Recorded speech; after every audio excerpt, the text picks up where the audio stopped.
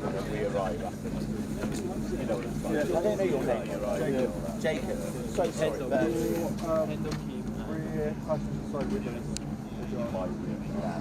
my driver's rear side. The worst thing, you know that, you know, I told you I hit that pothole? Yeah. ABS has gone. Alright. So literally every now and then, I'll go and pull off, the brakes will just jam on, I'm like, oh, this is...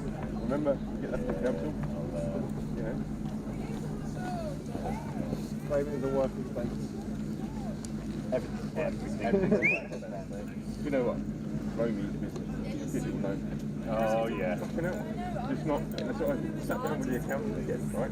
And go, it's not one thing, isn't it? Yeah. You know?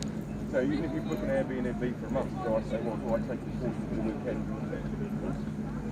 Every single thing. The only thing you can't do... My house, my office. Yeah. Oh, yeah.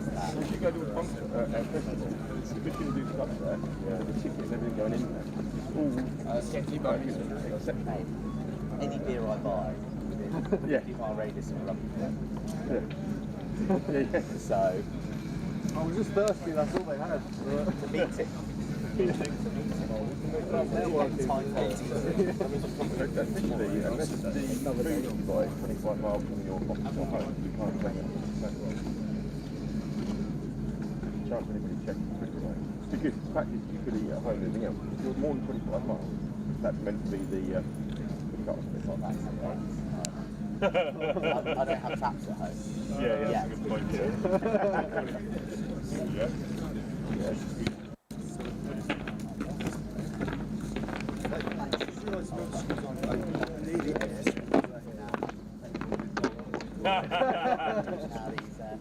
big money deal. He's definitely 10 metres on the springboard, so he wants to dive into his goal points, doesn't want any lower, it'll be dangerous. I've got 4 metres in Bali next to the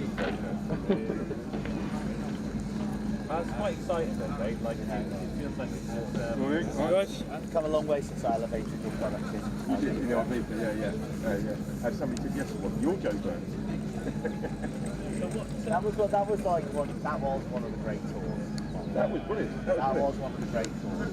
What do you know what I really loved about that is that we had never done anything like that. I've been all the way down the I-42 right? It looked like it was a calais jump right? Jacob went to jump across this there's the master, and it was about a 200-foot drop, and he said, oh, I can get across there. I said, no, we're not doing that. I got him in on it because he said he could do it, right? So that was obviously, it. I've only met with Ken, and he said, I want to do it. Oh, I met him with?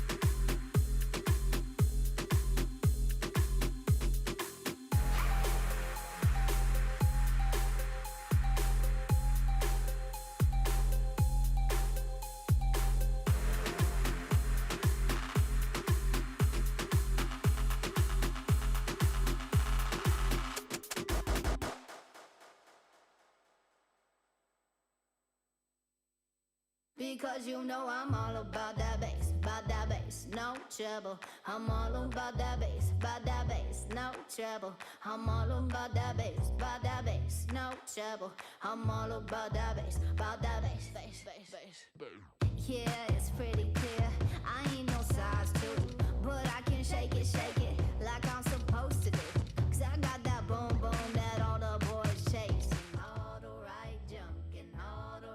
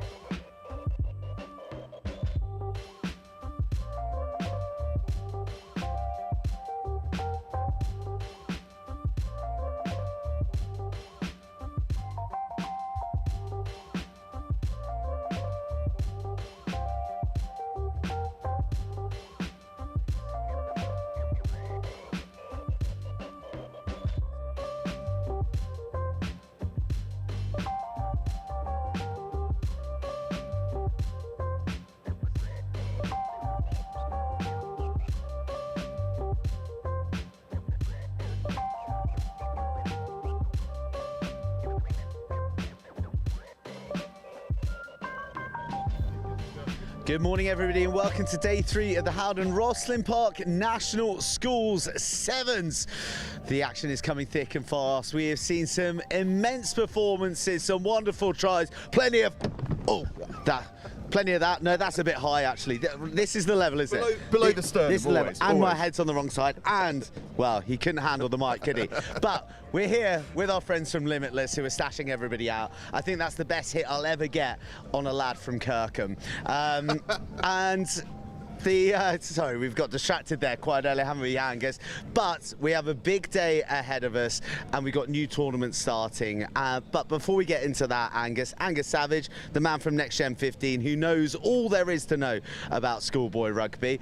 The first 2 days has delivered in spades in both the boys and the girls competitions. Oh, it's been incredible, hasn't it? It's been absolutely incredible. I mean, when the sun comes out here at Rosslyn Park, I always say that just makes the tournament, and it really has, because we have seen some stunning rugby over the course of the first 2 days. The under-16 girls to kick us off, first trophy out the blocks. Wow, that was a tournament, wasn't it? And then the under-14s girls yesterday, JESS from Dubai. JESS from Dubai at all levels have proven to be one of the absolute stories of the last 5-6 years here at Rosslyn Park. They've been absolutely fantastic. And then obviously we've seen that Vars competition. Kes Bath in the under-18s. Wow, they were fantastic yesterday. All international winners in the girls competition so far. JESS under-16s plate winners, Llandovery College of Wales winning the cup, and then JESS winning the under-14s. Yeah, What's happened to the English schools? Well, clearly the international community has caught up to English schoolboy rugby and schoolgirl rugby. It's been impressive to see, and do you know what? We may well see more of it today. In the under-14s boys, George Watson's College from Scotland have been looking really good, and indeed JESS. I mean, JESS are just performing in every single competition. Their under-14s are looking great as well. So we may well see a little bit more of that international spread today. 5 teams over from the UAE from JESS, and well, 2 of them have taken silverware so far, so it really is exciting times. But let's talk about that Vars competition. Let's talk about that big win from Kes Bath, who are probably still celebrating somewhere down in the West Country. It's pretty good to be around Bath playing rugby at the moment. Their university are in the Buck Super Rugby quarter-finals today. Kes Bath have just won the Vars, and Bath Rugby, they're all right at the old ruggers in the Premiership, aren't they? But that was an immense final against Cheltenham College. Oh, it was immense, and Cheltenham from the off in that competition looked like they were going to be the team to beat. It was going to take something really special to beat them, and Kes Bath came up with it. I'm so pleased for them, because they've had one of their best 15-a-side seasons, and it was a real question, can they convert that into this short form season? And they have gone out and done that. The old mannequin getting involved as well. They've gone out and done that in absolute style, style. And they're going up, they're going up to the Sedbergh 10s this weekend as well. They could do some damage there as well. It's been so impressive from Kes Bath. And then, obviously, there was the bowl there at the end as well. King's Worcester and Lord Wandsworth going toe-to-toe. So, like, really the quality went deep into the competition, into the day. 24 matches on pitch RE1 yesterday. 24 matches. A lot of matches. Not like hope you got some rest. Not like you layabouts on RE2. How many did you have? 19? 18? 28, 29, something like that. We're being instructed that we need to go for a walk. We need to show you the rest of what the Rosslyn Park School Sevens has to offer. Oh, our cameraman has just wiped someone out. Thank you so much. We only want to see the big hits on the field, not along the boardwalk here. We're going to ask Jacob just to pan there. If you're a coach at a school, that's where you get a free bacon sandwich, everybody. And you can also book a tour. But primarily, you go there for a free bacon sandwich. And this is kind of what the festival is all about. We are loving everything that's happening on the field. But it's the whole event. It's the marquee moment in the season for so many schools. You can come here and win every game and win a trophy, and that's amazing. You can win none and still have an incredible time with your mates. You certainly can. I mean, I went for a good old wander yesterday to go and take in the action out on the Merton pitches to our left side, and way down on the right-hand side, the Asda pitches, just to experience what's going on, what's happening with some of those teams that don't make it into this big zone down here. And it's been amazing. The atmosphere is buzzing everywhere, and the experience of the HOWDEN ROSSLYN Park National School Sevens is what it's all about. That's what we're here to try and give people a flavour of, is the fact that it's not just on the field, it's off the field as well. Speaking of flavour, now we've just been repositioned. I wanted that in the background. Come on. These are my guys. The burrito people. The burrito people. This is arguably the busiest part of the festival. If you come down to the HOWDEN ROSSLYN Park National School Sevens and you don't taste the burrito, well, quite frankly, you're mad. You're mad. Joe, I haven't had a burrito yet. I'm gutted. I need to have you're one. out. You're cancelled. Okay. Here we go. So we're going to come round. This is the whole scene. We've got parents here, caffeinating themselves, getting revved up to support their boys and girls. And we're seeing as well some of the young under-16 sides over here. Thumbs up from the lads. They're looking forward to a big day. And then we've got some great exhibitors here along the touchlines. And as you can see, sun's out, Angus. You want to watch out for that dome. Don't you worry. I've got the factor 50 on, ready and raring to go. I was braced for what is going to be a fantastic day. Look at these are this. good guys. Return to play if you want to stay safe when you're playing sport. And Pete Richards, former England Sevens great, is over there. Look, there he is. He's super camera shy, but you can get some sweets as well there as well. Oh look, there's former GB Sevens captain Alex Davis as well.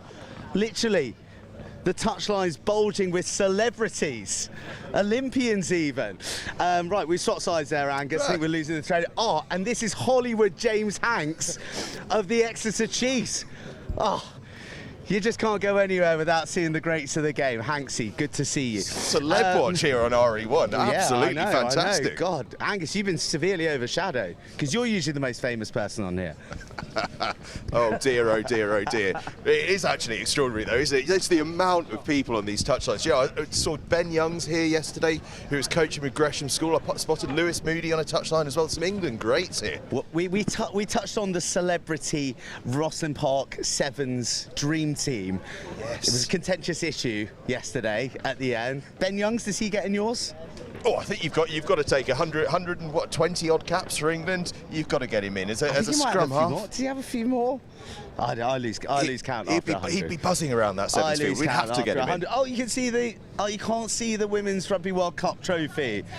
It's going to be here in 10 minutes, everybody, because it's a big year for women's rugby. We've spoken about the girls' competitions that have gone on today. But today, uniquely, it's the only day of the competition. It's all about the boys.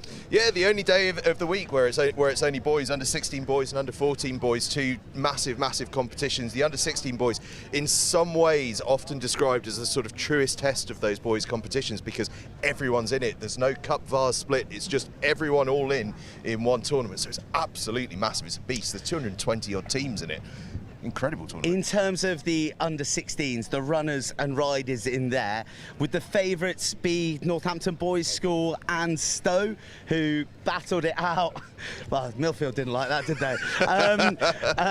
Who battled it out for the Schools Magazine Cup Final the other day. And of course, Northampton School for Boys, their under-15s won the Continental Tyres Cup as well. Yeah, I mean, the work that NSB have done across the board is absolutely incredible. I think they've almost reached that stage now, which is an incredible position to be in as a state school, where any competition they enter at any age group, they're one of the teams that people are talking about in the same way that people talk about Millfields and Sedberghs and Wellington colleges, which is an incredible achievement from them.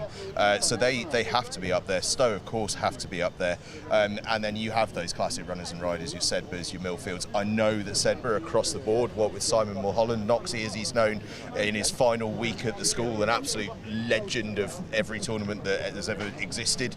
I think every age group in that school wants to deliver for him. So I think we'll see them pushing hard. I know they've got a big game early on against Wimbledon College, but it's going to be one of those days where you feel as though it's wide open. That 16s competition, it's a lot of what pitch are we on? Are we on a big pitch? Are we on a tight pitch? How does style of play fit to that pitch? There's a lot of little different elements to that 16s competition. It'll be interesting. So there's a bit of emotion riding on the Browns campaign this week. The Browns being Sedbergh from up in Cumbria. What a wonderful place. And a great tens tournament as well that is coming. Is it live on Next Gen 15? Live on Next Gen 15. It will be live on Next Gen 15. This Sunday and Monday. Wouldn't you know, Next Gen 15, the place to go for schools rugby. So we've spoken about those guys. Look, the tournament as a whole, we've kind of given a bit of a flavour of how RE1 looks. There are over 15,000 players in action this week. There are more players than ever before. There are more female participants than ever before. There are more state schools than ever before. What is it about this tournament that makes everyone want to be here and just I guess the spirit that everyone enters the week make it the occasion it is. Yeah, it's the place to be, isn't it? It's not just from a rugby point of view, but from a making friends on and off the field kind of a view, meeting people that you used to meet. I bumped into a Wellington College under-16 player on my way in this morning who was with a couple of lads from other schools. I just asked him a question about how he was getting on, what he was expecting today. He said, "I'm just off for a chat with my mates from my old school, from prep school." That's the sort of connections that you re-establish here at Rosslyn Park. And I remember from my own time arriving at university, you turn up, one of the first questions people ask after, what did you do for A-level and all that sort of stuff, it's, did you play at Rosslyn Park? It's one of those bonding moments that people get. There's something to discuss, and it's a really, really special place to be. And this is the middle of the week as well. I guess everyone's been watching it at the stream, so hopefully lots of you enjoying the coverage, but also hopefully a lot of you are tempted to come down here because it's dead easy. Come in, hop in the car park, and this is all here for you. 26 pitches in action, spreading all the way down to the Asda fields. And yeah, you mentioned that. In fact, I've got an ex-student of mine who was playing for that Wellington team, so I hope that they go all right. Although we're completely neutral on commentary, aren't we? We're allowed to big up, ones of our own, though, aren't we? Are we going to be seeing more of this lovely love rug today as well? It's fantastic. Well, as the clouds part and the mercury rises on the thermometer, who knows? Who knows, Angus? It's shorts and t-shirts weather. I'm very disappointed you're not in shorts, actually. Normally we get you in shorts. It's a real shame. I'm saving that for when I get on the Perform Better bench press later on in the week for a big shift, not just on the mic, but on the bar. Watch this space. Right, head on the chopping block, Angus, because I know you hate doing this. Who are going to win these competitions that we're seeing start today? Well, it's finals day in the Under-14s Cup, isn't it? And I've mentioned them already, but I was really impressed by George Watson's College from Scotland yesterday. They've got a massive, massive game to start off with. They're playing Millfield. You kind of think, well, whoever comes out top on that is going to have a really good chance of going really deep in this. But I do like what I've seen from George Watson's College. I want to see some of those ready for Rosslyn teams on RE1 and RE2 as well. I want to see if they can go deep. Hey, Greycourt had an incredible day yesterday, didn't they? They were fantastic. That's important that we talk about it. Let's talk about ready for Rosslyn. Yeah, I mean, it's Howden ready for Rosslyn. It's an absolutely fantastic concept that has been supported by Howden and a couple of the other sponsors as well. And I know a few individuals have put their hand in their pocket as well to support state school teams in getting along to this tournament, particularly on that girls' side of the competition with teams that maybe haven't existed before, haven't played rugby before, certainly haven't played sevens before, to just try and encourage them to get along. And there's at least a dozen odd sides that have had that support. So it's an absolutely fantastic idea. It seems as though it's really kicking off, and if Greycourt are anything to go by, it's a bit of a success as well. Yeah, big shout out to, I think it's Cantonian High School as well. Their girls played their first ever game of the HOWDEN ROSSLYN Park National School Sevens right here on RE1, and I think that they were a beneficiary of that Ready for Rosslyn programme that's been put together by the tournament, all in a bid to get young people playing the greatest format of the game. What's the time, Angus? Oh, I can tell you, it's 9:36. 9:36. We are getting to that point to throw up to D-Rog up in comms on RE1. Who's on RE2? RE2, let me pull up the schedule and I'll let you know. It's Brinteg, I'm sure I'm pronouncing that wrong. Dave Rogers will correct us, against JESS in that Under-14s Cup. Big game that, actually. Wales versus Dubai, that'll be a good one. It's followed by Birkenhead against Ipswich, an all-English affair in the Under-14s. So a big start over there on RE2, actually. Okay, right. Let's turn around, one last look at the stage, which is very nicely set for another full-blooded day of HOWDEN ROSSLYN Park National Schools Sevens, Under-14s and Under-16s Boys Cup, all in action today. You won't miss a minute if you stay tuned to our stream, pitch RE1 and RE2 live all day. But even better, get yourself down here. You won't regret it. Oh, well, we are up to commentary, are we? Cheers, Angus. Cheers, Burnsy. Great way to start the day here on day 3 of the HOWDEN National School Sevens at Rosslyn Park. Angus, your Welsh wasn't too bad. Bryn Teg are over there on RE2. Bryn meaning hill, 10 is Teg. Yeah, Bryn Teg, 10 hills. That's what that translates to. In fact, anyone who's watched Gavin and Stacey knows exactly what Bryn means. In terms of today, we're kicking things off with an absolutely massive game. Millfield against Watsons. It is England versus Scotland. Millfield always in contention there or thereabouts. However, there is a lot of talk about Watsons today, and they've got the opportunity to really make their impact here on the showpiece pitch and lay down a marker, put down a statement ahead of what is going to be, hopefully for them, a very successful tournament indeed. I am actually going to cast my eyes out on this pitch that's had 2 solid days of rugby. Over 40 games already, and huge credit to the ground staff here at the Richardson Evans Memorial Grounds. 40 odd games of rugby. Admittedly, the conditions have been favourable, however, it is holding up an absolute treat. Still got the big tournaments to come as well, the under-18 boys and the colleges girls at the end of the week. And there are some future stars there. A little bit later on, I'm actually going to be leaving so I can go and do the Buck Super Rugby quarter-final between Bath and Cardiff Met, and Kepu Tuipulotu is going to be joining me on commentary, who once absolutely tore up the turf here on RE1 in his Harrow days. And most of the stars that you'll end up watching on the television in the Six Nations Men's, Six Nations Women's, and of course the Women's World Cup coming later in the year, will have, at one stage, enjoyed this brilliant tournament. In fact, you speak to a lot of professionals, particularly those who didn't go to the traditional rugby schools, and they look back really glassy-eyed at Roslyn Park, especially if they made it to day 2. Day 2 is always the target. But championship glory will be the target for these 2 teams. The early kick-off on pitch RE1, George Watson's College jogging to the far side in those white and maroon hoops against Millfield, those boys in the red and green hoops who will be hoping one day to play for the first 15 or the first 7 and get that extra blue hoop added. It is a real honour for those boys to be able to achieve that.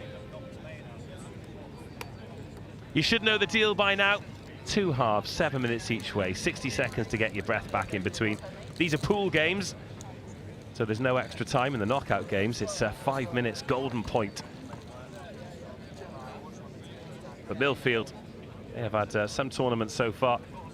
Beat Beach and Cliff 50-12, beat Box Hill 50-0, beat Devonport High School for Boys 51-0, beat Radcliffe 39-7. Pretty impressive, isn't it? And then Watson's 29-7 over Truro School, 55-5 over Pamborne College. George Watson's then beat Harrow School 34-7, and then Wellington 36-0, so just 3 tries conceded in their opening 4 games. Exactly the same as Millfield, but Millfield absolutely tearing up the try scoring.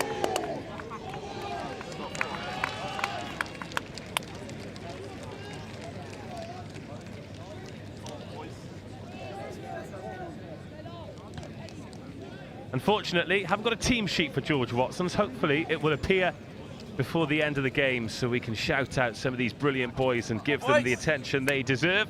It will be Watson's kicking off day 3 of the National School Sevens, brought to you by Howden here at Roslyn Park. And a brilliant defensive effort to begin with.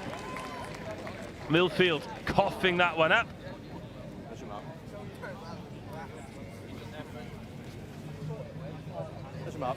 And possession here for George Watson's in a dangerous position. In the first minute, inside the 22. Uncontested restarts from the line-out. And look at this comfortable passing, fizzing off the right hand once, twice, then bursting out of a tackle, finding an offload. And this is a dream start. A first phase firecracker from George Watson. A little bit of a warning sign there for Millfield. Watson's just showing how powerful they are in contact. Not scared to take on a tackler, and that is a dream start. George Watson's College 5, Millfield 0.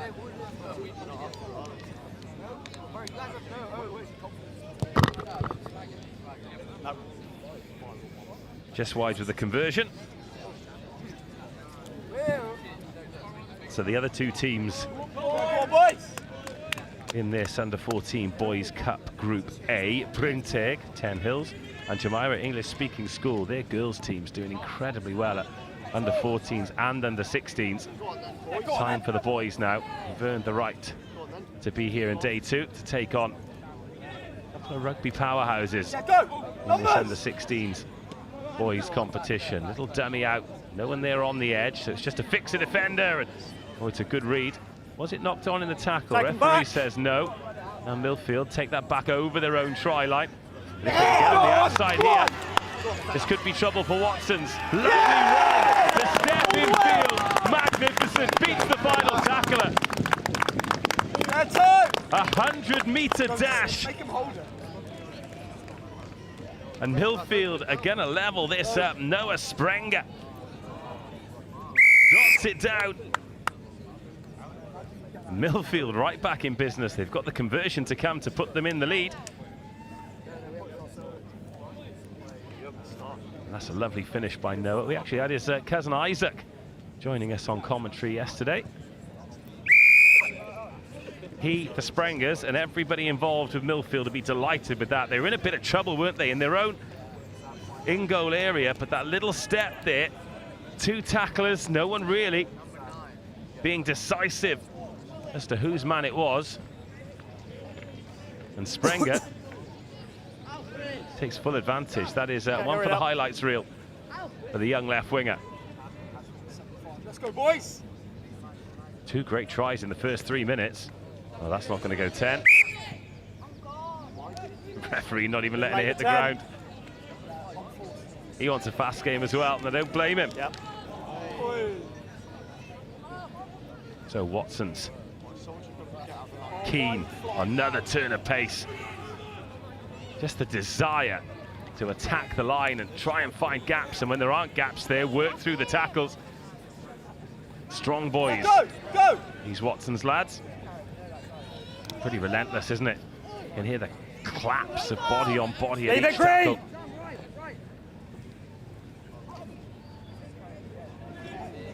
And then Millfield just trying to get himself in passing lanes. Release, Green. Defensively. No clear release. Drop. And then over egg in the pudding. No clear release when going for that jackal.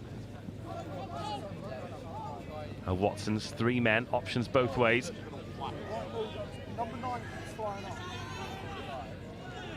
And then just working it back to the left. No sweeper in for Millfield, and a really good tackle. Jacob advantage, Green, offside. Got a penalty advantage coming. Millfield not getting onside, and they need to plug that gap in the middle. No advantage coming. 7 offside. Drop. That's advantage. 9 not onside.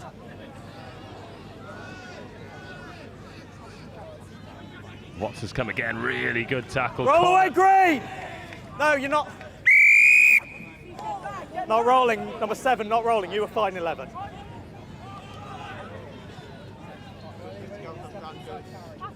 And Watson's coming again. They're controlling this That's middle fine. part of the pitch, Yes, but boys. it's well ripped. Good effort from Millfield. Oh, it's gone forward. It's unlucky because it was a really smart offload to lob it over. The Watson's player who then throws a dummy and that extra bit of acceleration. A good few minutes of dominating the physicality of this fixture. Yields a second try for George Watson's College. This is a good game. Really good game. Oh, and that is not a good kick. And that very much keeps it in the balance. Our conversion's going to be the key. Look at that, the little dummy there. And accelerate away, get the meat pie.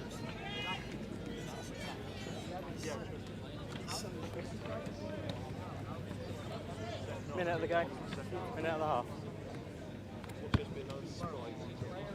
1 minute for Millfield to respond. They need to field this ball first.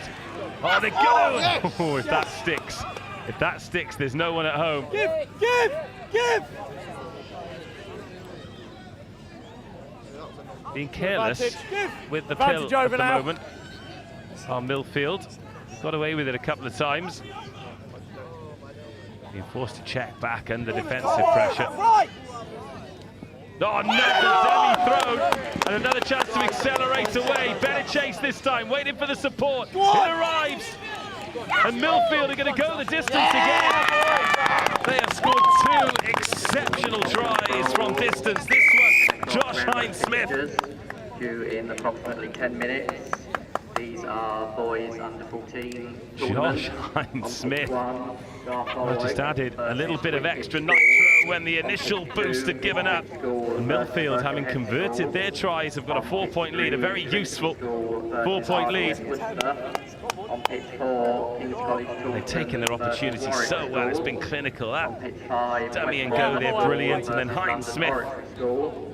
On RE6, Bradley College Quick enough. Dulwich College. And on RE7, Spencer School versus Whitchurch High School. Those matches due to get underway at 10 o'clock. And that should take us through to half-time at the next stoppage. Okay, I'm on whistle. How many times do we see tries scored with the clock in the red? Good pick-up. Now Watsons, they've not really had to work from deep too often. Tackle. The high tackle there. Lazy hand, not maliciously lazy. A lot of other teams who are playing a bit later today have gathered round the ground to enjoy this one as well. They know that these are 2 teams who would like to be in the final. Yeah, that's right, great that's fine. shot. Turnover ball here for Millfield. Go! All the way! And now looking to feed the speed on the outside. Sprenger, he's got one! And despite the tap tackle, he's got another. 19-10, and because of the conversions, that's a 2-score lead. Noah Sprenger with a couple of cracking finishes. Millfield got themselves in a pretty good spot here. As the sun blazes down on pitch RE1.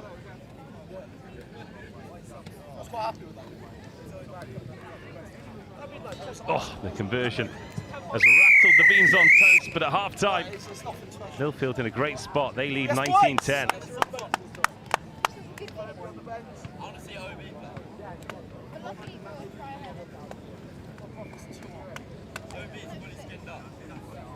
He's not ready for the 20-degree heat. He's not ready for the 20-degree heat.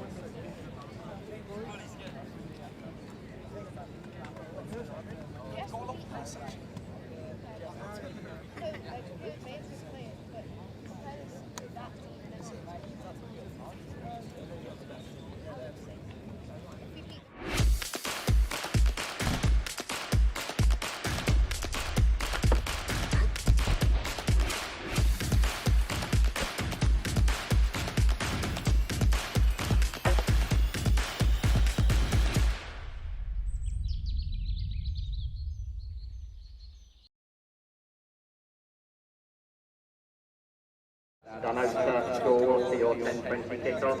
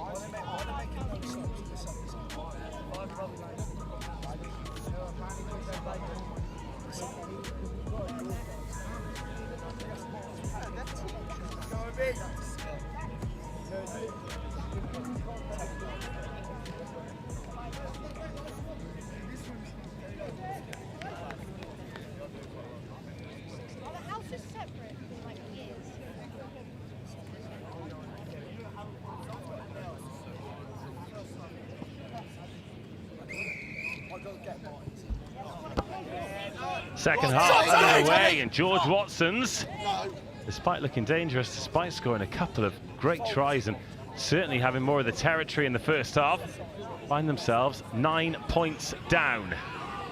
Need 2 Tackle, scores, release! 2 unanswered scores. Ball's available.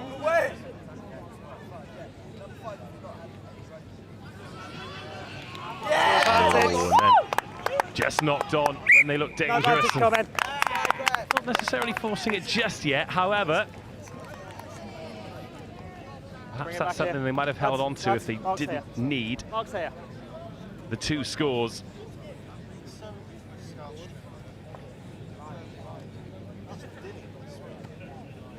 Crouch! Bind! Set! Ball's out.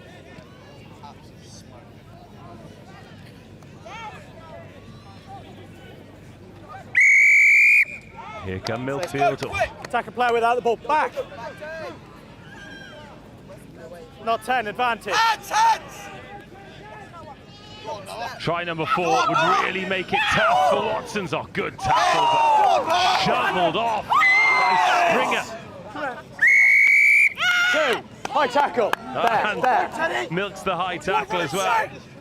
Oh, the step is divine.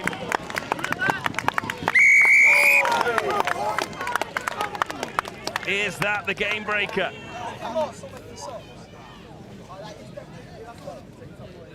Teddy Lowe.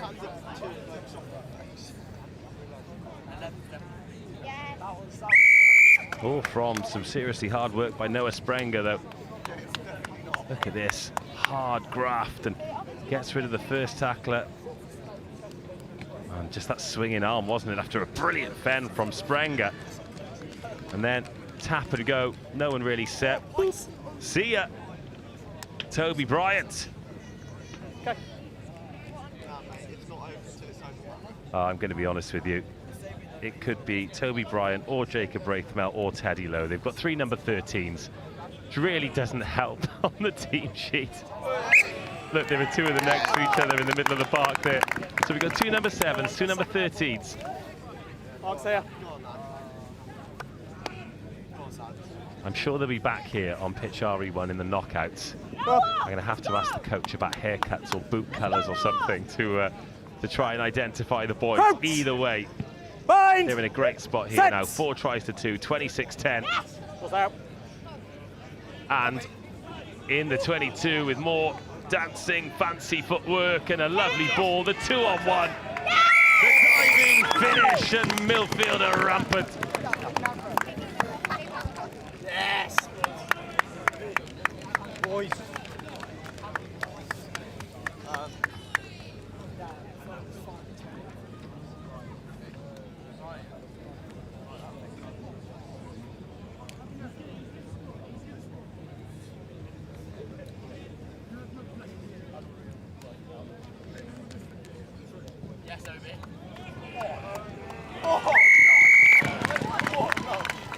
And the kick too. Let's have another look at this score.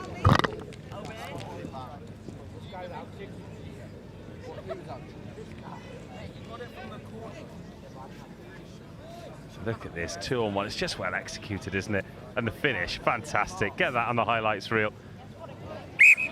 Was there any need for it? Does it matter? It looks great. Front of the kicker. Watson's running out of time. But in a big competition like this, points difference could make all the difference. So they could pick up 1 score, 2 scores. Ball's out. Make this a little bit tighter. And there might be a little bit of pleasure off the back of this pain. Good tackle. Millfield searching for turnovers and getting them, and then on their bikes immediately.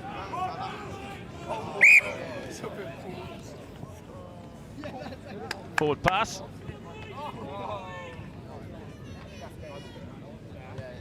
Come down. Mark's there.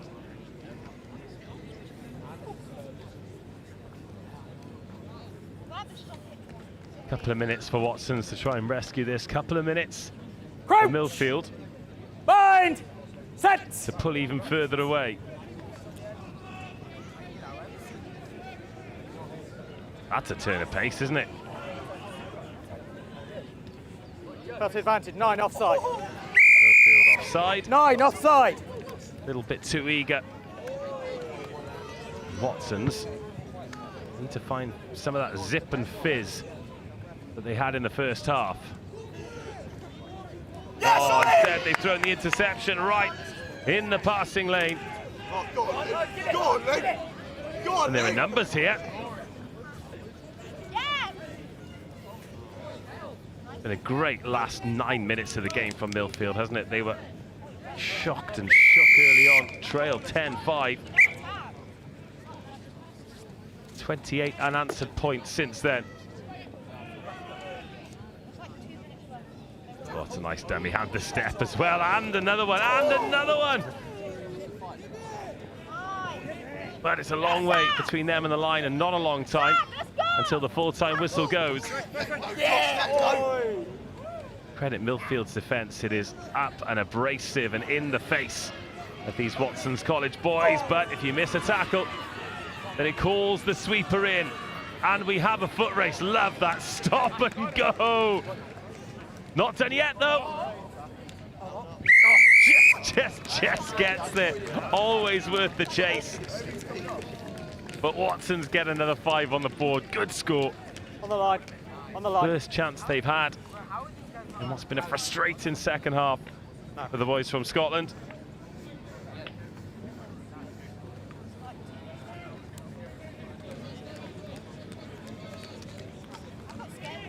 Somebody get in the ball. Yeah, go get the ball. It's your job.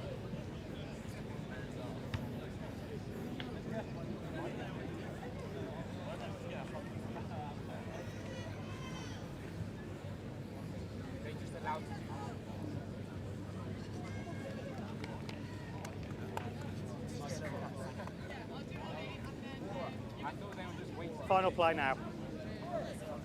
Josh, is that time? Catch it. Get it all the way. Well, Millfield could just get the ball out here, finish the game, and instead they've got their foot on the throat and they want more. Real statement victory. Oh, well balanced. That is so good. So good. It would have been easy to quit on that, hit the deck and wait for somebody instead. To ride that challenge, to stay on your feet and to score that try. Fantastic effort and a fantastic result for Millfield. Let's take another look at this. Just there, the ankle tap, immense balance.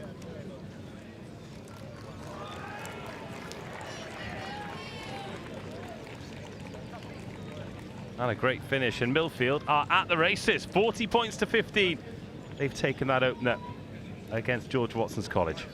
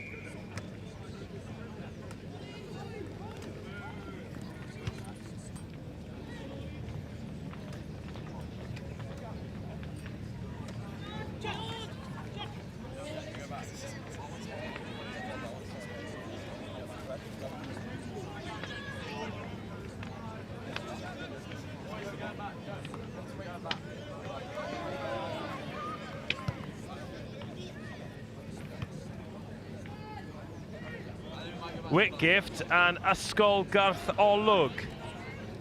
Next up in the boys under 14s.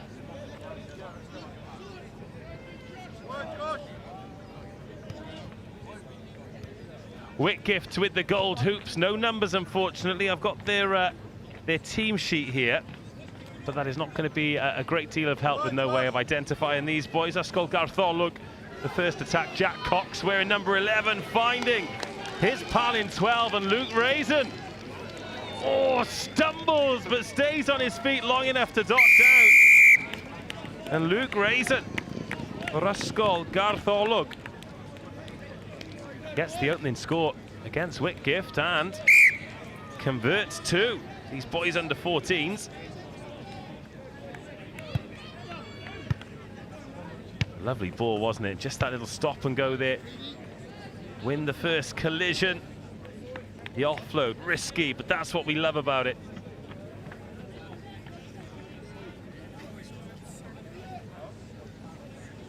So Whitgift yesterday receiving this kickoff. Quite shallow here. I wonder if Gartholwg might go a little shorter. No, they're going to take this one clean. Oh, no, well.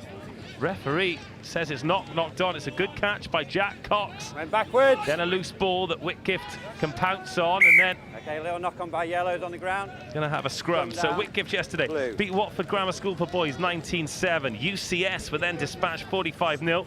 Tonbridge Grammar School 24-15, and then Seaford College 22-19. So some close games for Whitgift. Ysgol Gartholwg, well, they put 57 points on Winston Churchill School and then beat Tiffin 22-14. Ysgol Bromyrddin were then defeated 26-12, and then Robert Clack 36-21. So a great day for Gartholwg. Balls out, balls out, balls out! But Whitgift making a real mess of that breakdown. The referee spotted a Gartholwg infringement. Now Whitgift can go to work. Not held. Okay, little knock on, playing our advantage. Okay, so we had a knock on by blue. Okay, no advantage coming, scrum down yellow.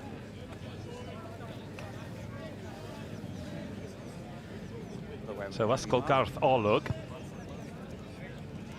from Church Village. Back round, yep, okay. Some good rugby players come out of Church Village recently.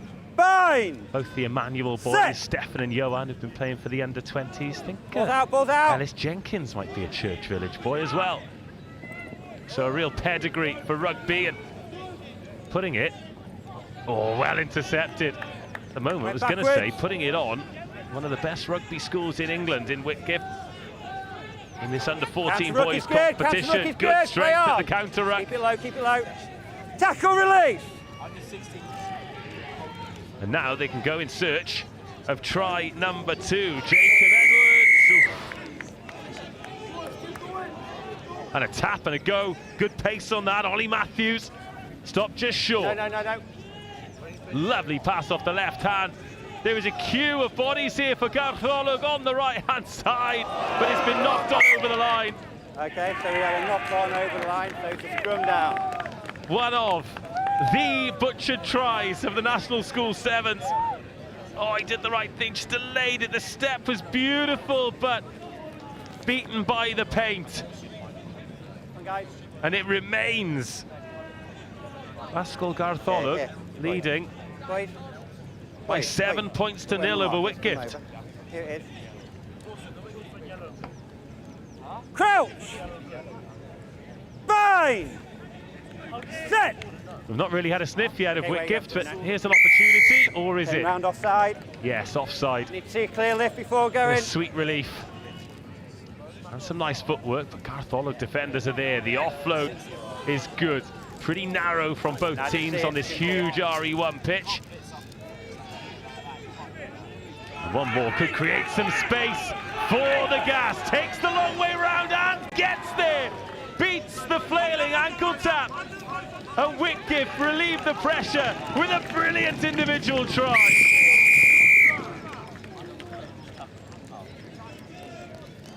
And just like that, having played all of the game inside their own 22, Whitgift break free with a sensational solo effort.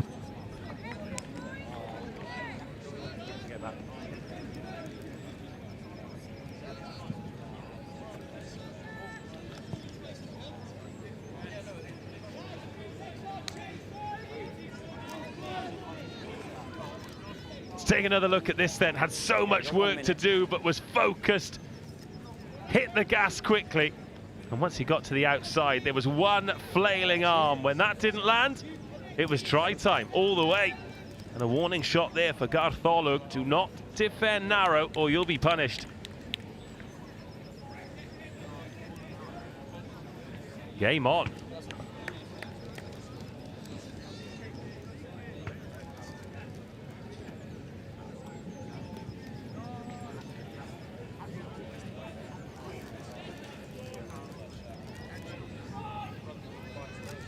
Right, Gartholwg now. They've got some space on the left-hand side. Try and... Oh, not held, not held! Taking defenders with him on the journey. It was a good tackle, though, just to stem that phase of attack. But it's a bit more life in Gartholwg now, perhaps. High round the net. Taking things back a touch for granted with so much territory and so much possession. But now... Last play! Last play of the half. The little knock-on there. Advantage. But no good, because a knock-on will end the half. Gartholwg would like to end it with a try.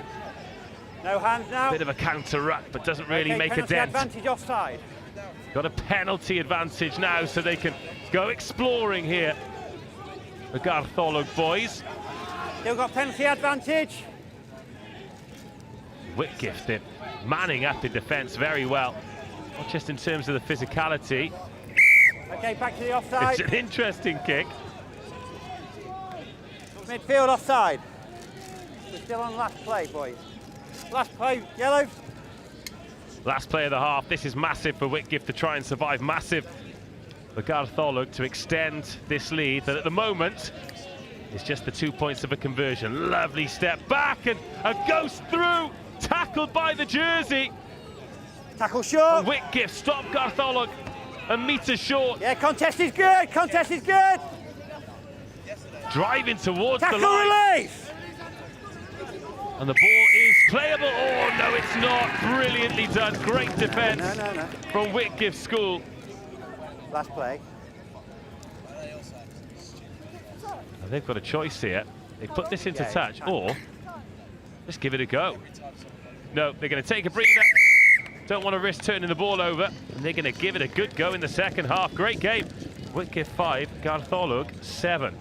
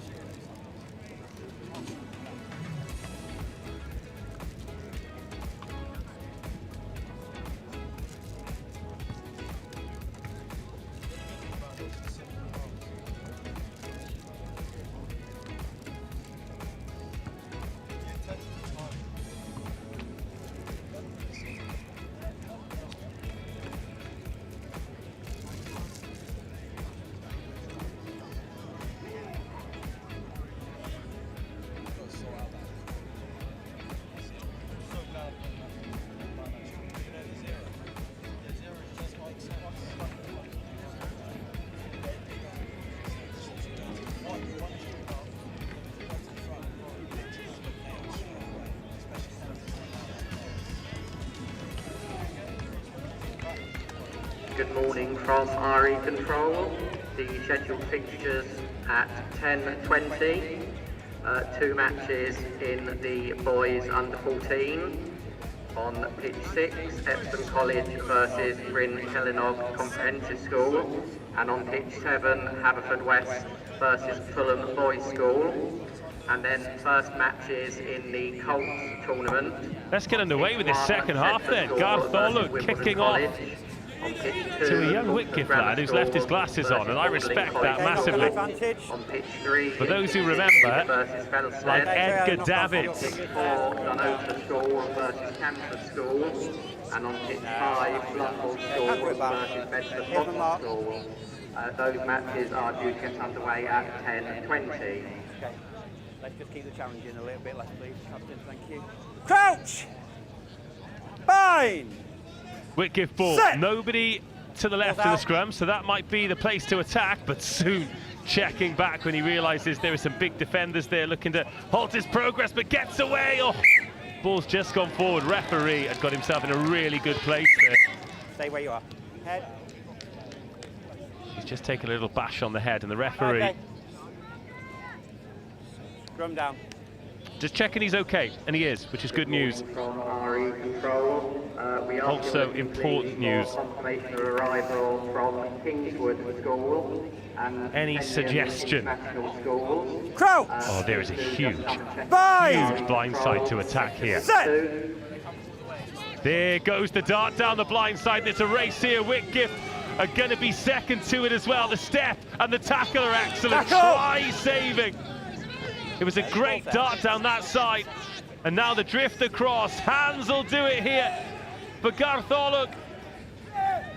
And over they go for the second. This time it is grounded, and Lloyd Chalk extends the lead. Lovely play from Ysgol Gartholwg. First of all, the attack from the base here. I think he could have backed himself to the corner, but this chase, superb, just to stop Ollie Matthews. But then the full width to play with. Yellow. And just two defenders sucked into that breakdown means there is an overlap somewhere. And Ysgol Gartholwg made it count. 9 minutes on the clock. Tough conversion. Okay, 10. From out wide, but if it goes over, it's a 2-score lead. It's a great strike. The referee waves his hands down low, not up high. So yeah, this tackle again, the try saver, stops them a metre short, but then just needs to be good, accurate passing. Once, draw the man twice, and Lloyd Chalk over the chalk, 12-5. Big chase here by Jack Cox, but it's fielded on the 22. Okay, knock-on advantage. Just a knock-on, says the referee. I think they generally intend to catch that one, so it's just a knock-on, scrum down yellow. No penalty.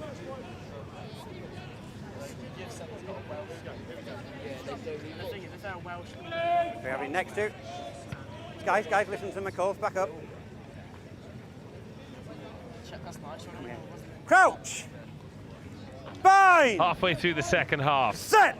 Whitgift still just a converted try behind, despite having spent so much time in this part of the pitch, but they've shown gas around the outside. And missed the tackle! Oh, just in the passing lane, Jack Cox. And now he can release Gartholwg. Whitgift has to respond.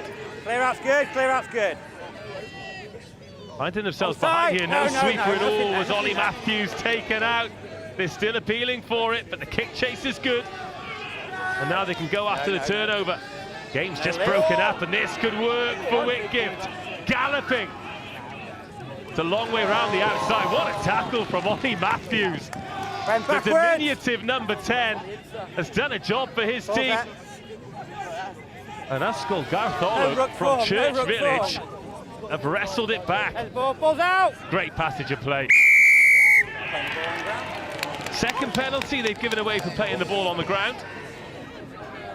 And all of a sudden the energy's changed, and Whitgift really fancy this. Gartholwg are narrow, and there's a penalty advantage. Okay, lifting above the horizontal. Back 10, blue. Lifted above the horizontal. So many players still on the floor. It means that Whitgift have got some space on the outside. Gartholwg driving towards the touchline.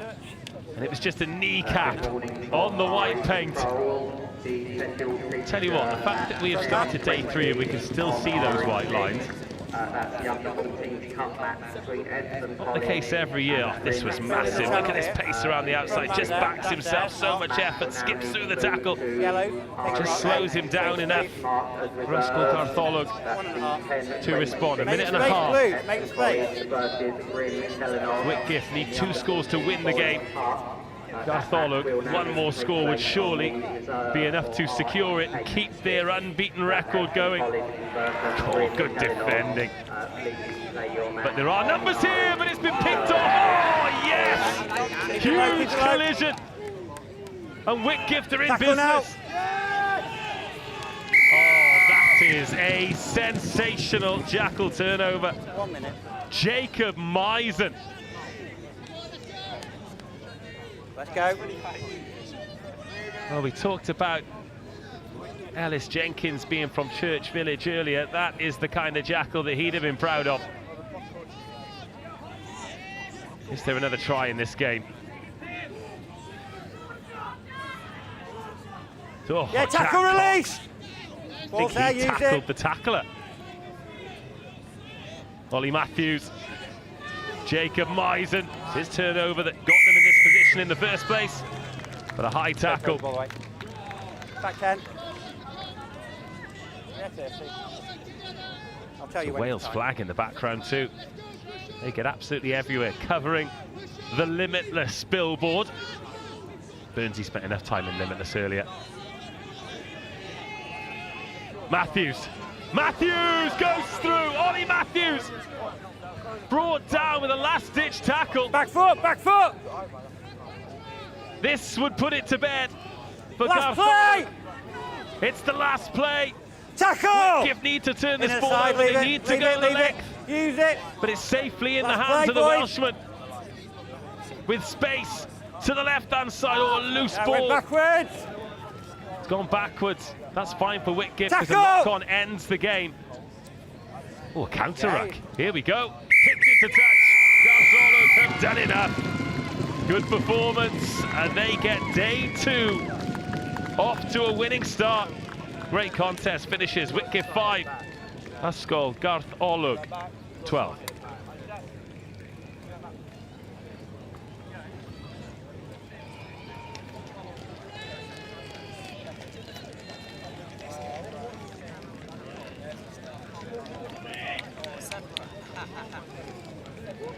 Guys, Jelani's playing apparently.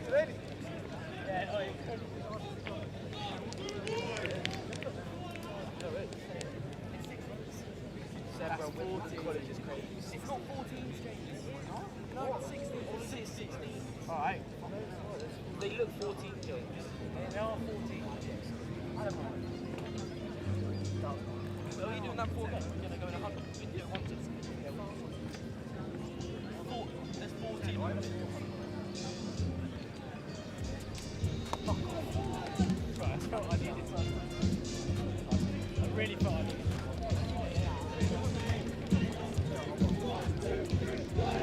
Josh, move up on your side. That's where Wimbledon won the best team.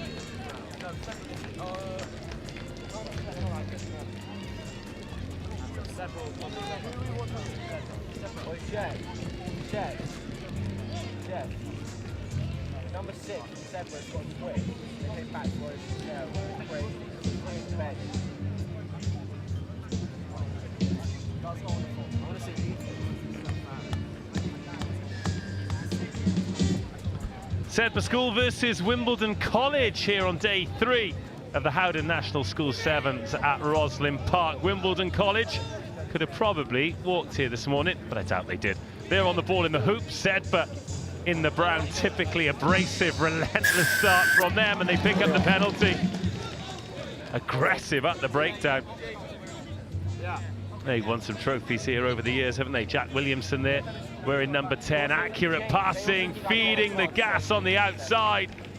And it has not taken long for Sedbergh to break the deadlock. First attack, first try. Tap from the bottom next time. Sedbergh.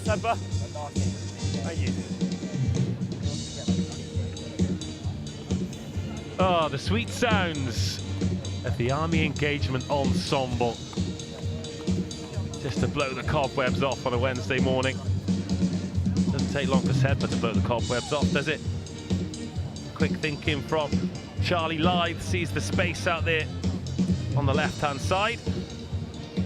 And Oscar Firth, on hand, on the edge, finishes the job.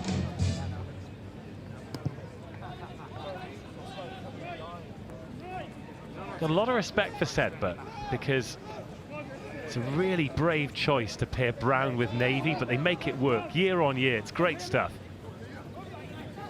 Leave it now, red. Wimbledon College. I think when they saw the draw, they'll have been a big gulp, but it is time for them. Get out there, dig in. It's one of the teams who just do the business the whole time. Had some excellent players in this tournament over the years, though. Wimbledon College, Cassius Cleves being one of them. Now making his way with Harlequins. Oh, little nudge in behind. Here we go. Doesn't look like you're going to beat Joseph Folds in a foot race, though. Quick boy. Leave it, red. But the kick chase is good. Sedbergh over their own line. Wouldn't be the first try we've seen scored from behind their own try line, though. And we might be about to see try number 2. It is another long leg stretch for Oscar Firth. But then it finds its way to Lucas McComb. And the Newcastle Falcon under 16 touches down under the poles, and Sedbergh do not look like they're in the mood to play.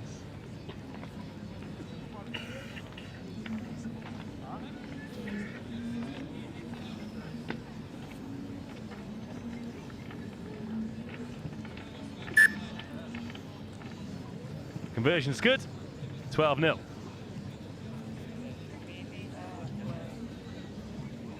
Well, they're having joy on that edge, aren't they? Lucas McComb, he is a big rooster, but he is quick as well. Once you're away, you're away. Right, Wimbledon College. Second touch inside their 22. They managed to work it all of 80 metres last time. They might be about to make it a bit more. Stepping away. Sweeper in for Sedbergh. Oh, forcing the knock on. Harrison Riley. Oh, that looked a touch forward. Referee says no, flat. One-handed offload.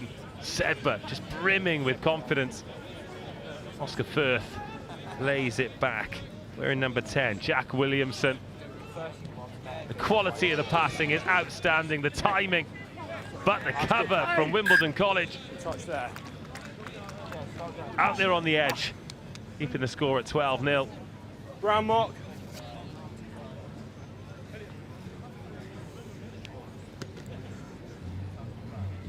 Brown mark there.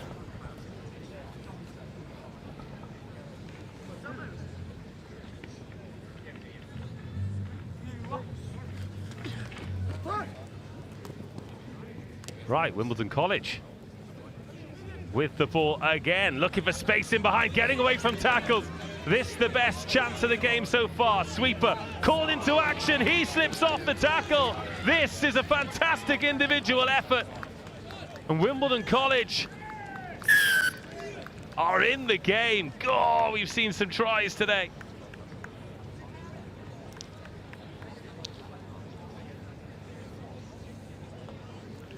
And game on, despite Sedbergh being forthright and clinical. They find themselves just 5 points ahead, 12-7.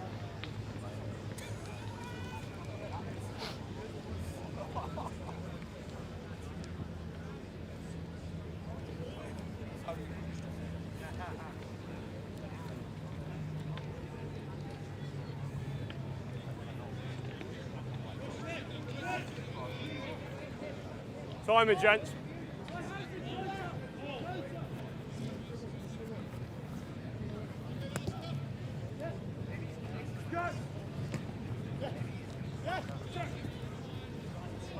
So Sedbergh receiving that ball well off the kick-off. Yeah, I love the way they work. So they work it out to a channel.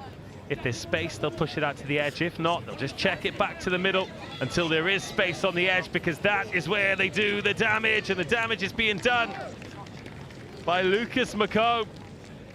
Turns up on the left, turns up on the right. You'll get you meat pies all day and all night. Lucas McComb, 17-7.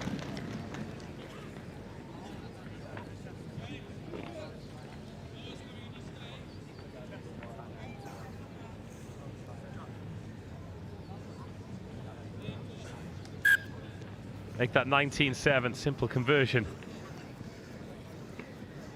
It's a good finish, isn't it?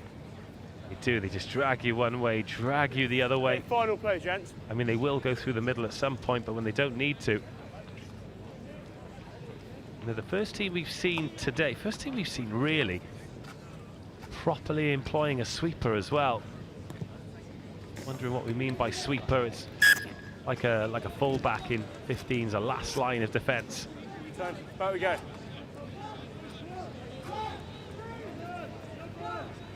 Right, Wimbledon College, last play of the half. They've got the free kick.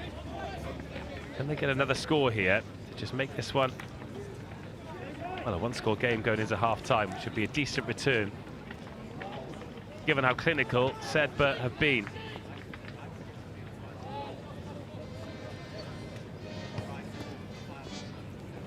Oh, lovely offload now. Love the goosey. And the offload. It's some nice stuff here at Wimbledon College. Oh, and that footwork is sublime, but a big clattering tackle comes across. It comes across a bit too high. So Wimbledon College with the ball inside the 22. Sedbergh man for man in defence, gone backwards. But the rushing defence creates some space here. There's rarely space on the outside, so you need a bit of grunt too. Oh, I love that, out of the back door. Toe poked forward. Wimbledon College can come again. No space to go through though. No space to turn the ball over for Sedbergh. Wimbledon College building. Where's the hole? Is there a hole? Is there a missed tackle? Is there an outside arc to attack? Tackle release, Brown! Push! Last play of the half. It's a half that's really dragging on. Oh, that's looped up, and oh, great strength. Oh, if that pass could have gone then. And on RE7, Kenyan Association of International Schools. But knocked on. That'll be the half. And Sedbergh lead 19-7. The scheduled match on pitch RE6, Westonbirt School and Row Eden. That match will be being moved on to RE8, which is marked as reserve. That's Westonbirt versus Row Eden.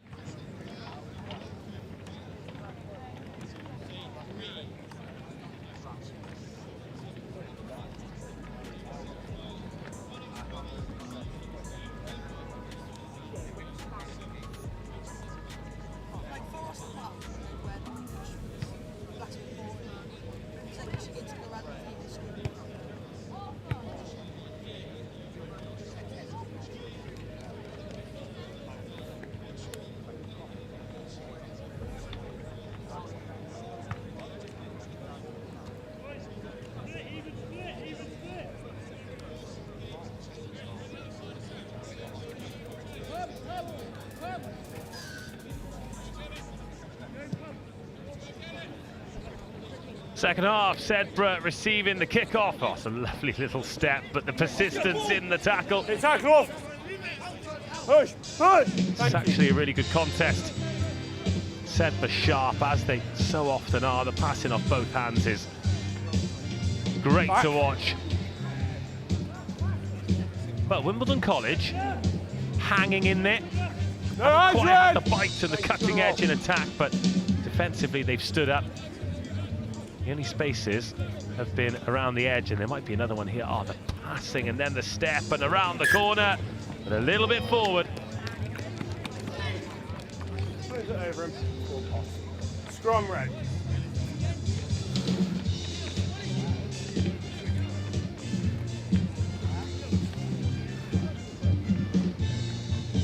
Lads, Mark's here. Holding the space in the bind. Don't push the balls in, alright? Let's go, Mark's here. Crouch. Bind. So it's Wimbledon College. We've got the first meaningful opportunity of the second half. Again, they're going man for man, relying on a missed tackle, or look at the nice work like that to create the space, and the afterburners, the tap tackle saves the try, and the ball's been knocked on. Oh,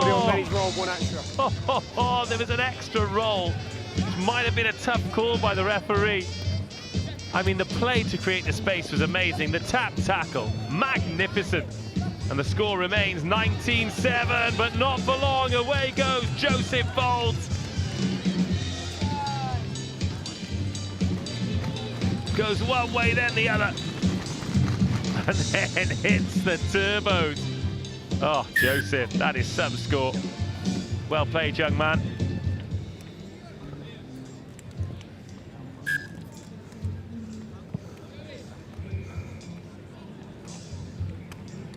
Oh, this tap tackle. Charlie Lythe, the Yorkshire under-16, and then those are the game changers. Those are the magic moments here at the National School Sevens Roslyn Park, because just as we thought Wimbledon College were going to reduce the arrears to 5 points, Joseph Folds decides he's had enough of this and makes it 26 points to 7. First look on my ground. Scrum ready. Boys, Mark's here.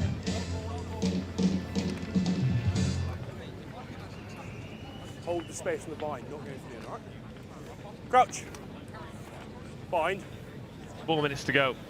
Set. Till the end of this one. The Budgie Smuggler crew watching on. Spin. One warning, you're going to tap it next time, alright? Right, Wimbledon College. Can they pick up another score here?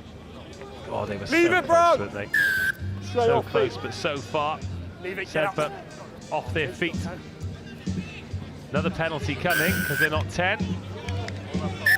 Hold it. Ooh, hello. 5. Off you go, please. 5. Charlie Beale, the captain. Slowing the ball down. Slowing the ball down, knock back 10, given a yellow card.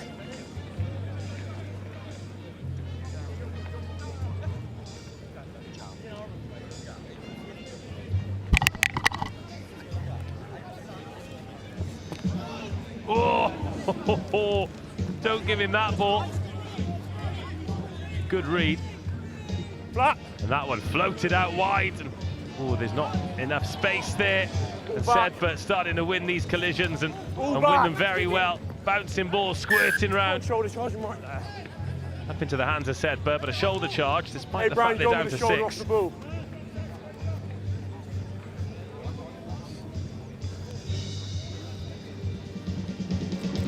Is that a little high? Ref says no. Forward. Oh, and that's gone forward. Advantage. Sedbergh again on the ball, still down to 6. Can they find some space? Passing is so crisp from these boys in brown. And they're getting the edge in these collisions too. 2 minutes to go. No sweeper in. Is this going to sit up? Oh no, and he's made the right decision to leave it behind him. In fact, he's got a little tickle on it as Oscar Firth. Scrum red.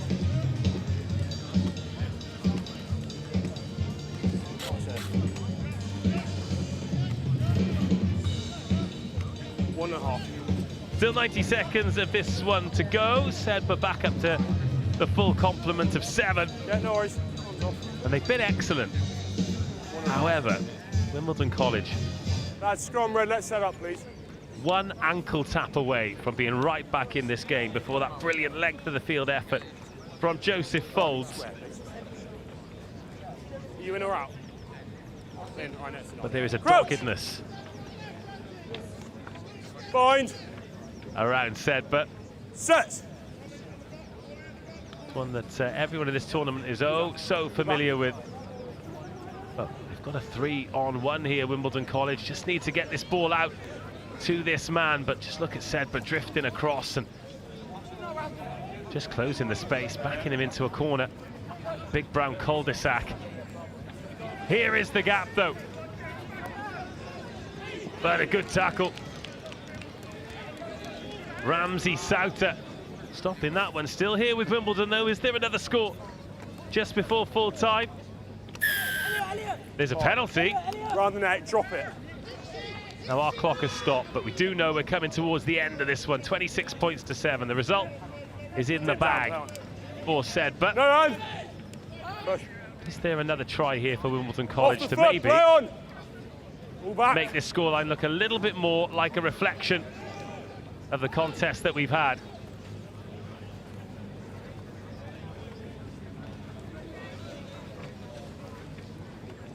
Like that. Lift up the cat flap and let it out. Leave it, Brown. He's got to roll first. Competed at the breakdown. 3-score game. This is where a lot of the game has been played.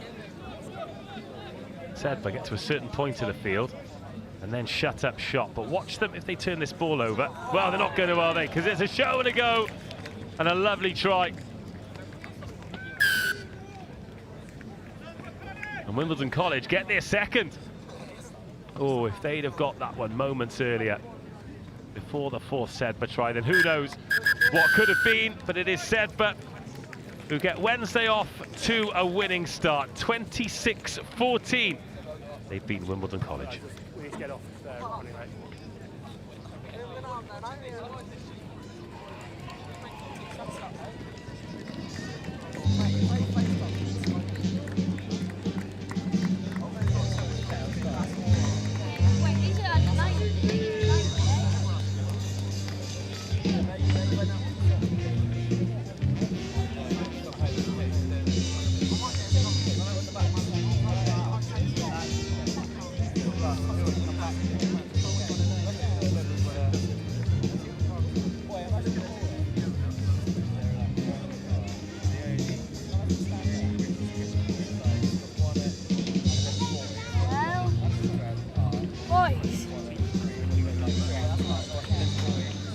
Well, good morning, everybody.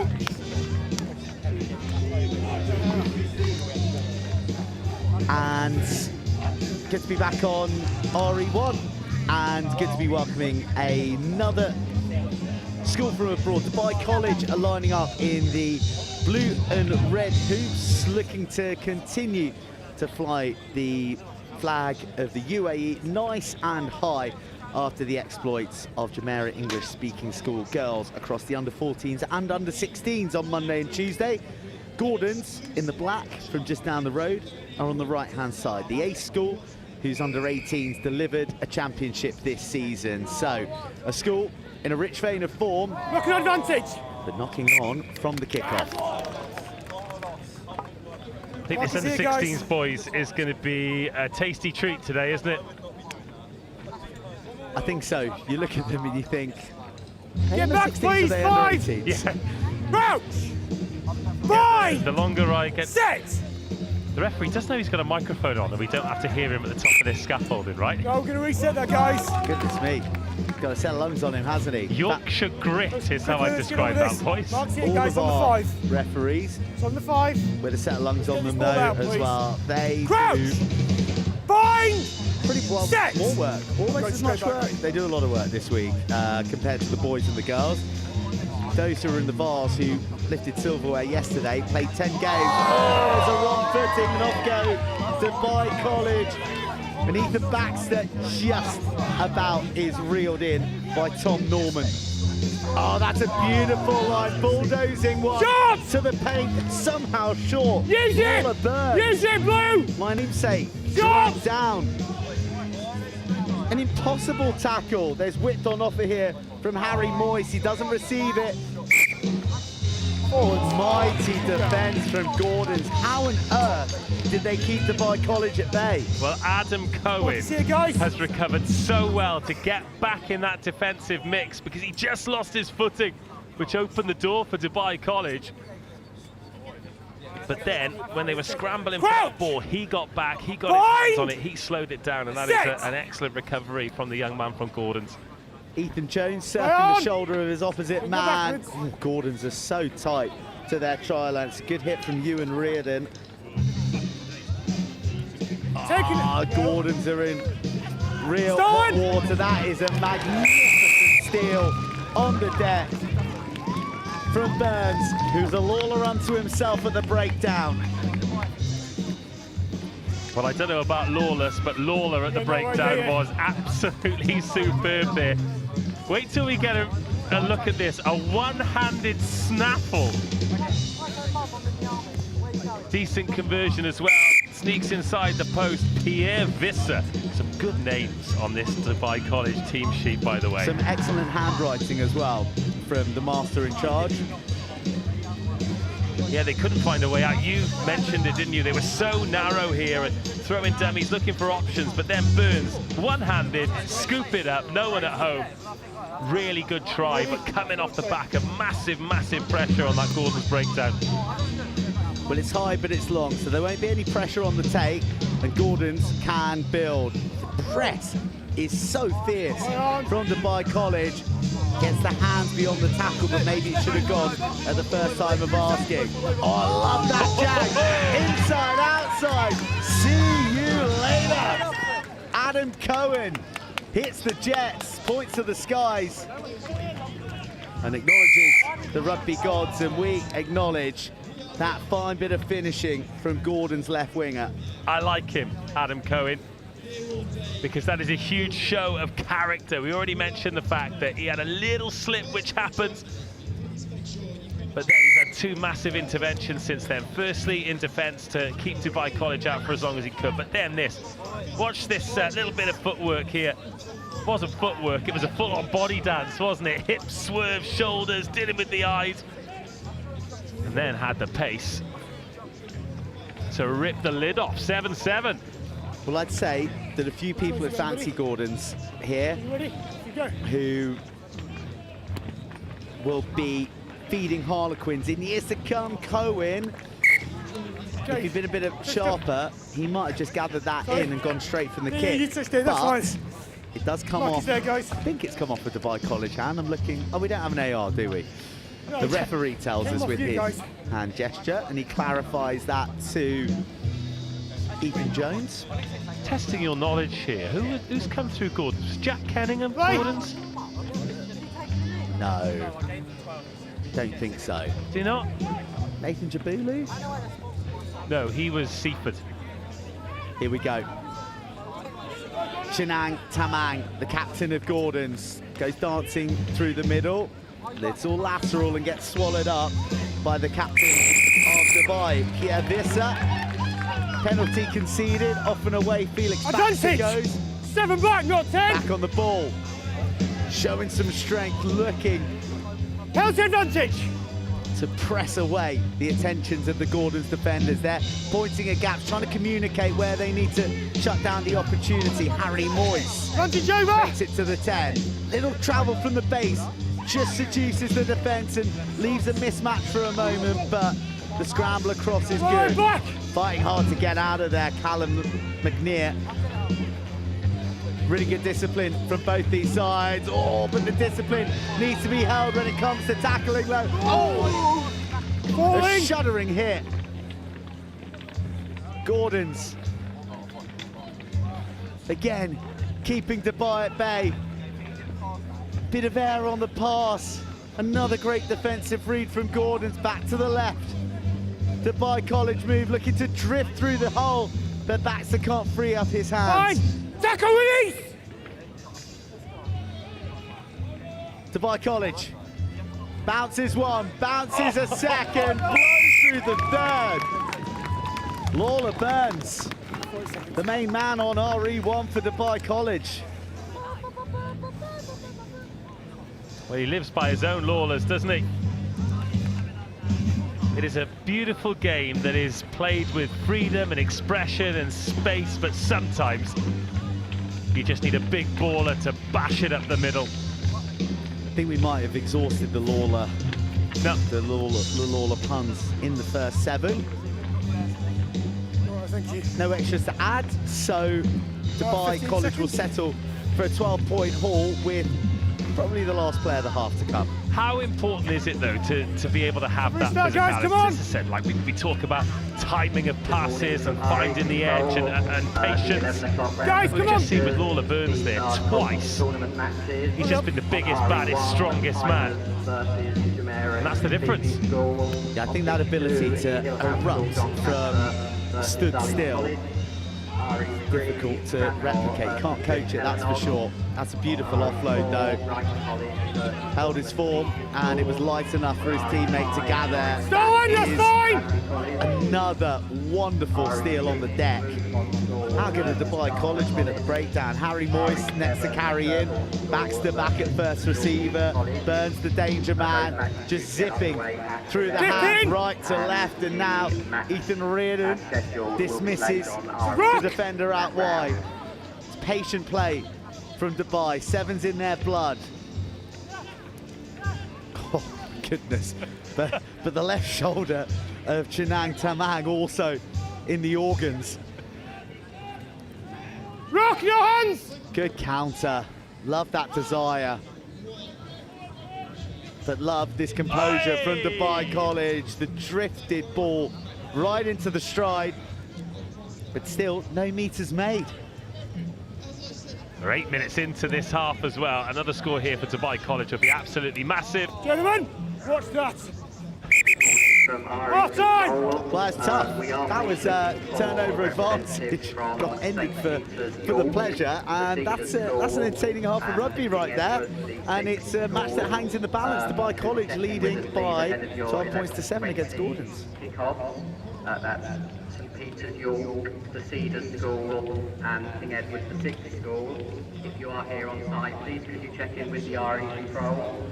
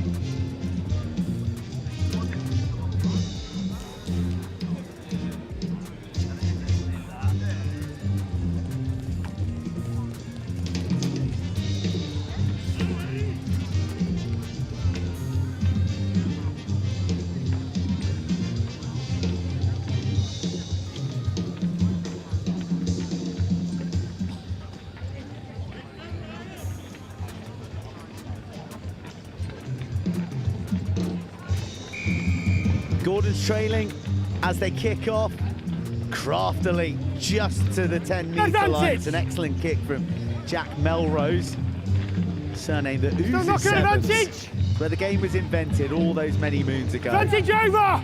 Oh, beautiful offload. This lad's on for a hat-trick. Lawler hits the afterburnsies. Oh, but he gets gathered in. He wants it though. He wants it here at first receive. It might not get it because his teammate with 5 on his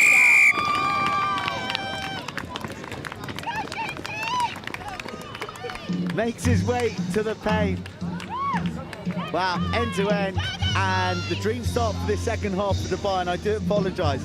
I can't read your surname, Ryan, on the team sheet, but a fine finish. It's either Ryan McVitie or Ryan Mbiti. So he's either Scottish or an Islander.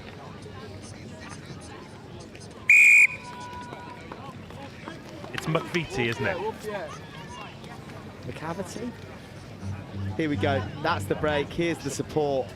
And that strength was key there. He had two Gordon's defenders upon him and just kept them at bay long enough to give his team the time to chase up.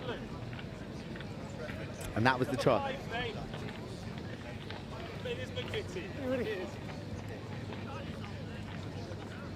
Ryan McVitie, as confirmed by Dave Rogers, on the touchline with Harry Conlon there.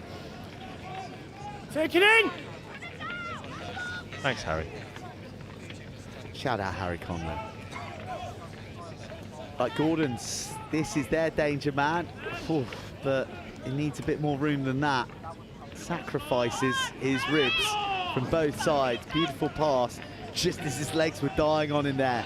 The captain put some footwork in, put some real footwork in.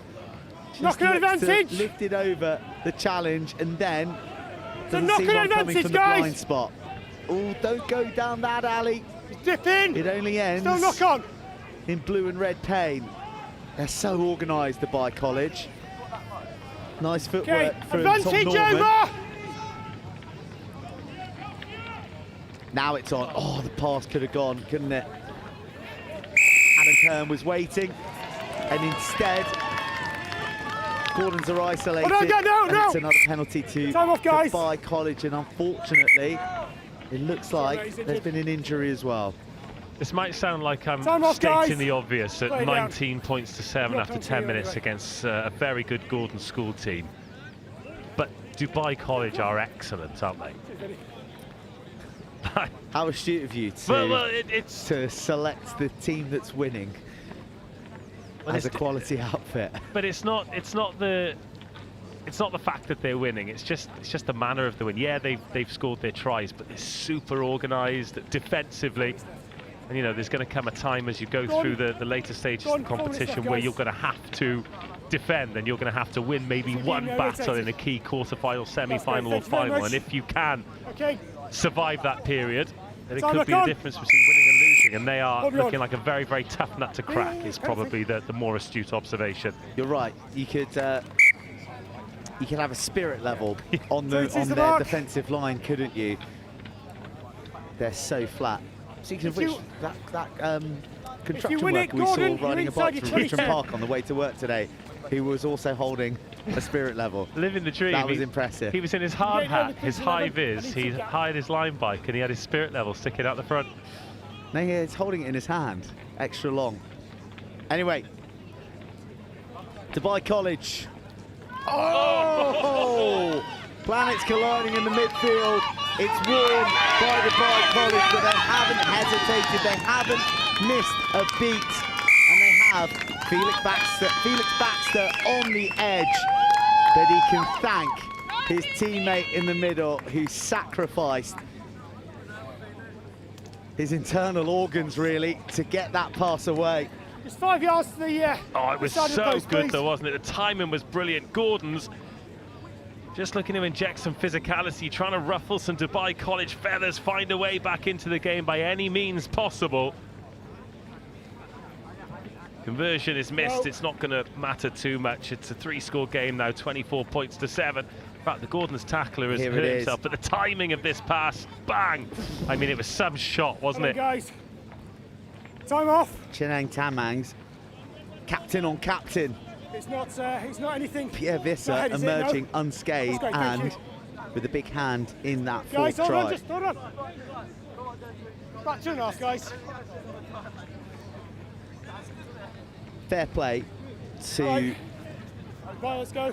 Chenang Tamang, because that's the kind of hit that can change the momentum of a match, and a lesser player would have worn it, not continued, and also not been able to get the pass away. But it's a testament to the class of Dubai College, really. Guys, let's get on with it, please. Take a step, please.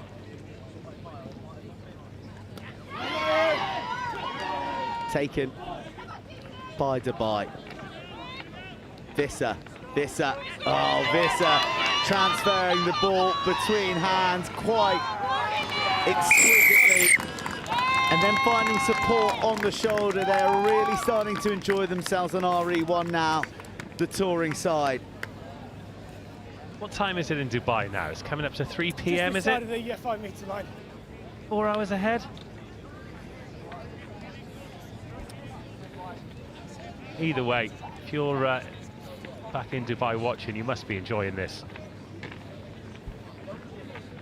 And how could you not? Exceptional performance from Dubai College. Gordons have given plenty. They've offered plenty to this game. That kick wasn't far off either. Just going underneath the bar. 29 points to 7 as we take another look at this. We've talked about the patience in defence, but patience in attack as well. Once you get in behind like that, very often you just need one support runner. Come on, guys, let's hurry this up. Which way? And that arrived.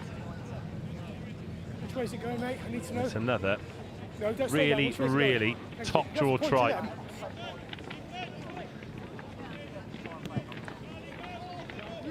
Deeper with the restart. They know this game's won, so they're going to make Gordons work from the 22. Another excellent tackle. Like Backwards! that. Out of the back door, though. Picked up by Bizem Kappa. And then Dubai College applying pressure at the breakdown and winning. Another ball. Darzel a lot. 5 metres short. Options both ways. And then bulldozing and barreling over is Ethan Walmsley. And Dubai College hits 6 tries here on RE1. And what started off as an excellent contest has finished as one-way traffic. That'll be time after this. That'll be time, so let's get on with it. Trying to draw that one. And that'll be the ball game. Dubai College. Fantastic display, composed performance, and some excellent tries to boot. They have defeated Gordons 34-7.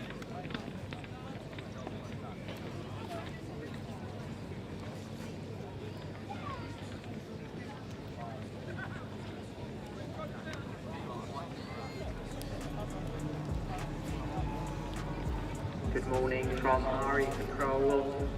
Further call please for St Peter's York, the Cedars School and King Edward VI School. Please could you confirm your arrival here on site at the RE Control. You're all due to kick off at 11:20. That's St Peter's York, the Cedars School and King Edward VI School. Please can a representative make themselves known to the RE Control.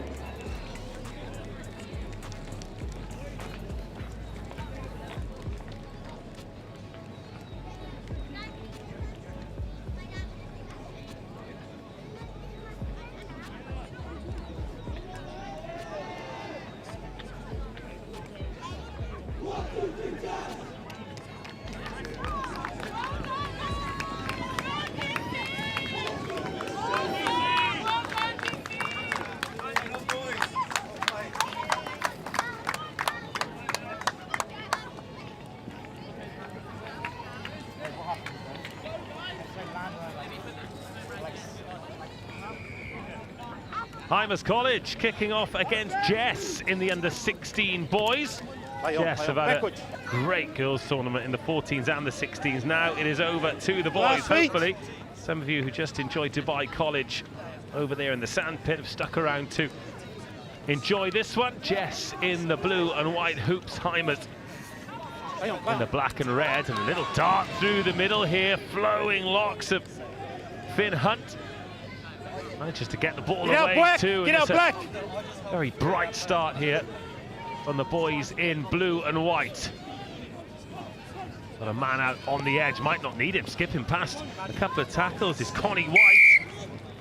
Then a little forward pass brings proceedings to a halt.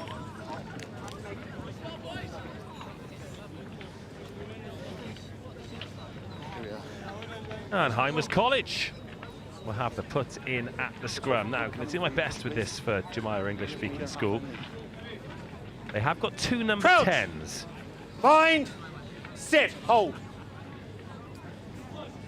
Yeah, ball gone. So we'll see how that goes. Here are Hymers then, in the red and black, coming clear. Well, again, I've got a team sheet for them. That ball was just taken on by number 15. White ball. Number 15 isn't on the team sheet, so lovely stuff. Well done, everyone. Here, here, please. Here's the back here, please. Just keep your 5s, please. Crouch. Bind. Sit. Hold. Straight out of the tunnel. White ball, sir. Straight out of the tunnel.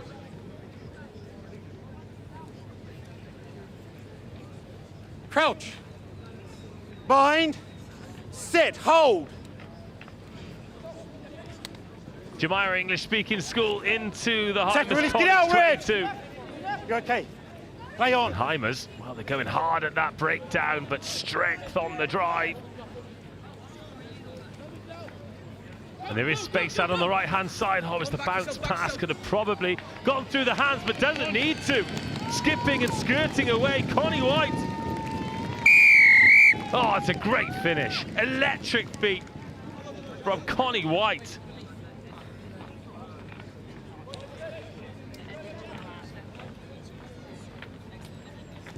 And it's Jess who get the opening score converted from behind the poles. And we can get back underway. Just have a look at this. Not sure it needed this big looping miss pass. A lot of work to do for White, but stops and goes. That little dart there, just wrong foots the defender. Flirts with the paint. And White is all right on the night. It's Jess 7, Hymers College 0. You know how in England we feed our kids alphabeti spaghetti? Yeah. I think in Dubai they feed them like number 7 shaped cereals. Fine. Don't they? I mean, like, how good are all these schools in the Middle East? Oh, what a tackle. And now Hymers out of the 22. Great news, Burnsy. We have got a team sheet, but none of the numbers even nearly correspond because he's number 15. Lower, and there's not a 15 on here. So just want to clarify, I don't feed my kids alphabeti spaghetti. I don't want Jamie Oliver getting no, on my... No. Big broccoli, guys. Well, Jamie Oliver, big Howden Rosslyn Park National School Sevens guy. Yes, he is. Forward by Red. But as great a chef as he is, he's not as good as Holroyd Howe. Oh, he's not as good. I was going to say, can he put together a burrito? Probably. Would it be as good? Would it be as good? Snacks at Holroyd Howe here are Bind. delish. Sit. Hold. I genuinely thought you were pointing at the pick and mix then. I was like, that is so rogue. Here comes Jess. Little dummy, little ghost through. 2 tries. It's Freddie Peters or Cade Waverley. And as soon as I work out which number 10 is which, I will confirm the try scorer. The conversion goes into the Edwin Doran tent, but it doesn't add 2 to the score. That's some finish.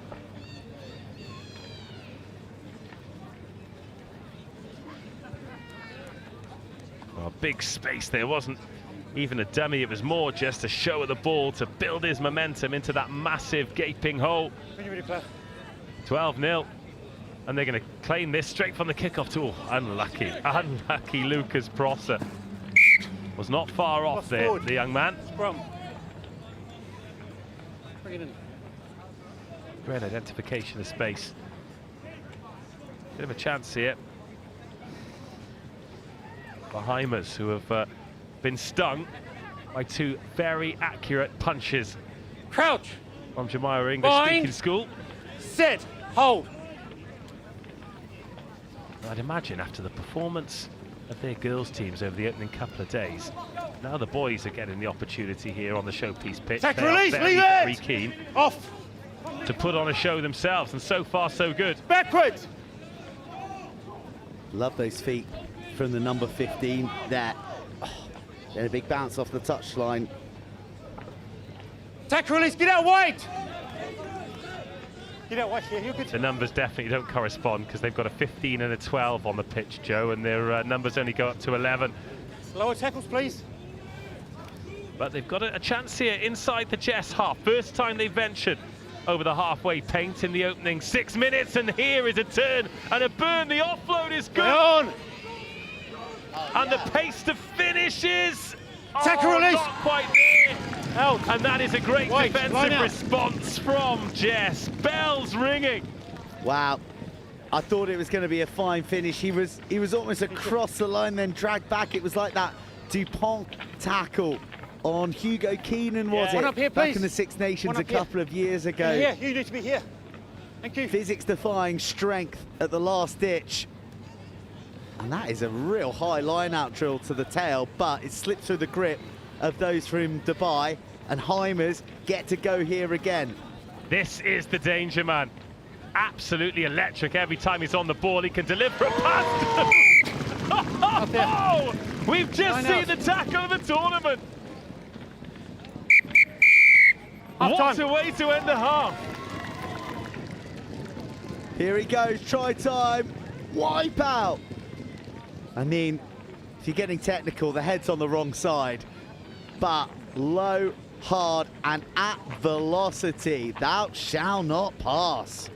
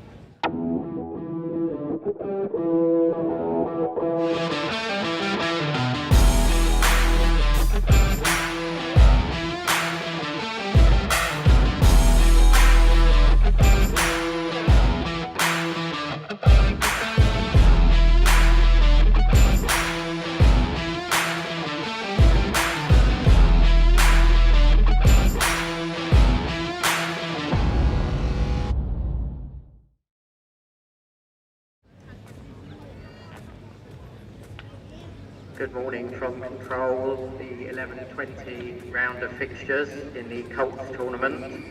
On pitch 1, Clifton College versus Tonbridge School. On pitch 2, Tregear Comprehensive School versus Winston Churchill School. On pitch 3, Keep on the 10, please. Goya versus King Edward VI School. Not 10. On pitch 4, St. Peter's York versus Scarisbrick Hall School. On pitch 5, St. Paul's School versus Hymers Henry's Grammar looking to School. break down this utterly stubborn JESS defence, and again dragging them down. Freddie Peters. Those matches all due to get Hymers underway play some at good ball, don't they? 11:20. Yeah. Now the hands have opened up. That one sticks. Oh, a little bit more fizz, right to left, but still, they won't let them through. Do you know what JESS have done here? They've actually put a little bit of the fear into Hymers College, so they won't go for the corner because they know they're going to get clattered and battered, and then JESS are going to make the breakdown a mess as well. See them chasing down. You remember in the old cartoons as that ball starting to make its way out. I can't switch off to give you my anecdote here. Hymers bringing the beef as well. Too high. Did go Lower, too please, high. 12. He's come off second Lower, best high actually. tackle. Oh, there's 2 10s out there. Yeah. That's why I said the first try. It's either Freddie Peters or Cade Waverley. Oh, Freddie or Cade. And here is Freddie or Cade. Play on, backwards. Freddie Cade. Play on. Leave it wide. Oh, wow. Nice turnover, Hymers. They're due a score. Oh my God! Granite Too high. shoulders. Lower. That would have been heavy in the baggage allowance on the plane over. Leave him. Hymers on the drift. Hymers finally break down the most stubborn defence Lower, please. of this season, and it's game on, and Hymers are well worth it. Yeah, played some really good stuff. They have just had every door closed at the end of every corridor by... Closed. been slammed with their fingers in the door jam. I'm afraid your opposition for your Great match nudge. at 11:20 is not Conversion of the week. available. And it's not today far for off, the is it? tournament. Not far off. Yeah, it reminds me, Fresh Prince of Bel-Air, when Uncle Phil throws Jazz out of the house. Your opposition are That not is what here, Jess's and defence that has been match like. will no longer take place. That is a real niche reference that is going to appeal to every parent that's watching. Yeah, certainly not to the demographic that's playing. Unless it's making a retro comeback. That is a devil of a kickoff, and Hymers deservedly claim it. It was bang on the money. Leave it now. And now, JESS are being starved of possession. They've gobbled up every Hymers runner that's come at them to this point. This man, the one to break them down after 10 minutes. Now, do they smell blood? Drifted over the top. The big tackle empties the man. How did he squeeze that ball away? Now for the transfixing feet of their number 15. He gets up and goes for more. He's got a couple of JESS defenders with him, but he can't piggyback them across the line. Hands, whip, find the space, find the finish. Don't go that way. Here's the wraparound. Here's the try scorer. And a bit of the sting's been taken out of the attack. Hymers, patience, Hymers with men over, Hymers, Not held! Slammed! Tech release, let go, Blue! We're going to see okay. both of these teams Last again, bit. I'm sure. We need to get a Hymers team sheet because, they're in! Because they're level. But these boys, the effort they're putting in, the quality of their play, we need to be able to shout them out because they are playing some stuff, and they have. Well, the first half, it was 7 minutes of physical assault. But they are tough boys. And now they lead. 14-12 to them. 14-12. Confirmation of the score. It is 14-12. This lad, 15, twice. He's burst the tackle, a good tackle, to just buy some extra meters, create the space, and then got 2 minutes. 3 in the scrum cap. To you. Just direct. It's a little bit of a tired effort there from Hadrian de Pantalen. Criminally, they don't go the 10. 10, make the 10, make the 10! What JESS needed. Living off attacking scraps. And with 2 minutes to turn this contest around. And that's how fast they can strike. Andrew Wahlberg.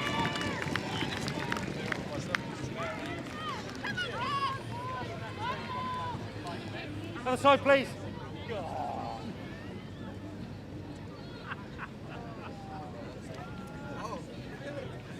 They barely had 10 seconds with the ball in their hands this half. JESS, a fair play to Hymers, who made them pay, but now Hymers have got to do it all again. Just shows how important it is to do your best to play error-free rugby, doesn't it? Work that hard to get into it, score 2 excellent tries, and then cough the ball up on the restart. 2 passes, that's all it was. You can't overestimate the importance of the kickoff in sevens. If your drills are good, it can change the game for you. It's a high-hanging kick, but there's a bit of distance on it, so Hymers again have the ball because there wasn't enough room to chase. Good high press from JESS. Release, Commit to the tackles. They've got to be careful. They don't want to get too over-exuberant in looking to make those hits. That's a risky offload. What a pickup on the bootstraps. There's nowhere to go. Oh, yes! Oh, yes! The phone box feet leads the JESS defence. Clutching at memories of the man that once was a handful of jersey. Slows him down. One last bounce off the left boot. The support's there. Oh, there's a little breakdown. Ball's available. Use it. Placed or popped. JESS now. They'll go from their 22. Watch out, the blind spot. The tackle comes in. Ball back. And JESS knocked the ball on. Dying embers of a thrilling contest. A try levels it. A conversion wins it. Tech release! But they've got to do the first bit first. What JESS have got to do here is if Hymers score, they've got to push them wide. Oh my goodness. Sacrifices his spleen to take the catch that'll keep them in the match. out the back door. All instinct now. This is the danger man. Outsteps himself. Draws in 2 defenders. There's no one behind the man with the ball.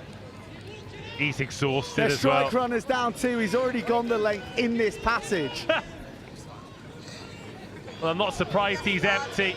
Now JESS need to be patient in defence. Hymers need to be flawless in attack. This is the ball game.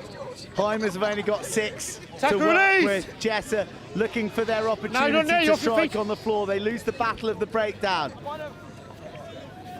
They just need to stay disciplined. They just need to land their shots as they have done all match. Back to Wick. Does the number 15 have one last final play?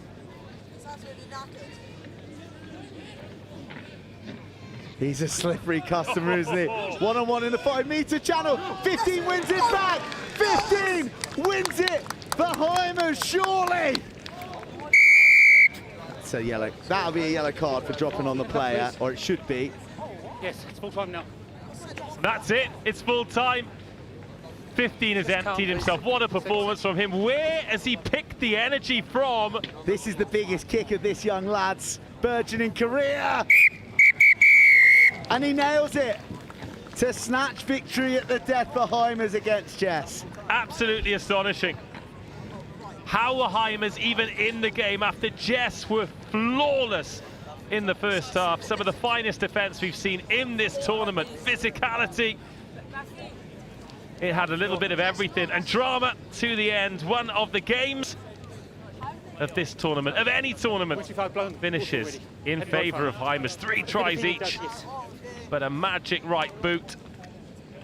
And this was the final moment. He was on the floor, stricken and empty moments ago. But gets back off the deck while he's on the pitch. They've got a chance. I tell you what, that finish was about the slowest he'd run all game, but it was enough to do it for Hymers. What a win, 21-19.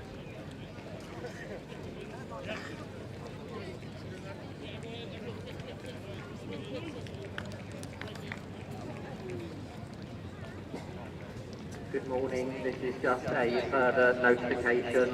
The 11:20 fixture scheduled for pitch RE3 will not now take place, I'm afraid. Only one team available.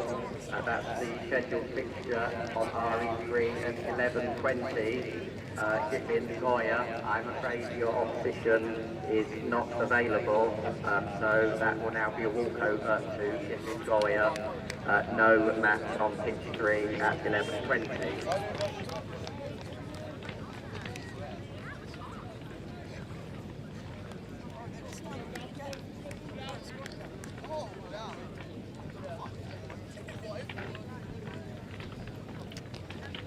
More under 16 boys action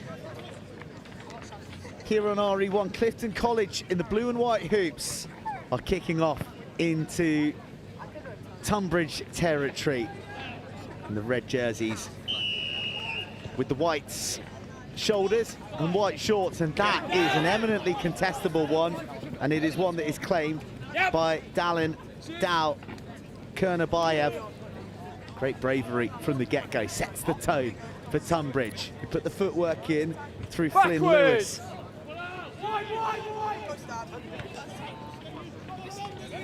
Here's the man who got it started with the brave take.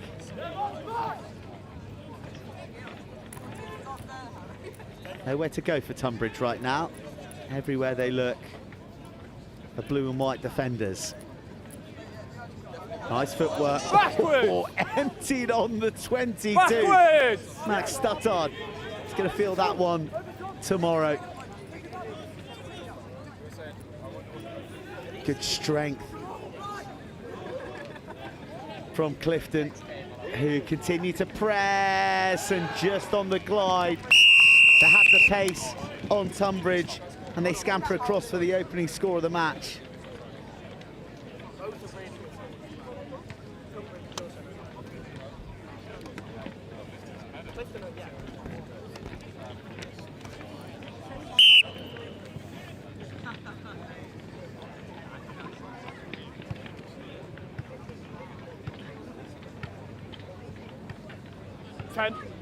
10, watch ball.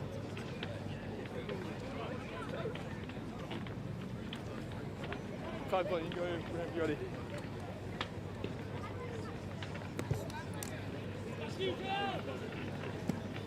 Backwards! Tonbridge successfully claim the kick-off once again, ball travelling backwards. Yeah, very good. But Clifton are back on the ball with one of their big men in the middle. Switch, draws play back to the left, then the miss. Oh, the stop, the start, the so long. Wow, beautiful footwork and a great burst off the balls of the feet. Clifton have 2 already. One step into the dotted line. One step in to the dotted line.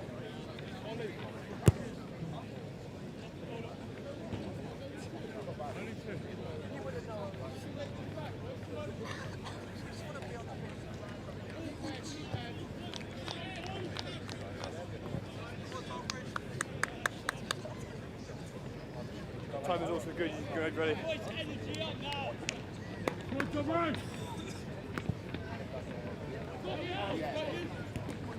Forward!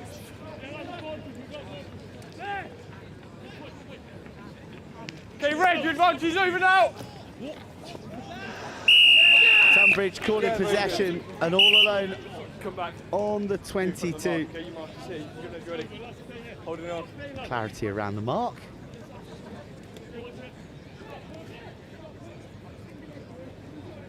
Oh, they're really strong, aren't they? Tackle advantage. Caught high, advantage being played, and they might just use every Blue single drop of advantage that over now. advantage, Clifton. It's a wonderful offload, the support aplenty, and out wide again. Clifton running right in these opening minutes here on RE1.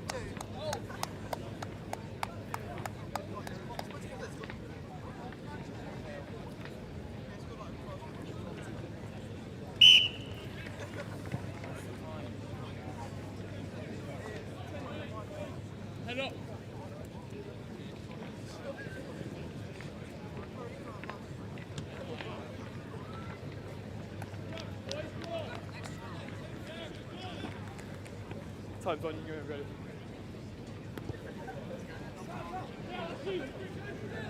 Backwards! Another good compete. Tonbridge claim it, bouncing off the chin of Ollie Richards. They move back to the 15-metre channel, like that offload, just getting the hands free. Batted back by Clifton. Well, he's been penalised for knocking that down, but it clearly went backwards, so Tonbridge get a bit of a gift from the whistle. Oh, short ball, don't run into that channel. There's no way through. Max Dunottar, who wore a big hit in that first half, in the earlier exchanges, just working as playmaker at the moment. Tackle! Charlie Scarisbrick drops a shoulder and races into the defensive line of Clifton, and this is better from Tonbridge, who've worked their way out of their 22. Nice ball into the path of the playmaker, wearing 2 Ollie Richards, but can't emerge with the possession or the call. Clifton, so many numbers flooding down that left channel. There's no one out there to the right, so they'll work it backwards and try and fashion an opportunity here. Again, looking to target the soft shoulders, the gaps between the 2 defenders, and well, the disconnect is far too large there. Finn Lewis will give chase, but he won't be able to make it.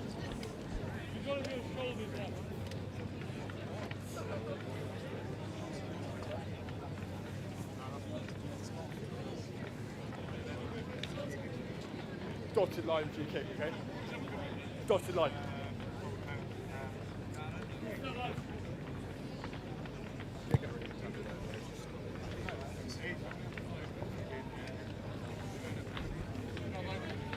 No extras to add, but plenty of points already to the Clifton ledger. 24 points to 0 they lead. And really, they found the going a little too easy at times.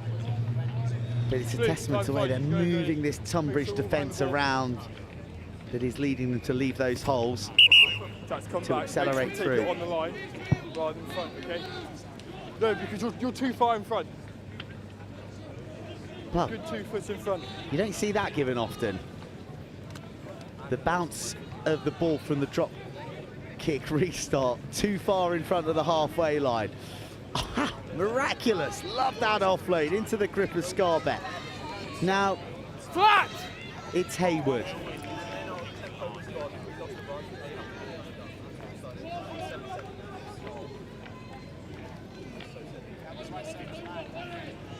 Bit of traffic direction being given there by Stuttard as Richards was looking for the best option. Lewis drops it on the toe, spots no sweeper. He's got a bit of toe as well, has Knock Lewis, on. Reaches at full extension. Chaps, it's a knock-on, man. It's also half But time. it's well scrambled by Clifton, who bring up the half-time, and it is a half well played. As far as those in blue and white are concerned, they lead 24 points to 0 at the break.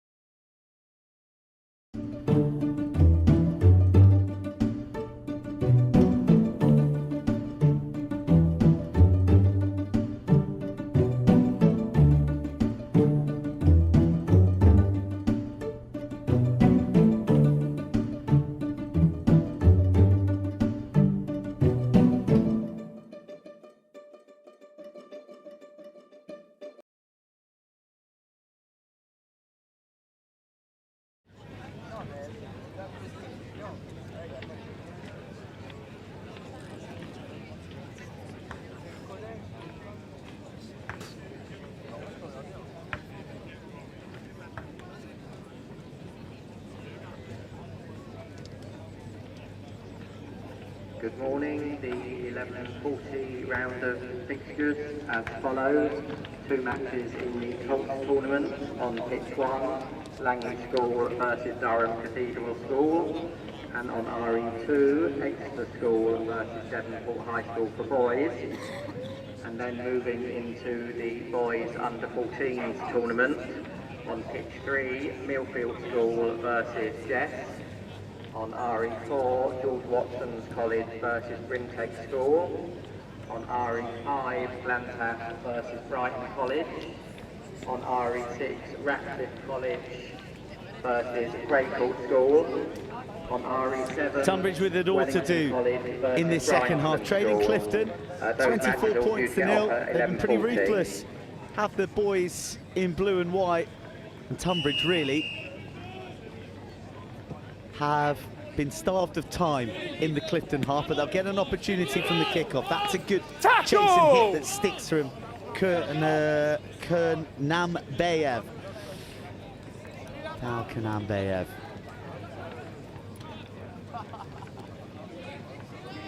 Clifton, though, methodical in the way that they like to survey the attacking scene. Back to the left they go.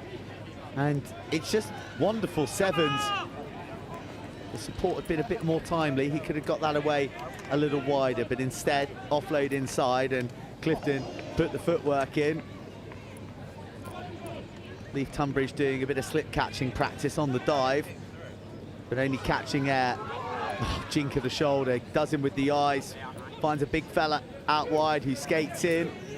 That's 3 defenders taken out of the way for Tonbridge, so there'll be a man over now here for Clifton, who just lift it into the vacant hole. The pace will do the rest. Clifton score early in the second, just as they did in the first half.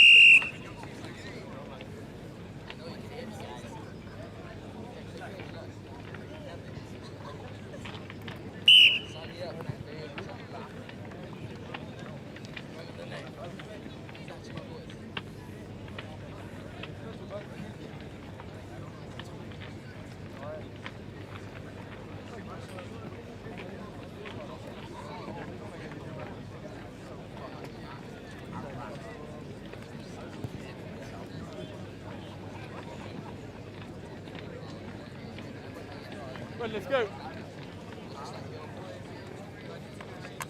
Okay, Blue, your time's on, you can go ready. Make sure everyone's behind the ball.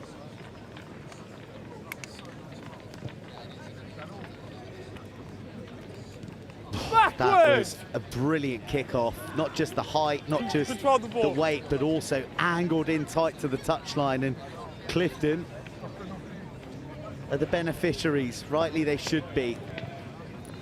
Just that kick through. It's a forest of shins, but such is the way. The bounce of the ball going the way of the Bristolians. In touch. First handling error, pretty much that I can remember of the half for Clifton. It's been, sorry, the game. It's been a perfect 9.5 minutes or so. And they're scrabbling hard. Hardly any breakdowns they've been involved in. They've just allowed their offloading, allowed their footwork to do the talking. This time they are forced to lock horns. Ball is out, good spoiling. Knock on, play advantage. From Tonbridge, they force the knock on. And that's maybe why Clifton have been avoiding the close clinches. That could be one for teams that are going to play them further into the tournament. Should watch out for. Do they have the physicality to mix it at the breakdown? But they've got the physicality on that shot. Lewis gets the ball away bravely. Just a little lay on the ball, lifted into the gap. And David Olinvali is going to race away. Tenacious breakdown work from Tonbridge. And in transition, they managed to pick Clifton off there, and very nicely done so.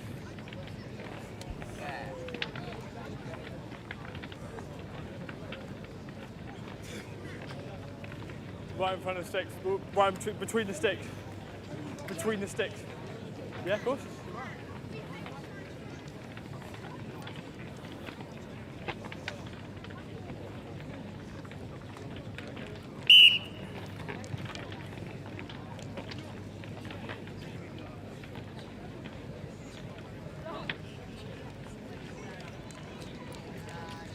Reg, your time's on, you're ready. Make sure we're behind the kicker.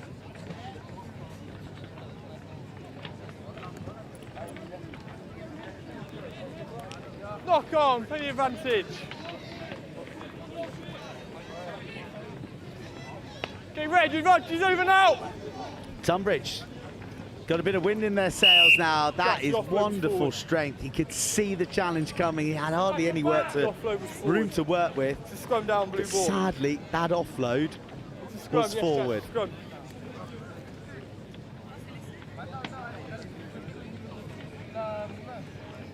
Guys, both teams, your mark is here, let's go.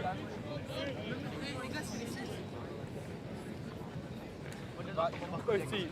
Crouch! Bind! Set!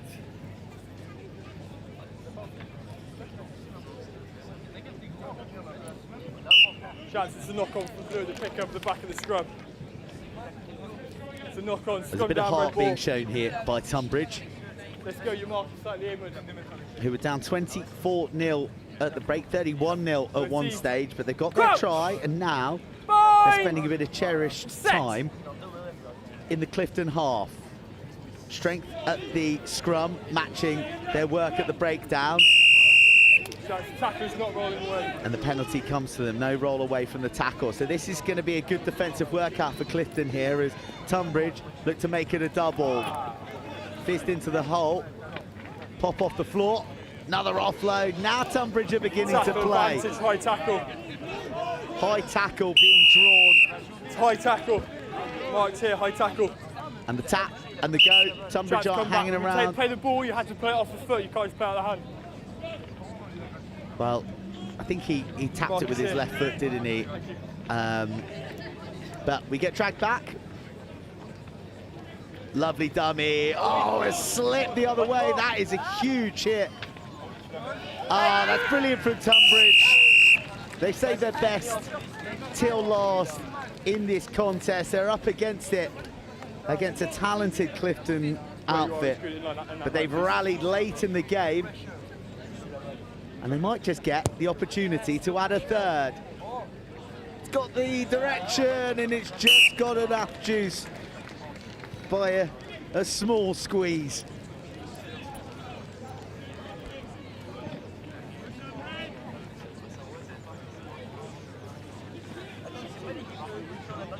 Time is on, let's go.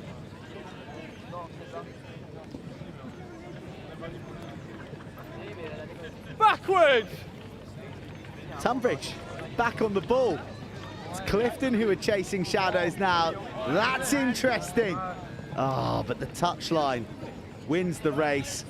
And I think that so too Chaps, that is also full time. has the clock.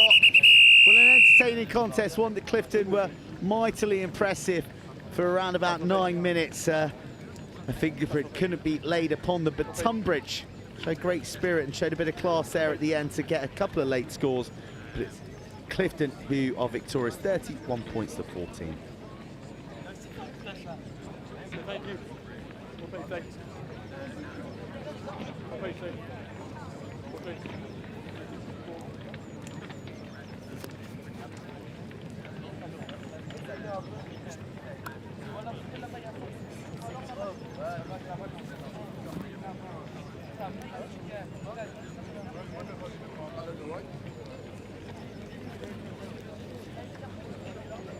I've got one in my bag, genuinely. Hello, how are you?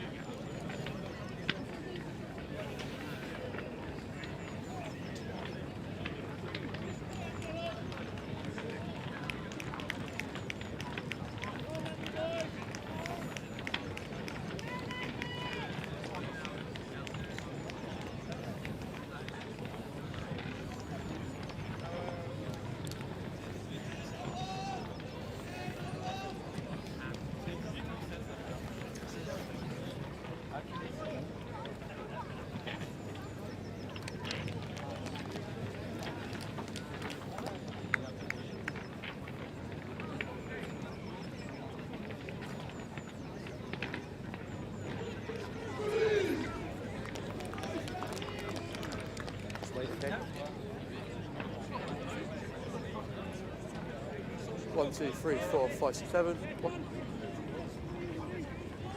Langley boys are about to kick off to Durham Cathedral Schools Foundation in the under-16 boys competition. Oh, it was almost the fastest try of the week. Knock on by Langley.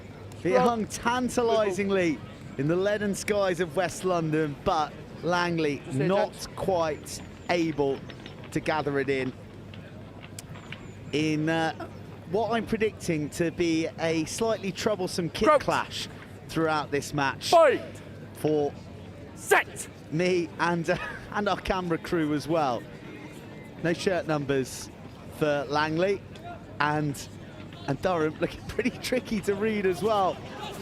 But that is a run that says read it and wait. Wow, great pace on demonstration from the Newcastle Falcons under-16 Dan Cusa. A show and go roll, from thank you, Lewis Macari. More strong play from Durham, but Langley are making their hits, aren't they? They're hungry for contact.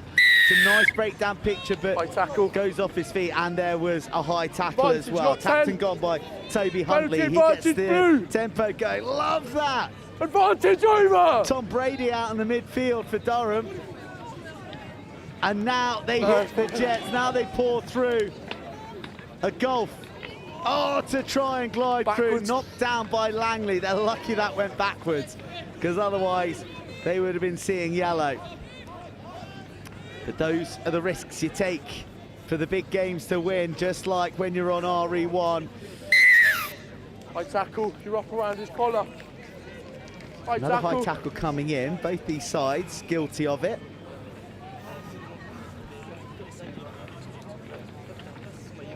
Langley.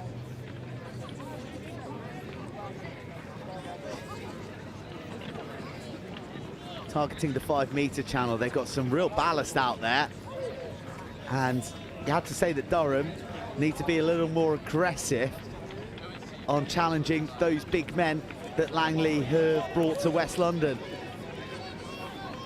Oh, look, a fearsome breakdown. You don't see those sorts of numbers poured in ordinarily, and such that Langley have only got 2 men out here, so they stick their head down and they hunt out a few more humans. Knocked down as the scrum half pass it, fly hat through, it's loosey-goosey out there. Just lost forward on the ground by Green. And Scrum Durham down. are going to get the put in.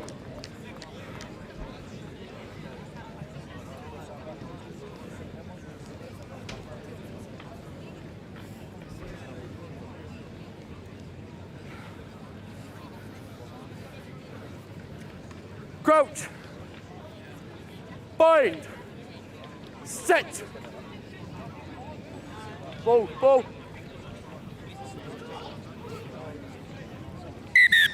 Come round, come on.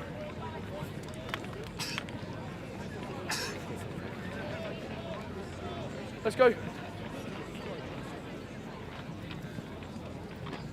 Crouch. Bind. Set.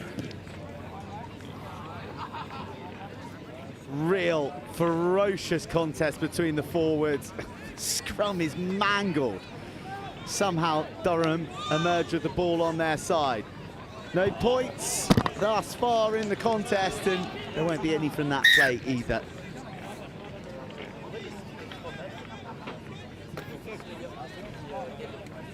I can tell you that if you're watching at home, you're enjoying the action, and you fancy taking a Wednesday afternoon off or working from home, in inverted commas, then we've got plenty of capacity for you down at the Howden Rosslyn Park National School Sevens. Langley running out of capacity to run with their own men getting in their way. Now a bit of pace. And another high tackle. It's seatbelt city at the moment for both Durham and Langley, but it might just be Langley who breaks the tackle. That's fine. Backwards. They lose out in the grapple, but the ball kindly bounces back in their favour. Not held, not held! Concerted time in the 22. That's a nice ball and line, a bit of depth being offered. And now we're going to see a yellow card. Too many high tackles. And Durham have 6. And Durham have to commit to 3 to bring the big runner of Langley down. Langley travel from the base. And a picture painted at the breakdown that was difficult to argue. Penalty, tap and go. Durham, remember, a man down, now out to the edge. Tom Reed receives a forward pass, and well, this first half is cursed. No one wants to score. Scrum just here, gents. And just as I say, we got the rugby going on all day. It's going up till around about 5 o'clock, 5:20 today. You look around, there's plenty of entertainment for you, the kids, whoever you want to bring down, the grandparents, the dog. Set. Delicious food and full-blooded action out here on RE1 and RE2. So don't hesitate in coming down to support this under-16 and under-14 boys competition. This, the first of 2 days for the under-16s. It's a high-caliber crowd in action, and Langley and Durham are looking to be part of that day 2 party. And at long last, Langley will scamper free of the desperate arms of Durham, who've been playing with one less since the yellow card. And it's the first points of the match to Langley boys. Gents, your yellow's back on.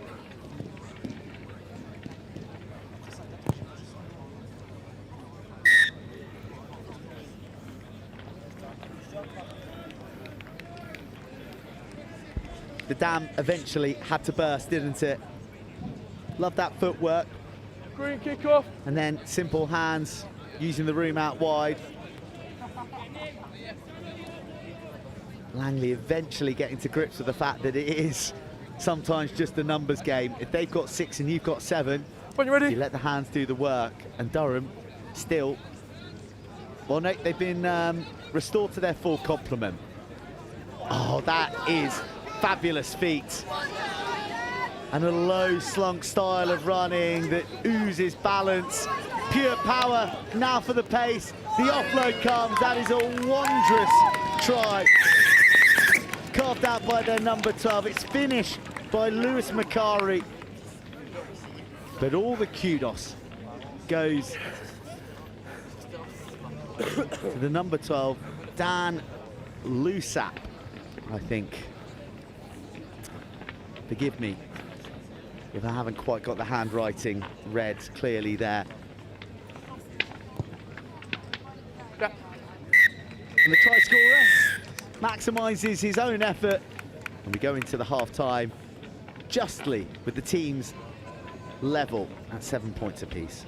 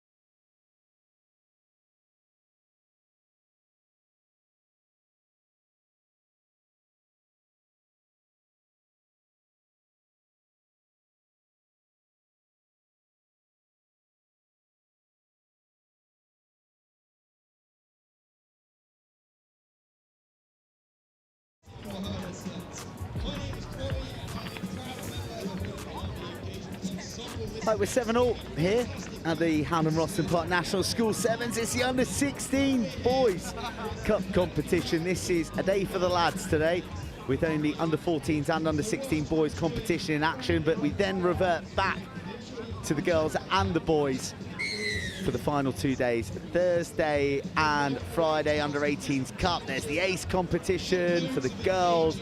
It is going to be wall-to-wall running rugby sevens, just like Langley are trying to create here early in this second half. It was a lacklustre opening seven from both.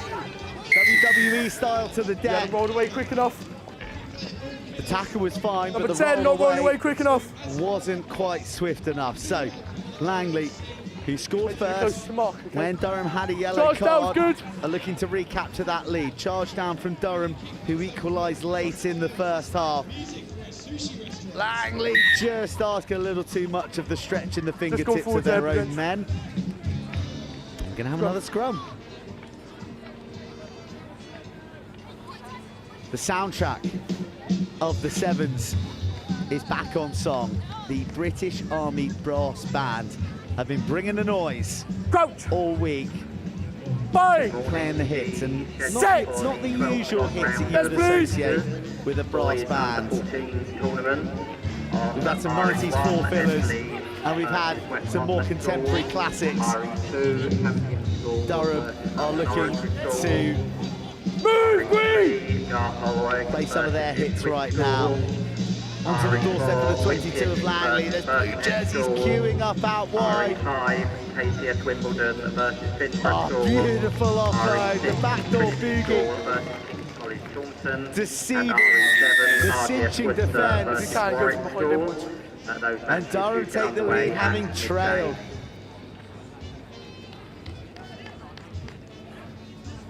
What are you saying? You going to come up?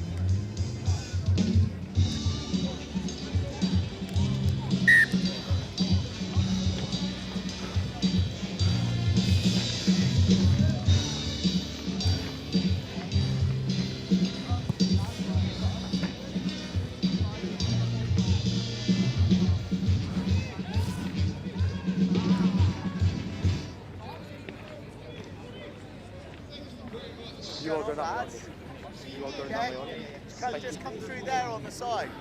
Like, make your way through and then come up the ladder here.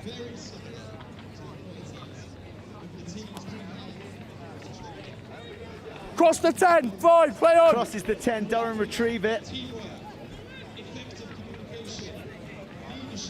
And there in the box seat now as the sun is bursting through the clouds here on RE1. Apparently, it's hotter than most of southern Europe this week. And this is the hottest place to be if you love your rugby sevens. I'm getting a couple of guests here, but they're about to break the scaffold, so I'm just going to dive off to help them. One sec. He's got to tap the ball and he's good. Just scrum to them.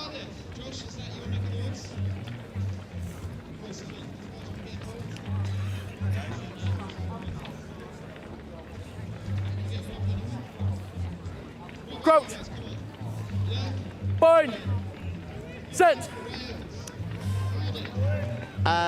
Durham have possession here and they're looking for a score that might put a bit of daylight and a bit of unassailable daylight between them and Langley School.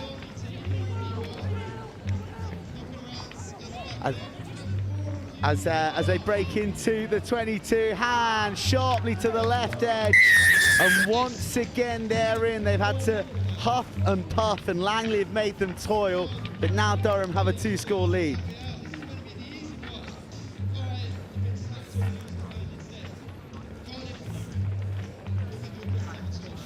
I've got 4:15 paid. Yeah, just under.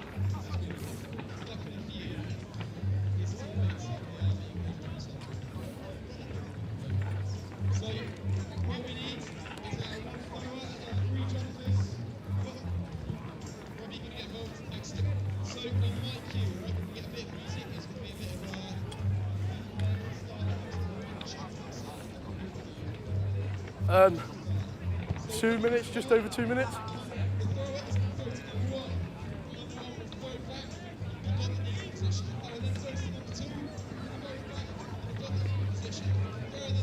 Right, when you're ready.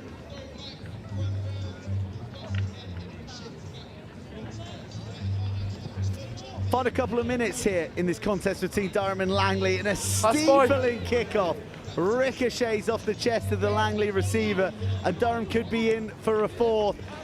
They ship it to the edge, but they can't quite escape the clutches of the desperate defence of the Langley lads.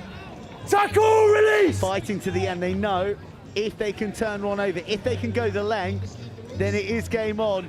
Durham conversely know that they can put the game beyond any doubt. A bit of arresting footwork will do very nicely indeed. Underneath the uprights, game over. Durham take the win.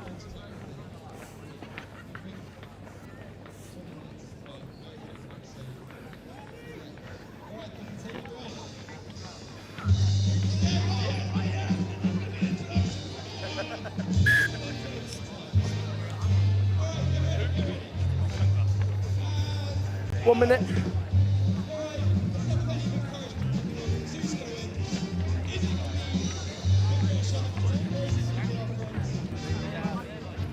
Whoa.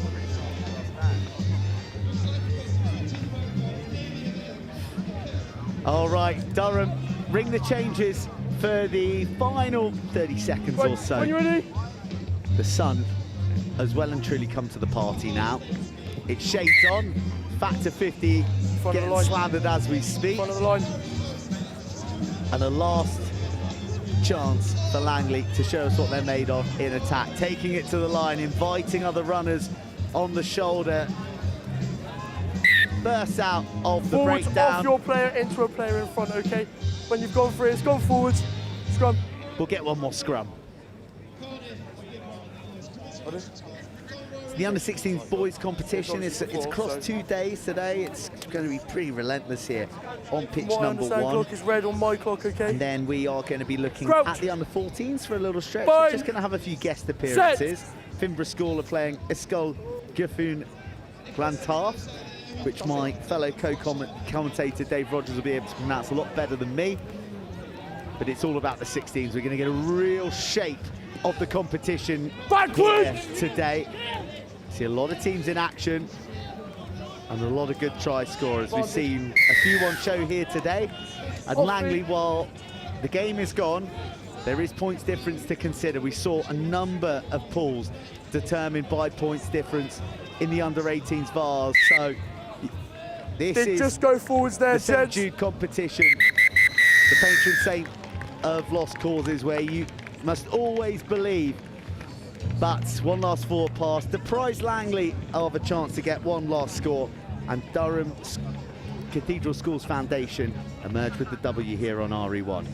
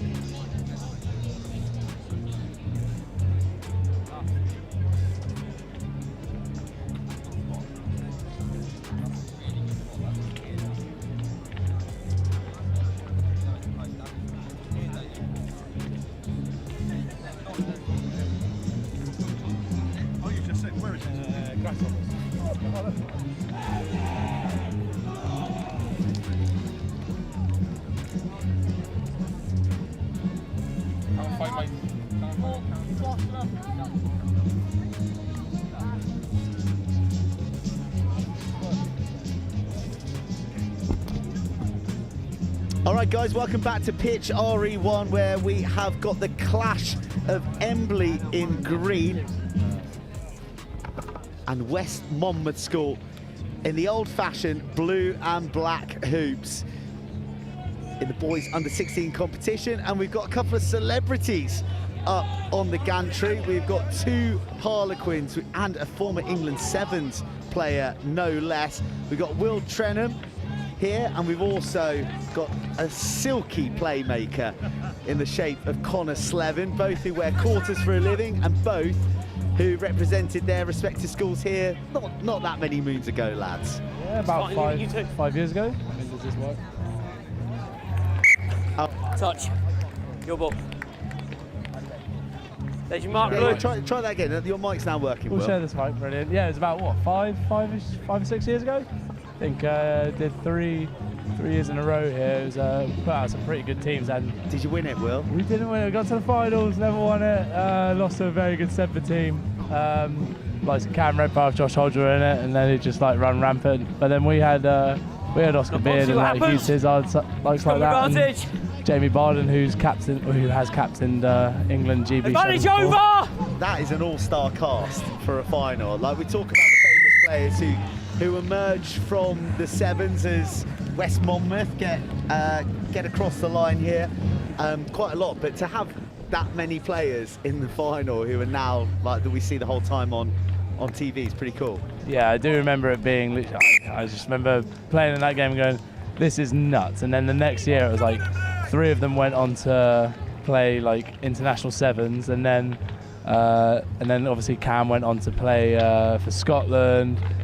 And yeah, you just got international class in there, really. You played international sevens though. I think I commentated your debut in Singapore. Dubai. You did commentate. I split my head open, and yeah, I do remember that commentary. It was quite good. Yeah, it was a good debut. It was a hot day out, very hot. Keeps telling you about that one. Come on, let's go. Yeah, keeps mentioning it. Yeah, keeps mentioning it. No, I mean, well, you know, I think irrespective of the level that you play, Dubai Sevens is always a good option. I think, yeah, you can, from social to international, you're going to have a good time, and we've seen that Sevens is very much in the blood of those from Dubai. The girls and boys teams that they brought across are going very, very well in competition, as we see Ely look to build on the halfway line, putting it through the hands. That's a nice whipped ball into the path. Oh, what an offload. What an offload, tight to the touchline, and leave it green. Dumped across it at the same time. Pop off Everyone's the floor. Onside. Let's reduce the number of rucks, and that is a bit more room. Oh, good muscular offload. defence, isn't it? Ely not shirking from the nitty gritty, and now the breakdown steal. Look at the identification and execution. Then the dish. It's a foot race to the paint, and Ely are going to respond. And that was an all-court try. Tackles, turnovers, kick it infield for me. And transition try scoring. Lot to love about that, Connor, wasn't there? Oh yeah, great hands down to the edge and some pace on the boy. Some pace from the boy to finish that off. Good passing from the edge and a great finish. What are your memories of the HOWDEN ROSSLYN Park National School Sevens, Connor? You were a Whitgift lad. Yeah, I actually think the last time I played was under 14s. Under 16s, I was unfortunately kept behind to focus on my studies and my GCSEs. That's very studious of you to make that decision. Yeah, I made that decision myself. Then moved on to the BTEC. Ah, memories. But then obviously COVID.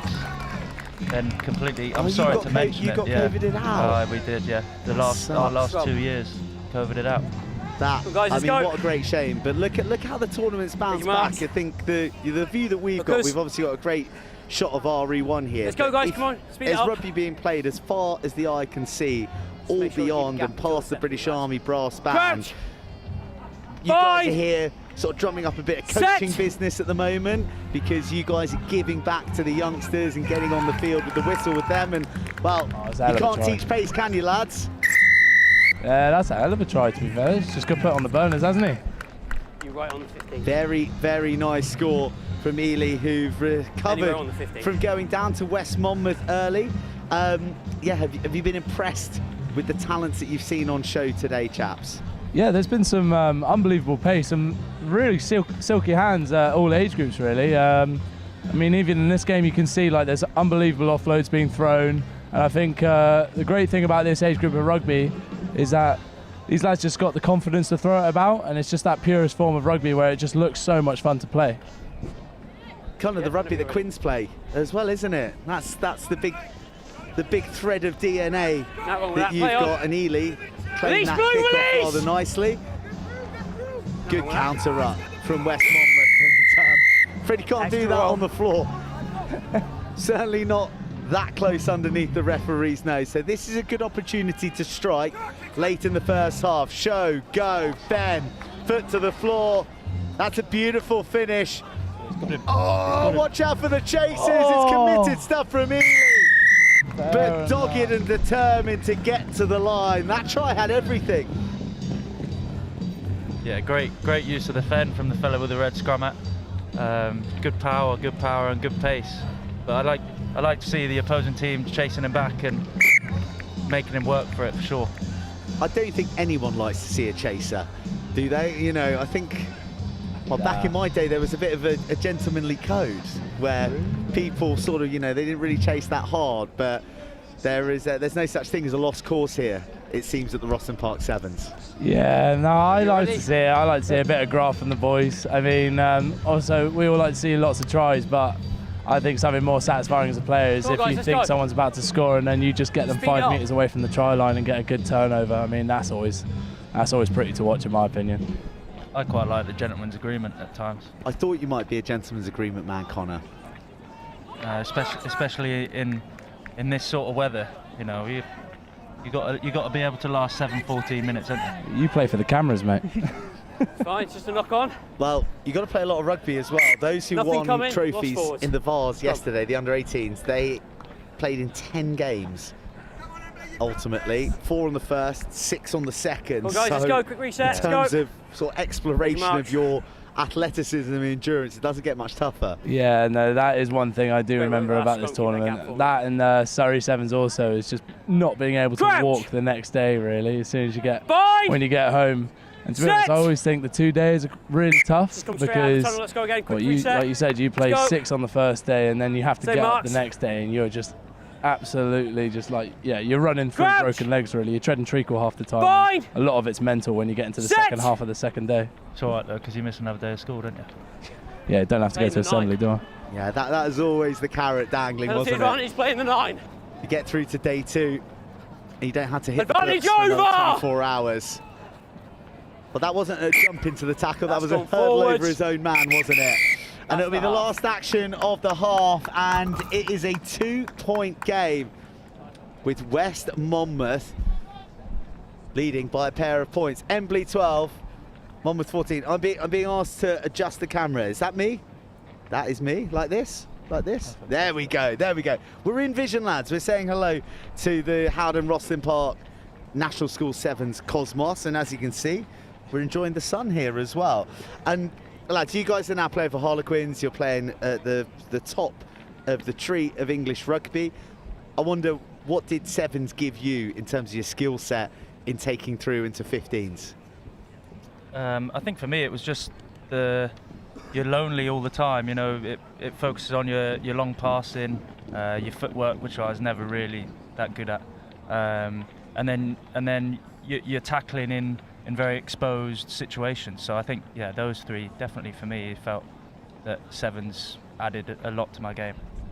That's the big thing for me that stands out. And Will, this would be more your realm, is the defence, how good the one-on-one tackling is here, and how what looks like a 20% chance of making a tackle seems to get made time and time again. Yeah, well, yeah, it's kind of going off on both sides of the ball, especially in defence. It's really a game of locking down your own skill sets, and it's the basics that you have to do really well. So it's not showing the defender too much of an inside shoulder or the outside, otherwise you'll get done on a step or you'll get done on pace. So it's really treading that fine line of being able to not give away too much to the attacker.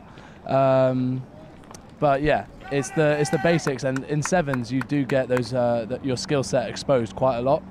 So when you play it for a couple of years running, yeah, you definitely have to hone in those skills, and that's what takes it back into the 15s. It's just it does make it a lot easier because it's just a much tighter game in 15s, but Sevens really helps out those open play tackles. Right, should we talk a little bit about Harlequins, because I'm sure there's going to be a few fans tuning in. I know you guys are sort of playing your rugby elsewhere at the moment, Chinner and London Scottish, but that win for Quins at Saracens at the Tottenham Hotspur Stadium must be a good vibe in the club at the moment. Yeah, huge win on the weekend, really. I mean, yeah, you could have asked 95% of people that went to go watch, and I think a lot of them would have said that Saracens would have walked over it again like they did the year prior, because I remember being a part of that game and that was a 55-7 loss. So really just to turn it around, it was a lot of an attitude thing, so it was a huge win for the lads on the weekend. Very noble of you to say that basically if you don't pick Will Trenham then you don't lose 55-7. Basically, yeah.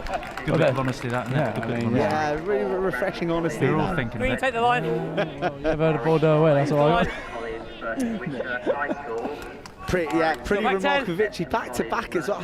I don't know. Yes. I should really know because I'm in the media. But I don't know, it's the first time in 20 years or something that Quins had won away or something like that. Last time I think was 2012, Wembley. Yeah, 20 years. We'll call it 20. We'll call it 20. We'll call it 20. More impressive. Here goes Ely, who are looking to make their way to 20 points. They've got 8 to go, but another 7 right here might just do the job. Wonderful tracking back and then staying on his feet, just jockeying. But the stop, start, and the footwork, too good. And Ely right back into it. This is a bit of a ding-dong, isn't it? Yeah, it's a hell of a back and forth game, this, isn't it? Oh, the Howden Lion is loving it. I was wondering where Dave Rogers was. Been upgraded to a mascot. Good old Davey's got to make his money somehow.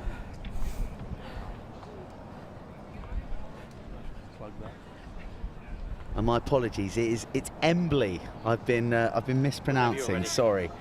It's, the number of games takes its toll on the commentators as well at times. So my apologies to Embley, who are into the lead here, leading 19-14.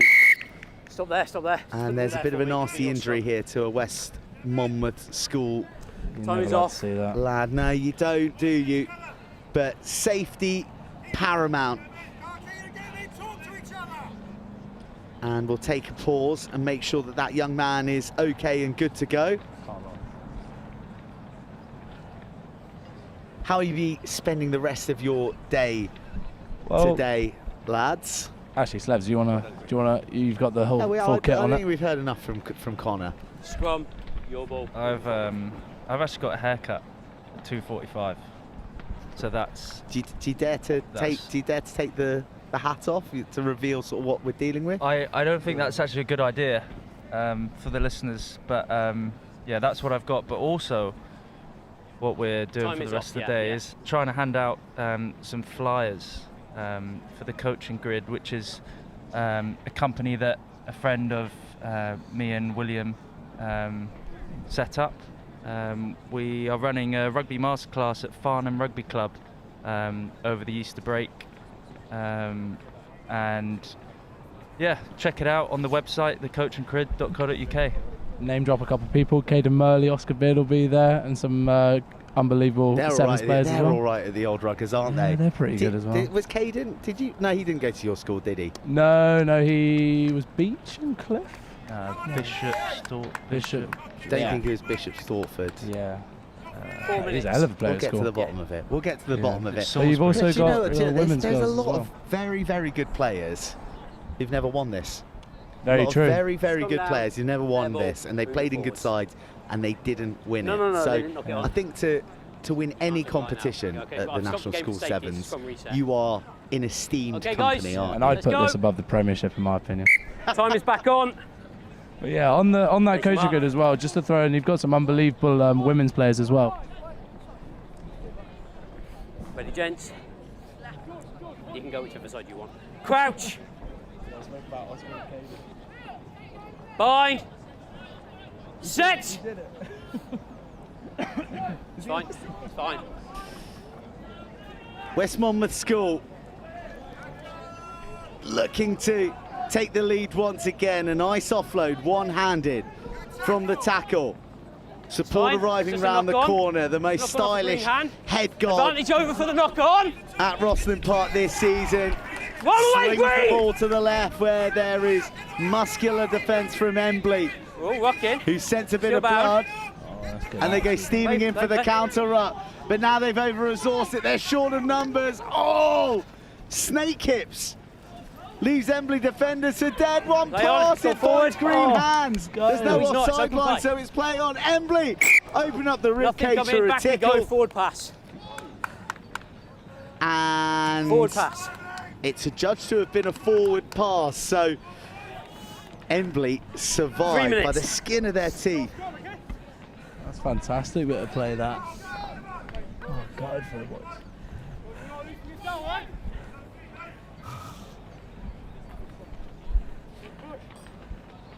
Crouch! Bind! Set! Long way to go for Embley to clear the decks, and they find a decent touch.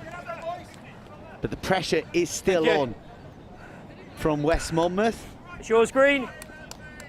That's Green, Mark. Embley going down Keep dressing. Just back. to Campion in their first game. The other school in this Blue, competition is London Oratory. No, He just edged out West Monmouth. 22 points to 19, so it's a really tight pool, this. And this could be a significant win for one of these two sides. In the shakedown, West Monmouth. Oh, that looks yellow written all over it. No, Mark is here. Off you go. Well, he waited just to check that he was going to be yellow carded. I think he was the only man here on RE1 that wasn't absolutely certain that he was going to be sent to the sin bin for 2 minutes. Yeah, that batsman starts walking there, doesn't he? Yeah, you got to walk on that, don't you? Yeah, that was a thick edge. We've lost that forwards. No need to go to Snicko.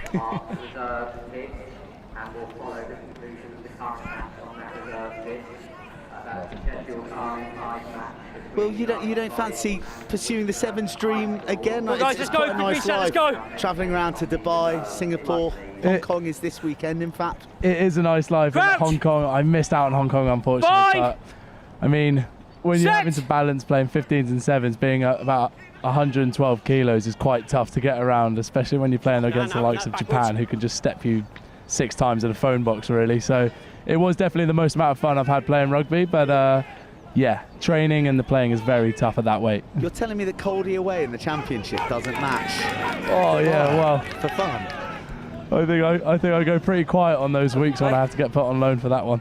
Right, West Monmouth have an opportunity here to maybe steal the game at the death. We're drifting towards the final minute, but Embley are defending heroically.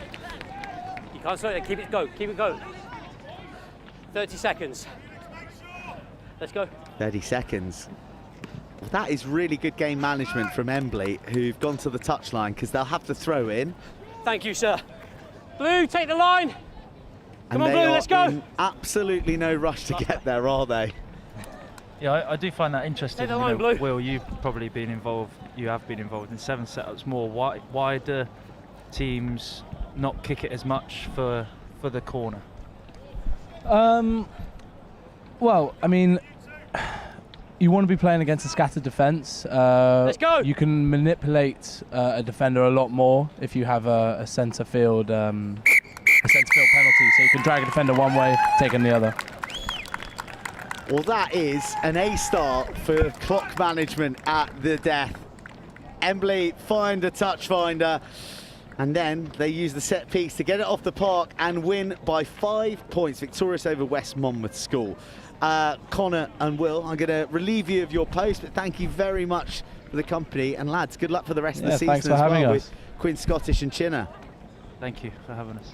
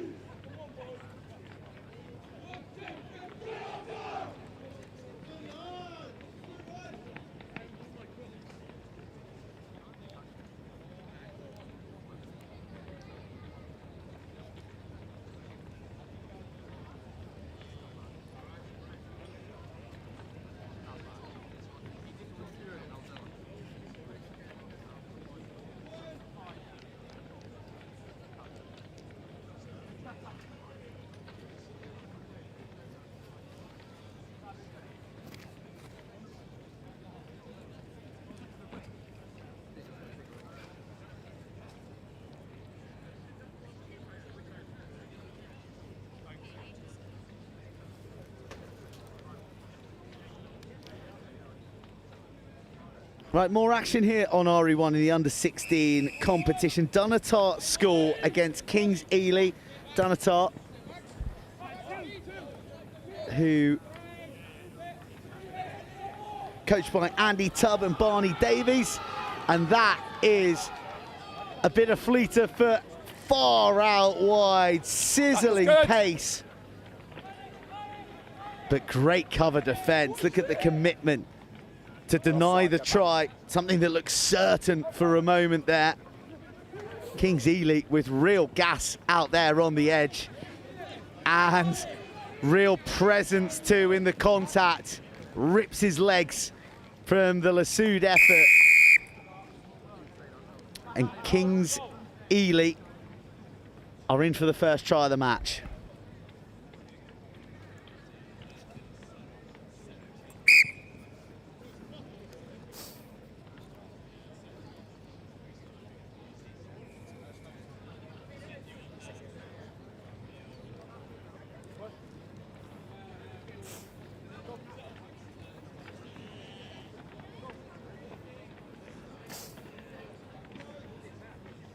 Behind the kicker. Good afternoon. If there is a Mr. Matthew Robinson on site here at RE, that's Matthew Robinson.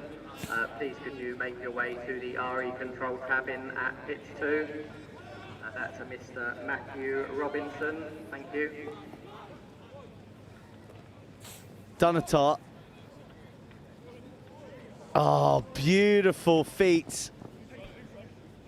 Just beginning to pop the ball around nicely. And the delayed ball just lifted into space. A 2-on-1 in the backfield. What does he do? He tucks it under the arm. He backs his gas. And Joe Jackson, in a flash, races to underneath the uprights. There's a question mark over the grounding. What on earth happened there? What was he thinking? Kings Ely, that's gone forward. Knock on, No but we've try. got to take Play a on. look Absolutely. at the calamity on the try line there. He did all the hard work. Scrum. Oh my goodness. He tried to style it out by jogging away nonchalantly, but eagle-eyed from the referee. That would have been an easy one to take your eye off. Oh. Crouch! Joe Jackson, he is going to be hung, drawn and quartered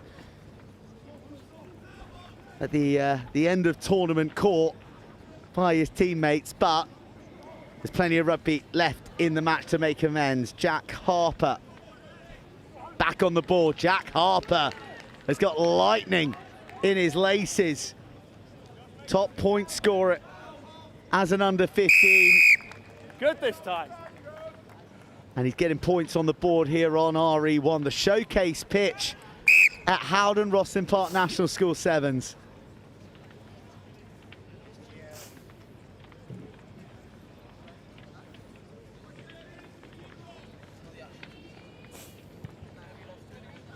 Jack Harper sparing the blushes of Joe Jackson.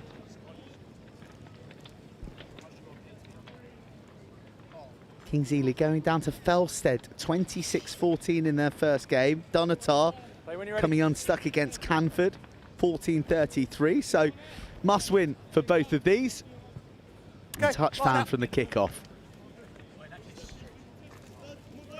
Just slight lack of energy in both sides at the moment. Down there on the end of that line.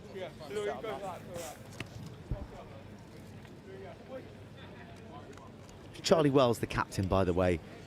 We got the opening score for Kings Ely. Backwards. Travelling in reverse, and they got themselves into a real spot of bother. The captain caught on the try line. Can they step their way free? Back in front of the try line. They're about half an inch from their line. It's absolute chaos. Bodies diving on the ball. Attacking 5 scrum. And it'll be a scrum put in 5 metres out. Kings Ely again. The architects of their own downfall with some unnecessary errors in their 22. Behind the line. Been given a lifeline from the non-try. They knocked on in their 22. That led to the riposte. Again, they got themselves into hot water, waiting with intent behind is Brandon Davis. Brandon Davis may just go it alone. Takes 2 Kings Ely players to drag him down. How silky, how elusive is that footwork? Oh, a concrete clavicle is offered up by Joel Coyote. You're down, you need to release it straight away, please. And that was like running into a brick wall. And Joel Coyote is the sole reason that Kings Ely's try line survives.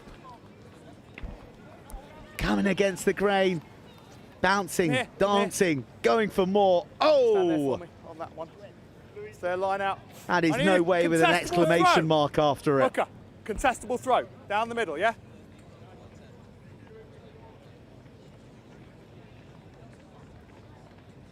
Kings Ely off the top.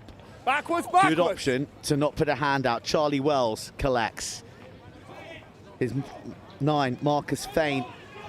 He's in the Saints Academy, wraps round, and well, It's the Coyote show from try line to try line. His bone-crunching tackle forced the penalty to relieve the pressure.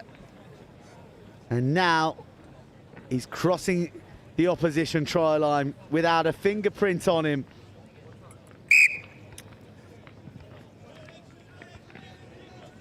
Score 14-7. Scoreboard is wrong.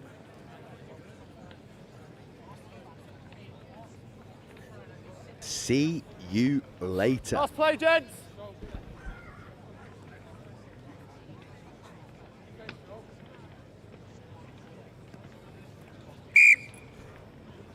We've seen a bit of this on RE1. Teams getting in front of the kicker. And do you know what? I like to see it punished. I like the referees enforcing that law. Kings Ely are the ones paying, having got back to within 7 points. Off goes the big number 19, Brandon Davis, tracks back inside, and now hands are the order of the day. Louis Lister.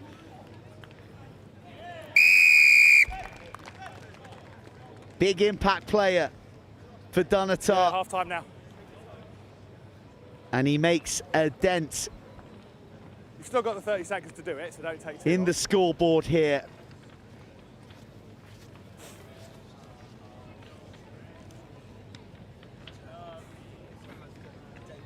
Late in the Ely, just game. stand still, please. Chance to level the match heading into half-time. No. Sail to the Half-time. right. Half-time. Game on a knife edge. Real good one here at the moment on RE1.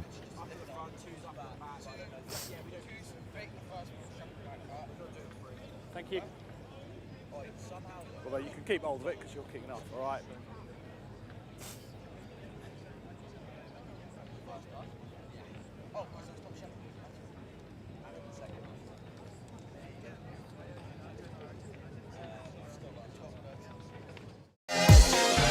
In the world of competitive sports, every advantage counts. At Holroyd Howe, we understand the vital role nutrition plays in athletic performance.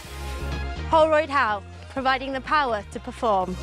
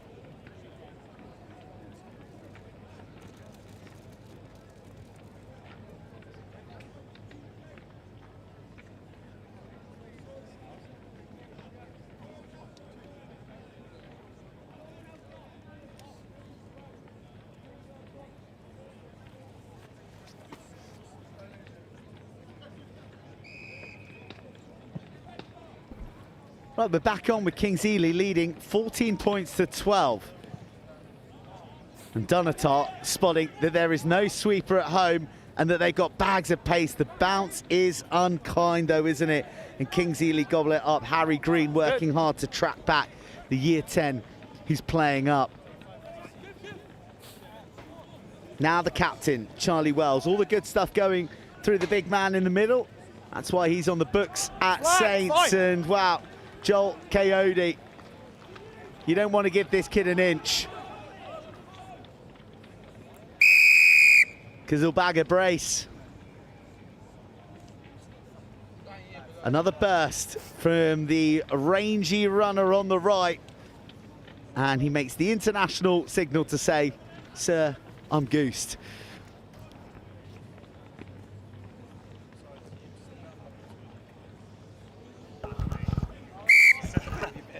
Literally, mate. He's been on the site for 5 minutes. Yeah, Yeah, still 50 quid. Right, take a breather, mate. Take an hour. Make sure you're behind the kicker.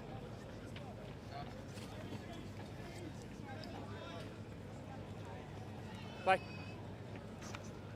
Good.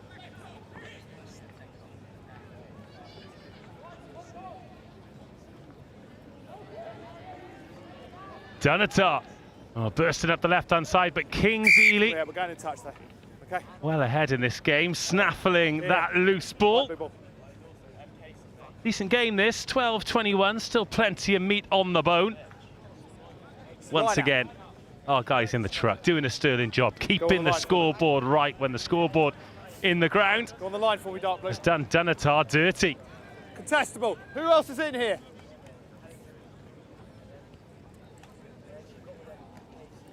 Okay, not straight. Choice. Choice. Scrum or line? Scrum. Not straight. It's not straight. Not straight. Wasn't straight the first Choice. time, wasn't straight the second time. Referee Scrum called. Let's go. very, very clear on that. Make it contestable. I told you already once. Yeah. And this man, in pink, Crouch. laying down the law. Bind. Set. Game's coming thick and fast, absolutely flying by. Next up, Blundell versus John Fisher in the boys under 16s. There's a bit of space here on the right-hand side. Dunottar, Jack Harper. Can't get away, but presents that ball for Brandon Davis, and now they're all the way out to the left flank. Nice and easy, crunching hit, but the offload sensational. Stanley Buck did his best, but could not stop Dunottar.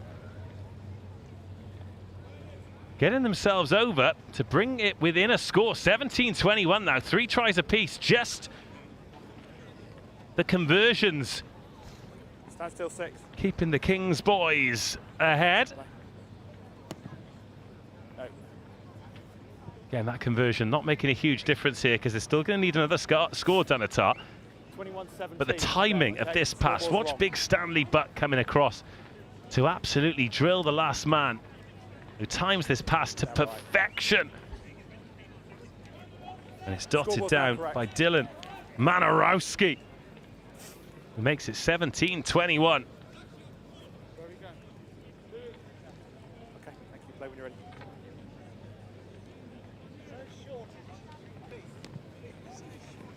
Deep with the restart.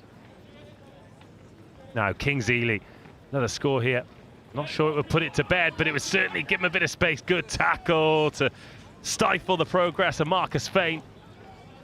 There's Buck in at scrum half and taken on there by Shaksem Shrestha.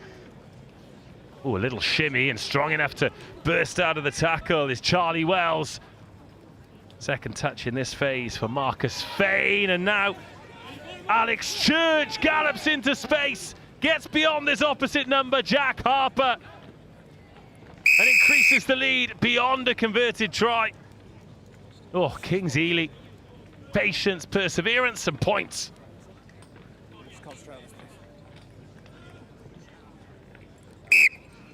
Conversion's good as well, and that is a very healthy lead. Not just 2 scores, 2 tries, You are 28-17. but they'll need a conversion as well.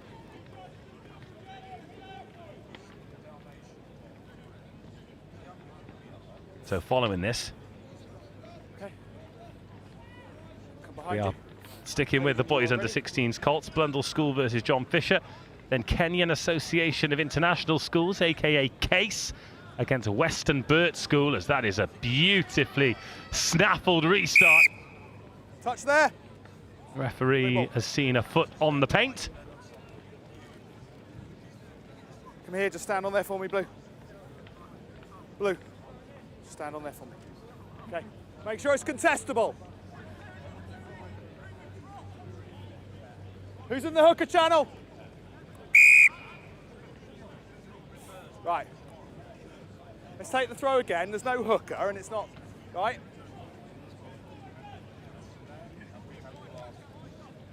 It's not straight, it's not contestable. Choice, Ely. Choice, Ely. Scrum. Kingsley Well, they can just see out this minute, can't they? Not straight, surprised they're not taking a scrum. The clock will continue to tick. They've got their No. 28-17 lead. It's not straight. If it had not gone 5, you could have had that, but it's not straight. That's my call. Crouch! No one on the short side. Bind! 3 players fanned out to the open. Not crash together, please, lads. 1 reset. Go. Charlie Wells Crouch!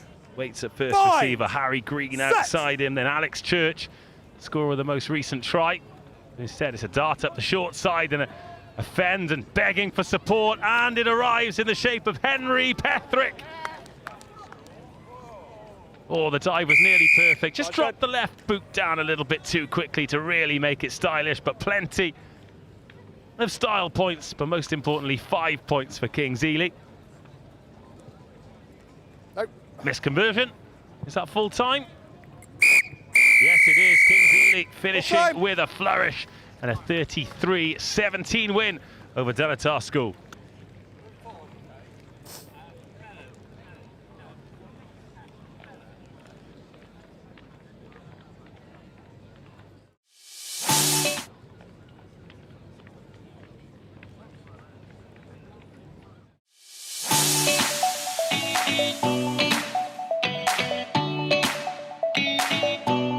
Just talk.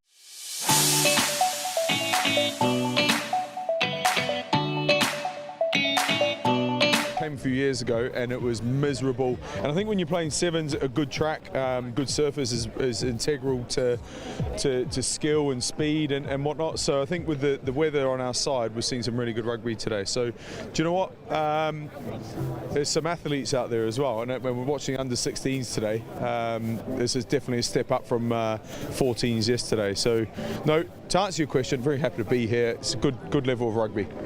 And you're here with Rugby School, of course, one of the big sponsors here. Actually, we've got a massive marquee. It's fantastic. Got all sorts of games in there.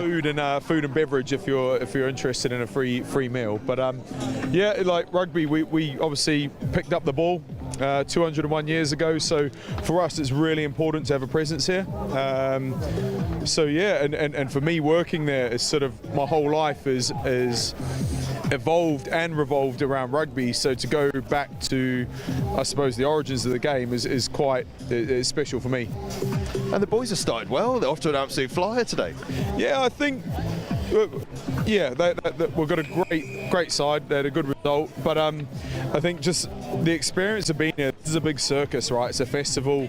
There's all sorts going on. There's food, there's music, there's free stuff being given away. But I just said to the lads, remind themselves why they're here. They've been preparing for this for a few months now.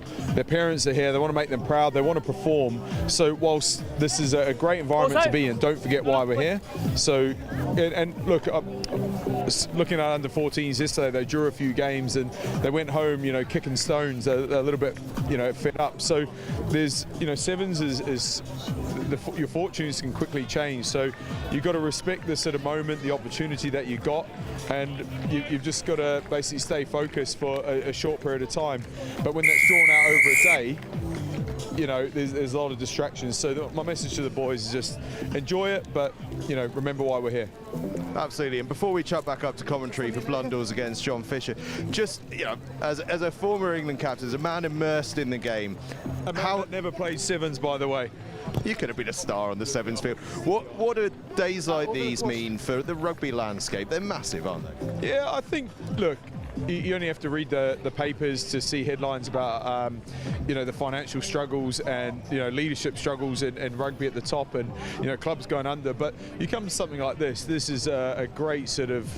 This just displays how special our sport is and the support that it has. And I think you're not even scratching the surface here.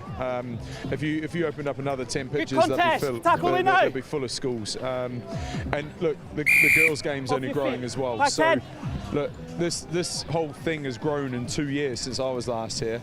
The weather's got better in that time as well. But imagine what this is going to be like in 2, 4, 5, 10 years' time. It's only going to go one way. So I think rugby's healthy at this level. Special times indeed. Dylan, thanks so much for your time. We're going to go throw up to comms. I think Dave Rogers is up there for Blundell's against John Fisher. Yes, he is, and Blundell's off to a great start. Tom Aker, the Chiefs under 16, getting the first try. Great to hear from Dylan and Angus there. And I think Dylan's thoughts echo those of so many of us involved here with the National School Sevens, brought to you by Howden at Rosslyn Park, and that is that rugby is in a good spot. And every year I think this tournament surely is the biggest and best it can be, but every year it continues to grow, it continues to be a more impressive spectacle. And here in the Wednesday sunshine, there is rugby as far as the eye can see. This one though, two great teams and one great dummy, and the goose step. Oh no, oh there is space around the outside. Continual bamboozling by Alfie Brady. Leave it! Nickname is the Warthog. Sit off your ground, not supporting. Max Roberts taps and goes and gets John Fisher started. Lovely ball floated out to Samerhain. Turned over and just flung into green grass for Blundell's as they mount an attack, looking for try number 2. A good fend and not dying with the ball. Oh, gliding across the turf. This is lovely stuff. Lovey Baker and Rory Oram Evanet. That little switch inside, looking for soft shoulders and gaps here, and Blundell's just offloading so well. Huge ball creates the space. That is a beauty. Lovey Baker is going to finish the try, but the pass, the seed that planted and sprouted into a beautiful 5-point flower, is what that'll be remembered for. Baker gets try number 2. Oram Evanet is going to convert it, but oh my goodness me, what a pass. A floating tempter where John Fisher will have had a little bit of hope. Can we get it? Can we make a tackle? Neither of those things. Just a beautiful lure on the end of a line for Lovey Baker to help himself. Rory Oram Evanet, brother playing in the under-18s. As we approach 5 minutes. Oh, nice feet. It's great stuff. Luca Wilding wearing number 11 today for John Fisher School, who could do with a score before half-time, but don't want to cough possession up there. Well recovered. Tackle! Oh, was he held there? Yes. Tackle was called. You've got Tom to Kelly. Mark, see you, lads. Overslept this morning, nearly missed the bus. And they'd never, ever have let him forget that had he done that. Decent tackle, Matthew Gregorio Caliste. Now Tom Aker, scorer of the first try, is going to be the scorer of the third. Pump action, left arm, sends John Fisher defenders flailing. And the Exeter Chiefs under-16 gets his second score.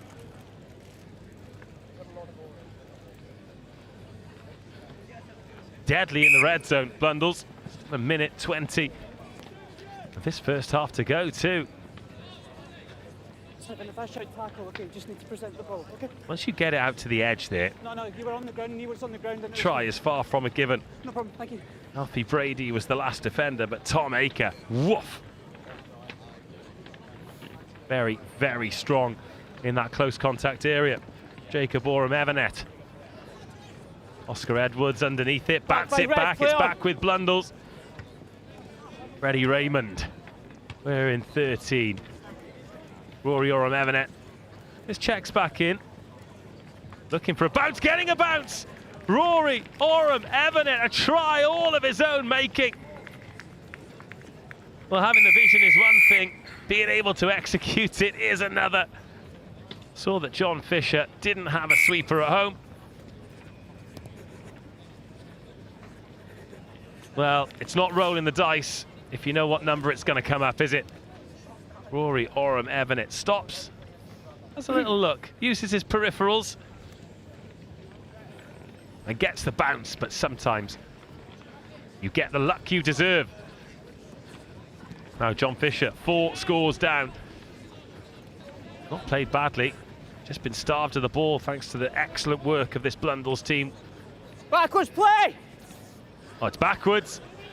John Fisher have got the bounce now. Blundell's give chase. Lovely offload, great timing of the pass, and John Fisher will be rewarded. Nathan Christopher gets the score just before half-time to give them a little lifeline. He's going to convert it himself to take John Fisher up to 7, but they're trailing Blundell's, who are on 26.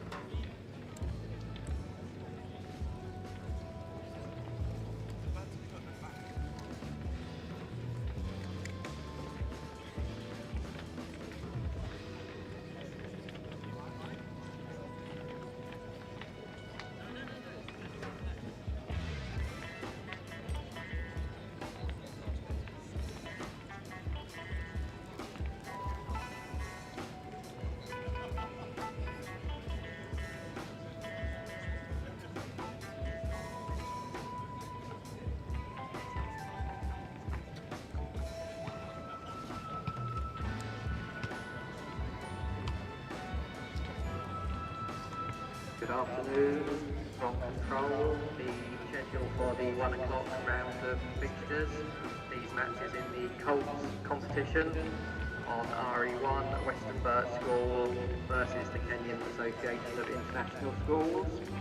On RE2, Roheen versus Waterloo Schools. On pitch 3, Hymers versus Hillhouse School. On pitch 4, JESS versus Dulwich College. On RE5, Cranmore versus Second half, John Fisher with the first possession, ending the half with an excellent try and wrestling out on the edge there, but coughing the ball up, and it's going to cost them. Versus Rougemont School. Those matches will get underway at 1 o'clock. And big Billy Uglo makes it 31-7. Oh, this is a good effort. What a conversion. Matt Harrison strikes the leather off it. On John Fisher, well, they're having to play, aren't they?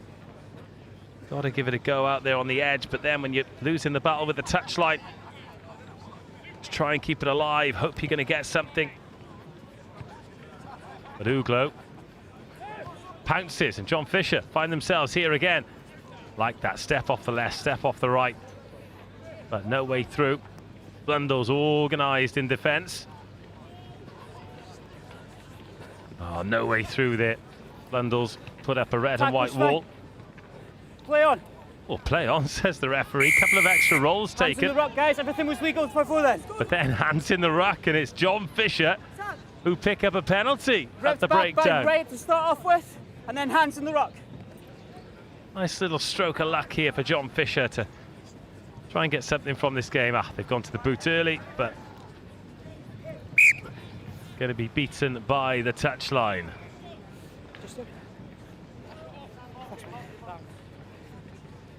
Okay, blue on the line.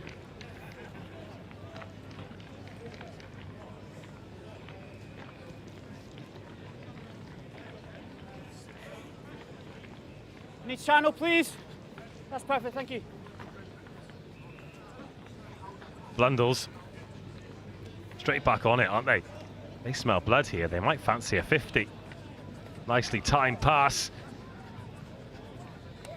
Oh, again, working hard to keep that ball in play, and thought he'd managed it. But the referee spots a late foot in touch. Blue ball. Blue, marks here. Yeah, blue ball. Red.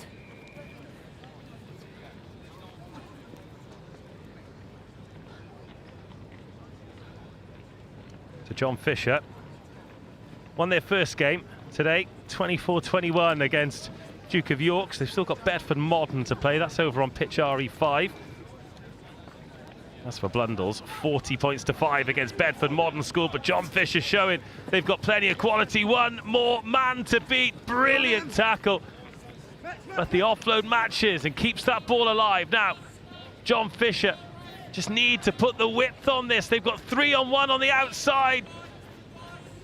But Blundell's recovering so well, chasing that ball back. There has to be space somewhere, and it's under the posts.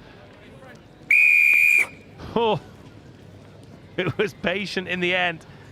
Just needed one more pass off the left hand. Right, no conversion, 33-12.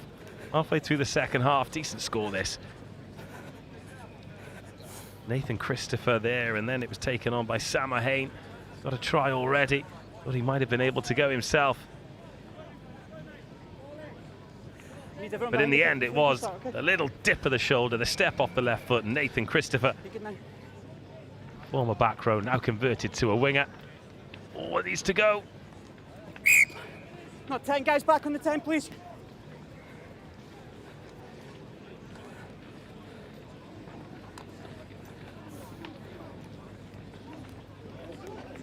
Blundell's like that, little inside ball. Tackle! Tackle! Direct from the playmaker, Rory. Well left, Oram thank you. Evanet. One side, lads. Options to the left, options to the right, keeping the John Fisher defence honest. Still 2.5 minutes of this game to go. Oof. An ambitious whip into the hands of John Fisher. Rock, no hands! Play on, play. Blundell's doing really well to disrupt that and then force the defensive line up. Oh, and then Fisher. Fit on the line, lads. Leave the ball bounce, but there's a foot on the line from Blundell's, and that'll be John Fisher ball. Line, line out, blue ball. A little bit of chaos, never did anyone any harm, did it? Red, come on, let's go. Take a step back, please. That ball slowly making its way into the midfield, into the hands of the danger man. That'll be a penalty, slap down. Back 10. No further action, no yellow card required, just a penalty. Guys, put the ball down when there's a penalty against you.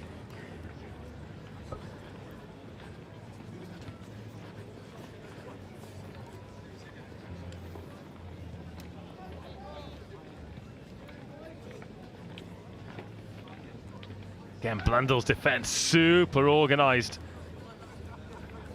Tackle's good. Tackle John win now! Fisher trying to do it the hard way through Nathan Christopher. Not supporting ball to me. Back 10. A little bit of mouth to the referee afterwards, and they've conceded 20 metres Marks on me, back 10 on me. on this try. Yeah, that's fine, perfect. And then John Fisher, off they go. Christopher. Tackle! Tackled, offloads. Up come Blundell's, who despite On the conceding ball, the penalties are still Off his relentless knee. in defence. And then they turn this ball over. Nice, stepping away, Matt Harrison, he finds Oram Evanet, who gets a miracle ball away. And Barney Card Let's play Vantage, knock on hasn't the dotted Vantage. it down, and John Fisher have got a broken field to attack, but no one behind the ball to offload to. This is brave stuff from Fisher. Running out of avenues, but still running. 33-12 here in the last 30 seconds of the game. Tackle! Angus Cook very strong in the tackle. Got a 2-on-1 here. Might not need it. That is a turn and burn. And this is going to be an excellent individual score. Or is it the chase is on? Alfie Brady, though, is going to have enough. Barney Cohen did continue the chase, but huge credit to the Blundell's boys. Big victory there in the end. Lovely step and go. Brilliant acceleration. And Alfie Brady puts a little bit of pride back in the score for John Fisher, who in the glorious sunshine here have given it a good go, but Blundell's look very, very strong indeed here on RE1. Full time, Blundell's 33, John Fisher 19.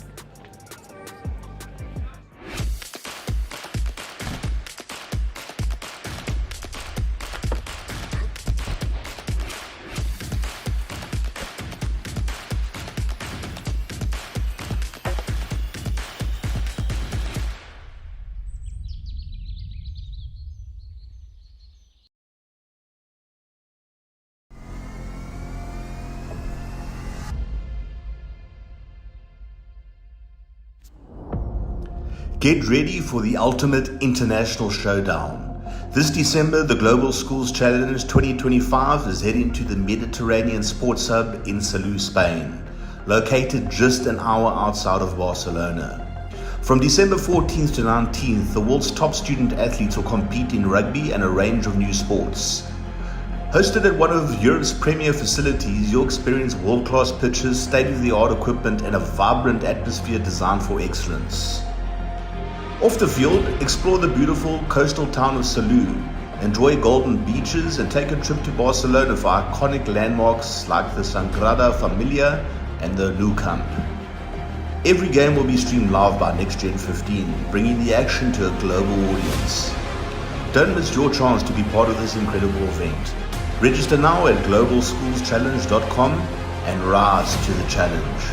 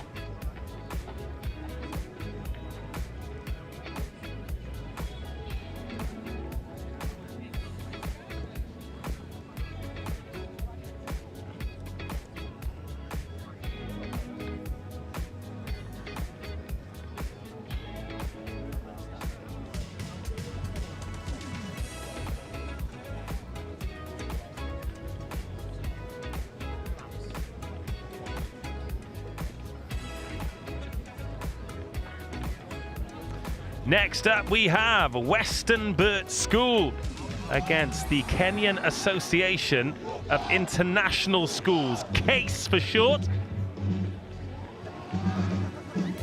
And I love this match prep, just to get us in the mood. CASE, well, they lost the toss, so they have to turn their jerseys inside out. Not got a team sheet for them, but it's just as well because I wouldn't see the numbers anyway. Do have one for Westonbirt School. And away we go with an error. That's not gone 10, so the referee will bring us back. Kicked and go 10. It's a free kick. Free kick here. Referee telling us exactly what is happening and where it is happening as Westonbirt make their way forward. West Country School. Oh, great tackle. Reeled him in with a handful of jersey. But is it going to be enough to stop him? Westonbirt deep in the case 22. Could be some space on the short side here, but they're going to go to the open side instead. It's narrow, but more importantly, for Westonbirt, they are in possession. One more pass should do it. Fed out wide, and for Westonbirt, it is Alex Flack who gets the opening score.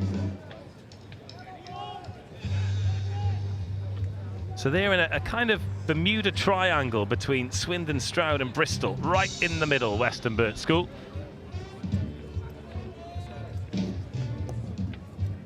Decent strike on the conversion, but drifts across the face. But Westonbirt leading CASE by 5 points to 0. CASE just another of our brilliant international schools who've actually tasted a bit of success. I'm trying to think of all the countries we've had. Guys, time off. Okay, there's the ball. Schools from Dubai have gone very well indeed. We've had Belgian finalists, of course, the home nations. Wales and Scotland doing well. Schools from Luxembourg as well. Not had any on pitch RE1, but we've had Australian touring sides before.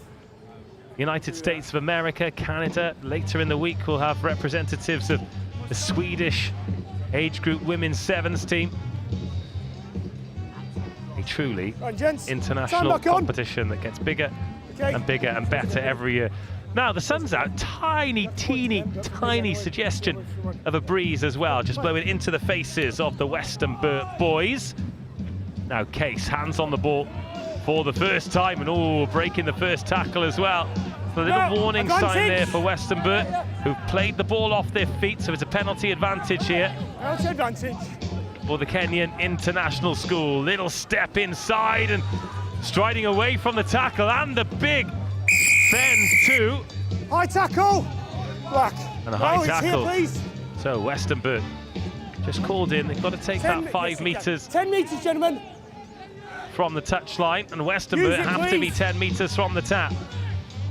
Fast game's a good game here for the Kenyan Association of International Schools. They've got a 2-on-1 on the outside here. The pass just flung wide. So having a check back inside. That's a nice ball. Great control on the pass. And they're winning the collisions at the moment, are the Kenyans. And if it's not for a few passes that are just going in behind these Westonbirt boys, they'd probably be in already. And they might be in now. Oh, last gasp tackle. Absolutely excellent, competing at the breakdown, but again, they're losing their balance. They're off their feet, and the referee is punishing them. Guys. Good offloading off the floor. And Case now, best chance of the game so far. Foot race to the corner. One tackle broken. One offload, and the ball knocked forward. Down, black ball. And the referee has decided that the penalty advantage was over as well. So Westonbirt hanging on by a thread, but they've still got that 5-0 lead. Thank you. I've awarded 2 advantages. 2 penalties to that, anyway. Crouch! Bind! Set! Okay. Good pressure at the scrum. Turned over. Short! Oh, and just short. How have they not scored? Surely it's coming now. Oh, Westonbirt wrestling that ball so well. That was Oscar Furno-Reid. But finally, the defensive wall falls, and Kenyan Association International School get the try. Feels like it's been almost the entire first half coming, but 4 minutes gone. It's 5-5. It's game on with the conversion to come. Absolutely tremendous vista. No. And unlucky with the conversion. Just drifted wide to the right. 5-5, game on. Blistering start from Westonbirt School. Alex Flack with the try. Which way is it going for my benefit? So I know where to run. Come on, tell me. Okay, The referee asking which way he's kicking off. None of your business, sir. Let the boys play. Good chase, good tackle, but well caught by Orlando Duncan. Oh, and what a turnover as well. Straight over it. You're not 10, lead in! Advantage! Oh, the referee did warn Westonbirt, who are penalty advantage, guys! Giving away a little bit of size to some of these bigger Kenyan ball carriers. But certainly not shirking the tackles, as displayed there by Oliver Parks. Offside! Oliver Furno-Reid was offside. Take it there. I think these penalties come in just because of the physicality of this Kenyan team. It's a rock! Okay. By White into touch, black ball. But this is really brave defending from Westonbirt. And these are the moments that can make or break games. Sorry, the mark is there. 10 metres, please, back line. 10 metres.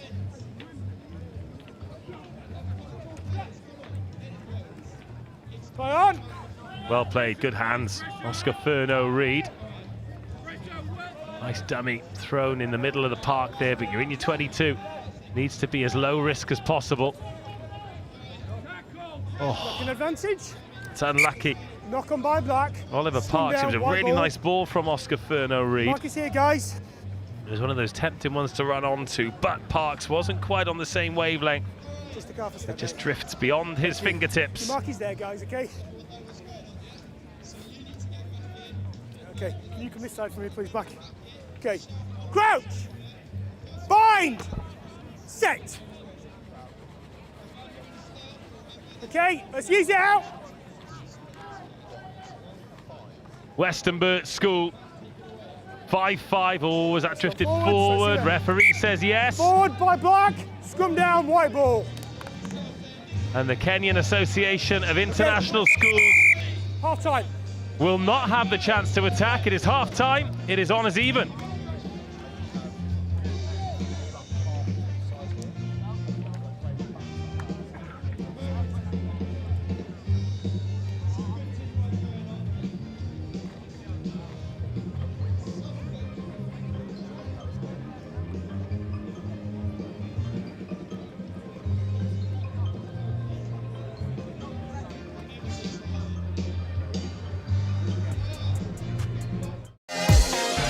In the world of competitive sports, every advantage counts.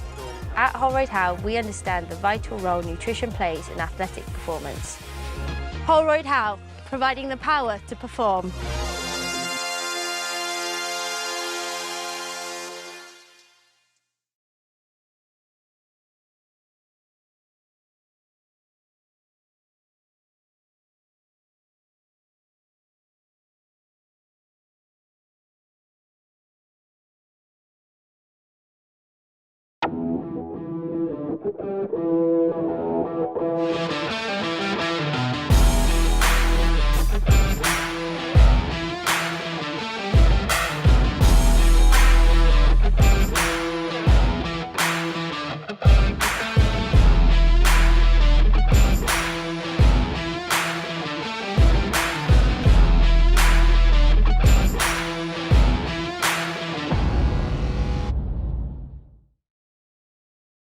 Start by Westonbirt School. They got the opening score. They've been under the pump since by the Kenyan Association of International Schools, who've been a little bit blunt in the 22, but if it clicks, then we could see some special stuff.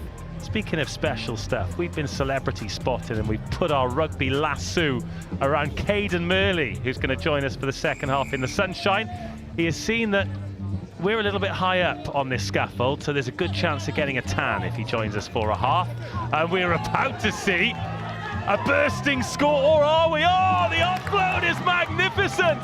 And the Kenyans are off to a flyer. Some finish, some support lines, some score. Well, Caden, if we're going to see tries like that all afternoon, then you can stay exactly there. What a way to come into the game. What a left foot step that was, Dave. Down the touchline, lovely little offload, keeping the ball alive, and yeah, under the post. That's a lovely try. First try to see up here, it's nice to see. Isn't it just? The conversion's good too, so 12-10. Business or pleasure for you today? Just a bit of pleasure, mate. Come down here, the old route, the sun's out, which is nice to see here. Usually it's a mud bath, so it's nice to see the sun out. And yeah, seeing some old teachers and just coming and watching a bit of code. Just love code, don't you? Can't get enough, Dave. You know me. Do you know what? It's nice to speak to boys like you here, because everyone's got memories of their school days, and I love the fact that your rugby journey has taken you to the very top, even though you didn't attend one of those traditional rugby schools. As Westonbirt are going to try and strike straight back here. Oh, it's a good cover tackle, but a massive effort there from Alex Black.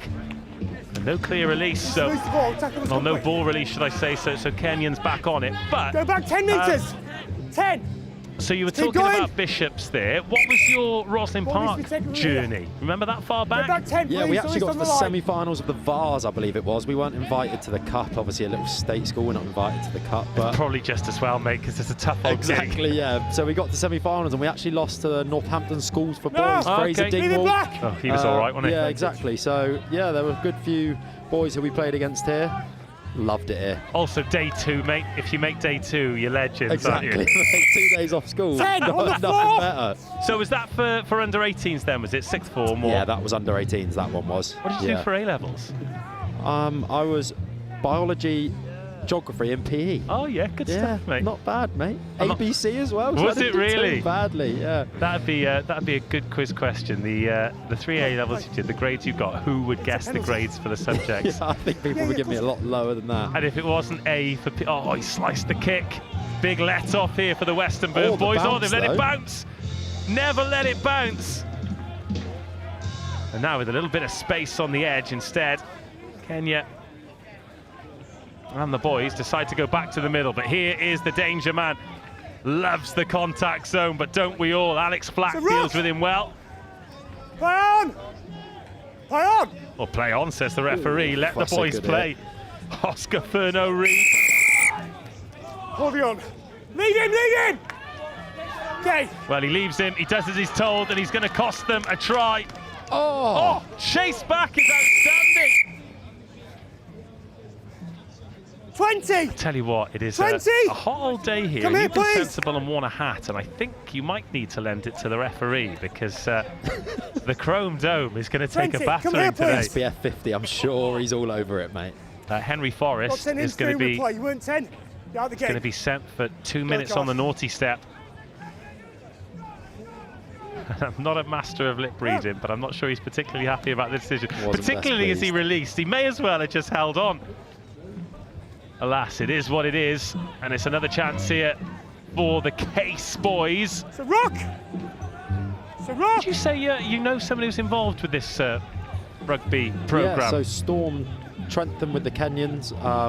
She did a bit, she was with a brand that sponsored my old school. Okay. So I met her through that, and yeah, she does some brilliant work over in Kenya, trying to grow the game over there, which is what we need. Well, this tournament's a great showing of it. There's teams from all over the shop, but yeah, if we can get over into play on!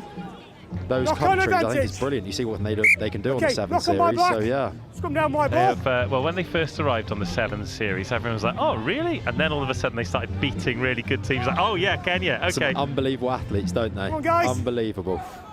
There's one who was playing on the World Series, and he's used that, retired from playing for Marcus Kenya, here, come on quickly. and used it to get a scholarship to Cardiff University. Eddie Anya, I don't know if you remember him, used to play on the edge. Any tenuous Welshling you're trying to get Well, in.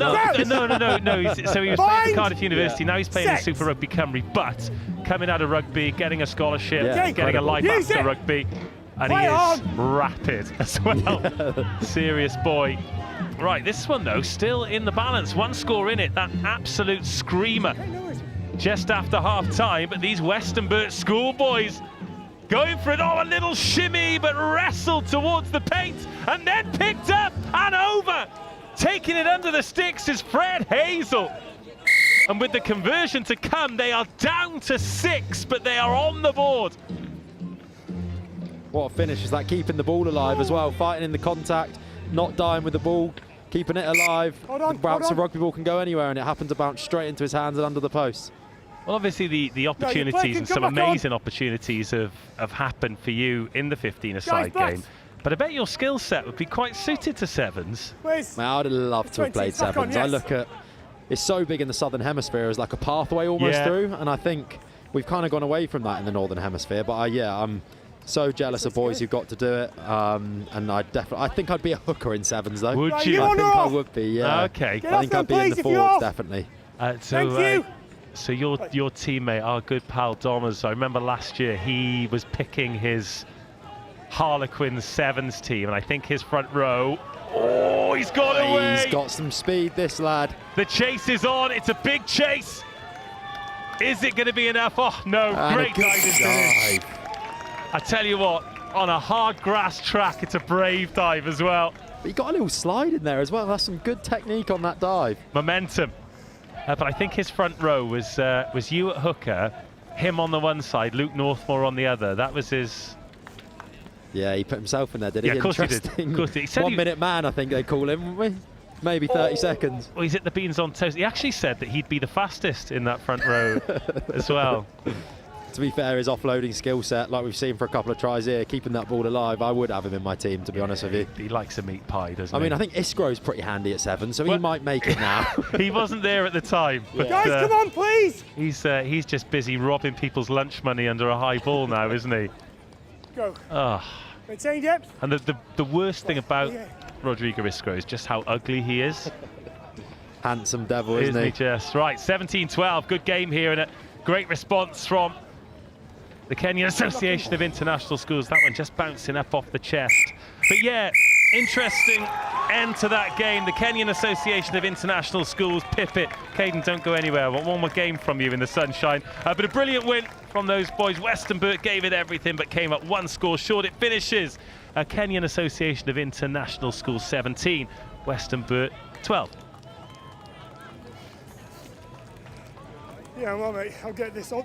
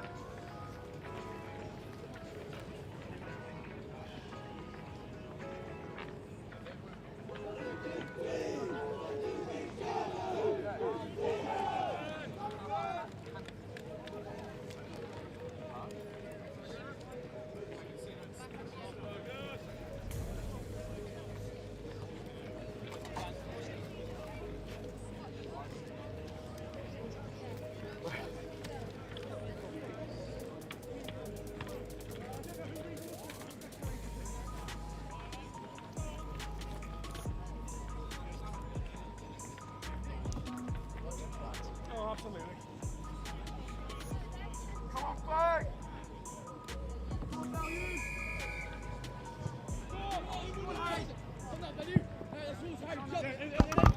The relentless schedule here means we kick off almost immediately. It is Sherborne versus the Cedars. And a seething Caden Murley, years on from finishing school, sees Sherborne and can't stand the sight of them. Our old arch nemesis with Sherborne. We didn't beat him. We played him every year, and I don't think we beat him until about the 5th time of asking. So, isn't it amazing though? You have won a premiership and played for England, but you still remember. And I love that. Some of my most fond memories, mate, on the school's rugby pitch. Well, you're still really close pals with a lot of lads that you went to school with and played with, and those are friendships forged in all kinds. Yeah, 100%. I mean, we were lucky we had a good year for rugby at a little state school. But yeah, we've stayed very close, and a lot of boys have gone on to do some great things. We got Jared Cardew playing in the Champ. We've got Paddy Case playing for Richmond. There's loads of boys that have gone on to do some good things in the rugby world. Mate, have they put a couple of kegs on Jared? Because I've seen him packing down at 8. Oh, mate, he's big at the moment, up at well over 100 kilos. So yeah, he's turned into a ball carrying 8 rather than the athletic 7. And to be fair, at 5'6", 100 kilos is. I got a lot of love. He did well at Richmond as well, didn't he? Yeah, he did. Yeah. Jared. Lovely ball to try and create some space here and feed in the speed. It's a good cover tackle. And this a midfield battle in this opening minute. That's a great counter-ruck. That's what I love about this. We've got schoolboys here, and other than the odd butterfingers, the skill set they've got, they can pass off both hands, they can jackal, they can counter-ruck. Really good and really well organised, both teams there. They both look really well organised. But well, it's interesting you talking about the pathway. Some of the second-tier nations in the sort of Rugby Europe Championship and trophy level, they're still doing that. So you'll come through the under-20s, then you'll play 7s and try and graduate to the 15s. But because of the nature of professional rugby now, it's difficult to do. But oh, here we go. Lovely ball and a great tackle. Touch. Also, like, I know, look, I'm sure you love going to places like Sale, like Northampton, but a quick, very close second place would be like Vegas, Hong Kong, Dubai, Singapore. Traveling around the world when you're just in the academy would be lovely, wouldn't it? Yeah, I think that's what all the New Zealand boys used to do, didn't they? Rico Ioane was a product of the 7s. I think Cheslin Colby, obviously a lot of the top-class wingers in the world today. Oh, imagine him playing sevens. It'd be like trying to tackle smoke. Right, this one still 0-0. Sherborne defending. Cedars School having to show a little bit of patience here, but then sometimes patience runs out and you've got to go route one. You've got Caden for about another 5 minutes, so I want to see some good meat pies before then. He is never 10. He wasn't 10 inches, let alone 10 yards, and they've won the penalty. Very good. Competing player was 10. Saying he was 10. 10 what? Years old? You're 2 sets in front of my mark. Just a... Oh, lovely stuff. So you're going to see your old school. Give them a shout out. Bishop Wordsworth School. Lovely. They're 1 from 1 already. I think they've got Barnard Castle next. Oh, yeah. So that's going to be a tough old game, I think, that for them. Oh, and that's a lovely burst through the middle. Straight through. And you're not catching him. Absolutely not. And a sensible one-handed put down. There, so tenuous link and things that fill your brain up. So Barnard Castle, lot of rugby history there. Former Harlequins captain Will Carling, Barnard Castle. Their current head of rugby, Mr. Pepper, also a former Harlequin. Really? There wow, you go, know mate. Your stuff, don't you, Dave? Well, he's the dad of Max and Guy. Oh, okay. Who can both play a bit. Yeah, they can play a bit. Bath and Bristol now, isn't it, next season? Yeah. Yeah, Max has signed there, and Guy Let's go, is kick. quite terrifying, actually. Had a good game at the weekend. Your boys had a good game at the weekend as well. Yeah, they did. Yeah, huge win for us over at Tottenham Stadium. Stay behind the Did you go over? I did, mate. Yeah, I was there watching. Journey north. Yeah, long journey north. Nightmare place to get to, but Leave it green. worth it with that result. I live in Walthamstow, and it's a nightmare for me to get to. Cracking stadium though, and rugby needs more big events like that. Here we go, we're on here. Good ball, trust the pace. Yeah, good feet. Oh, and a lovely offload. Oh, deliberate knock on, yes, says the referee. Let it play, sir. I'm glad you said that. Let the boys play. Let the boys play. So the ball needs to leave your hand before you tap, okay? Retake it again. Better.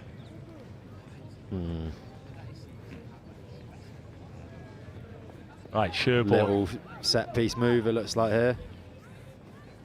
Exploiting the short side. It's great fun, this, isn't it? And these boys at under 16s. Touch. What I really like, obviously they're well coached, they're intelligent lads, but the way they'll try and offload, the way they'll have these set moves, even though they might not have the time, because, you know, they're in school, they've got things to do that aren't rugby. They're obviously spending a lot of time on it and having a lot of fun with it, and it's awesome. Yeah, take one step over for me. This will be the thing that I'm sure gets their 100% undivided attention. Yeah. That their teachers will be ripping their hair out, wishing they were doing the same for their subjects. But yeah, it's good to see. And also, if you get a big moment on the live stream as well, it feeds the TikTok, doesn't it? Oh yeah, there has been a few bits coming off my feed from this tournament already, which is good to see. This is how you grow. Yeah, that's it, isn't it? And it could be absolutely anything from any tournament that catches fire. It could be schools, university, club. My back wasn't formed. And then all of a sudden you put 2 million views on something absolutely outrageous. Yeah, very good. This is a close one, a cagey one, isn't it? Cagey first half so far. Keeps it fun though, and we've got a lot of these. That's a lovely footwork. step. There were 3 men outside him. Chats, step down. And a chance here for Sherborne, who are going to score just before half time. Yes. If they intercept this ball and just ruin Caden's journey to see his old team. Oh, is that another slap down? Chats. Well, that's a few. Oh no, the referee reaching for the pocket. It's 2 slap. Jats, come back.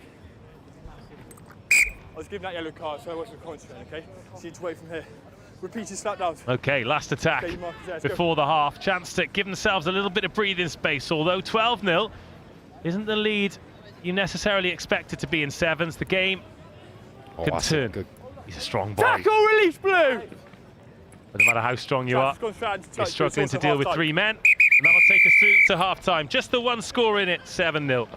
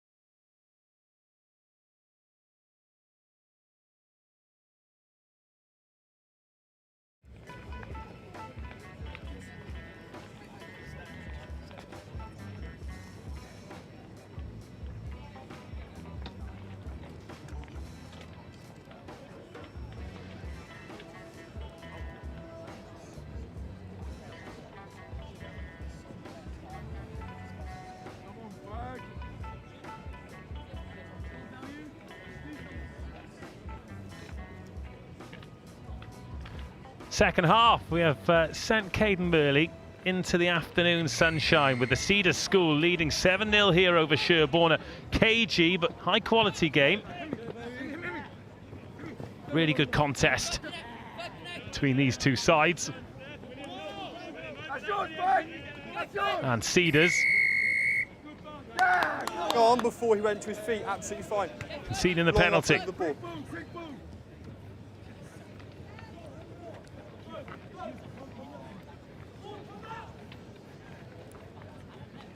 Lovely stop and go.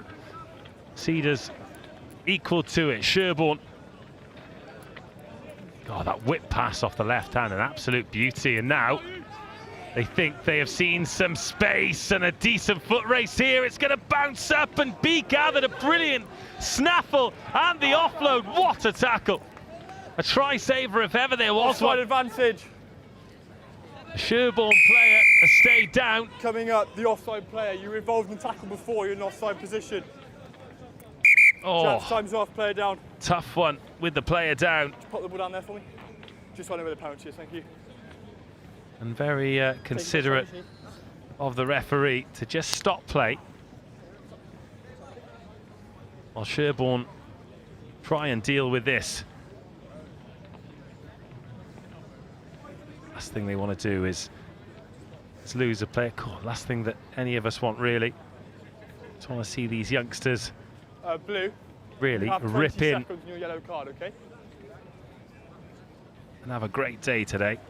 Or a great tournament. Some of these tournaments 2-dayers, of course.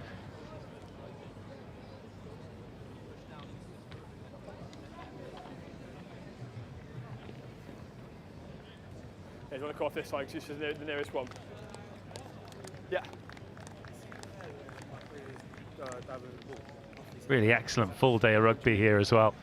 Yeah, so the competing player was holding on. Okay, Sherborne, remember, they are currently down to 6, so they're in a good position here. Would have been great to get that score whilst down to 6, however. Just going to have to wait a little bit longer for the opportunity to do so. It was offside. Now they've got the penalty here, a man short, so what can they do to try and create an opportunity? They can spin out of the tackle. Oh, not too far off. Not too far off at all. Tackle! In possession. Oh, they'll see out this yellow card time. Oh, is that a high tackle? Referee says no. Little shimmy out of the backhand. Green grass to run into. Sherborne. Jens, your yellow card can come back on. Just as the yellow card period runs out, get themselves right back into the game. Lovely score. You're on my line, okay? And how they can find that space with one fewer attacking player. Real credit to these young men. And the conversion, oh, it's just down. However, they've negotiated 2 minutes and they've got themselves right back into the game.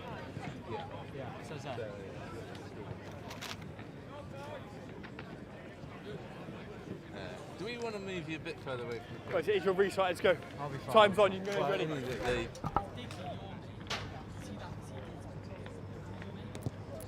High, hanging restart in this game on a knife edge. It's gone backwards off the Cedars.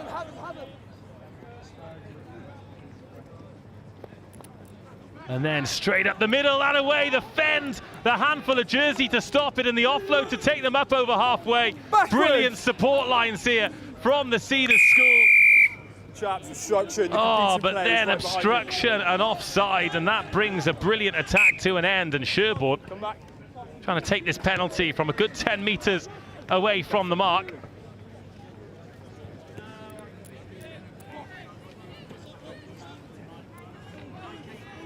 And now on the move, Cedars School, no sweeper at home, so they are 7 up.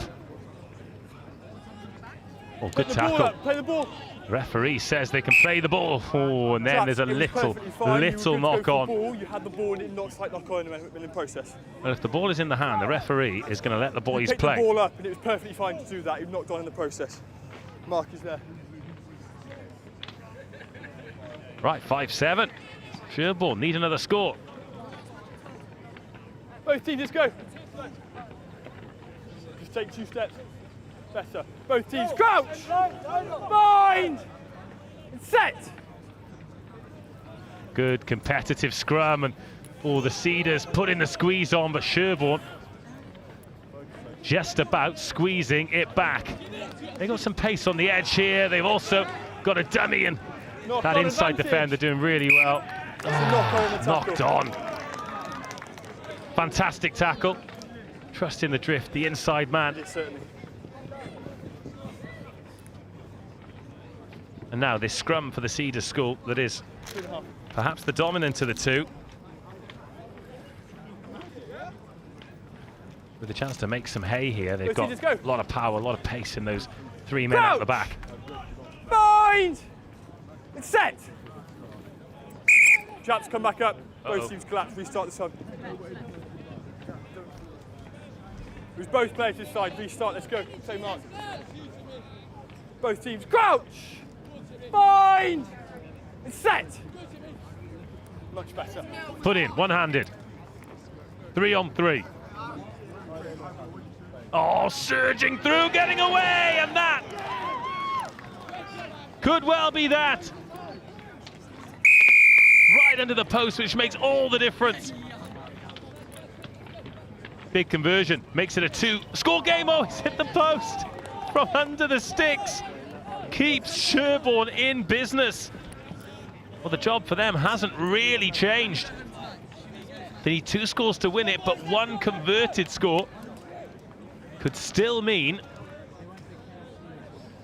that they can get something from this game. Minute 10, let's go. Both teams still side. Come on, Berg!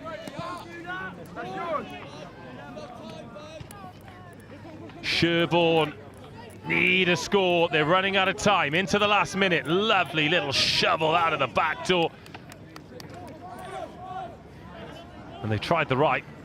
Time to try the left. Like that pump pass to create the space. And oh, the last defender's done well. He's done a full 360 to close that door on the edge. Once, twice, 3 times backwards. But they're not going to get away with it again. I've come the whistle. You play it twice. Okay, Little bit loose. 25 seconds.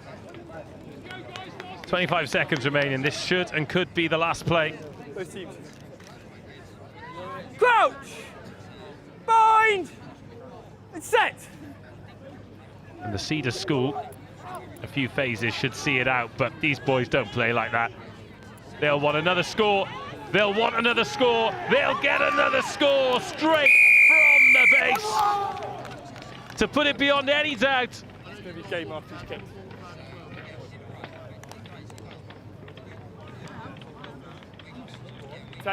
Oh, what a great score. Really good game as well. They've worked hard for this win of the Cedars school. And I think looking at the fixture list beforehand, this will have been one they really have targeted. The kick won't make a difference to the result, but a great strike and a great finish. The Cedars school take it against Sherborne 19-5.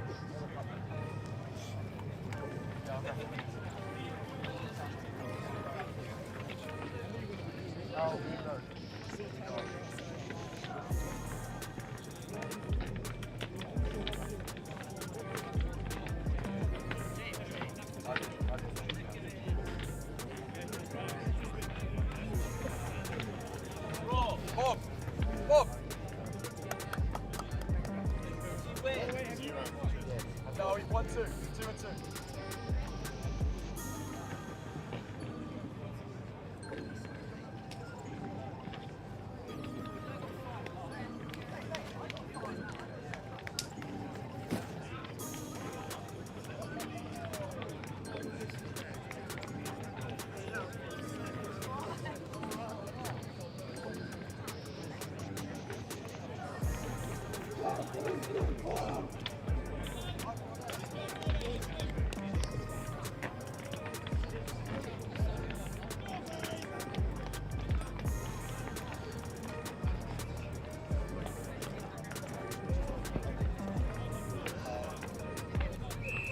Right, bit of a guest appearance on the mic for this one.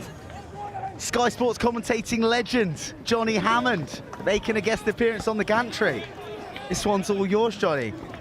Joe, you're too kind. Anything legendary about today is the sevens being played out here by all these young boys and girls at St Paul's early on against Perins here. Take an early lead. Perins just standing off the tackles, got through their first round game against Maidstone Grammar. Easy enough try for St Paul's, that.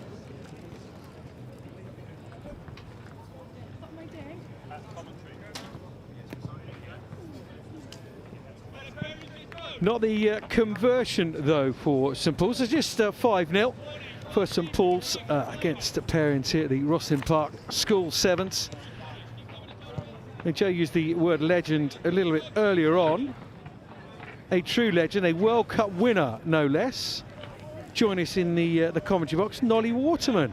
Hi, Nolly. Hi, good afternoon. Hi, good afternoon. What an honour to be with you. How's the little man? Is he well? In front. Husband You're or in son? front. Both in front. I meant son, but yeah, you can answer for both. Both in front. Hold Son it 4 is times. fantastic, Free kick thank blow. you. And yeah, I have a nanny today, although he is appearing, and the nanny is one of my mates, basically. So I can come here as a Howden ambassador and enjoy some of the sevens. It's absolutely cracking day and some amazing rugby. Yeah, it really has been. That's Archie Hammond. It's a good bump from Hammond. Davis, Norvell, Vaughan, the hooker, combative player. 13, no release there, but players are allowed to go on, and here's Davis. This is patient work here from Perins. Mornay Lane looking for that outside ball. Right idea from Perins. In the end, the ball just bowls out and St Paul's are off and away, but better from Perins to keep some possession.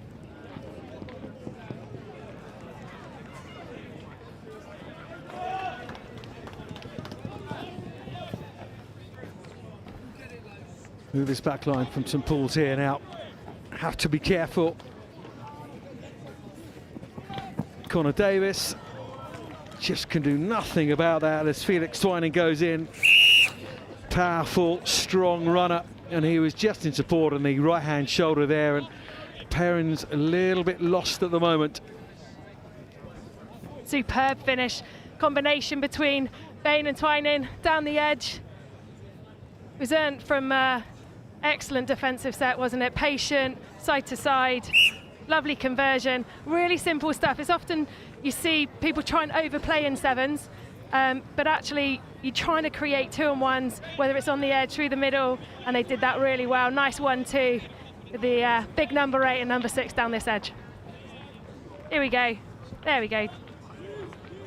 Oh, and a slow-mo as well as he dots it down. That's one for the highlights package. Hold on. Superb restart, really is. It's the 2 number 8s, and Perins number 8, Mornay Lane, comes away with it.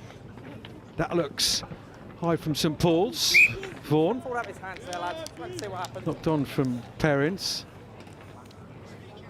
It'll be a scrum to St Paul's. It's all the way of the London school at the moment. White scrum.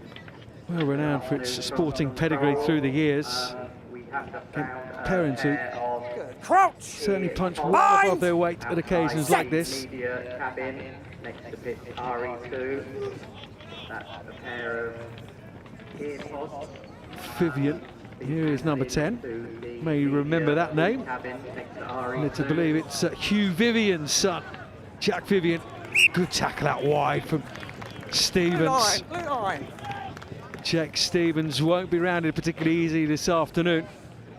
That's an absolutely outstanding cover tackle from Stevens. 14 v 14. Fortunately, I think a couple of them have taken a knock, but the confidence for any player to take someone on the edge is brilliant. So you've got to get the angle. You've got to trust that as the defence, you've got the angle on them. That was a great battle down the edge. Not good seeing two players sat on the floor, but honestly, Johnny, walking around here and seeing so many different players, so many different teams with all different experience levels. This is what it's all about for me. You know, a lot of players down at the Howden Hub who have been chucking the ball into the little target game. A lot of them saying, "Oh, sevens isn't my game and got my game," but absolutely it is, because the skills that you can't hide in sevens, can you? Absolutely not. There is no hiding place. Ball turned over, double turnover. Fitzsimmons comes away with some balls again, and it's possession again.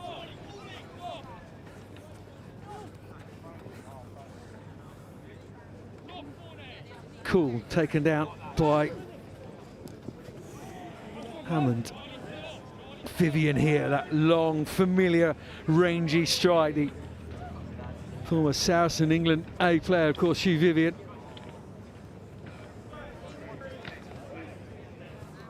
Player out cold, and the referee is happy for play to continue. Now he's just seen it now. Thank you, referee.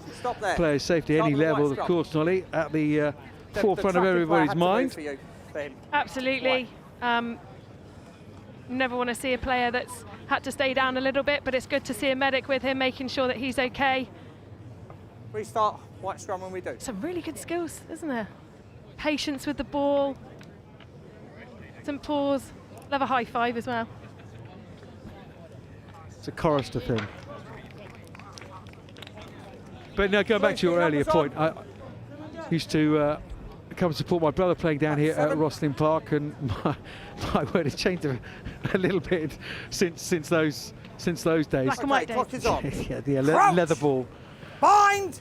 But just hundreds and hundreds and hundreds of kids. Over 15,000, Johnny, this time round.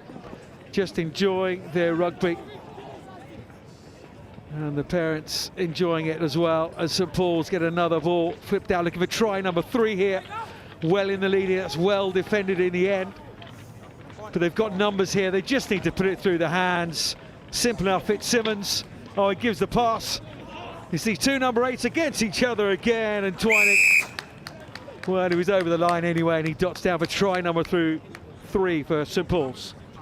It's going to be the half time. That's great use of the width from St Paul's, but for me it was Vivian S taking them to the edge, gliding. He's kind of got that Prendergast like run, hasn't he? Smooth, obviously a baller. Half time. Yeah, keeping it simple in sevens, moving the ball to the space. I do want to credit the defence though, the energy. It's absolutely sapping stuff. It's brutal if you can't get your hands on the ball, and St Paul's just continuity being excellent. Great work at the breakdown. Could that have been a turnover? Possibly, I don't know. Shift it to the space. Don't necessarily need to put the pace on the ball. Nice little offload. And there you go, 8 on 8. A little in and out, Waterman-like. Many moons ago.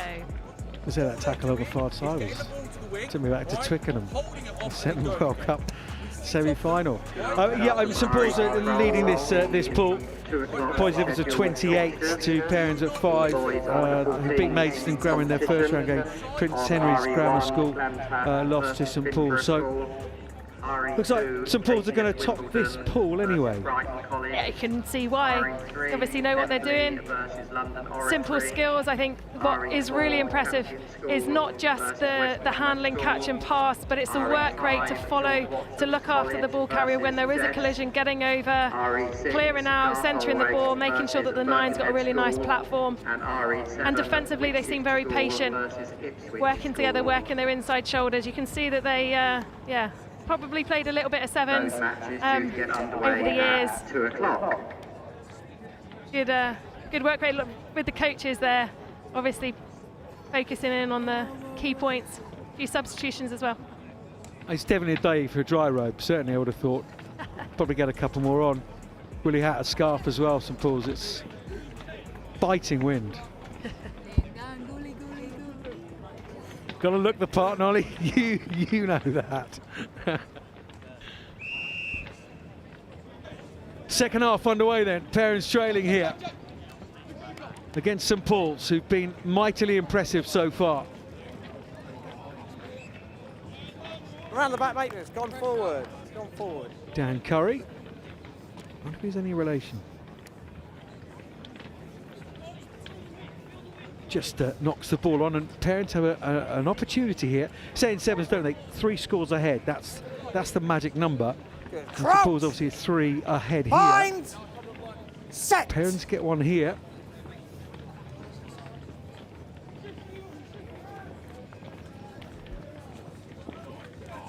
That's Maul! St Paul's trying to hold that ball up. Lucas Barron is in there. That's going to be a lost ball, isn't it? That's good strength. Carried in by Blue. From St Paul's, John Gunn. Yeah, really good defensive work. I think there's a bit of indecision from the attacker, and as soon as you've got that, crouch. John Gunn has got some long limbs. If you keep them up off the floor, that's a great fight. Good strength from him, and also good knowledge and tactics. So Perins lost one of their key men last night at training. Fell badly on a line out. I must just give a shout out to Jacob Powell, who's hobbling around here with an ankle the size of a beach ball. St Paul's, just that final pass, isn't it? They put some really, really nice bits and pieces together, but that final pass just eluding them at the moment, and they stay deep within their own half. Yeah, possibly getting a little bit flat this half. First half had a little bit more depth, gave the pass to a little bit bigger zone to get the ball in. But you've got to credit the defence. They're up, they're pushing, they're connected, not offering free shoulders either. Lads, come out the tunnel it came in. That's the only way we reset. Straight out the tunnel it went in. A little bit different to the Stade de France. Let's go. Step up, Whites. If only everyone at home could see the sunglasses that you're wearing. I need sunglasses to see you in those ones, Johnny. Very bright. Like their wearer. Little wrap round, Hammond and Bowen, and then he puts it on the boot, and then shows a little bit of toe. But Herart is there for St Paul's, and that's turnover ball. It's sealed off, and Perins, they deserve a score here. Hammond, straight through the middle. Lane, Mornay Lane goes one way, steps the other, needs a man on his shoulder now. High, advantage. High, we're playing the advantage, and Perins do get in for their score. Tague Norval was there in the end, but it was great build-up work and playing the advantage, and played it really, really well. Good build-up from Perins, and they've clawed one back anyway. Love that from Perins, keeping the ball alive, not going. Here we see the first offload shift into the space, and then there's a lovely little in and away. Unfortunately, a high tackle. Defence might have gone a bit quiet, but look at this. Check step. Good strength to fight his way through the tackle and go a little bit closer to the post. That's a great finish. Perfect. Brilliantly taken from the restart as well from Mornay Lane.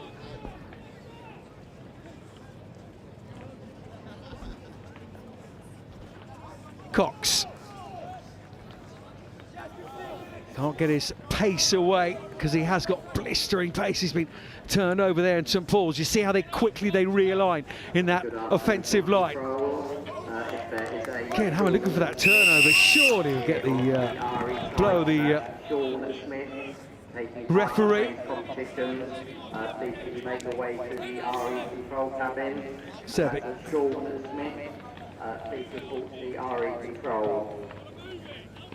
Sebi Delves. All Perins in this second half, all possession, all territory. Norval, here's Thompson now. Lucas Byrne, they really are looking to wrap these players up, aren't they? It was great strength of John Gunn, who's a great defender. It's wider. Go back! over Monet Lane's head. He's putting it on the toe, and that's just going to beat everyone. And probably should have just kept that in hand, Ollie. Yeah, I think sometimes if you have a bouncing ball, or it's not that great to then do an extra skill. But to be honest, there was no one in behind. I hope that we do get a replay of the turnover from Hammond. That was absolutely textbook technique. Low base, hand straight on the ball, big lift, penalty. Excellent stuff.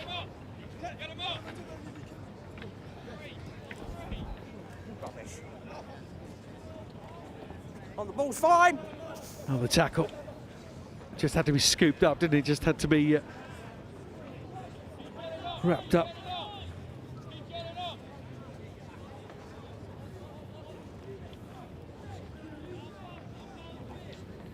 Again, St Paul's are going to have to go from deep here. No need for that. You know how late that was. Back you go. Back you go. Harvey Vaughan has taken a man late there and quite rightly penalised. There's a tiny bit of that in his game, but he's an aggressive player.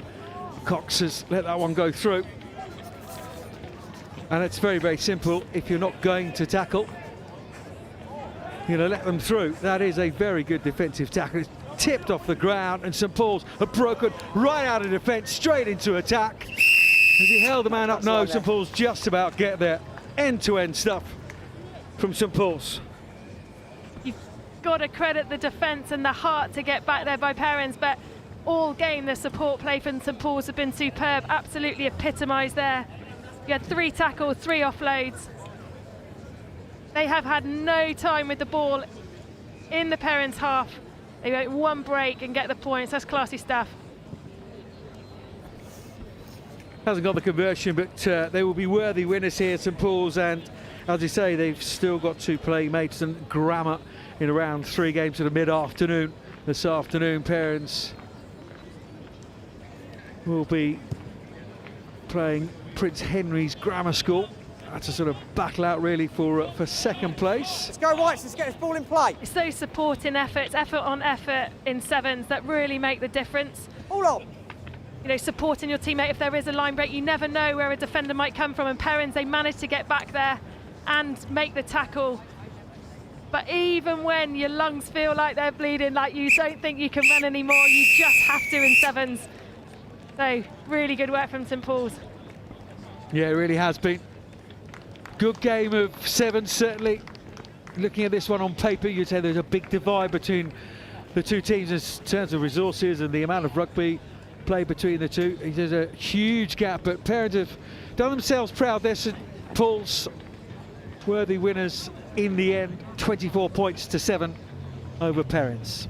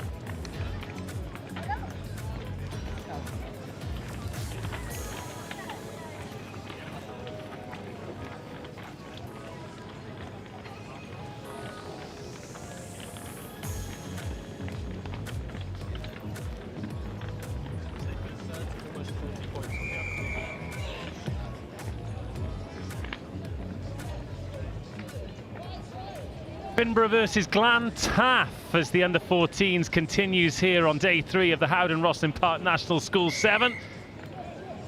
Glantaff, one of the top schools the other side of the border in the two shades of blue, very similar to Cardiff, the club they're from, and then bursting away, Finborough giving chase, and just grabbing a handful of jersey, but the offload is good. Finborough defending graciously, but Glantaff through. 30 seconds on the clock, and it's 5-0. Red, watch out of the way.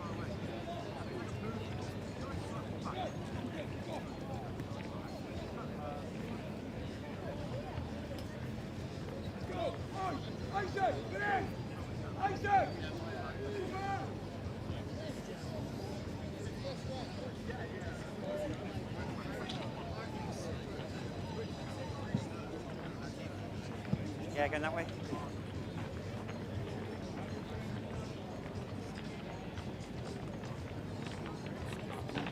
Okay, all right, on you.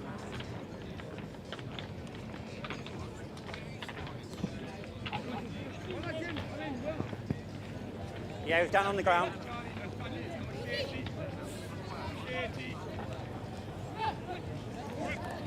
Went backwards.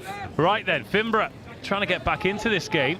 No jersey numbers, unfortunately, and I'm not going to team sheet for Glantaff, so sorry to the parents watching. Okay, knock on by blue. We'll do our best to enjoy the rugby together, but won't be able to give you any names for these superstars of the future, unfortunately.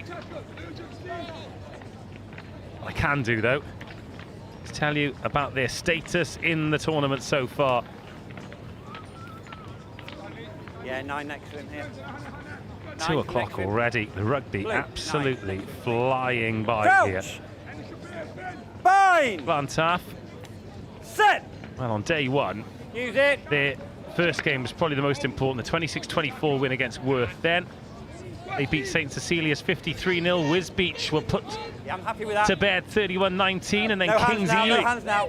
40-12. Today, they've had Went 2 backwards. absolute screamers. KCS Wimbledon were beaten 12-7, and then Brighton Fine. College beat them 24-20. As for Finborough, they lost to Brighton College as well, and they lost to Play on, play KCS on. Wimbledon. So Brighton College looking good, as they so often do, wins over Finborough and Yeah, tackle now. Glantaff. Back foot, back foot, back foot.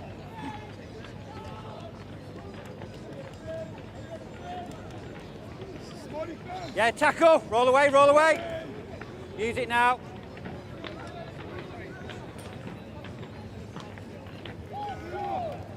Another good offload. That one knock goes on to ground and advantage, Red. batted back, and Finborough, well, they kicked away No advantage. the Never advantage. The really had referee says control no of the ball. advantage. Fair enough. Okay, knock on by And we'll blue. go back for the Come scrum. down, Red. Red were always under pressure. There's my mark. Yeah, boy, mark here.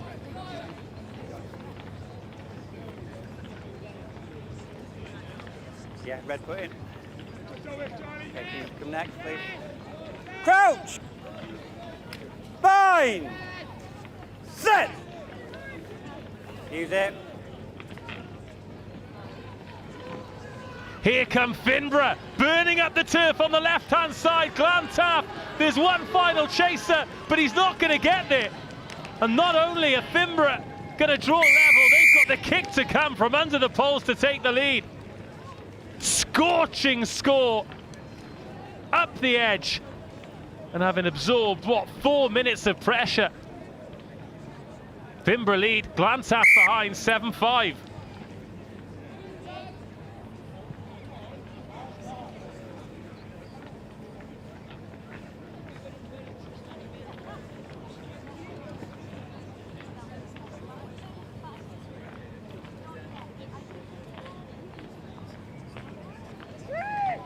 Yeah, red, that way.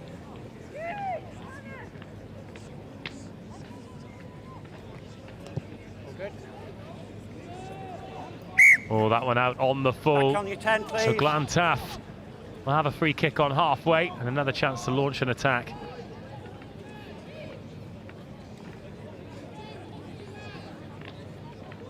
Okay, I'm out your way on the halfway line. Free kick.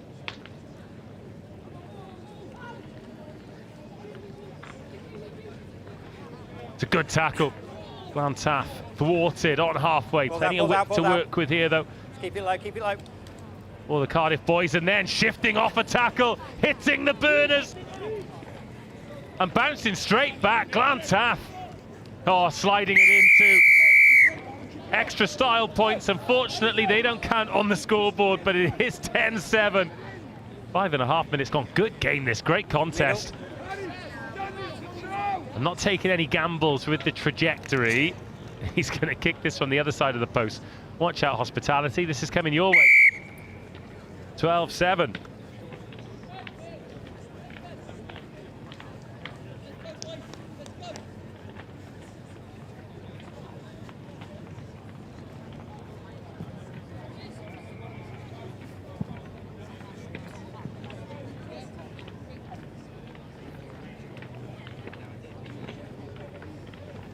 Okay, good on you.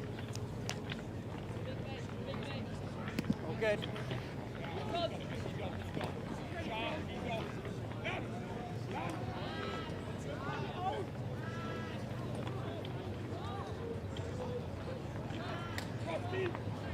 Fimbra, perhaps with one last chance to attack here before half-time, and they look dangerous from all over the pitch. Love that scooped offload round the back. And this feels like a game where chances are going to be few and far between for Fimbra, so when they get one, they're going to have to take it. No hands. Okay. Went backward. And a real battle at the breakdown. It's a battle that Glantaff have won, and with the last play of the half, they're going to stride in. That'll be half-time, Reds. Having scored 3 tries. What a day. What a day. Glorious sunshine. There's no shade in the scaffolding position. The commentary position on the scaffold. Back to 50 for a pale Welshman like me. So if anyone can hear this and has got some, please drop it off before I go home looking like an out-of-season Rudolph. 17-7 at half-time. Glantaff in charge.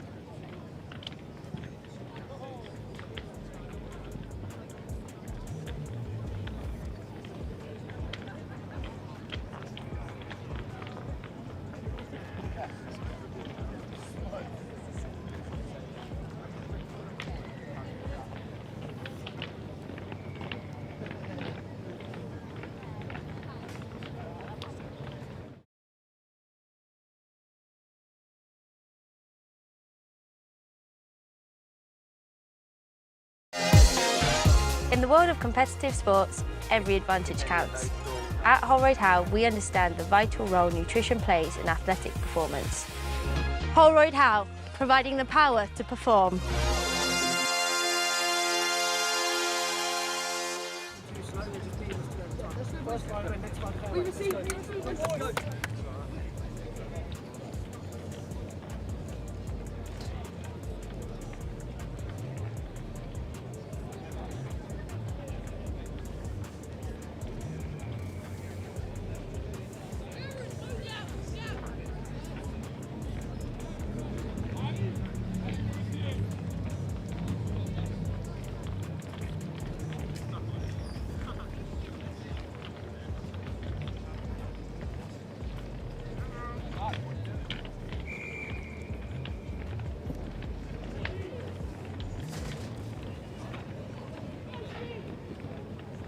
Second half underway. Fimbra conceded that one just before half-time. They're always going to try and play from their 22, but they need to find an exit because this Glantaff defence is so far standing up to the task. They've got a sweeper in Glantaff now, and a lovely offload, and another, and wriggling out of the tackle. Great strength, but the last gasper. Sounds crazy to call it a try-saver on halfway, but pretty sure it was.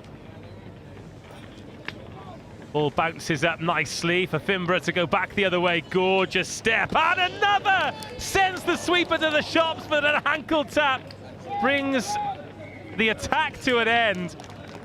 And Glantaff survive. Fimbra are playing. This is great stuff. Ah! Bill! Big Billy the Lion. Named after whichever Bill you like. Watching at home, wherever you are around the world, who's your favourite Bill? Dollar Bill. $1 bill. So Bill Beaumont was at the England versus Wales under-20s, or Wales versus England, should I say, at Cardiff Arms Park. And my esteemed colleague Richie Rees, he popped up on screen, and Richie's gone, Big Bill, live on BBC. Don't think he's ever been called that before. Oh, little missed tackle, great strength in the contact zone, and Glantaf weaving away from the last defender. Another dive there, brave dives today on this hard surface. There's no need. But when you know you're on the live stream, when you know you're going to have your social media clips, needs to be a good finish. Conversion missed, but Glantaf pulling away. 22-7. He's here actually. Richie, now the Director of Sport at Monmouth Haberdasher School. Close to the Welsh-English border.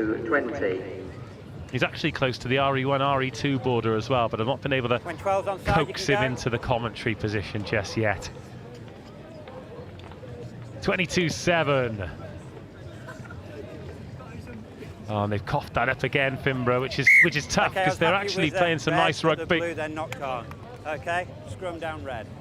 Just getting a little bit unlucky with the bounce of the ball.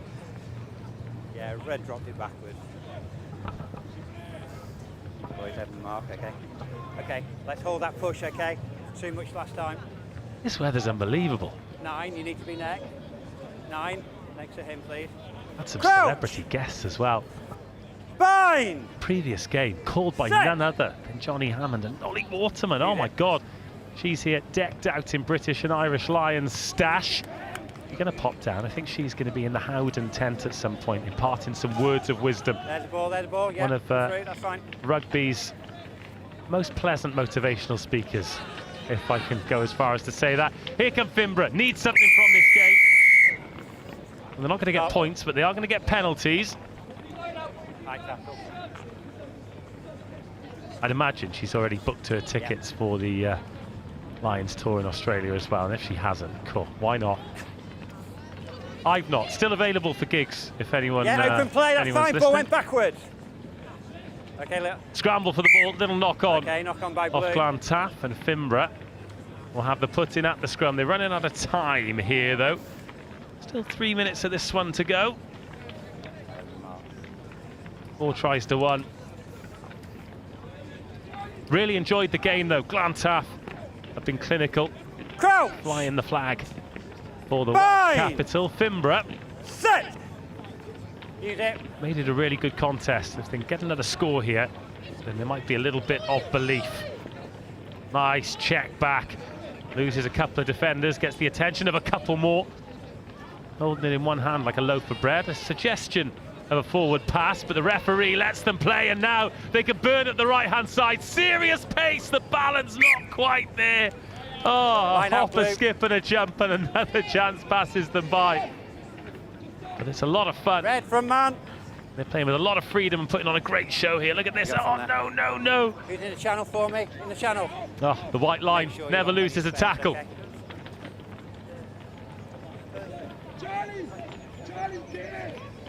Glantaf still holding on here. I need a second one in the line out, 6 please. on the pitch. Minimum 2. Still a lot of rugby to be played here on RE1 today. Stay where you are, boys. Next up, Magdalen College against Sedbergh School in the under-16 Sedbergh. Well, they opened the show here, the boys in brown. Yeah, tackle there, ball's there, use it now. And in terms of clinical passing and skill set, particularly attacking skill set, I don't think we'll see a better let's team. use it now. Yeah, we're all on side. Just flat bullets off both hands, 1 to 7. Yeah, open play, play on. Leave him now, leave him. Magdalen College, well, they've been on the end of a couple of heavy defeats as well against Portsmouth Grammar and Wimbledon College. So I think they're going to have to be at their very best after Sedbergh beat Wimbledon 26-14 and then beat the Portsmouth Grammar 36-0. Okay, Blue back on. As Glantaf are ushered into touch. Blue back on, yep. Here's my mark. And they are back up to 7. Yeah, Blue from man. hard graft for Someone these in the channel there. young men as well. In the channel.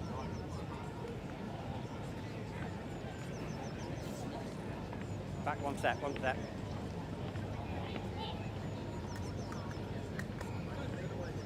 Right, last chance to get something here then for Fimbra. It's not going to be enough to win, but is it going to be enough to give this crowd something to cheer about? Oh, off the head. Very fashionable at the moment after England in the Six Nations. They're doing well to recycle this ball. Oh, could have maybe gone then. Glantaff narrow in defence, but forcing the knock on. Now some turnover ball to try and run riot with. Both teams now swung round, lassoed round. I think the most important thing is the fact that it's slowed down.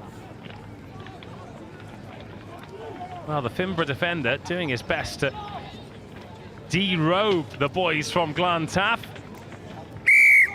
Okay, knock on. And that will see us through. Good victory for Glantaff. 4 tries to 1, 22-7. And another victory for the boys in blue.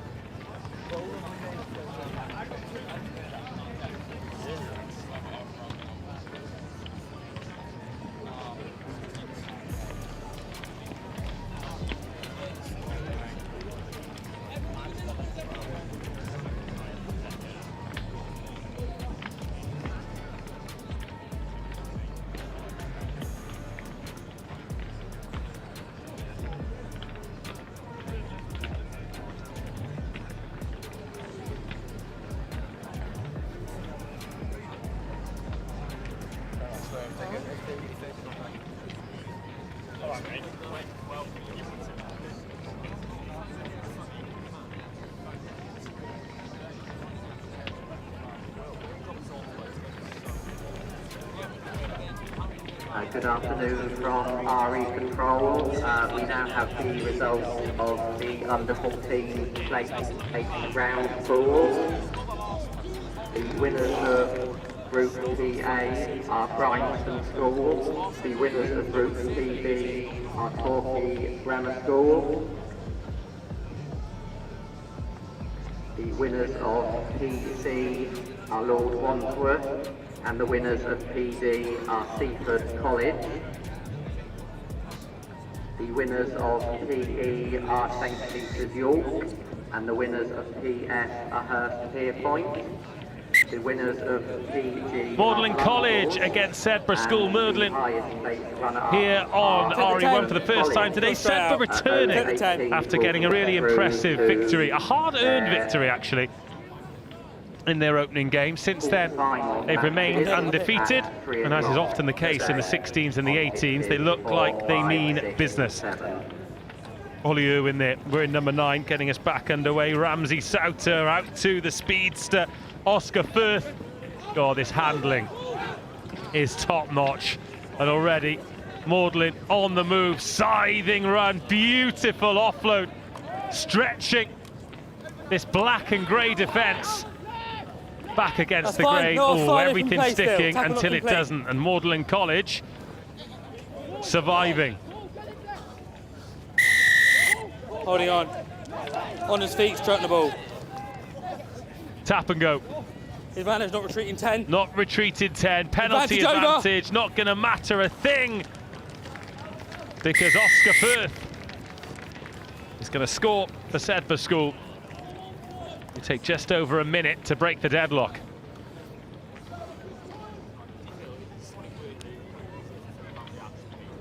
If you're happy.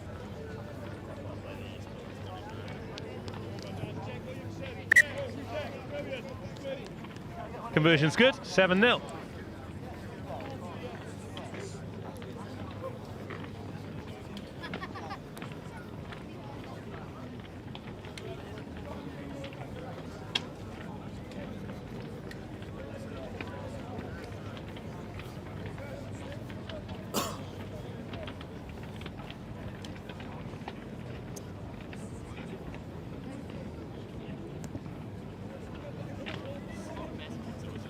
Backwards, that one batted back. Nice little bit of volleyball crossover for Magdalen College to secure that ball. Sedbergh leading through the early Oscar Firth try. Oh, backwards, play on. Back in field, and now pumping the accelerator, and away we go. Sedbergh chasing back, decent tackle, Ramsey Souter. Ball squirts out. I've got a team sheet for Magdalen, unfortunately, so not going to be able to name these boys. And now Magdalen on the move. Oh, the pass just over the top. I'm happy, line, that's not set. Off the boot, play on, off the boot.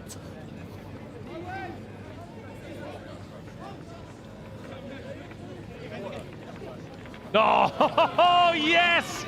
Lovely dummy. Ramsey Souter sends them all to the shops, and he's going to finish the job. Absolutely delicious. A little sunshine treat from Ramsey Souter. Oh, I said these boys were good. And any tournament is far from a foregone conclusion, but it is going to take some side to beat them. No. Drop goal misses, 12-0. Let's have another look at this. You wear a scrum cap like that, you're going to have to put on a show. Here he is. One. Oh, see ya. Still took some finishing as well. Had a little look through another dummy.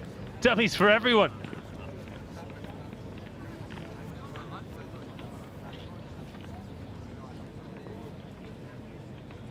Ollie Irwin going to kick us back off. It's well taken, restart again, but Magdalen College just struggling to put any real pressure on. That one toe poked forward. You're in front of the kick, 16. Is he a touch 16's unlucky in front of the there? kick. I thought he'd just been run onside, however.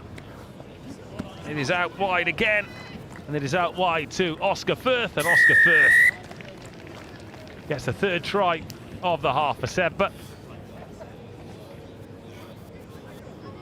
Look.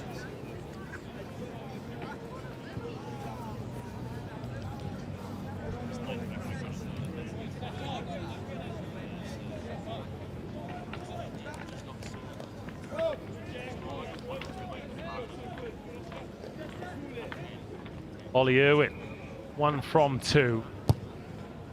Strikes a good ball, but can't fade it in from the far post. And another look at this, just from the tap penalty. All the numbers to the left for Sedbergh. Draw, give. And Oscar Firth knots down for the second time in what, 3 or 4 minutes? That'll be 17-0 then to Sedbergh.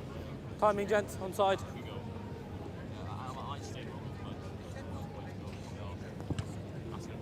And Irwin, oh, that is a tempter. Knock on advantage. And it's created the knock on and created another opportunity. Vantage Santa, lovely ball out of the back, the dummy to try and get them in behind. Another offload to Firth. Firth back into midfield. 3 on 2 here for Sedbergh. Oh, great take. The sticky mitts of William Hicks. Oh, how often do we see a one-handed catch like that just be a firm palm? But no, soft hands, great take, quick conversion, 6 minutes gone. Sedbergh already up 24 points. It's composure about this. It's quick and direct, but give themselves some options, won't they?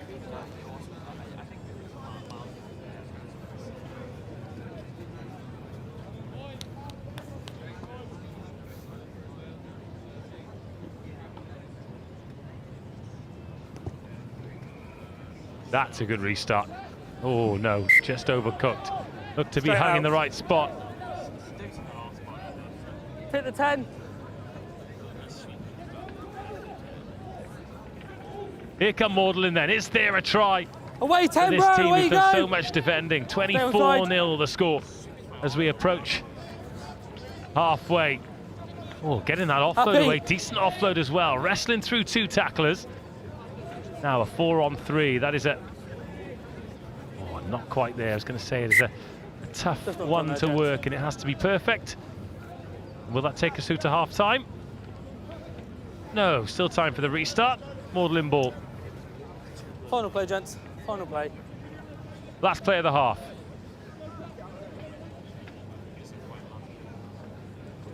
Crouch.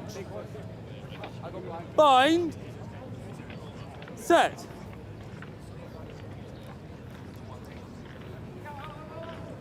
Last play of the half then.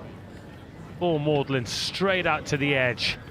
Trying to let the gas man do a job, but he is going to run into the shoulder of Jack Williamson.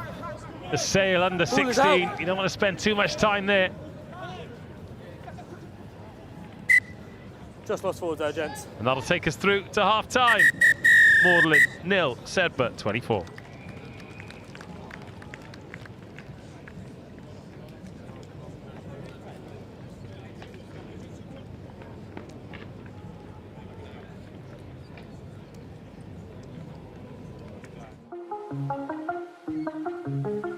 The units for the whole of this academic year so far, so since September. I've got 8 units. I love the fact that the stats give you a sort of a basis for analysing what the players are doing, how hard they're working. I think in training, but in matches as well, it's interesting to see who kind of the unsung heroes, if you like, the people that work, but you don't necessarily see them doing the work.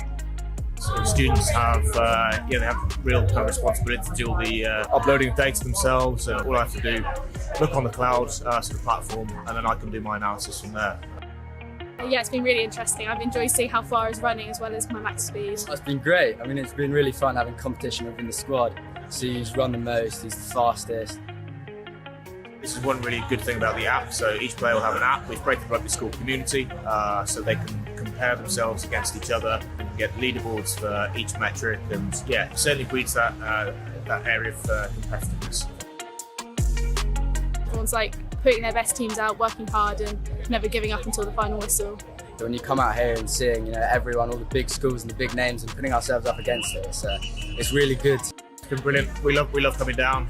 We're lucky enough this year. It's our 200th year of rugby, so we're celebrating massively this year. I think the standard's been really high. We were here last year. 12 months on, the girls' game has exploded, and we've had 3 really tough games today. It's been a great tournament, great standards, and nice to see how we mix with some of the bigger schools and the bigger names in rugby.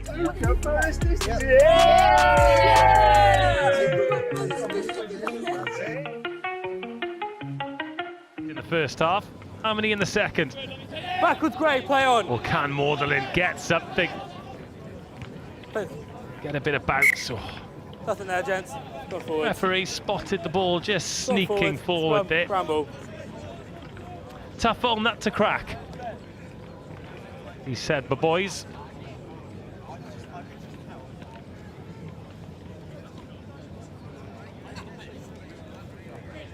Always there or thereabouts. Crouch. At Bind. the end of a tournament. Set. Particularly at the under 16s. Play there, gents. This to make it 3 from 3 in Group A.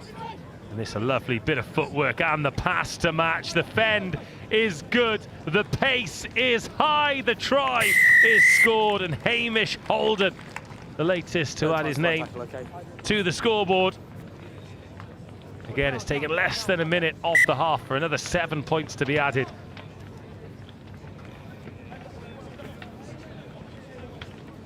Just as they score the try, they make a couple of changes, said, but everyone just wanted a piece of the action. Although, on a day like today, no surprise at all these boys want to be out there. Lush green pitch, beautiful blue skies, no breeze is perfect. Rugby Sevens conditions.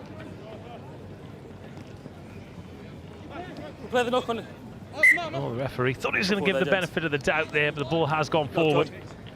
Scrum Bramble. Said, but, well, not this group, but the under-18s. It is a pretty short turnaround before they host the Super 10s. This tournament finishes on the Friday. You get the long journey home Friday night. Set. Put your feet up for Saturday, and then Sunday, Monday, 2 days of solid rugby. Guys. At the tunnel. It's a failed hook. We'll go again. That'll be live streamed as well. And if you're enjoying this, then you'll definitely enjoy that. A supreme tournament full of brilliant young rugby players. Now, a little short side to snipe at here, but instead they're going to go open. Nice little wraparound move, and the space might not be on the outside, but it could be on the inside. The offloads coming thick and fast there. Messy, but effective at dog-legging this Magdalen defensive line. And the final 2-on-1 executed, and again, Oscar Firth, the beneficiary, but a great cover tackle to deny him. Stay inside here. Got to credit Magdalen. Magdalen. Off the boot. Even though this game is gone, they are still playing at full whack, but what a ball off the left hand. And a stunning step. Dexter Roseberg.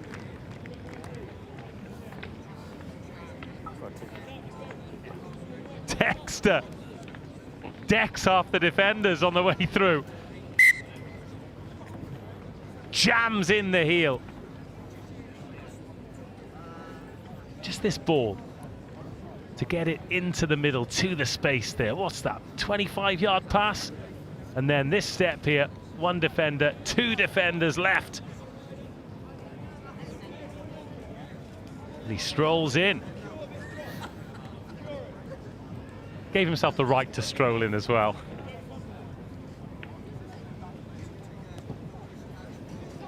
Another brilliant restart. Horrendous for Magdalen to try and take. And Dexter Roseberg. Again, they're just bobbling it out, and they don't mind if the ball doesn't go to hand, because all it does is create some space for the likes of Harrison Riley to find Ramsey Souter. Oh, a little dummy on the wraparound.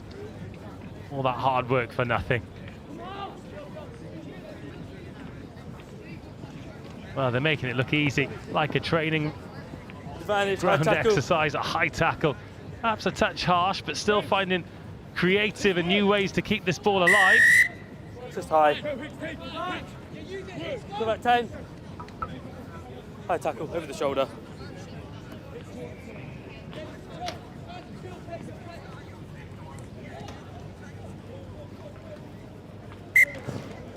Still a couple of minutes of this one remaining. Got a feel for Magdalen. They've not really had a touch. It's 38-0. Yeah, line out. And it is a slow and measured jog out there. Hold your 10 metres.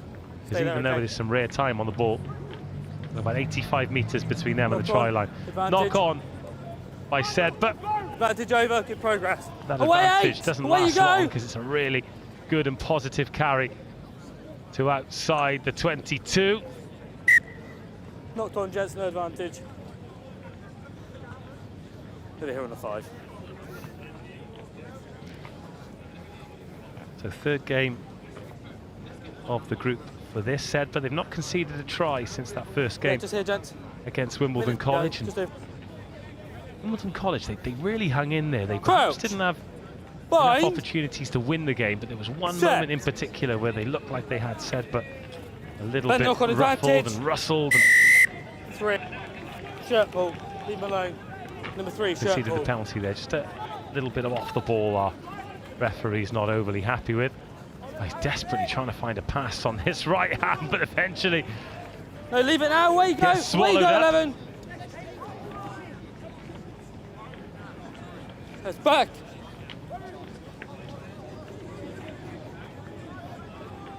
Ripped. No knock on. It's ripped. No knock on. Oh, well played.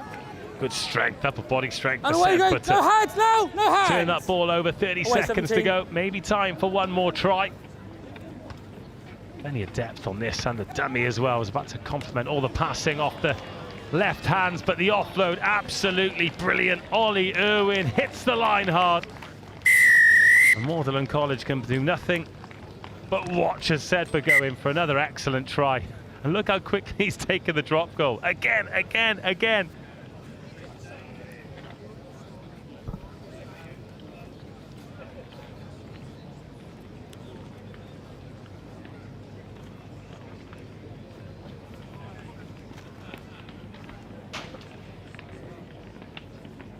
Final play, gents. Okay, final play. Last play, last go at it then for Sedbergh.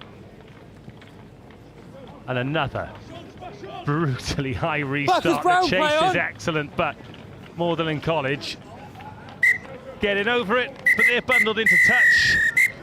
And the full-time whistle goes. Sedbergh hit 45 to go through the group phase undefeated. 3 from 3 for Sedbergh. Finishes Sedbergh 45, Magdalen College 0. Good afternoon from control on RE1. We're expecting Wimbledon College and Portsmouth Grammar School for their 14-40 match. That's Wimbledon College and Portsmouth Grammar School for their 2-40 match on RE1, please.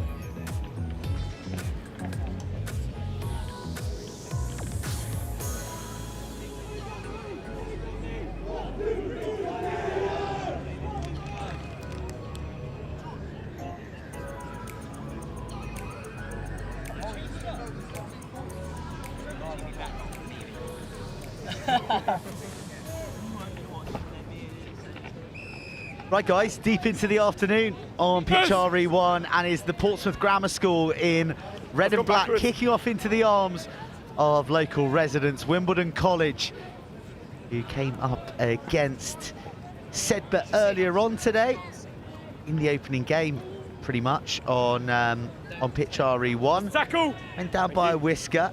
Sedbergh put on a pretty tidy score against Portsmouth Grammar School. Sedbergh very much looking like a team to beat. PGS isolated out wide. Drop please, drop please. They have got a win under their belt. They went well against Morden College, 28-10, so a bit of a mixed bag for Portsmouth. Question, can they string all the phases, all the tries together for another 14 minutes here against Wimbledon College? Bit of a wobbly one. Still advantage. To the centres, nice skirt round the side of the initial tackle, and still fighting on for more meters across the halfway line. Wimbledon College go. Oh. Knock on. Just knocked on. Scrum down. We love a quick tap, but you got to make it safe. And just feathered forward.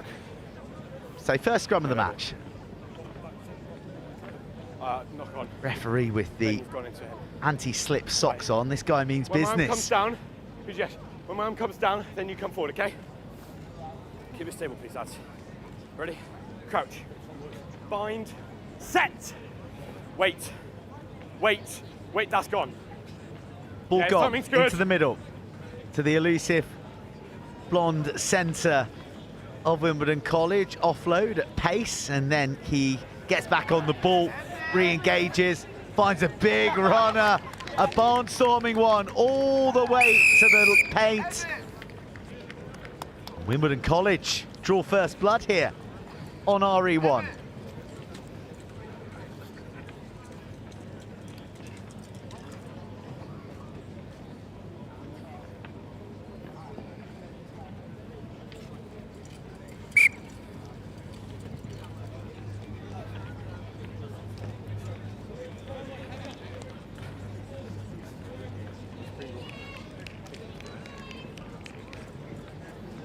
All the fine work in the middle from their centre rewarded, but you've got to be running that trailing line. You've got to have the pace to finish.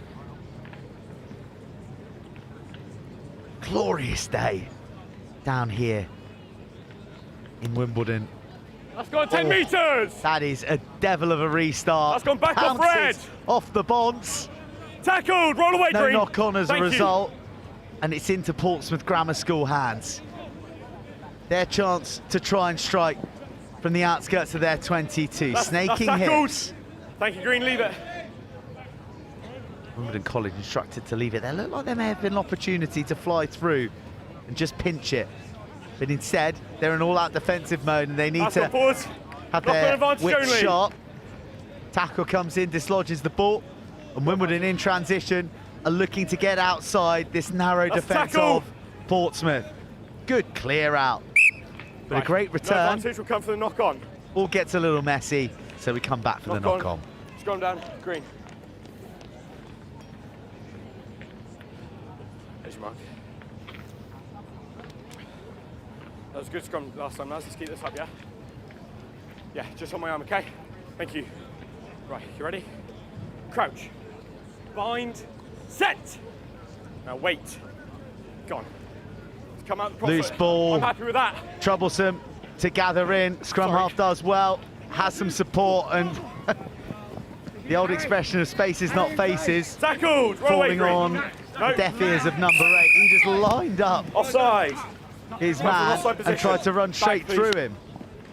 Right, not back 10, penalty advantage, red. Portsmouth Grammar School, this is their chance to strike. Slink of the hips and a bit of pace round the edge, and they're in.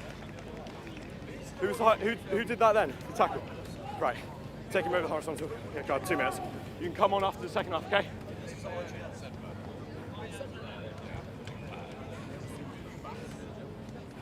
Level on tries, trailing by 2. Is conversion key? Yeah, just go there. He can come back on after half time.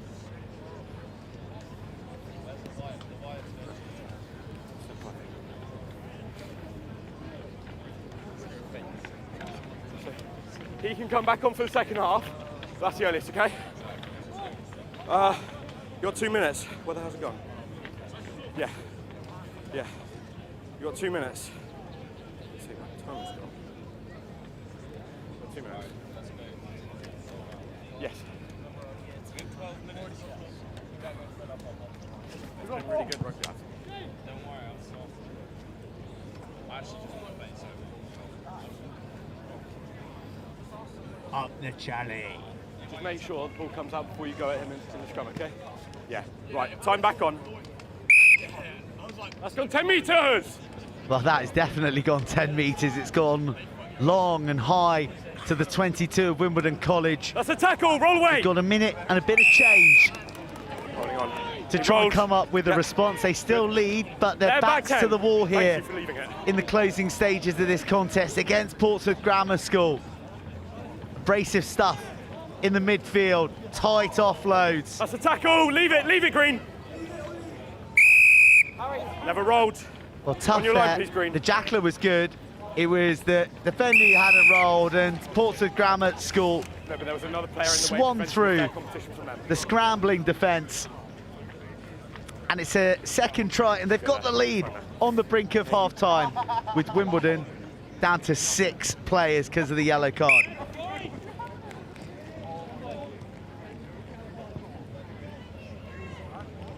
Right, you got 58 seconds left. 1 minute.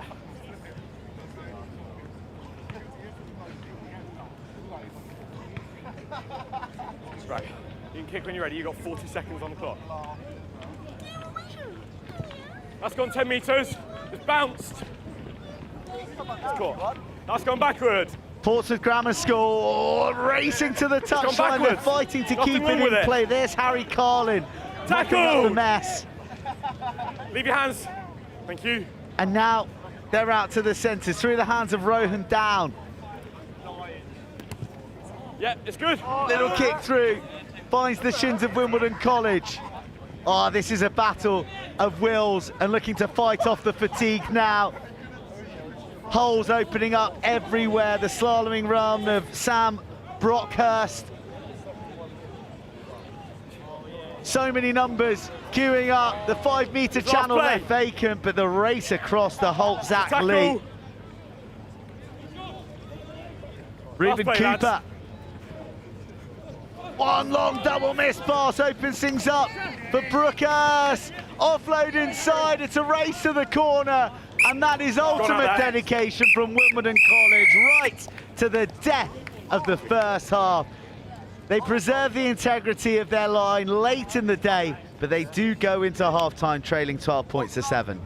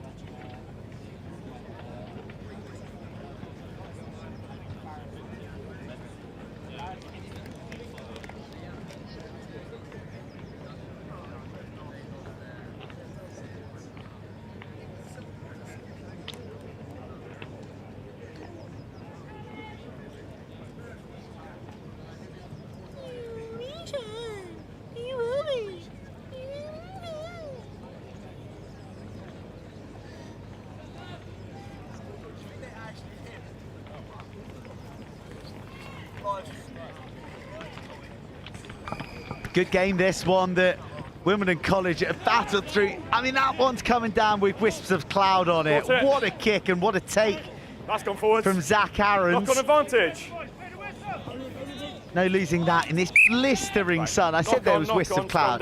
I mean, there isn't one in the sky. Certainly above RE1. There are a couple a little bit longer into the distance. Maybe it's that European smog that we were warned about at the weekend drifting over. But otherwise, it is a vista to savour. 26 pitches in action. The biggest, the most prestigious schools competition on the planet. What privilege to be a part of, and we hope that you're enjoying all the action here. Crouch, bind, set. Over 1,000 teams of all levels from across the UK, and Portsmouth Grammar right now. That's the a one tackle. leading here on the showcase pitch, Zach Aarons. Gyrating through those challenges. His setup creates the room for Buster Rothwell to bounce out, but on the 15, please. On the 15 metre. there was crossing. Bit of a breakdown in communication. Wimbledon College, they haven't had much ball to use in attack. The loose pass is fine because the footwork is terrific. Oh, it's even better from that young man. Oh, could he have got back up? He then it forces himself to hold on to it. Oh, body strewn at the moment. There's some sore bodies out there, including Sam Brookhurst, who's gingerly hobbling towards the touchline. All on Now side. it's Rothwell. Rothwell collects the bounce. Stay down. Ballooned up and evaded his own tackle. You've got back up. Man. On the 15 metres, please. Yeah. And that's a tough call on Rothwell. Offside. Now offside, so the penalties mounting up for Portsmouth. Tap and a go, and Wimbledon on the march. If they win this, they will look back to that quite epic last defensive stand There's your mark. that they put up, denying Portsmouth in the corner.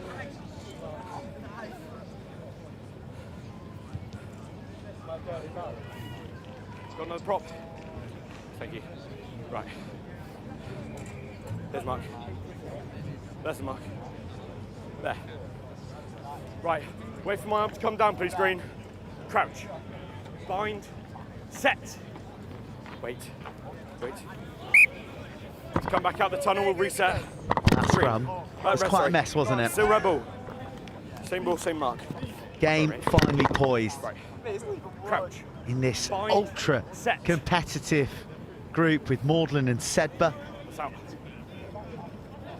Portsmouth breaking away with this slender lead, bursting through the middle, opening things up for Ruben Cooper. That's a tackle! That's gone forwards. The crescent Knock of on green advantage jerseys only. closes around him. Now it's the turn of Wimbledon College to launch a response. Just feel this game is here for the taking. If someone can take it by the scruff of the neck or deliver a gift wrapped intercept that isn't quite pouched. There's your mark.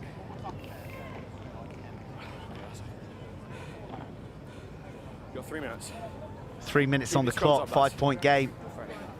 Just make sure you're pushing when the ball comes in. Just okay? one break of the Crouch. line Bind. from either Set. side Wait for my arm, please, seals Red. this one. That's out. It's come out. You come out green. Here come Portsmouth on the arc. Nice little switch, bringing in Fred van der Wee. Now with the order of the day, fizzed out wide, but doesn't have the instep to handle the swaz. Ruben Cooper sees Pass me it your other side of the deflect mark, please. on out of touch, and another Pass me your other lifeline side, for please. Wimbledon, who Red, make sure you the hustle along the longer hook channel, please. they hang in this 2.5 metre. contest, the How many longer in you green? Three. feel that they might just be able to nick Right, it. take another step right, please, Green. Right, wait for my arm to come Good down. afternoon from RE Control. The scheduled 3 o'clock Tackle! fixtures Roll away, Green. on Leave it. RE1 Play with that. Portsmouth, though, tournament, Lord Wandsworth get more College possession versus Wimbledon have been starved. It's been a big defensive drill from them, but they have stood resolute to this point. Boxing feet from Buster Rothwell. Swung back across the 10. Fortunately, he's got Lockie Franks on hand. Moving on to the plate quarterfinals. Oh, beautiful pop off the floor. Maybe that's the bit of wizardry to unlock the defence, but another bone cruncher comes in with the big blonde bomber out on the far touchline for Wimbledon College. He was the man who denied Portsmouth a try late in the first half. He steps in again. The game's halted for an injury to a Wimbledon player. And this is tenacious, courageous defence from the men in green. And the next round of the Under-14s Cup tournament. Teams progressing to the Cup quarterfinals. Millfield will play Brighton. Campion will play Garthorwood. Trinity will play I mean, if you need any convincing Epsom College to bunk off work or work from home, in inverted commas, that view should do it all for you. I'll take Oscar. I'll take the next one. Give me another one. Yeah, possession last. 1 minute 44. Scrum down, red ball, yeah. Time back on. Good ball here. Oscar up here. Wait, that mark. Their ball. Because it was, they had possession when I... Do you mind if you wait? Right. Crouch. Bind. Set. Portsmouth looking to build, looking to put the match on bed. That's an interesting kick, a kick to chaos into the 22, somehow gathered after initially being controlled on the chin. Tackled! And then he hits the jets. Advance your feet. Here we go, Wimbledon College. Penalty advantage screen. A minute and a bit of change over. On the clock, bending away the attentions of Van der Wee. How's he fighting through these challenges? How's he got the gas in the tank to keep on pumping the pistons? Yeah, back. Portsmouth though, have it again. Was there a knock on? The answer is yes. And with less than 60 seconds left on the clock, Wimbledon have another chance to steal this at the death. Sorry. Green ball. You've got 38 seconds. Away from my arm. 12 seconds. Crouch. Bind. Set. Game on a knife edge here. Wimbledon College have battled relentlessly in defence. They barely spent a second in the Portsmouth Grammar half since the break. But you only need a couple if you go from deep. One break of the defensive line, but they're not going to do it because you've got 5 seconds. Portsmouth clamped down. 5 seconds. Kick it out if you want. Right, that's time. That's time. You can tap it and kick it out. That's time.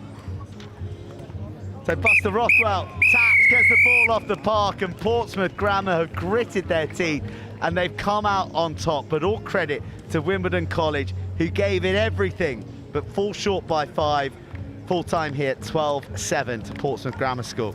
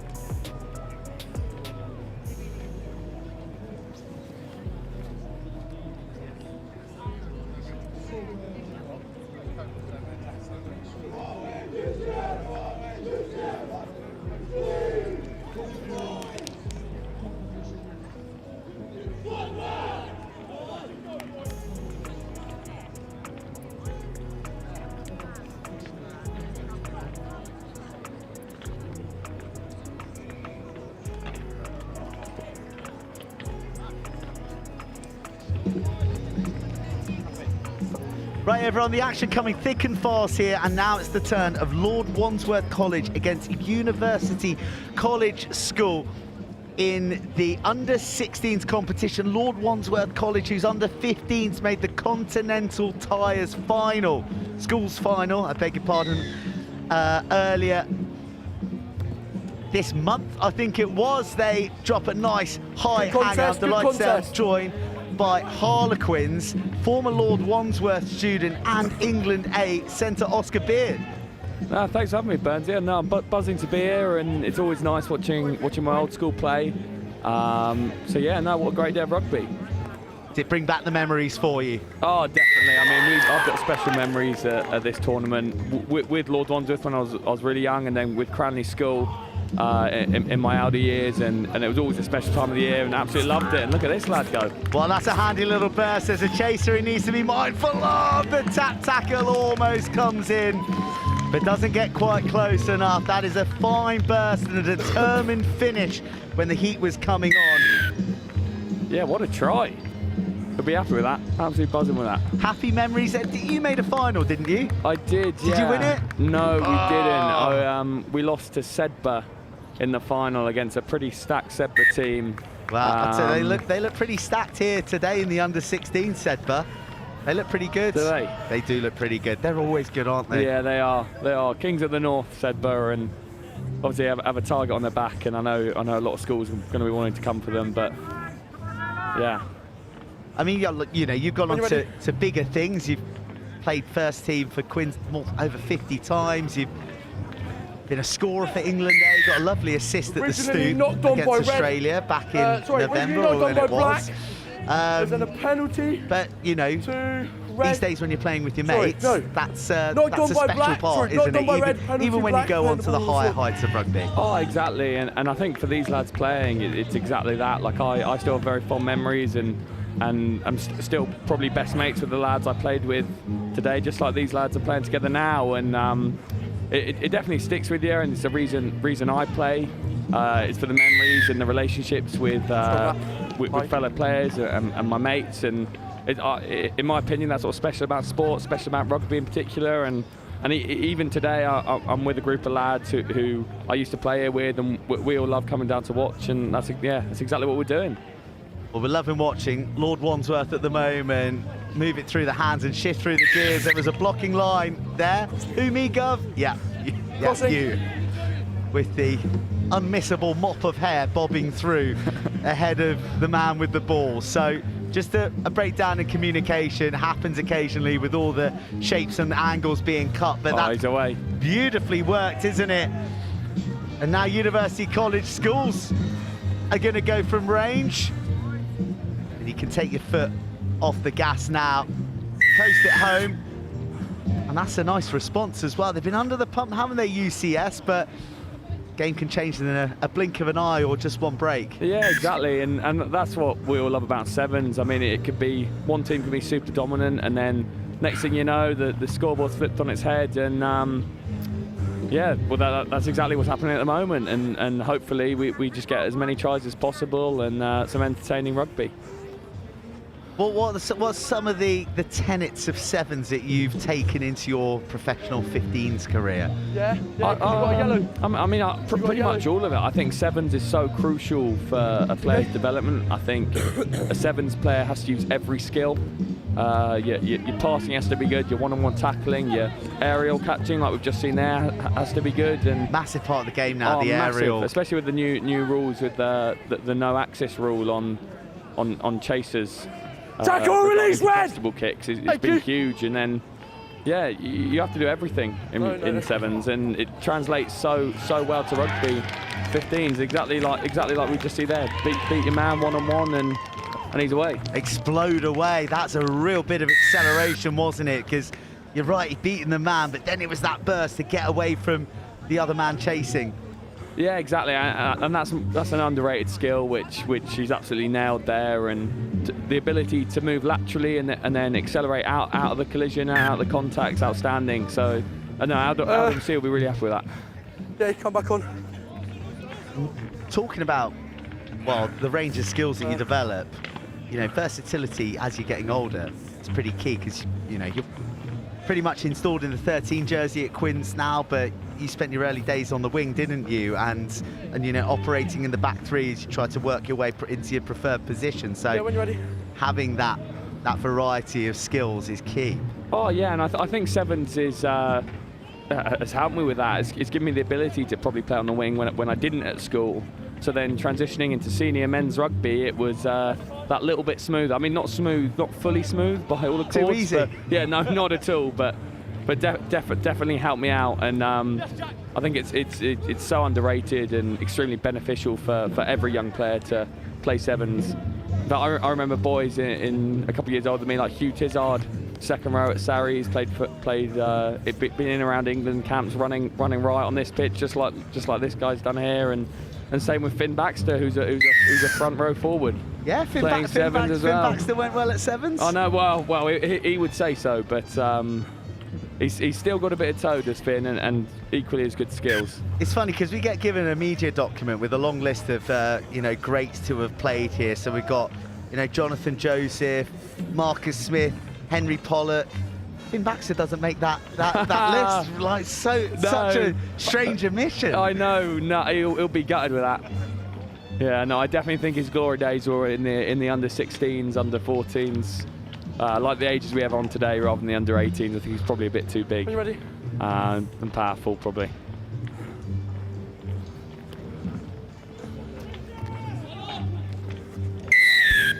Taking the man in the air was both players. Both players taking the man in the air. Both players. No yellow coming. Wasn't a particularly malicious one, bit of a timing issue. And Lord Wandsworth. What an offload. Yeah. I mean, these two teams exclusively score tries from 55 metres. So, oh God, yeah. So this is the danger zone so far in the game. The dummy switch, no one buying it, hurled back inside. Hint that left arm slipped high. Oh, on the short side, he's away again. The blind side left unattended. He's having a stormer. Her head on a swivel. And the gas to execute the vision. Lord Wandsworth are going to take the lead into half-time. Really good match, this.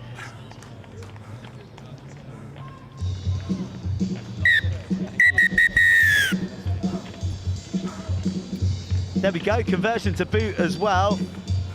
Here's another look at the break.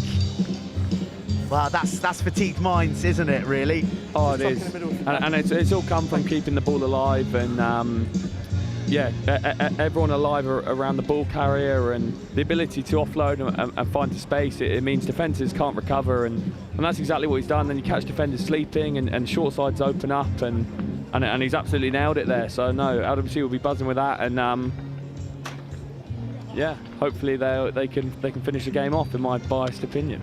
In your biased opinion, there we go, Oscar. We're live in Technicolor now, and got a pretty nice view behind us, haven't we? There's worse ways to spend a Wednesday. Oh, 100%. I mean, the weather's been absolutely glorious. The pitches are in good nick. It's no, it's brilliant. It's brilliant for the players, and brilliant to watch.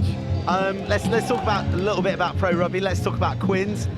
Quite a decent win at the weekend. Yeah, really decent. We're super happy with the result on Saturday. I mean, I feel a lot of people probably wrote us off, but to come through and get the win against in a London derby against our main rivals was huge, and I think it's the first time this year we've beaten them twice since 2013, I think, in a season. So yeah, no, really happy. And look, it's no RE1. But what was it like playing at the Tottenham Hotspur Stadium? You are right, it is no RE1, but it was it was amazing. Obviously, it's an incredible stadium, and the atmosphere was brilliant, and it was a really good track to sort of play some fun attacking rugby. So yeah, it's really good. And then England, you were involved with the Six Nations squad, didn't quite get the opportunity to make your debut, but you have been playing for England A. What was it like being in amongst the lads in what turned out to be a fantastic campaign? Oh yeah. No, it was amazing. I felt I learned a lot as a player, and yeah, hopefully can just sort of carry my learnings into the season with Quins and try and push on and try and get a shot at a cap one day, because that is my dream, and hopefully one day I can make that happen. But exciting times for Oscar Beard, and well, exciting times if you love rugby sevens, because this is a ding-dong between Lord Wandsworth College and University College School. It's you score, I score at the moment. I mean, this is a tester from the touchline, but 3 tries apiece. Here we go. I think we're all willing this one in. Oh, he's giving it a good nudge. Just missed it. Pulled to the left of the upright. So that opens things up. It's a slender advantage for Lord Wandsworth, but just the start that UCS were after. God, they've really fired out of the blocks there. That's the reaction their coach would have absolutely wanted. And God, what a game! It's getting tight, and hopefully, well, it's good for us to watch, and yeah, good for everyone here. Good stuff. I mean, we've had some thrilling matches throughout the week, from boys to girls, all across the age groups. Golden point extra time, nerve shredders that come down to the very, very last play, and the biggest matches of them all. This is the early stage of the Under-16s Cup. All these teams are battling, not for the right to get to the knockouts, they're battling for the right to get through to day 2. That's the length of journey that you have to go on to raise silverware here at the Howden Rosslyn Park National School Sevens. I mean, you're a case in point, Oscar. There are a lot of very, very good players who've never ever won here. It's a really select, prestigious bunch who get to win this competition. Oh yeah, 100%. It's arguably one of the toughest tournaments as a pre being a professional you're involved in. I mean, the amount of games, likewise the travel going back, and then having to back it up is super difficult. And the further you go, the harder it gets. So no, you need to be switched on. You need to be on it with your recovery and tackle, release, gold, refreshed mentally, and fire into it and hope for the best. And I feel both teams are giving that a really good crack today, and it's been great to see, especially lads of this age. Some of their skills are sublime, and it's been amazing. Yeah, and you've got to be switched on to the live stream throughout the week, because this tournament is going to climax tomorrow. Oh, what a shot! Roll! The What big a dart shuts down that lucky. move emphatically. It's not rewarded. The tap, the go. Oh, I get him. Lord Wandsworth had gone to sleep momentarily. Tackle, roll! Look at the fight Right, let go of him. That's to enough. make that challenge. Oh, is there a I said yellow? no. Oh, I thought there was a reach for the pocket. He more than thought about it, but we retain all 7 in both sets of kit. Driving towards the line. That's a great finish. That's a great finish through the contact. He's reached for the line. Well, a fabulous, comeback. fabulous understanding mate. 3 minutes, knowing where the line was, and to manipulate his body for those extra few inches to reach the paint. Yeah, what a game. UCS What a comeback, I know. into the lead. Oh yeah, no, it's a great standard on show. Well, the good news is there's 6 minutes left of the match, so I think there's a few more twists and turns to come. Oh yeah, 100%. And like I said, this is exactly what everyone wants to see. Like shots like that, that doesn't go unnoticed to his teammates around, getting them G'd up and energised, and along with the coaches. I know Mr. Rayner, who's the Lord Wandsworth coach, who actually coached me in my first year at Lord Wandsworth, will be absolutely buzzing with that and their reaction. And yeah, when you're ready. Hopefully now, on an LWC perspective, they can come out firing, keep the ball alive, and just do what they've done, not try and do too much, and get a score. And I'm sure UCS will be thinking the exact same. Lord Wandsworth back in possession of the pill. That was almost an excellent jackal on the floor, but just missed the strip. Lord Wandsworth reorganised. A lot of onus on this individual to stay on his feet. He was really isolated, but look at the strength and those extra few footsteps. Right, leave him alone. Giving his team time. Get around him. Oh, was it back? Was it forward? Yeah, I don't know. Probably forward. Yeah, probably forward. Doesn't look good, does it? The player has to return to the field of play. You can't sub him straight. He has to return to the field of play before he gets subbed. If he's been the one carded, he's got to return before he gets subbed. There was a card in there. Oh, I missed that. Yeah. I saw him go for the scrum. reach, but like not produce Yeah. any. Kind of like that mate who never gets a round in at the bar. Yeah, You know? yeah. Oh, God. We all know Well, who that let's is. They go for the reach, very slowly, Oh, short our arms. phone doesn't work. Oh, no. Long pocket. Yeah, phone's dead. short scrum. Haven't brought my wallet out. Sorry, no, Well, yeah, you're right. It was the well gone referee's by them. pocket fully Gone the other way charged round. on this I've gone the other side occasion. of the scrum. Well, I apologise. My arm's out. And it looks like Crouch. It looks like the Fine. suspension served either way Set. because there's now 7 on 7. Yeah, he's back in. It's interesting what they're doing there with the 9 defending in the line, not near, up near the scrum. And oh my God, what feet! Slaloming rung.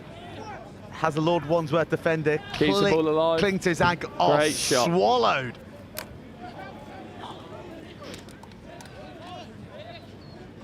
Beautiful pick up at pace. There's a fair bit of fizz on that ball. Did well Good. to Oh, hold what it. a tackle. Try saver. Titanic defence from Lord Wandsworth. What a try saver. Fighting to keep themselves in the contest.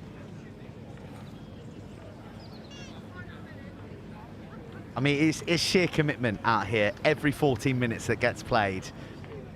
Like players playing like their lives depend on it. It's awesome. Oh no, it is great, and it really reminds me of the feelings I used to have playing here. I mean, it was my favourite, probably one of my favourite rugby days of the year, and having your parents there, and especially on the last day of the school coming to watch, it's amazing, and for these boys it'll mean everything, and it brings the best out of them. It's bringing the best out of this young lad for Lord Wandsworth. He knows Shift if it. he goes the Go, leg. go. This is the match. Oh, what feet. 3-point game. Phone box feet. Leaving defenders clutching at memories. Oh, the strength. What a leg drive. To battle through to the 10. They need to get a bit of Space width wide, if he here. can get it off his foot. Head down. A judge should have gone back. It's play on. Lord Wandsworth get another lifeline. 20 seconds on the clock. Next score wins. Shoveled. There's men over. 2v1. Put the foot down. Oh, what defence. Red height. That's brilliant from the UCS defender. Incredible last stand from UCS. Lord Wandsworth looking to pick the lock, and then they decide to batter the door down. They were patient, they were methodical, they were ruthless, and Lord Wandsworth College look to have snatched victory in the dying embers of a thrilling contest. God, what a try. What a try. That could have gone either way. Both teams have been on it from the get-go, and Lord Wandsworth finish it off.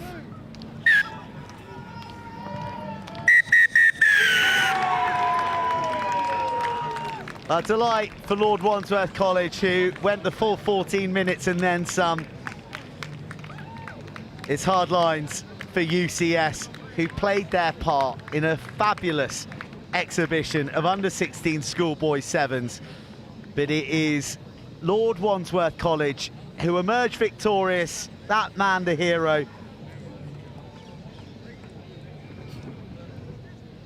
Final score, Lord Wandsworth College 28, University College School 24. Good stuff, innit?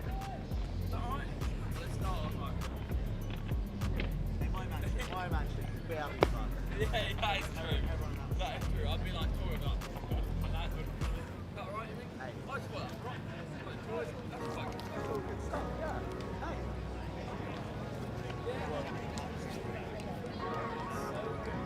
No, that's all good. You what game?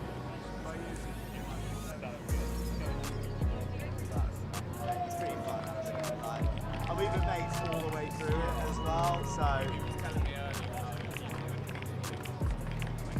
And you were back on next morning early. Hey, that was reckless. But it was. Oh my God! Is it now? Come on up. Come on up.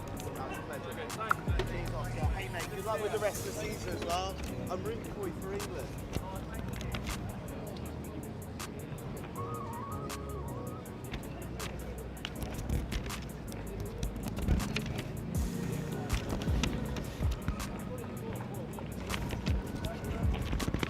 Cheers, Oscar.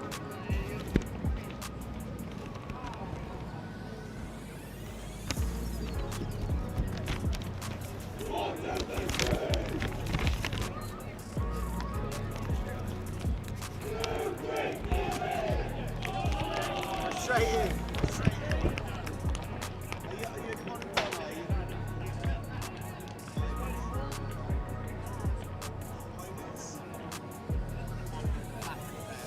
Dulwich to the Dunottar blue. There you go, whack. Yeah. Oh yeah, that one's yours. Yeah, whack them on. Here we go.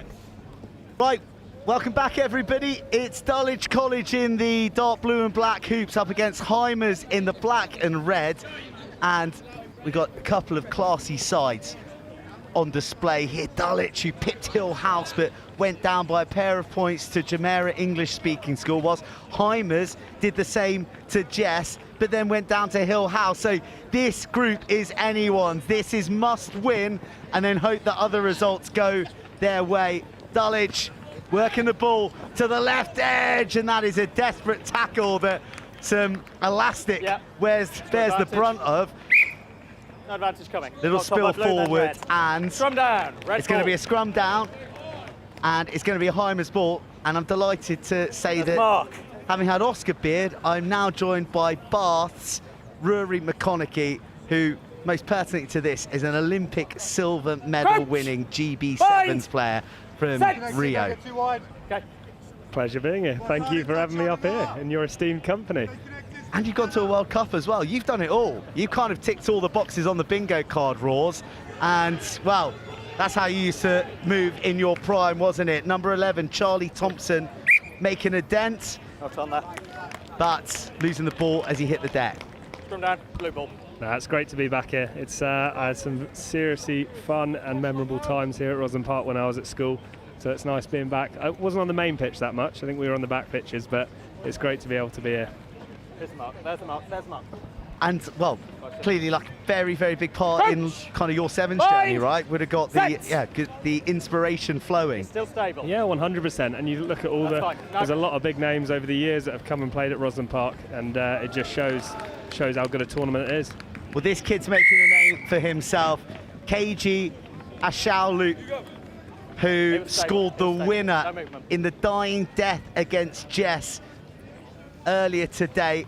Scampers across for another try. He is all action, the Yorkshire player, and it's first points of the day to Hymers.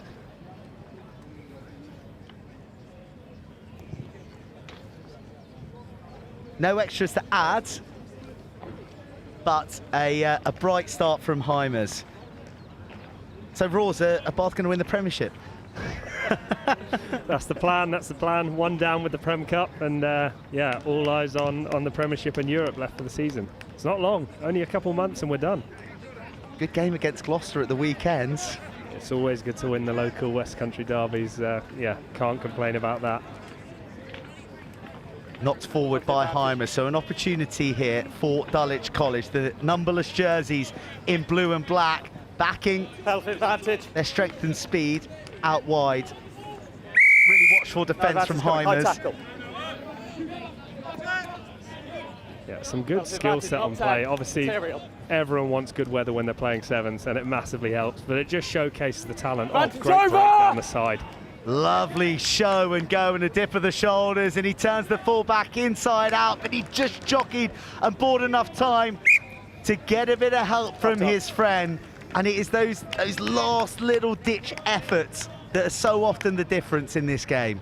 Yeah, it's about making the unseen seen, isn't it? It's just that work rate off the ball that helps so much in sevens, and which equally makes it such a hard sport to play. I'm not sure my lungs miss it that much now that I'm in the 15s world. Is it a cruisier ride playing 15s compared to sevens? Cruisier? I wouldn't say cruisier. It's definitely yeah, it's not as hard on the legs and the lungs, I'd say. Attritionally, the body's in a much worse place after 80 minutes. So straight back out the tunnel.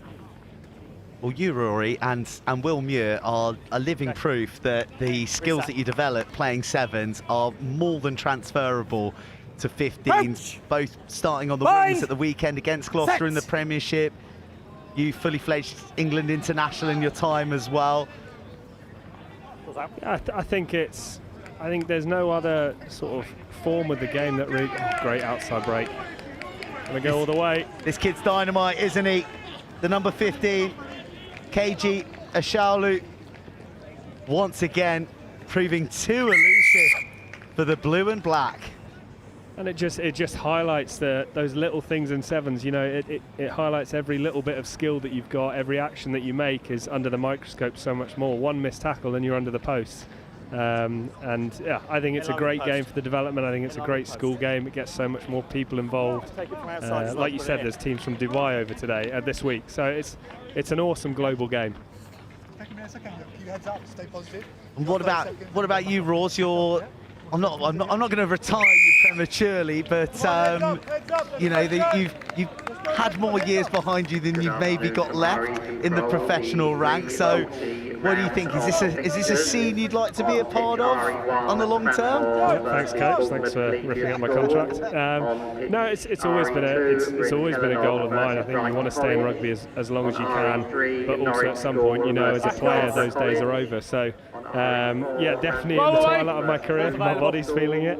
But I'm always see what the opportunities are out there before making a decision. But also acknowledging I've had 10 years of an incredible career that I've absolutely loved and I've never thought I'd do. So if it's to be, it's to be. But if I can get another year or two and enjoy it, then definitely.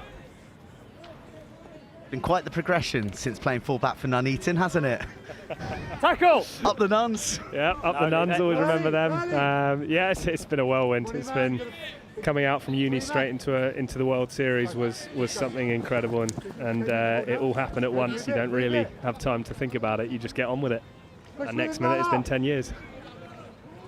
Well, speaking of not thinking about it, it's all instinct at the moment from these young guns out here, and Dulwich with the confidence to zip it about in their 22, but it's really mean defence from Will Westerdale out there in the 8 jersey for Hymers. Now there's some room. The stutter stop, but tell you what, George Doyle's getting a real workout on this right edge in the head guard, but he's been a match to everything that's been thrown at him.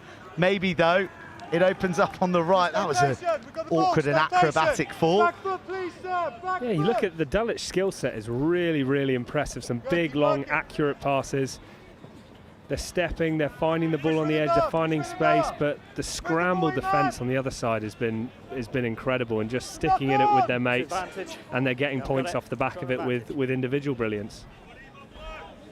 Well, Dulwich have been in possession for about 2 minutes. They've strung about 50 passes together, yet they are still in their 22. And I think they'll welcome that advantage. Tell you what, they can tap and go and catch Hymers unaware. Penalty. I gave penalty, you're still in play. I think he thought he'd been called back from the mark, which is a classic ref manoeuvre, let's be honest. But this allowing the ball to be played freely, Hymers hesitating. They can't afford to hesitate here, out in the 15-metre challenge. Another good challenge, this time from Hugo Gibbons. Still got the advantage. Yeah, some great defensive efforts on the edge, and they're patient, they're waiting for their inside support to get there, and they get the ball back. No advantage coming. Oh, no. No advantage. Offside. 8 minutes played. I can't remember the last time that Hymers had their hands on the ball. It's just it's work off the back of some great defensive sets. Almost tiring Dulwich out, just being able to go phase after phase, set after set. Just keep sticking in it. Ball is dislodged, but not in a knock-on fashion. That's a wonderful offload, freed up the hands. It needed a slice of class to unlock this stubborn Hymers defence, and it came from the offload wrapped round the back of the tackle, and the blue and black strike late in the first half and get themselves on the board. Finally, almost just a bit of relief from Dulwich. All that hard work finally pays off. They knew it would crack at some stage if they just kept the pressure with the ball. Well, a 9-minute half comes to a close, and I think we can all take a pause, and there's going to be some tired bodies and minds as well out there as we watch the final act from Dulwich. It's a score that was converted, and it means that we got a 5-point game, one score in it between Dulwich and Hymers, and it means that we're going to get a bit of a chance to chat, Rory, because we spoke about you playing for Nuneaton. You went to University of Gloucester, and that was a path less travelled, but then you ended up England Sevens. You played in Sevens World Cup. You're an Olympian, silver medalist, all this long, fantastic journey. And I think it's an amazing demonstration to the youngsters who are tuning in that you don't have to be playing rep, county, everything all the way through. If you don't make those teams, you can still achieve the greatest feats in the game. And you know, you're looking a bit embarrassed, but you know, you are a bit of an embodiment of that. Yeah, 100%. I think you go back to when I was at school, and I was never part of a county system. I was never part of an academy, never got picked up.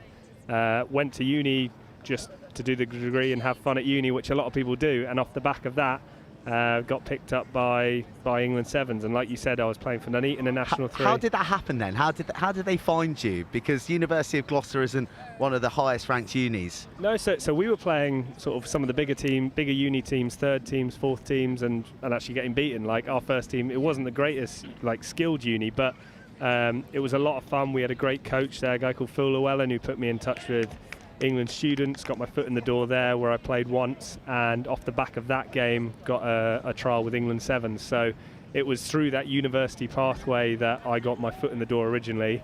It was a week-long trial that ended up being 6 weeks, and at the end of it I got a contract offer when I was just about to turn 23. So quite a few years after a lot of people get their first gig, but yeah, I've never looked back.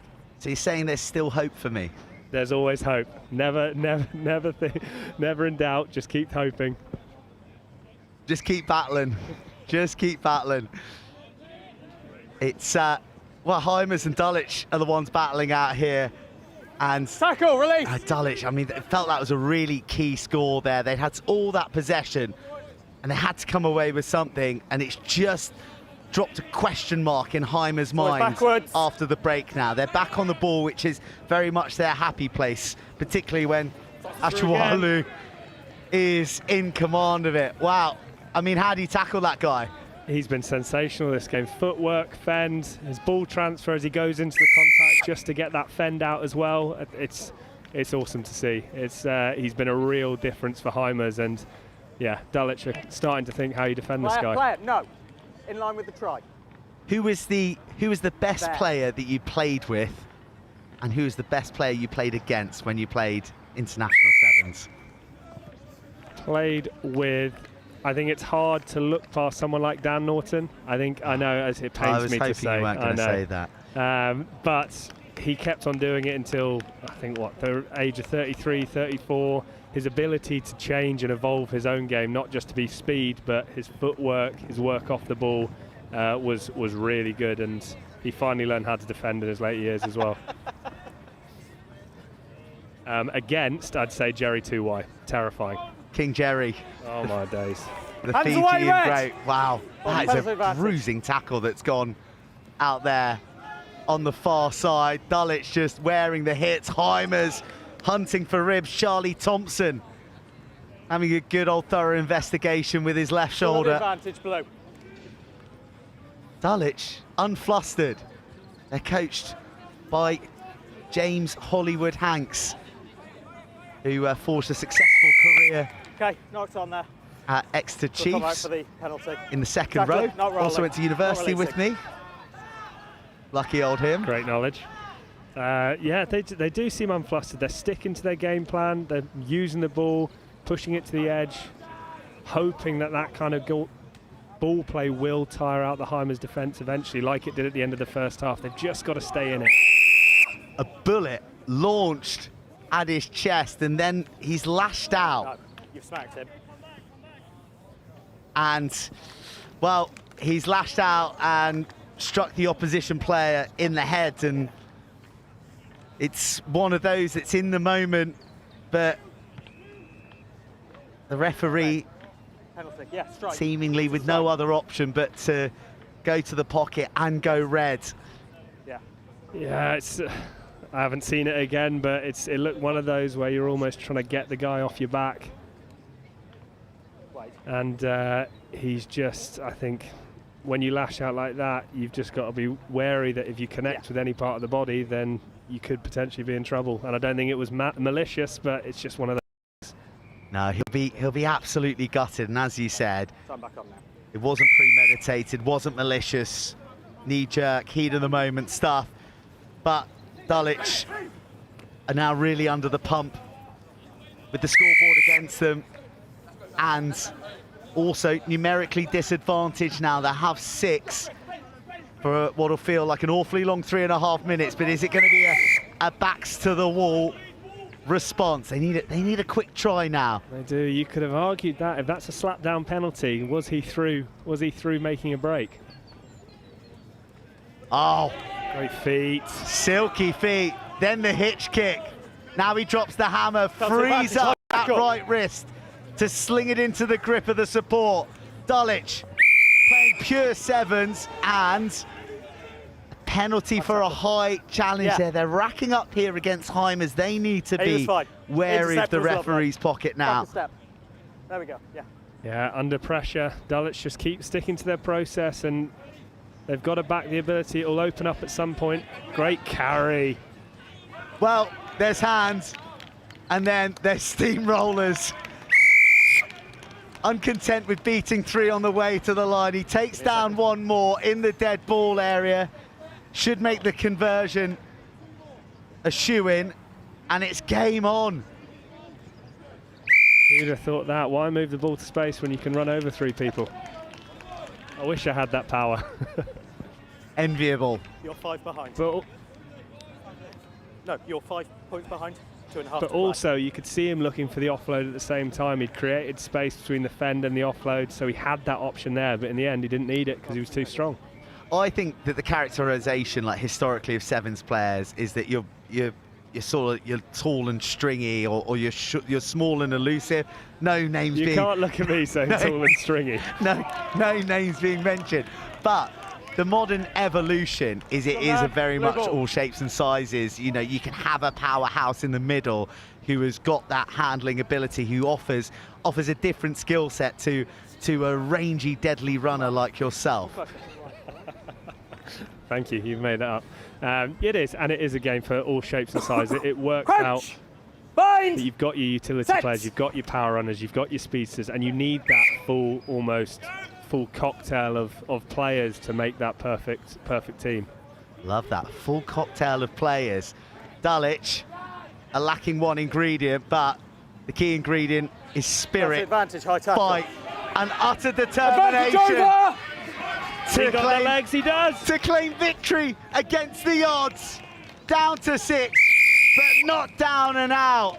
Storming ahead, an equalising score by their man Mountain, who's carrying the blue and black single-handedly in this match.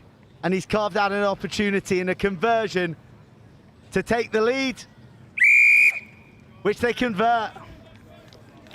That's awesome play. I think they haven't panicked. They've lost their mat. They're down to 6, but they haven't changed their game plan. They haven't tried anything different. They've stuck to the game plan that they've started with, and they've just had those breaks on the edge where they've gone against a tired Hymers defence.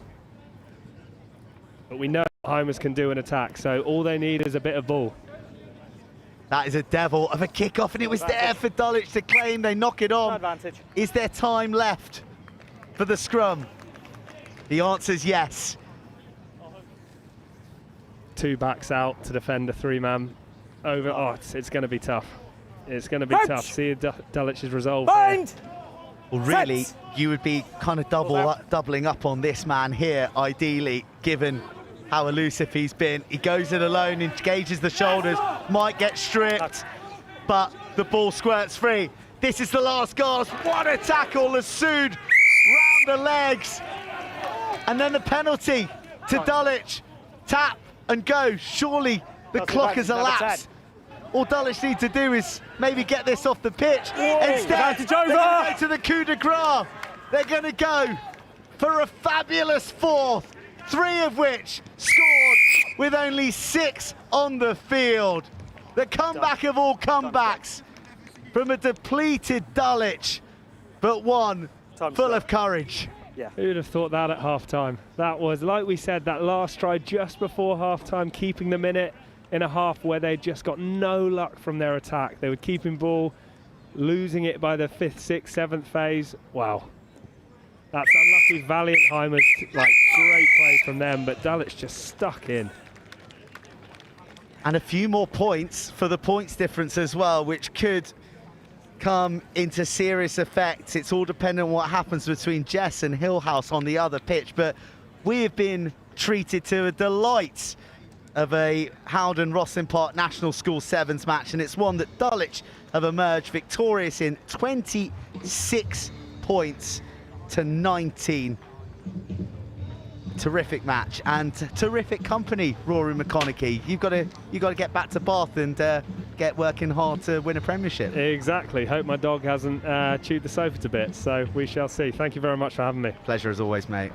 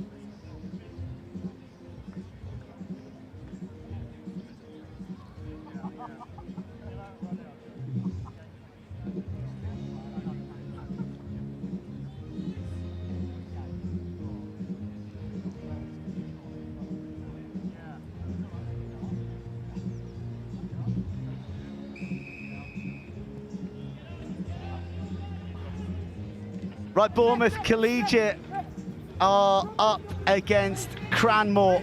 Cranmore from not too far away from here with the great London Irish scrum half Paul Hodgson at the helm for them. And this is actually the first year group who have come through the school because they expanded into secondary, and these are the guys who've been there from the start. So there's high hopes for a team that has got the entire Cranmore coaching DNA left on them from all those hours on the field, on the training ground, and here they are in some fetching kit, putting a bit of width on it and exercising their footwork. And how about that for a bright burst? Number 15, Jack Morgan, won't be caught, despite the committed chase back from Janus van der Venter. First point of the game to Cranmore.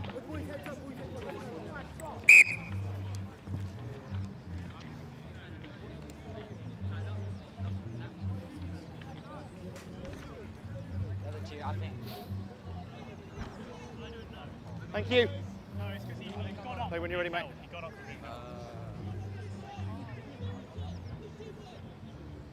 Come the other side. Play when you're ready, yeah. It's a fine looking kick-off and it's bang on the money. It's well claimed by Will Cruikshank. Now it's in the hands of Barney Bromilo. Oh, turned over by Cranmore. They are looking deadly as they drive into the 22 once more. Target offered up by Jaden forward, but it is living by his name. Forward from Cranmore. Turnover to Bournemouth Collegiate. Give you a bit of detail on these guys now as to how they are getting BCS and Cranmore. The BCS put in, who've had a tough start against Brighton College. No one wants to draw Brighton in the first match, but they rallied hard against the Welshman Bryn Kellingnog, although fell short. Cranmore 2 have tasted defeat twice. So this to end the competition on a high. Nice tackle, the long arms of Logan Hume wrapping up his opposite man. BCS pick and go around the fringe. Oh, the intercept Forward by red. Was there Scrum blue. for Jaden Forward, but it couldn't quite stick. Scrum blue. Let's go. See you, lads, come on.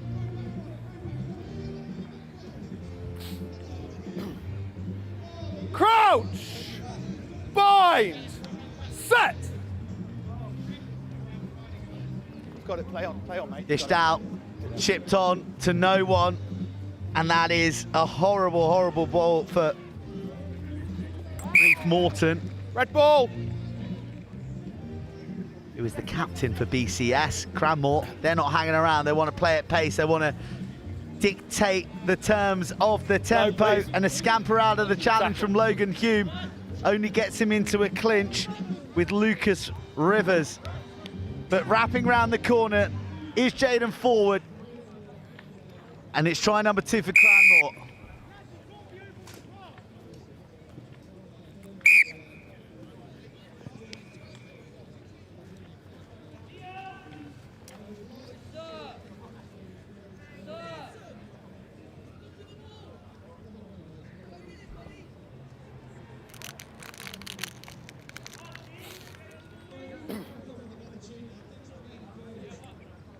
Can you get, no. You need to get that dealt with. Can you get this? Off you go. Blood. Send someone on. Thank you. Someone else take the kick, please.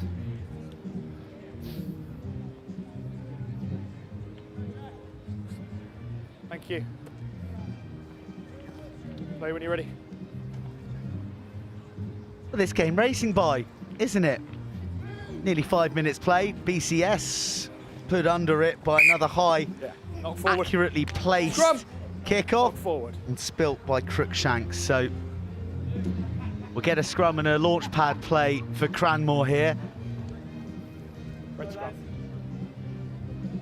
A few Quins lads in the ranks for Cranmore, Whoa. Right.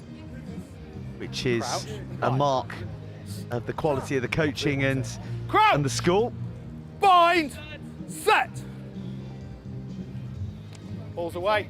Shipped out to the try scorer who got it all going, Jack Morgan, just manipulating the defence with 2 hands on the ball. He's a slinky set of hips on him. Balls. Go scrum half. Oh, chasms opening up out wide. The hands will do it, but it's a poor pass for Kieran Edmonds. But when you're that big, you're that skillful, you can be served up some pretty poor portions. Make a meat pie from it. So it's another try for Cranmore. 3.5 in command.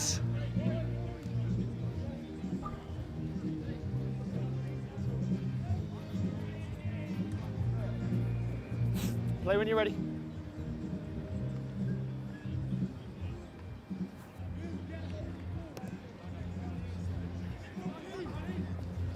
Caught high, caught bravely by Barney Bromelo. Didn't think about the shoulders that were heading the way of his midriff. Ball jumbles around, hits a few different parts of either side's anatomy.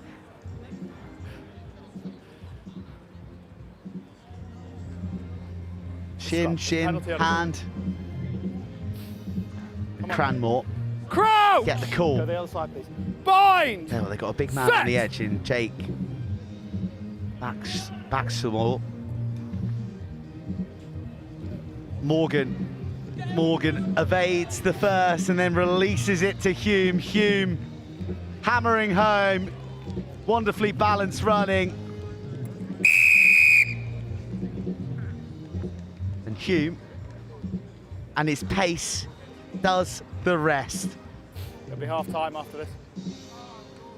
Final act of the first half, Cranmore in control against BCS. It is a long, hard day in this beating sun. Half time! The first half of this contest has delivered 26 points to Cranmore. Have a handsome lead at the break.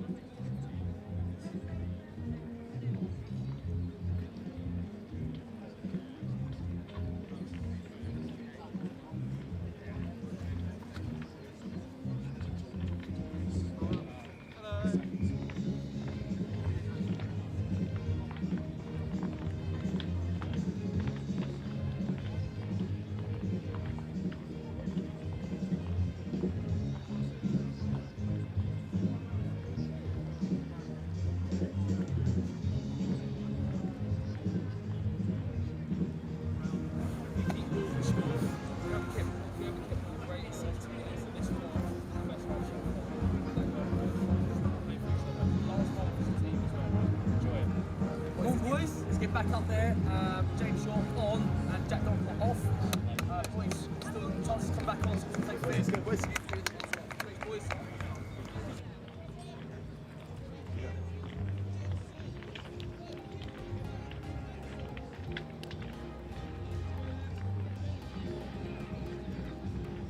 Well, they're up against it. Bournemouth Collegiate School. Stranger things have happened than coming back from a 26-0 deficit.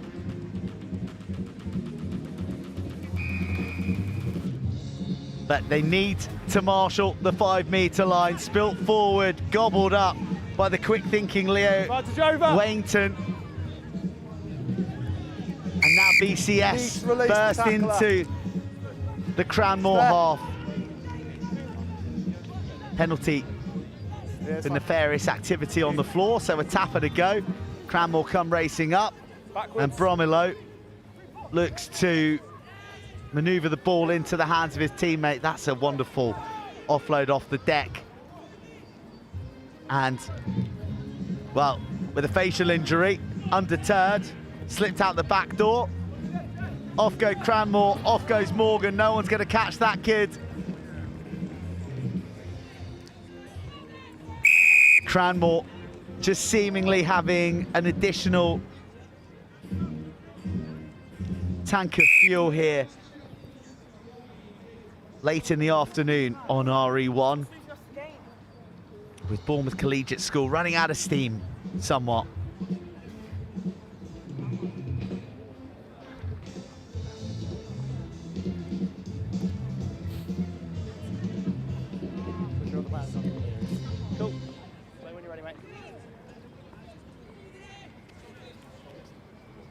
Up high, and Archie Link looks to be putting an authoritative name on this, but just gets caught in that no man's land, and Link flies up to try and make the hit, but they are slippery customers, these Cranmore lads, and Jaden forward scampers home for another try, just as he did in the first half. No extras added on this occasion.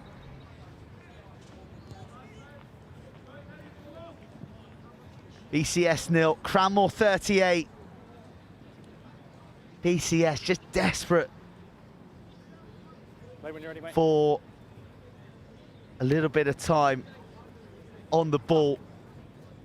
Well, straight out, so that's a little crumb of comfort for BCS. Maybe they can build now. They've got some fresh faces on. They've got some energy in the legs. Thank you. Jude Bolton is there on the ball. BCS engaging the shoulders of Cranmore. Can they get it out to the wider channels where Cruikshank and Link are waiting? Now they look to put a bit of whip. A wrap around. There's Cruikshank. Where's one? To the midriff, ball squirts out, fly hack through. Someone needs to drop on it. Leo Wainton is there trying to fight the fight. James Usman, though, has really thrown himself around in the 10 jersey. That's a big clear out. The hands were already on. Cranmore, Morgan in merciless try-scoring mood.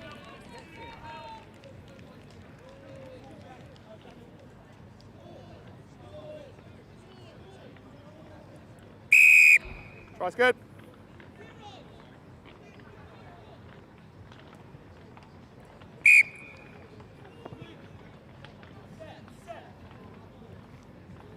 Good afternoon from Control. The 4 o'clock round of fixtures on RE1 in the Cup tournament. If Goya versus Scarisbrick Pool School.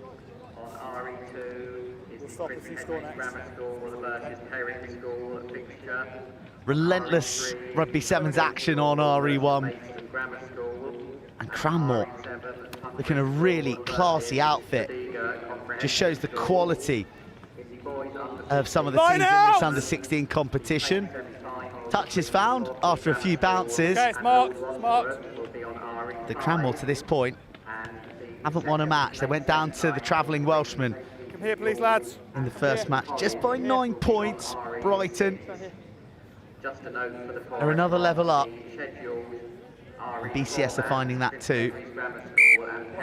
With Cranmore, not quite sure what was going on there. Just trying to read the play. No sweeper at home. Let's back the boys and their gas, says BCS. But so too the galloping Leo Wainton. Tackle's high. High tackle arriving. Sorry. Jumping out of the tackles. Well, jumping into the tackles. That's a penalty against Cranmore. And BCS, now is it their time to strike? They fashion it to the right edge. Knock on. But a knock on at the Scrum red. Crucial time.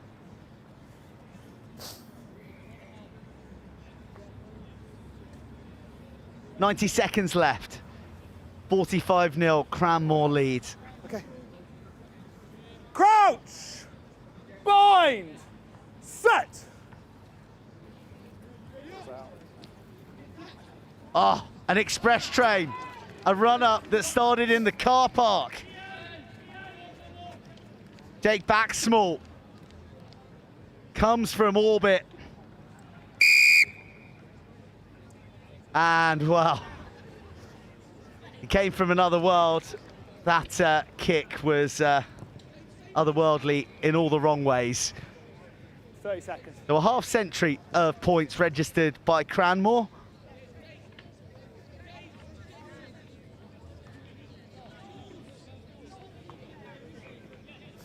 Last play, gents! Last BCS still fighting. That is such a tricky ball to take, high in this bright sun, and great strength, even though the proximity of the touchline edging ever closer. Knock on there. We've got time for the scrum. Just trickles forward off the hands of Cranmore, who've got some coaching ticket. They've got Paul Hodgson, they've got Marcus Watson, another Olympic silver medalist for GB at the Rio Games. He's out there on the touchline, and the great Patrick O'Grady, who masterminded much of London Irish's academy success back in the day. So they've got some wise rugby minds there, and BCS are coming up against that high rugby IQ and that determination from Cranmore, who will be under strict instructions to not allow their try line to be breached. 50 points is all good and well, but they need to keep a clean slate to keep the coaches happy, which they do. When wasting your energy, you won't get the point. And a challenging 14 minutes comes to a close for BCS, who go down 50-0 to Cranmore.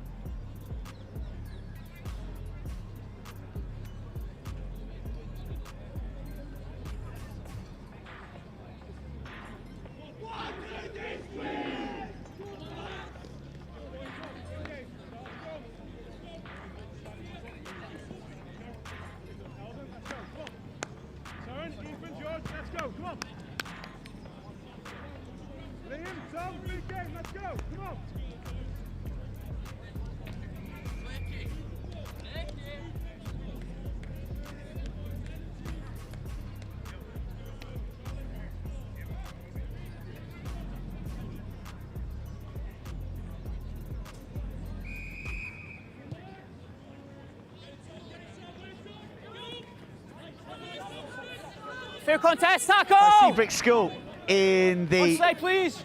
very eye-catching black and yellow jerseys are off and away Tackle! against Iskol Giffer, who had their first match of the day cancelled actually against Tip tackle, back 10. 6 Stratford. Over horizontal. They went down to St Peter's School, York, as did Scarisbrick Hall School. Scarisbrick Hall go looking to weave their way through the heavy traffic of the Welsh defenders.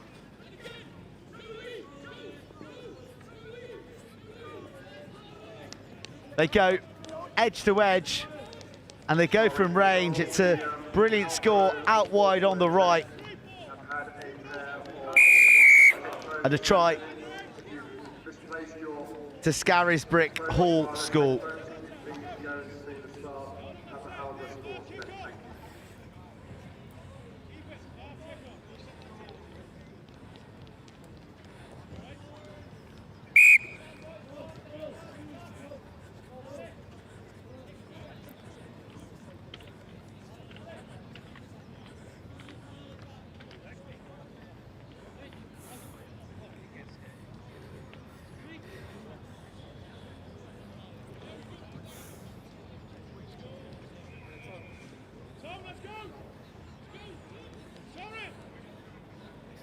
Let's go, please.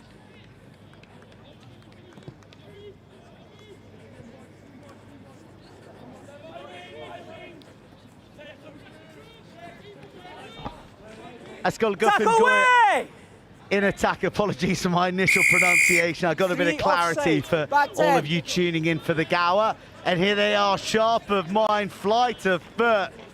Absolute jets down the right, but committed cover arriving from Scarisbrick Hall. Tackle! Who stop a certain try. Ball's ripped. Hands on the ground. Ball's ripped and hands on the ground. Scarisbrick come away with the penalty. That is Red ball. quite Hands on the marvellous ground. commitment. If you've been tackled and you're on the ground, you cannot play that ball, okay?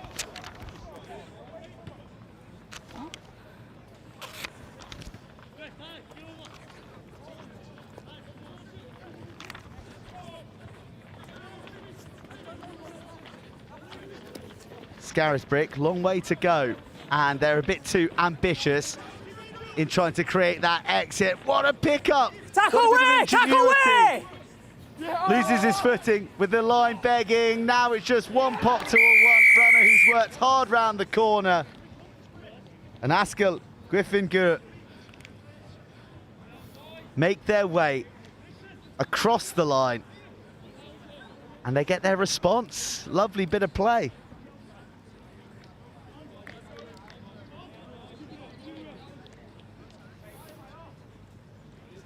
On me, yeah, okay.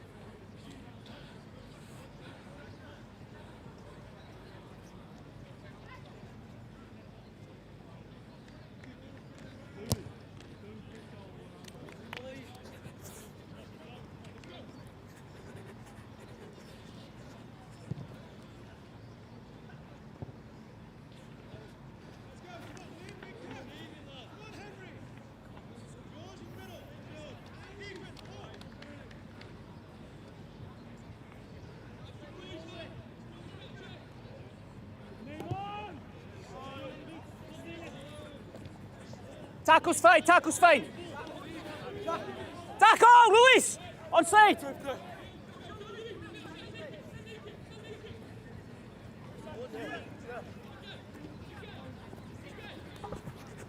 Tackle away! Big carry through the middle from Scarisbrick, who were trying to find their form, having worn a response from the Welshman. Oh, the Toblerone off the shin. Finds the touchline at a bit of velocity. That is one that he is going to want deleted from the internet. That's your mark there. But nothing too terminal.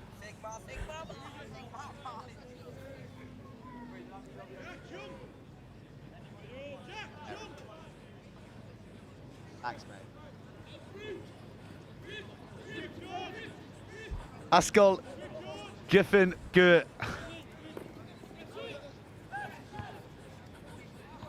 Trailing by 2, but managing to pierce their way That's through. a rock of hands. Thank you.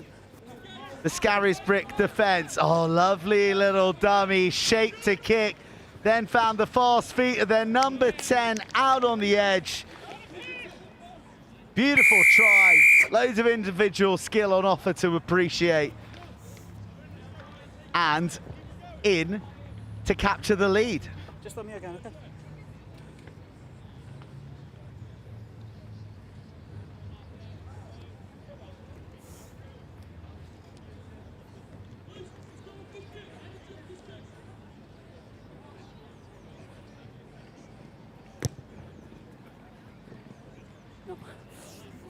No, just left. Done a lot better than I could have done.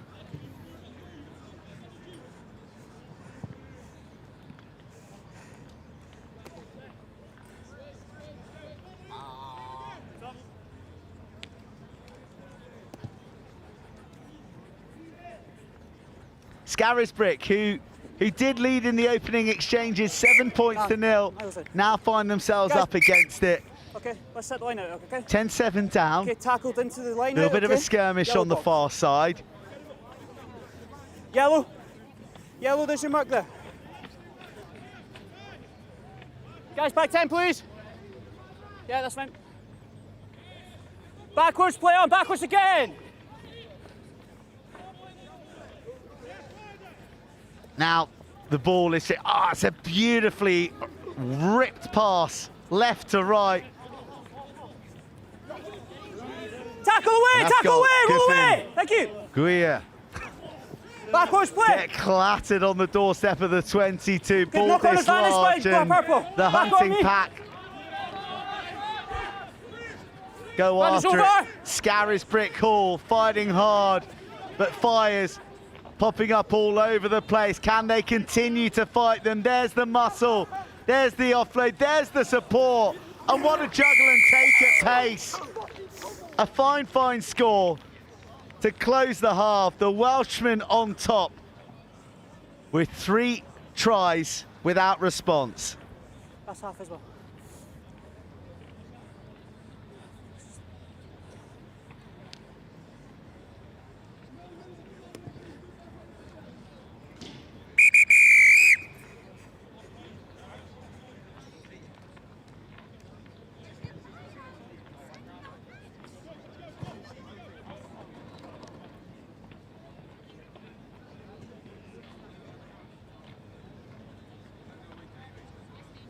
Good afternoon from RE Control. The scheduled fixtures for 4:20 on pitches 1 and 2, the Under-14 Cup semi-final matches. Pitch RE1 is Millfield versus Gartholwood, and on RE2 it's Whitchurch versus Epsom. Then moving into the Colts tournament, the first elimination.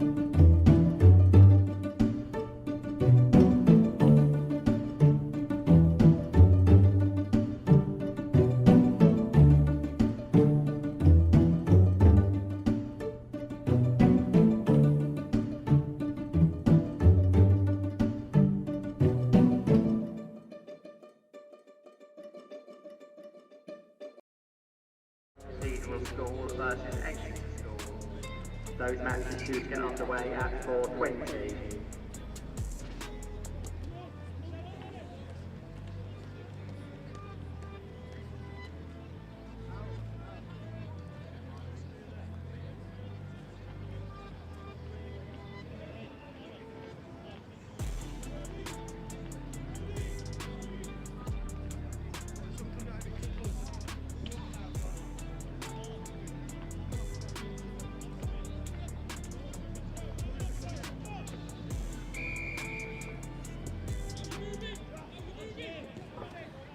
Askell Guffin-Greer, 3 tries to close out that first half. They're in the box seat here against Scarisbrick Hall, who had the early ascendancy, but they've struggled to penetrate this busy defence.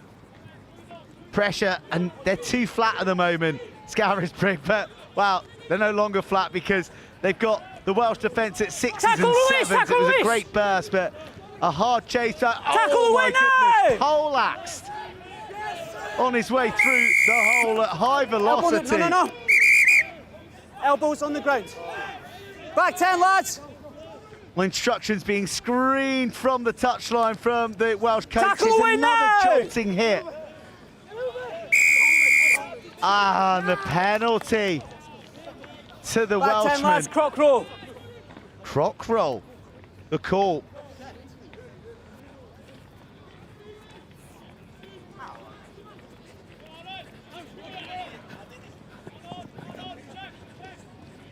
Tackle away! Wait a second. Point advantage. Scarisbrick go slaloming through a few Tackle tackles, away then now! they meet another Welsh concrete shoulder. They just can't break down this defence. Smart hands. Here's a bit of room. Here's some real power. The pistons pumping. The wraparound support. Still, the hits rain in. And at long last, they're still not there. It's the rock, no hands. A line comes from out of space, but it doesn't go to that runner. Instead, it goes to the one who's stationary. Doesn't quite have the momentum to make it across the line and touch down.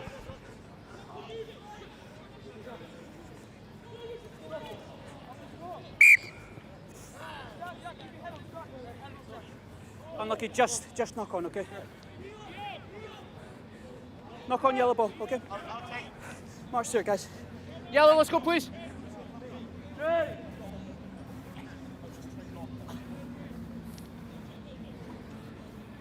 Pardon? Sneakers bound, please. Like me. Like me.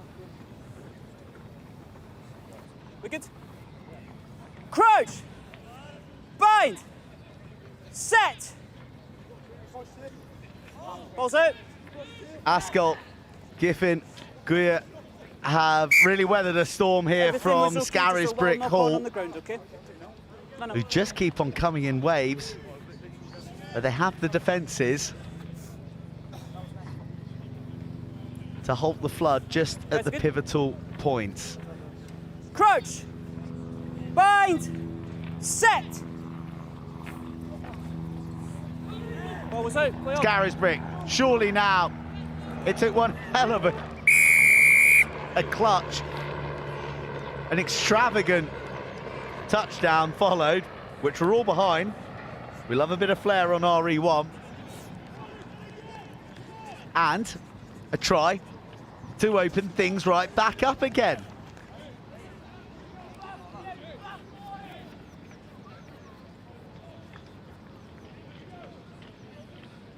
Ball, please. Ball, please. Kick it, please.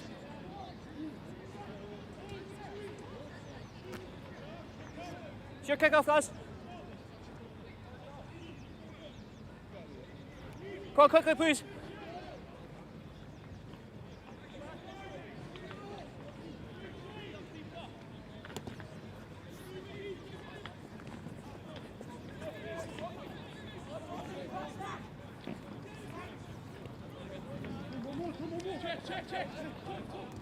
Oh, just a knock on. Wonderful arrival on the tackle.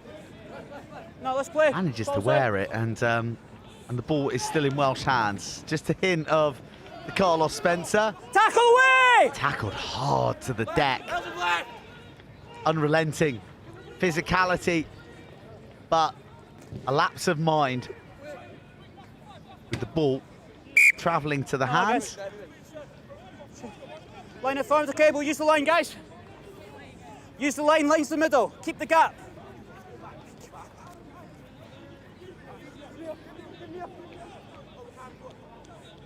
.28, please. In the channel. I need someone in the channel from yellow.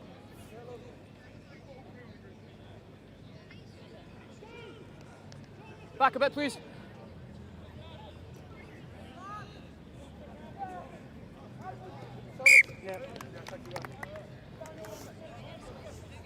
Catch was fine, but then feet just went in touch, okay? Mark's on here. Sorry.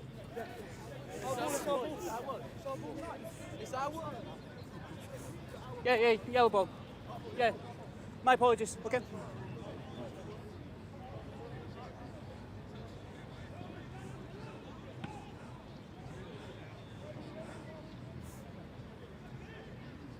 Have I got 3 in the line out from yellow? Have I got 3 in the line out from yellow? Okay.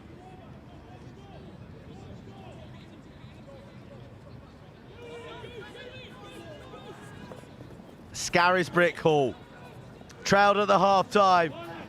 They have thrown everything at this Welsh defence, and once again they're rewarded with a try. 2 since the break, 50 seconds on the clock, and a lead now and a gauntlet thrown down to their Welsh counterparts, who have to reclaim this kickoff, and they simply must score to register their first win of the day.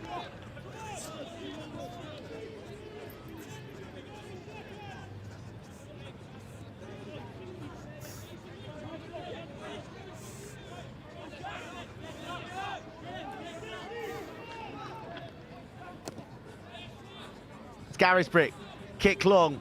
They ask the Welshmen to mount their comeback from within their own 22. On the outside arc, the physicality of Scarisbrick has ramped up immensely in this second half, and to the point where the ball can't stay in the grasp of the Welshmen as they go to deck. And Scarisbrick Hall have claimed a victory full of heart, full of determination. They bounced back from a half-time deficit, and they've won here 19 points to 15.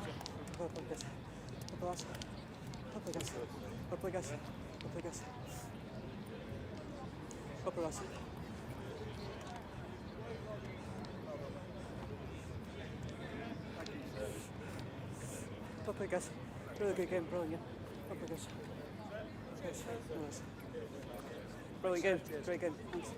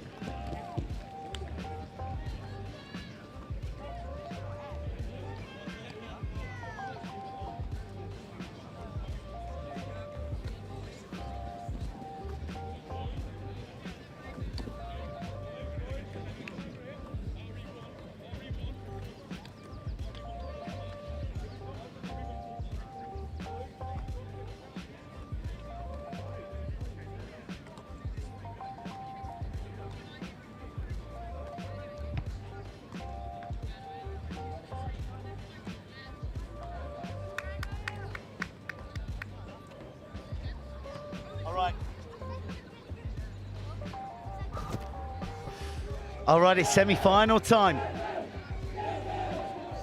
in the Howden Roslyn Park National Schools Sevens Under 14 Boys Cup. And there is a school with a huge amount of history here at this tournament. It is the famous green and red hoops of Millfield shaping up to take on Ysgol Garth Oleg. They've had a fantastic season. They've scored tries all across the numbers on the jerseys. They're off to the Welsh Schools Cup Final next week. But right now, it's all eyes on the semi-final. I'm delighted to say that a former England Sevens man and, well, a fair few great teams across an esteemed career, Pete Richards is going to be alongside for the semi. Pete, Good to have you. Good afternoon. How you doing? I'm well, thank you. I'm hot in this sun that's beating down on our backs, and the boys out here will be feeling it late in the day, knowing that they are one game away from a final under the sun on pitch RE1, and the Welshmen on the ball are getting swallowed by hungry Millfield defence. I tackle 10. Off they go, not hanging around the Welshmen. Oh, that is great strength. Jacob Mizzen swatting away defenders, offloading to his man on the right shoulder. You were held. No, Jacob no, Edwards forces the penalty, and Millfield are up against it here in the early stages. Oh, wow, penalty to Millfield, I beg your pardon. I was as confused as the Welshman out there. One-on-one tackles being tested early down the narrow channel, but the hunger of Millfield is matched by Garth Oleg. Holding on, keep retreating. Driving the tempo. Got advantage, not 10. Just trying to scamper through the challenges. It's a good little player, this 10, Ollie Matthews. Sure, leave it. Saw him in action earlier today at 10 a.m. It's a long old day to reach a semi. They don't want the journey to end now. Fizz over the top, but the handling of Lloyd Chalk not quite a match to the width being offered. But then there's an offload, then there's a wrestle and a ride, and still they're not across. Penalty advantage for the high tackle. Heroic from Millfield. Matthews drops it on the boot, spots some space that no one but he could see. And on the same wavelength, Jacob Edwards scores the first try, and a thrilling one at that in the semi-final. Well, first off, hats off to the Millfield defence. Goal line defence, absolutely fantastic. 30. But 30. pressure told in the end, didn't it? And a wonderful missed pass off the right hand into the left corner, and then a cross kick for the try. That's really for game 9 of their tournament. That is some top quality rugby there. No shortage of class on that conversion as well. Sweetly struck. Some great skills on show. So many teams get panicky, don't they, in front of the try line, but some really good decisions there. And you know, taking an early lead. See how this kickoff goes. Well, they're benefiting. Uskol Garth Oleg. My Welsh pronunciation is being tested to the limit today. From paying for 2 clubs, Pontypridd and Bather, both represented, so there's a bit of club connection in the ranks, and there is a bit of pace being offered by Millfield as they surge towards the halfway line, but a loose ball coughs up the ball. Forward into touch. Well, so many people think Sevens is all about attack, but actually the teams that make it deep into these tournaments generally have the best defences. And we're actually seeing 2 fantastic defences on show, and again a try-saving tackle there on the left-hand side, forcing an error and giving themselves possession back. And again, you know, game 9, a lot of minutes in the legs to still keep working and have good technique is a lot to be admired in that. Short ball offered at high velocity. The arrival of Lloyd Chalk, but he forgets the precious cargo on the way through the contact.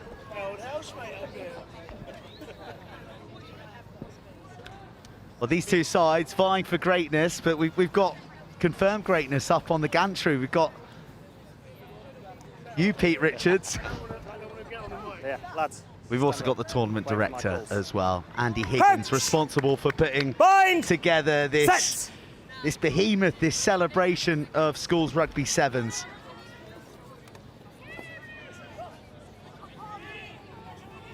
Hands away now, Blue.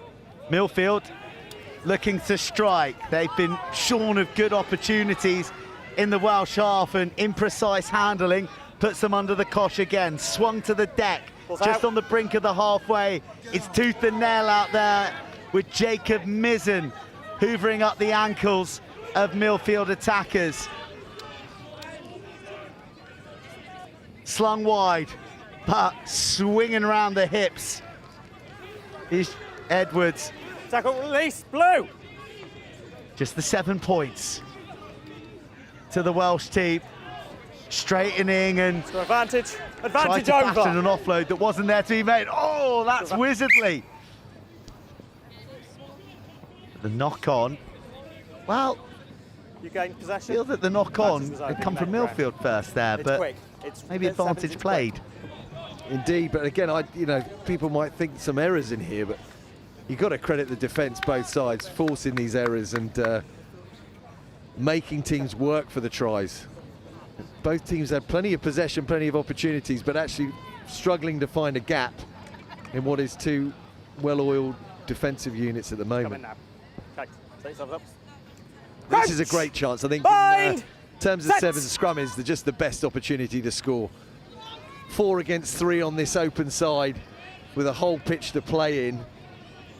But again, not a lot of room there. The Welsh defence has been strong, but that's a gorgeous offload and take. It's just the last pass that isn't sticking at the moment when it so often does for the green and red hoops.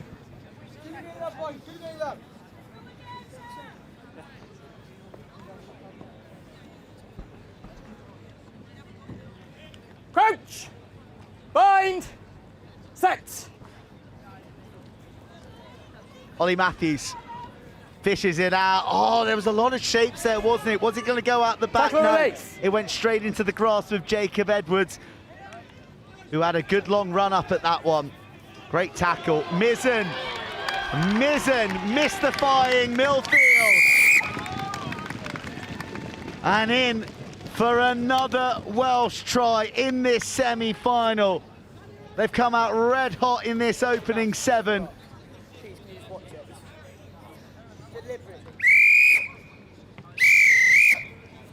And they take a deserved 14-point lead into the half-time huddles. Yeah, you're absolutely right. They really have. They've come out, barely missed a tackle, taken 2 great opportunities, and crucially converted them both. So there's a big psychological element to this half-time talk. You're really, really tired in the Millfield huddle, knowing you probably need 3 scores at least here to take you through to the final.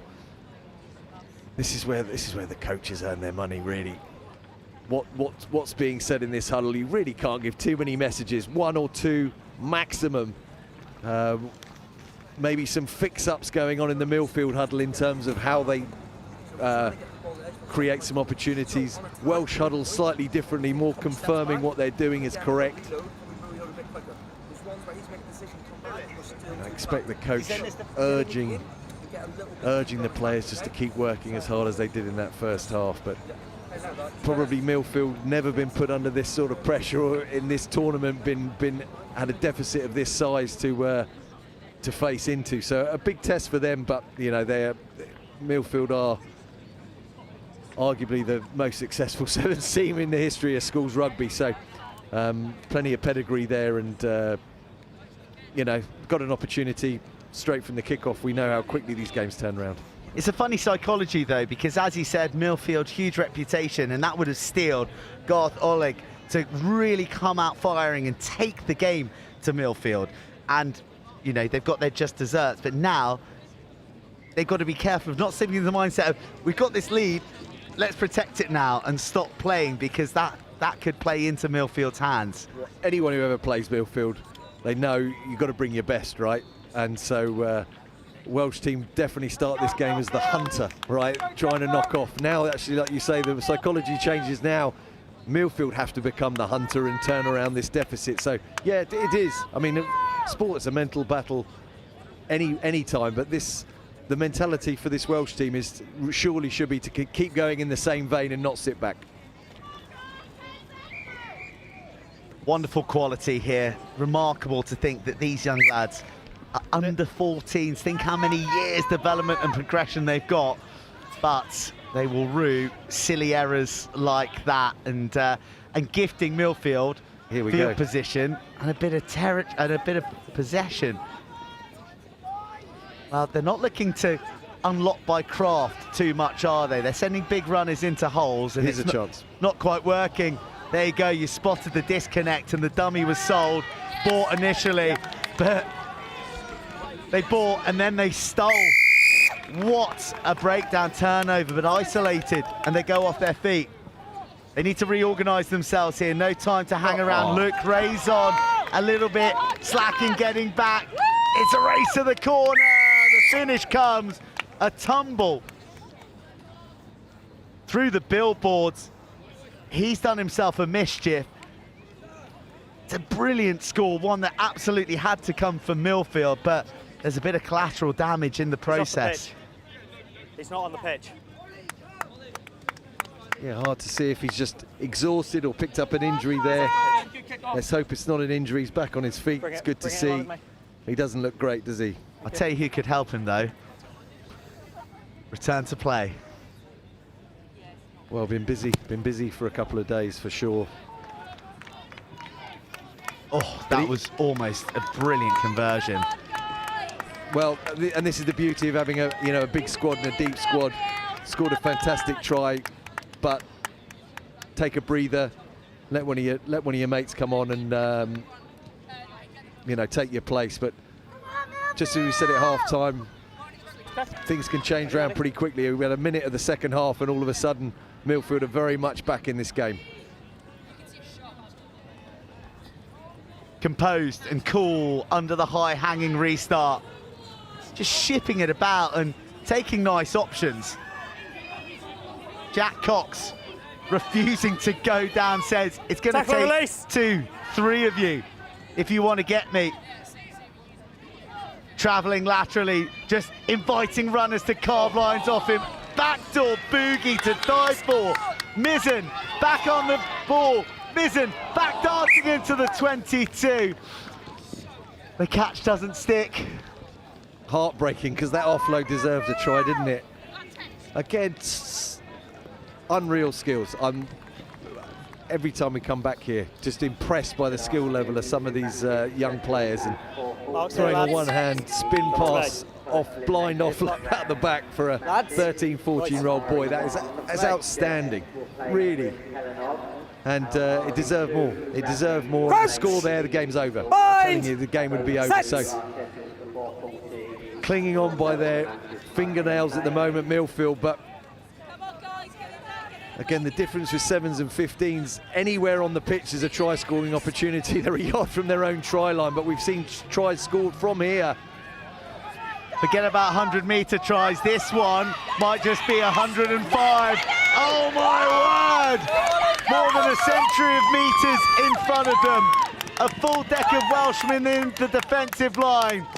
But Millfield never doubt themselves.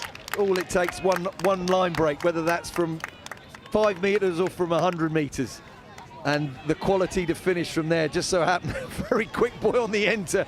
He's gonna need a breather. He's just done an 85-metre sprint, and again we're back to a 2-point ball game now. Fantastic way to fit. I mean, you want this a semi-final, right? You want it coming down to the last couple of minutes, and this is what everyone wants to see, really. Great competition. Both teams having to be at their best. And a moment before, we were lauding the backdoor offload that almost created the try that could have put the semi beyond doubt. But now it's a 2-point game.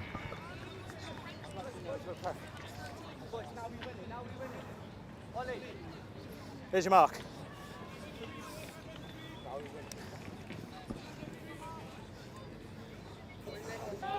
Crouch! Here we go, tough side to play from. Set! I'd love to see the scrum half go for a little bit on his own, but he's under all sorts of pressure from Millfield. Over. There's renewed hunger in the red and green hoops. Tell you what, it's sharp advantage, isn't it, at the moment? Yeah, and it's not the first turnover. Both teams have been hungry on the floor for jackal turnovers. The stop-start, Jack Cox. Well, it's not Cox, I beg your pardon, it's Chalk. A straightening, an avenue opening up, and this time it is Cox. Cox with a killer score late in the day. It's a 7-point ball game. This conversion will stretch it to 9, and that could be the gateway to the final. Well, we're just over a minute on the clock. A little over a minute. He's going to take his time. Of course he is. He's got every right to take another 10, 15 out of the clock. He's nailed that. He's been, what a brilliant kicker again. All 3 conversions, 2 of them albeit in front of the sticks, but actually the first one probably the most vital. So, knock on, you gain possession, you make a couple of metres. And I think it's scrum advantage is a very quick one. even Millfield from here will struggle. They've essentially got to score immediately from the kickoff and then score again. Stranger things have happened. Indeed. Stranger things have happened. Yeah, that's a size 5. Well, we've got the wrong sized ball, I think, on the field of play. Maybe one of the under-16 balls. So that might do our clock a little bit. So that adds another seasoning of drama that we won't know precisely where this game ends. Kickoff regime of the Welshmen has been wonderful, and it's going to be Millfield ball, but more time elapsing on the clock. Oh, not even a Millfield ball. How about that? Well, that's the ball game, I reckon. And Mr. Phillips, their coach, who celebrates his birthday today, is going to be celebrating a final. One last penalty for a seatbelt round the neck. And the deal is done. 30 seconds. He said Welsh rugby's in a bad place at the moment, Pete. Well, not on this evidence. But of course, you know, same shape ball, totally different game, fundamentally. But they've come a long way. You know, Millfield are not local either, but, you know, a lot of effort's been put to getting here.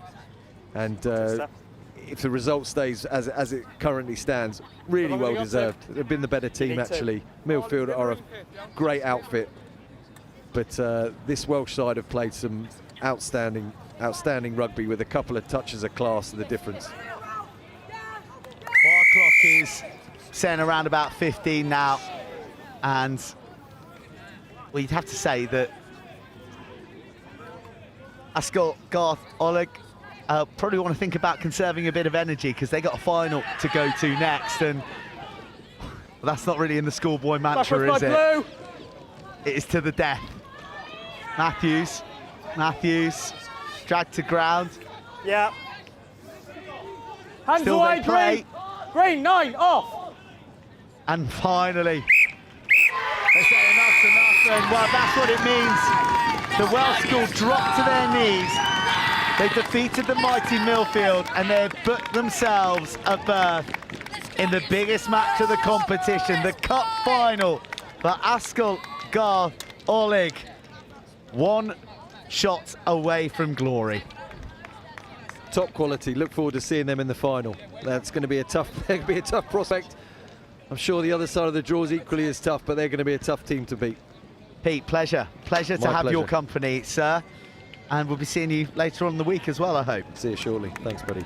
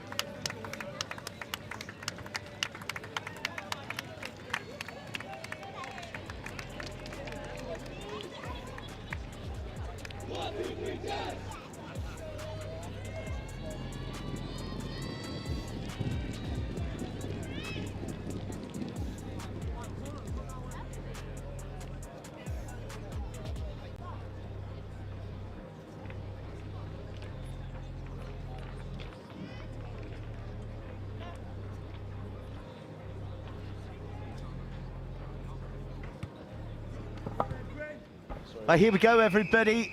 We've got more big action coming on RE1. We've got JESS Jumeirah English-speaking school from Dubai in the elimination round against Bryn Colonnon of Wales, who are in the black and blue hoops, who are making serious inroads here to the JESS half, but lost in contact, and a chance for us to catch our breath and welcome a couple of lads from JESS. Introduce yourself, please, boys. Hi, I'm Albie Robinson. Nice to meet you. Similarly to Evan, we're both supposed to be playing on this team, but unfortunately we're injured, so we're just watching from the sidelines. So a nervy watch for you, who travelled all the way from the Middle East. Five teams here from JESS, but it is Bryn Colonnon who are in command of the ball, and they're looking really aggressive in the manner in which they're carrying at the moment. Oh, lovely show and go. He's looking for friends. It arrives from the blind spot, but lovely no tackle from Freddie Peters. Through. Big noise coming from the shoulders from the JESS lads, but Bryn Colonnon are undeterred, utterly determined. It's the first try of the eliminator going to the Welshman. What do you reckon of that, lads? I mean, as JESS boys, that's not really what we like to see, but I think we can bounce back, put a couple of tries on the board. It should be a good game. Yeah, defense was a bit disproportional. There was a few gaps, and that team obviously spotted that and broke right through and scored. But yeah, silly mistakes like those obviously can't afford, especially when you're doing an elimination round. But still got lots of time to play, and let's just see it all unravel. Yep. I'll say, chaps, I mean, we've been blown away by the skill set of JESS throughout the week, from your girls to your boys, and, well, that is a fabulous take there by Nicholas Parsons. There you go, Nicholas Parsons. Thank you for saving me there. Yeah. Oh, they've got a penalty. Turnover. Tell you what, JESS up against it. A supercharged Welsh outfit here, thrashing their way through the tackles again. On the doorstep, oh, beautiful dummy run. Oh, what a run. Chasm opening. Big long fend. Oh, what a tackle. Wow. Tackle release! Someone hasn't been skipping their uppers. Lucas Samuelson. Oh, we've got the ball. The turnover. There you go, JESS. Looking to shift it now wide. on the ball. Bit of room out wide. And met by got the ball. the Welsh defender. Oh, poor ball's pass. gone, lost. Can't afford that, especially in the try line. Into trouble, passing the ball dead, and it'll be a scrum 5. Second man. So, don't talk, Ace. Oh, sorry. No, it's all right. No, It's it's your fine. player that was So like- I'll sort of talk. Play it simple. Well, the middle, with it on the same side as him, and then come round. You just go with the same side as him, and then come round and win the ball. Crouch! Bind! Set! Right, devilishly tough part of the field to defend. Oh, the leg coming out from the scrum. That feels a little bit unfair. I thought that was great invention. Short ball, crash ball, crash, bang, wallop, try. 2 to the Welshman, and JESS under real pressure here early, lads.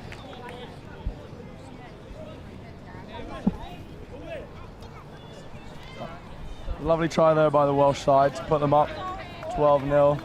I mean, I'd say there's still sufficient time left for JESS to bounce back, and conversion goes over the post to make it 14-0 there. They're bringing out all the skills. So how's the trip been, guys? Obviously delighted to be here in this eliminator, but you know, this is a big thing for JESS by the looks of things, from the teams you bring and also the performances that you put in across all your teams. Yeah, well, as an under-16 side, I think as an under-16 side, we're one of the first JESS under-16 boys teams to make it through to day 2 of Roslyn, and I think obviously we're looking for the win here, but win or lose, I'd say the boys out there will be happy with all they've done so far in the tournament and how far they've come, looking at how tough of a group that they were given at this tournament with teams like Dulwich, Hymers and Hillhouse. And to make it to where they are now has been an accomplishment in itself. Look her in the channel, go in the 2-metre channel. Thank you. Hey! Line out. Ripped off the left hand, and goodness me, these Welshmen are running with real purpose. There is fire in the attacking belly, and everywhere they look, there is a blue and black white hoop jersey in support, and this is irresistible attack at the moment. And it's no slight on Jess. It's just fine rugby sevens from the Welshman. Yeah, no, to be honest, I think the defense here isn't great, to be honest. They do seem a bit spread out, and it's like the communication obviously is not really working very well. I think in this next half they're probably going to have to step up and show some leadership, and you know. Lovely. Backwards play. Well, bounce of the ball certainly not going the way of the lads from the UAE right now. Good. They are shackled in their 22, and the long rangy levers of the Welshmen are keeping these high tackle attempts at bay. Finally, they get a bit of cherished time on the ball. They go to one of their big fellas to create a dent, but he has his pocket picked. But Hadrian. Get the penalty. What are your big players? Hadrian Depanafu, Hadrian number 2, and Nick Parsons in the number 1 jersey, our starting front row. And Lucas Prosser as well, who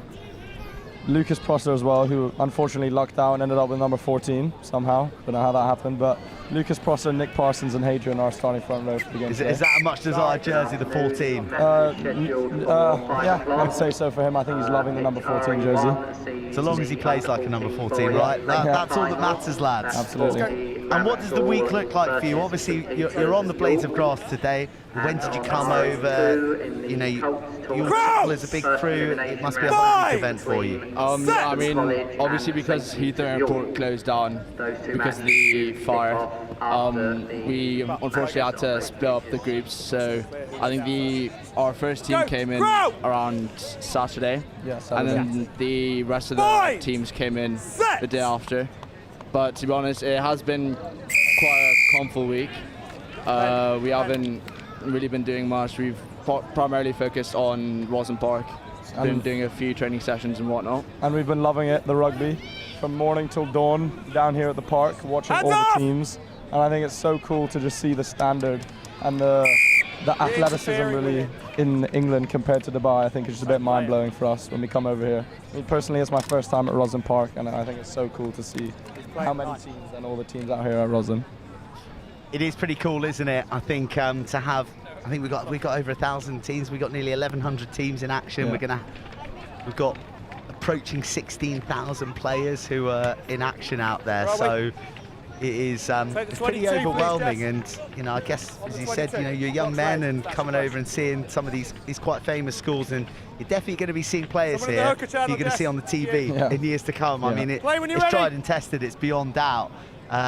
You know, anyone who's playing internationally in the UK, for England or Wales, is more than likely, and Scotland, been to Roslyn Park School Sevens. And well, with tricks in the bag like that, you might think that some of these Welshmen may be pulling on that famous red jersey at some stage in their careers. Tackle! Bryn, Cullinan, Blade, you got it. Are rampant at the moment. It is a sustained siege on the JESS 22. Every pass sticking, every tackle half burst, and every try being finished without mercy. So tough watch for you, lads. I'm sorry. I mean, for our Welsh viewers, they're going to be absolutely loving this, because this is a fine exhibition of rugby sevens. Yeah. But we're going to go to half time now. You know, what's your coach going to be saying there, do you think, to stir the fires? Mr. Jarvis and Mr. Glashan, our coaches here, are hopefully going to try to get the boys to get their heads in the game, because I think skill-wise and physicality, the boys have it in them to win this game, but I think mentally they need to get in it and they need to bounce back from this, which I think they can do if the right words are said and the boys get into it properly. Can I ask, chaps, your under 14 girls won the cup competition last year. They were the first ever international team to win a cup at the HOWDEN ROSSLYN Park National Schools Sevens. Is that an inspiring story for you? Are those girls just like legends at the school now? Yeah, those girls are absolute legends. Sort of run the school. Oh, really? They run the school, do they? Yeah, absolutely. Big noise. Yeah, and interestingly, the under-14s girls this year also won the cup, which I think is cool to see the back-to-back under-14 girls, which I think. Yeah. Grace Gordon. She's pretty good at rugby. Yeah, she's a great player of the tournament. In fact, well deserved. Yeah, and hopefully we'll now be awarded a second star on our jersey, which is a interesting fact. If you take a look at the JESS jerseys, you'll see a star on the bottom left-hand corner of the jersey, which is for our under-14 girls last year who won the cup. We had the star put on there to represent sort of them winning the cup and bringing it home to JESS. That is really cool. Yeah. That is very, very cool. Yeah. It's a great idea from the brilliant mind of Mr. Nicholson, who's running the sport department at JESS. There you go. We do like that. Stars on the jersey for Rosslyn Park Sevens triumphs. So what's gone on? That looks tricky to take a photo with now. Yeah, it's I broke my knuckle unfortunately a couple of weeks before we were supposed to come. Oh, yeah. Devastating. Yeah. Devastating. Well, lads, you can only support your mates in spirit here, and they need all the support they can get. It is the tallest of tasks, trailing 28 points to 0, and it may just be a few more. This supercharged Bryn Cullen onside denied with some last-ditch defence in the corner. Line out wide. What does the rugby look like then out in Dubai? I think that most people are familiar with the Emirates Dubai Sevens, which is an unbelievable festival of rugby where schools play as well. You guys play in that, don't you?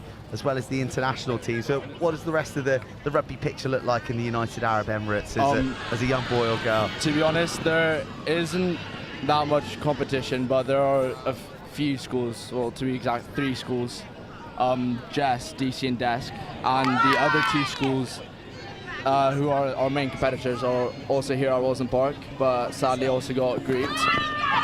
But yeah, but to be honest, it really is nice just having those 3 teams, because you can really focus on your development as you already know who you're playing up against, and you know how good they are, what their mistakes are.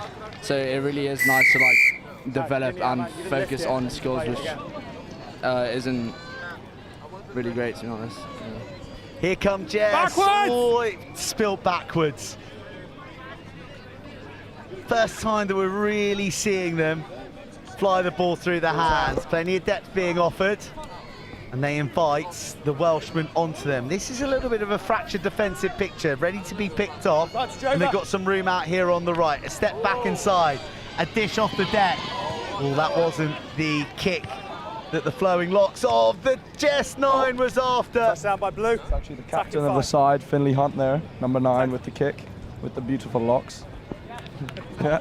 Enviable, especially when you get to my age, lads. Yeah. Not sure that this was precisely the kick he wanted, but this was a nice break. This is more of the JESS that we're used to seeing. Yeah, I mean, the first half wasn't great, but I know if we can bounce back and score a few tries and see how it goes. Yeah, hopefully.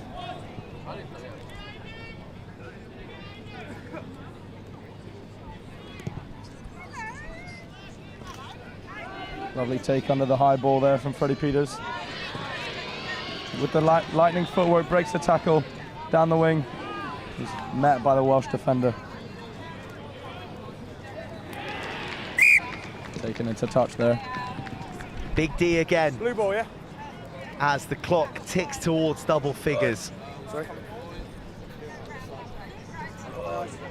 Well, whatever happens, chaps, in this competition, will you be returning to catch some of the under-18s action that's going to be happening absolutely tomorrow and Friday? I'm so excited to see all the first teams tomorrow that we hear about in Dubai, the big names, Sedbergh, Millfield, Harrow. But unfortunately, we'll have to miss the under-18s Cup Final as we fly home on Friday morning. But who booked that flight? Yeah, is that Nicholson again? Yeah, I'm not sure. It's always them, honestly. Okay, you've got a choice, or 22, or scrum back. Scrum back. Thank you. long way to come back. And a scrum ready to be formed, and some changes being rung now. John McCandy coming in at hooker, and Corin Blessing at prop here. Hadrian's still going strong as he started, but the two front row replacements can hopefully bring a new sense of energy and some power into the game here. Good afternoon, the fixtures next Welsh side looking to shift the ball wide. And RE2. This one is the under 14 boys. Line break there from the Welshman with the rapid feet. Right, chaps, thanks for stepping in there. Maybe there's a future in commentary for you lads. I was just distracted with our brilliant director. I have actually gotten multiple offers from World Rugby to commentate on the World Cup coming up. Well, hey man, don't go nicking jobs from me, yeah? No, okay, let's take it easy. Here we go, Jess dancing their way through the tackles of the Welshman. Andrew Holberg. And, well, he makes good inroads initially and then gets frog marched across the touchline.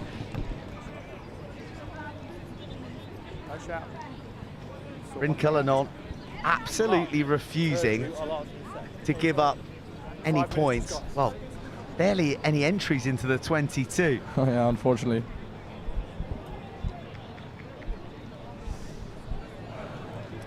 Oh, the ball's lost. Jess somehow end up with the ball.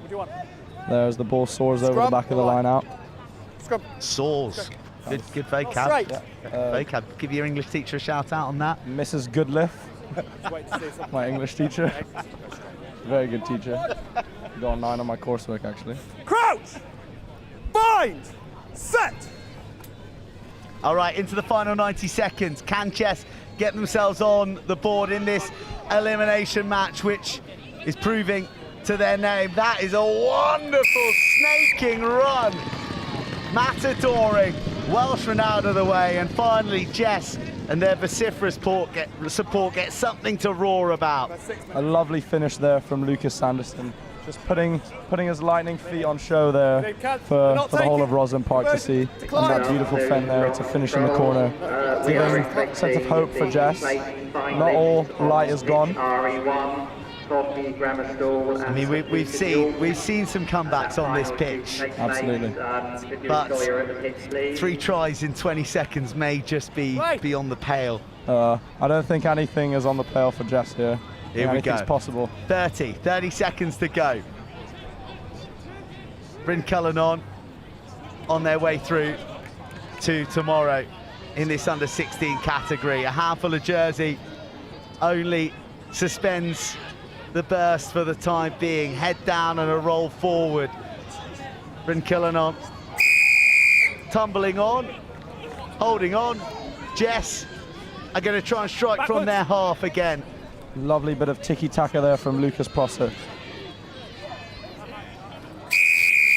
High tack! Don't! Oh, looks a bit of a fight back there. Back you go. Is he a scrapper? Is he one of the tough guys? Julian knows to be a bit of a hothead. He's a bit scary. No one really messes with him at school. Clock's red! There's some reputation on the playground transferring to RE1. Jess cuts back in. Are going to skill as they cut back in. They're blue and black hands. The Welshman desperately searching for the ball. Lost on that. Whistle's gone. And referee says, look, chill out. The clock is red. Clock is red. And the game is won for Bryn Cullinan. A fabulous performance from the Welshman, who really romped it from start to finish, but a spirited performance from Jess.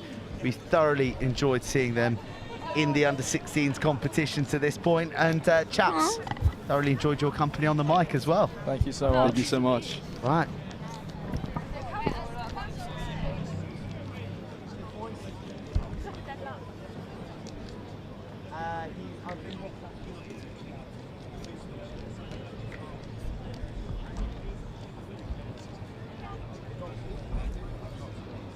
I've got some things to draw.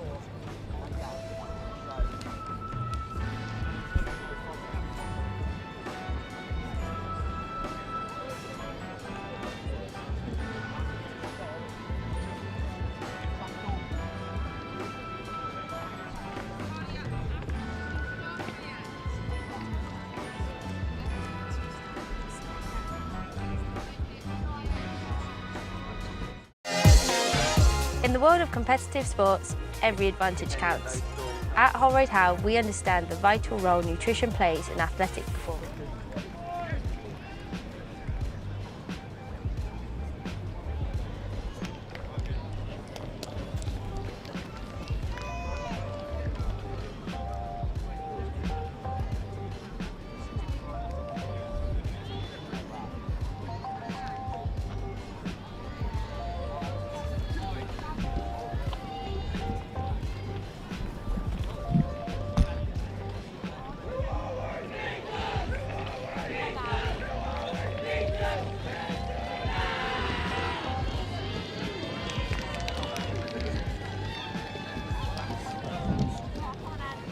It's time for some silverware to be awarded here on RE1 on day 3 of the Howden Rosslyn Park National Schools Sevens.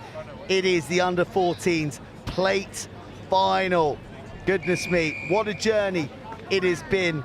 Tuesday and Wednesday, culminating in this moment for St Peter's School York in the brown and white hoops up against Torquay Boys Grammar School in the red, and it's St Peter's York who try and go the long way round and are dispossessed as they look for the offload. Reuben McBride apprehended by Finley Pinder.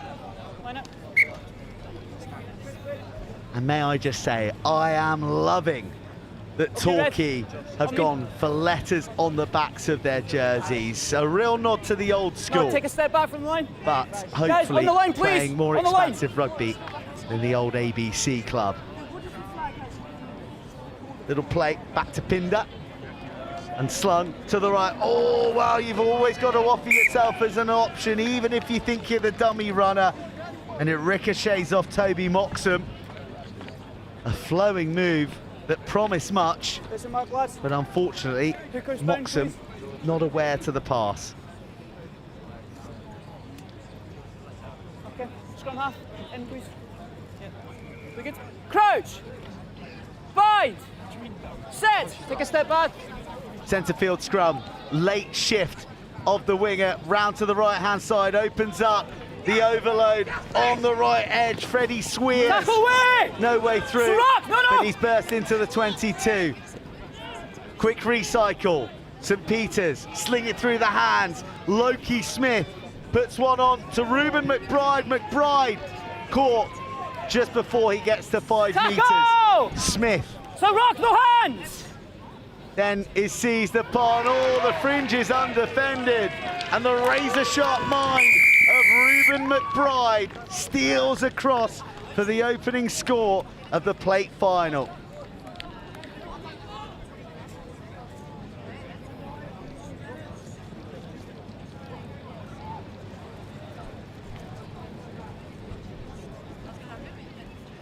St Peter's York, they have accounted, right, wait for it. Scarborough College, Escalcallan Kinroot, John Fisher, and they only just missed out to RGS Worcester by 2 points in the elimination round last night. And then today, they bested the Rodillion Academy, St Benedict's again, Christ School, Hurstpere Point College in a thrilling quarter-final. Then Clifton, and now it is Torquay who lie before them, and they have the early lead. Torquay yet to really get an opportunity with the ball in hand. They're working in confined quarters out there. The hit coming on Mr. T, Tristan Fairley-Hobbs. Ball claimed high. Hard-working support wraps around. Backwards play. Pinder. Tackle away, tackle away. To Moxham. Off the hand from Jacob Assa. Torquay not sure whether to go left or right, and in the end caught in 2 minds. That's a cute kick that may just work out for St Peter's. Brilliant chase back. Early the call from the touchline, and why not? That kid's rapid.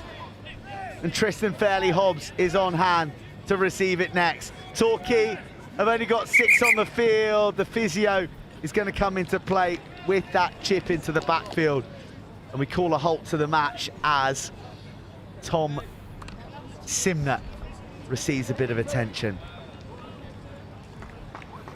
Torquay, by the way, victorious against Thomas's Putney Vale, Wycliffe College, Wellington, going down to Brighton College, who look a real handful in this competition at under 14 level. They've had a good day today, though. Torquay triumphant against Haberdashers, Monmouth School, Kings Ely, Dame Allens, Bryanston, and lastly Lord Wandsworth.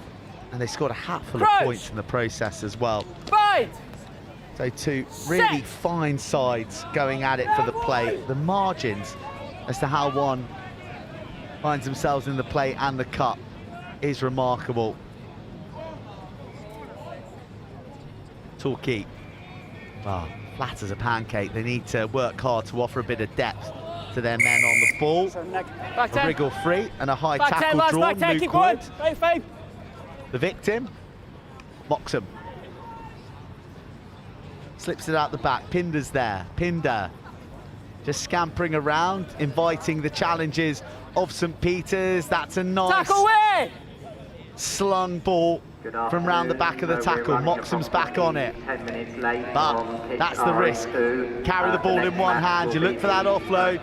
You might find yourself spilling forward. The advantage will be gone. But Torquay are reeling here in defensive disarray, and St. Peter's York with surgical-like precision,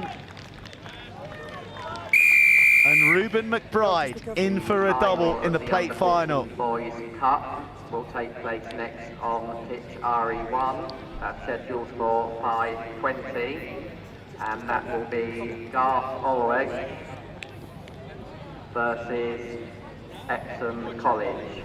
That's the boys under 14 Cup Final, due at 5:20 on RE1.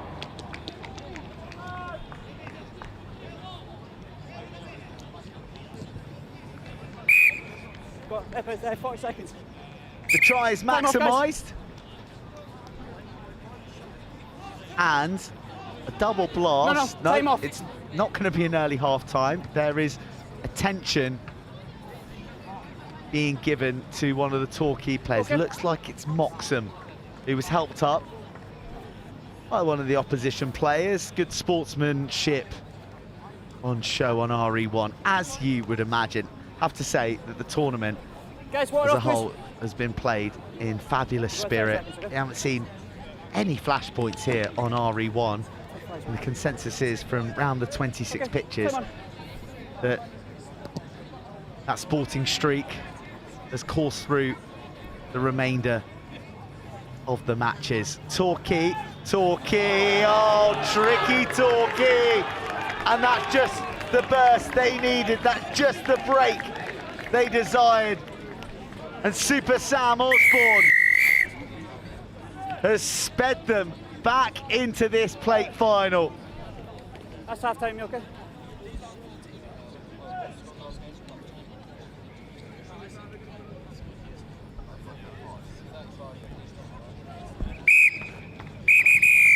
Another pair of points will do nicely, and Torquay turned this plate final into a one-score game. Tepid tackling from St. Peter's York and punished by Sam Osborne and co.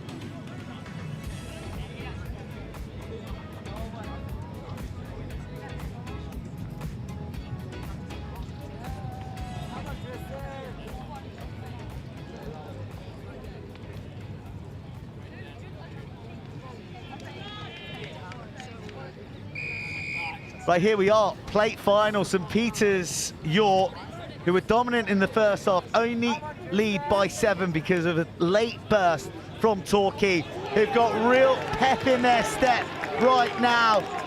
One of their key strike runners in that first half, Moxham, cutting loose and cruising underneath the uprights. This conversion bound to sail over, and in the blink of an eye, we're level at 14 apiece. And I've got one of the men who's the beating heart of Sedbergh rugby, the Browns from up in the north of England, who've been delighting us with their style of play on RE1 and all the pitches this week. Jason Duffy alongside for the second half and the next final coming up. You can't legislate for pace like that, can you, Jason? Hey, pace wins your games. You know, you just get an ounce of space on here and, you know, it's a killer.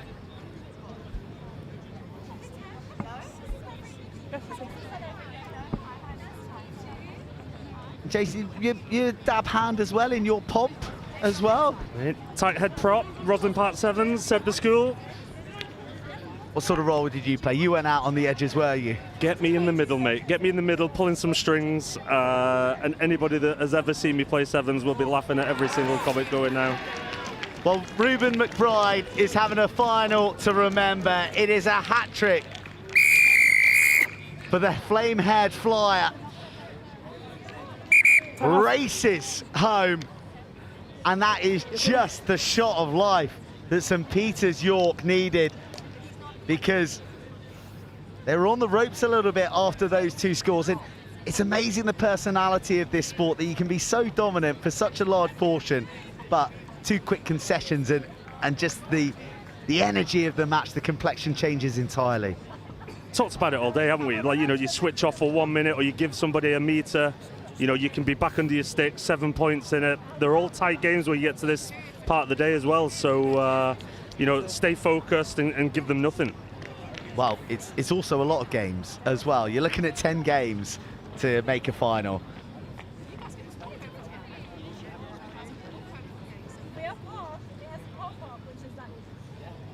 Just counting them up now. 1, 2, 3, 4, 5, 6, 7, 8, 9. Yeah, this is the 10th game that these lads will have played across 2 days. They don't turn off during the game. Like, you see them charging around all the pitches, into all the tents and gazebos. There's no rest. There's no rest for these guys. Yeah, there's no off feet, is there? As they fill their pockets and their hoodies with as much free swag as possible. Strap my iWatch to them. Get the steps in. Well, Reuben McBride is a man for the big moment, just a show and a go, and well, he leaves that flyer, Moxham, who we saw just go the leg. Maybe a bit of ringcraft there to target Moxham, thinking that he might be blowing after a 100-metre burst himself. That's a great kick-off. Tackles, good timing, good timing on tackle. But worn bravely by Tristan Fairley-Hobbs. Tackle! He's fairly strong in the contact as well, but penalty conceded. And that pendulum swing is now in favour of St Peter's York.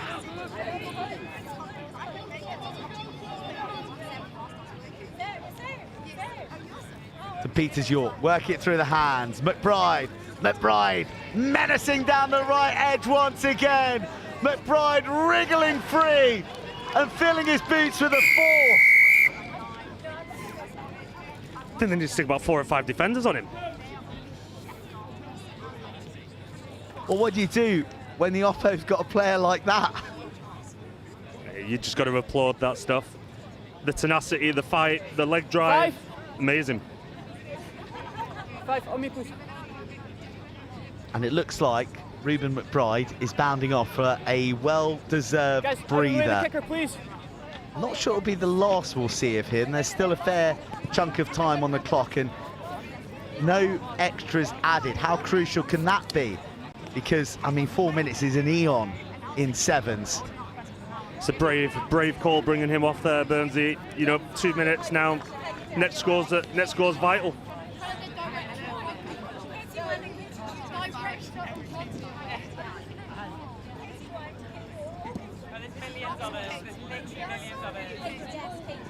Torquay bluff their lines at the most inopportune time. Scoreboard against them, and now so too the game clock.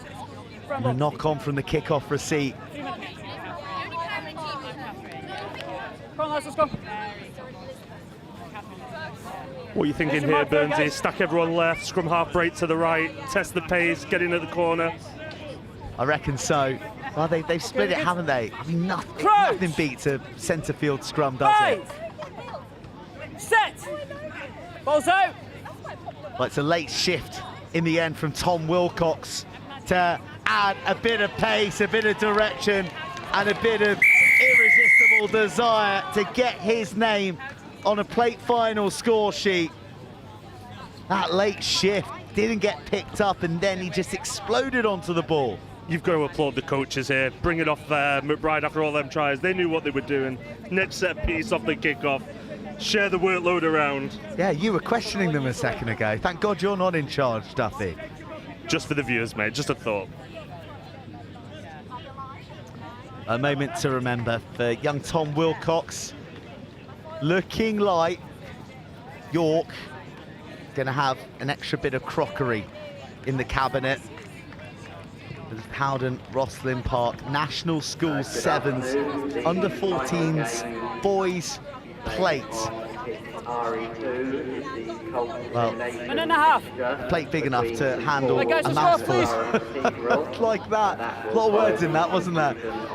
But with shy of 2 minutes on the clock, Torquay will look to have a big moment. This boy has been fantastic. Tristan Fairley Hobbs, safe as houses under the high ball on that kickoff receipt, and the offloading ambition still plain to see. St Peters York got a big appetite for disruption, haven't they, at the breakdown? Red ball.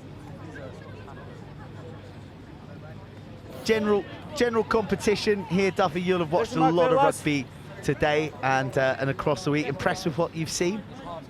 Yeah, I mean, listen, let's take it all the way back down to the roots of the game. Like, it's a game for all, right? So we've seen big kids, small kids, tall kids, fast kids, like boys, girls throughout the week. You know, it's a great opportunity to come and have an experience that keeps that passion alive and keeps them inspired and staying in our game.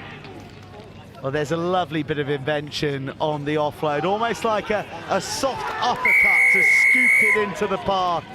And it's party time for St Peters York. They've been a tour de force in this plate final.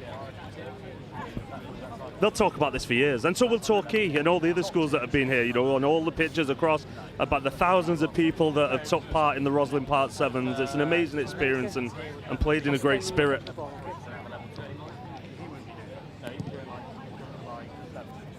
Yes, an incredible spirit and an incredible plate final performance from St Peters York. They embrace as one. A titanic 10 matches navigated and a plate victory to savour for St Peters School York, who overcome Torquay Boys Grammar School in the final.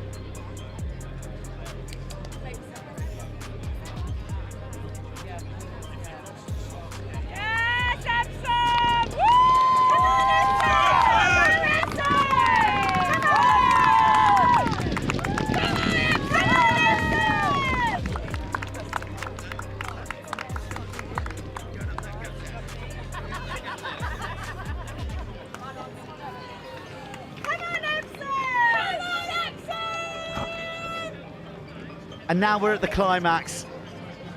of 2 days of furious under-14 Boys Cup action. Epsom College in the blue and white hoops, the numberless, nameless jerseys that are looking to be names to remember in years to come and write a little chapter in the Epsom College rugby history annals. They break and they look before them and see Ascol Garth Oleg, the team that'll be in the Welsh Schools Cup Final next week. A collection of club players from Pontypridd and Baither, and looking to deliver cup glory on their coach, Mr. Phillips' birthday. The Under-14 Boys Cup Final is afoot, 14 minutes from glory. And it's the Welshmen who were exceptional in the semi-final. They didn't give Millfield a chance. Don't play Epsom, and that is saying something when it comes to rugby sevens. And this is one of their standout players, Ollie Matthews. All the good stuff goes through the diminutive playmaker. But yeah, you were very good. Sees the ball pilfered on the floor. Epsom, classy style of play, looking to free the hands up for that offload. Off the deck it goes, foot to the floor, spinning, fighting, scoring.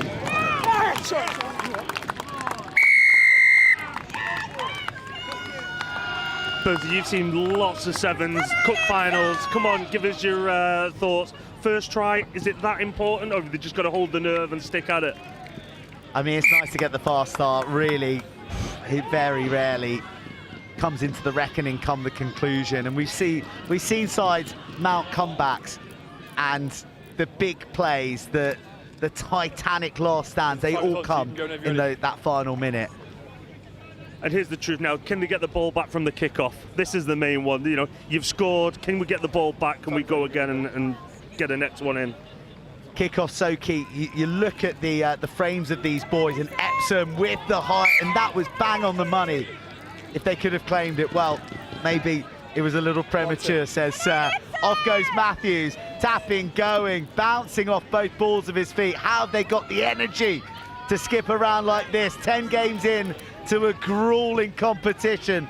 Off the deck it goes to Jack Cox, who got a big try in that semi-final over Millfield. Then there's the 15 chalk. Dogged defence from Epsom. Matthews has the company of Edwards outside him. A short line offered by the big frame of Mizzen. He's a game breaker himself. Just travelling laterally, dropping the shoulder. High tackle. Swallowed by the shoulders of Epsom, who are hungry for hitting humans, aren't they? Oh, goodness me. That's not an error you usually see from that young man. There's an outstanding defence set there. They're all keen to get involved. They're all working for each other on the inside, the outside. And to be fair, I think justice may have just prevailed. I thought they were a bit unlucky on the high shot. And let's see where they can go from inside their own 22. Come up. Make sure we're holding our weight both sides, okay? Reset, both teams. There's rally support as well. On the far side, the barricade's getting a real workout as England face off against Wales. Oh, it's the try scorer, who this time employs a bit of deception. He's got his gas man lurking with intent on the left. He skips, he bounces, he's too elusive. Come on! The hot step and heartbreaker from Epsom. Slams the anchors down and ekes a bit of seconds out of the clock, but it is two quick fire breaks from Epsom.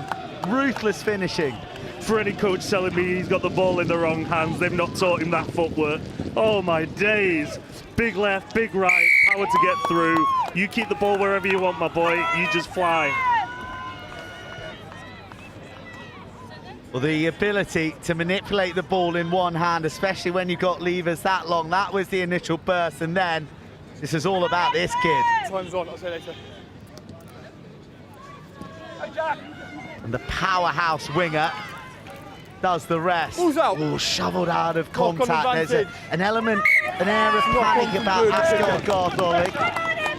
They just need to keep their cool, don't they? They've been sublime all competition, but it's tough when the heat's on in the final. You're trailing by 2 scores. Yeah, it all comes back to that, you know, thinking clearly under pressure, teacup, you know, just stick with it. Anything can happen in 30 seconds of sevens. This is a clutch moment. The detachment in the defensive line almost undoes the Welshman, but the counter ruck is mighty. Matthews looking to make amends, has nowhere to go, only down an Epsom dead end. Jack Cox good. Swung to the deck, all the ball dislodged, the challenge coming in, and the call going the Welshman's way. The minutes just race by in the final, don't they? Less than 2 minutes to go already. Yeah, and then the word springing into my mind is momentum. You know, how do you keep the momentum? We want to keep the pressure on, you know, whether you're chasing a score or whether you want to keep pushing forward. Like the stop-start, you will not be suiting the Welsh guys here. Set. A change of personnel. Backwards!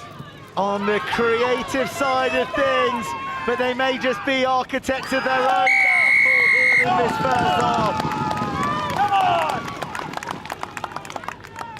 Passes slipping through their grip, and so too seemingly the chance to leave West London as cup champions. A third try for the predatory Epsom, and a mountain to climb now for Ascot Gartholic, who have another pair of points up against them, 21-0.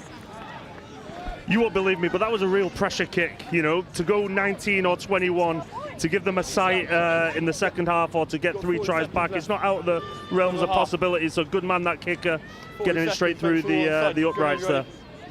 Sat up kindly. I bet you could hear the relief in him when the ball sat up, and well, it's all unravelling a little disastrously here for the Welshman.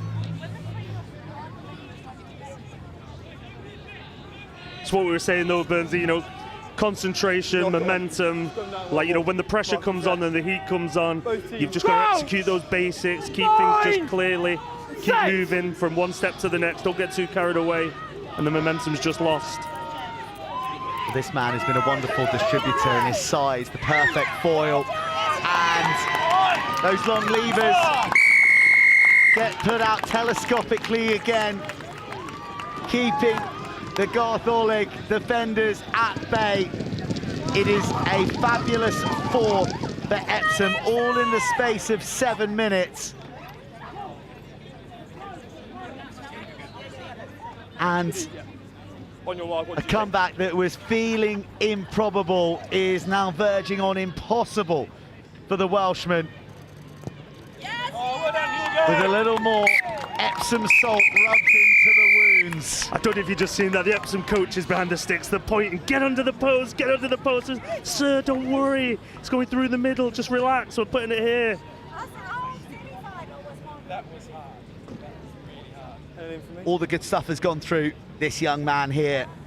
2 tries, he got the scoring underway, created one, although his mate did have to go from 50 for it. But a brace in the opening 7, Epsom in full command. And Duffy, good opportunity now to talk tournaments, because we are loving life here on RE1. We're loving here at the Howden Rosslyn Park National School Sevens, but you've got a tournament of your own, which tests another range of abilities. The Sedbergh 10s is going to be kicking off, well, in a matter of hours, a few days' time. And that is, you know, really one of the marquee moments at the end of a long school season up at, may I just say, your stunning school, which sort of feels mythical when you go up there to Cumbria. Yeah, I'm not sure. Yeah, sometimes magical, sometimes miserable, depending on the weather. We're lucky more often than not. Listen, mate, there's nothing taken away from the other competitions around the country. I think because we're last, just gives us a really good opportunity to get people to sign off on a note together. So the kids and the coaches are really competitive, but like the whole emphasis and ethos around the weekend is like we're all signing off from our individual schools as a team for the last time, and we celebrate that just as much as the cup winner and the plate winner. It's a good weekend, a fine weekend, and it's going to be on Next Gen 15 as well. And well, there's been some titanic clashes and some unbelievable players to emerge. And correct me if I'm wrong, but Sedbergh are the reigning champions. Yeah, only just, mate. Kirkham 3 times before that, but yeah, only just. Well, the rivalry will be renewed this weekend, and we're looking forward to tuning in. But right this very moment, we are hoping, for the sake of Ascot Garth Olig, that they may be able to mount a late comeback in this second 7. Epsom are fizzing right now. 4 tries, all converted. Go, Hugo. And playing with a freedom and a zip of a team with a cushion as plump as 28. Tackle, release blue.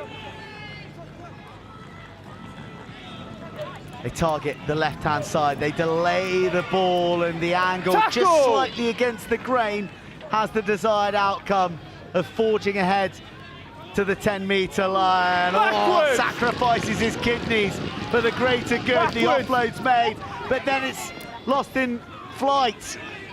Tackle, release White. Garth Olig, pump action Fen, battling their way through Jack Cox. And they have the penalty. Tempo the order of the day. They need to get things moving. The mark's right in front of you. Tackle's not rolling away. Tom Graham taps and goes. He feeds the designs of Luke Raison. Knock on advantage. Play the advantage. Who is Mr. Dependable all tournament. Sees the ball scramble away from him. Knock on from Blue.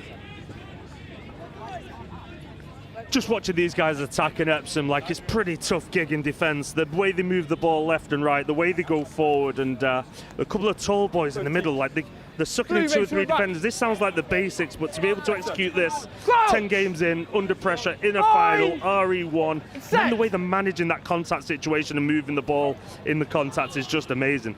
Undefendable at times. Well, here he is, the Sonny Bill of the Epsom Downs. Doesn't manage to get the chicken wing going on this occasion. Oh, I tell you what, that's a pass that he won't thank his teammate for, but he's done magnificently to drop down, but it was only a matter of time until the shrill blast of the referee's whistle went, and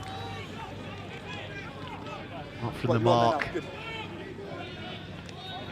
Off they go, Jacob Edwards gets the Welshman underway. Mizzen has just lost a bit of his bounce, and maybe the edge, maybe their cup final was taking down Millfield. Matthews back on the field. Matthews back doing incredible things with his feet. And he has the strength to wrestle his way out of the grip of the final defender. Wizardly feet from Matthews, and a try well deserved. Is that Shane Williams in disguise? I want to see his passport. That guy is a hot stepper. He can move.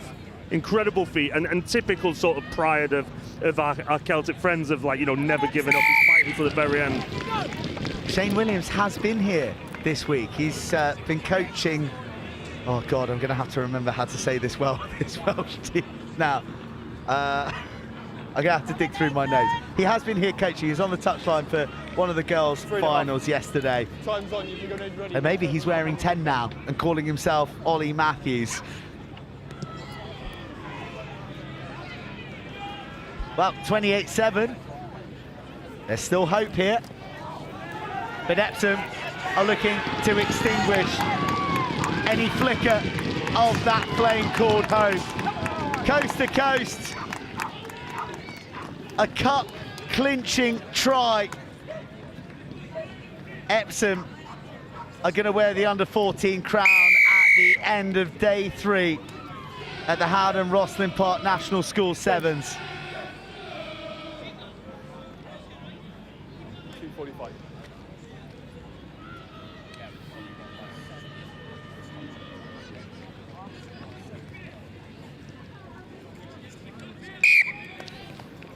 Yeah, you just look both teams now, Burnsy, like we talked about momentum before, and momentum equals energy or lack of, you know. If you can get on the front foot for 10 yards, 15 yards, you can win easy ball. You know, it just produces good energy, and then the scores speak for themselves.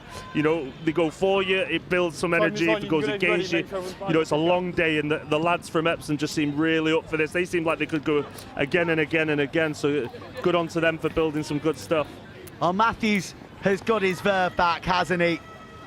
Even despite that last the forklift tackle. Tackle, release, coming all Blue. the way from across the Severn Bridge. Don't play it, Blue, good choice. But safely deposited on the deck. That's what we like to see. Shane Williams and George North now inspiring this group. The George North hoist him on the back, the fireman's lift. Do you know what? I've hardly seen any yellow cards. RE1, dangerous tackles, any sort of nonsense like that. They've all been largely technical and not a lot of cynicism out here. Maybe that's going to change in the boys under 18 Cup Final rounds tomorrow. Oh, watch how you go.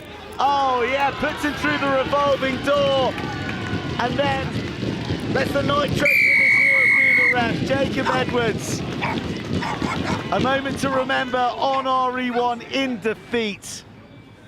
But a lovely score from Asgard Oleg, who late in the day are showing us just why they're competing for the cup in this final. Epsom going a little bit off script there, weren't they? They're getting excited. It's nearly finished. They're flying in, out the line, trying to make the big shots, and well done to the Welsh fella there just to slip the tackle and put on the afterburners. Wait for your player to be behind the line. Yeah, they're looking for a viral hit, aren't they? Those awful streamers, they've changed the complexion of the psychology. Here come the Welshmen, who are red hot in the dying embers of this final. Oh, the conversion isn't added. 35-19. 35-19, it wouldn't have made a difference. I mean, what is remarkable is Epsom have converted every single one of their tries. Ready. Lloyd Chalk, the latest lad to get his name into the history books as a cup final scorer. Our clock's ticked through 14. We'll have a listen to the ref to see what he's saying. Let's go.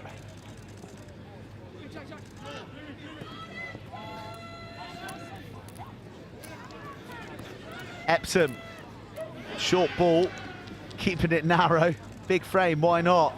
Oh, there's a lot of numbers and acres of space and lightning legs, but the undying commitment of the Welshmen towards one last dart for the line. But this final was done long ago. Imperious Epsom at the Howden Roslyn Park National School Sevens under-14 Cup champions with a 35-19 triumph over Asgard Oleg.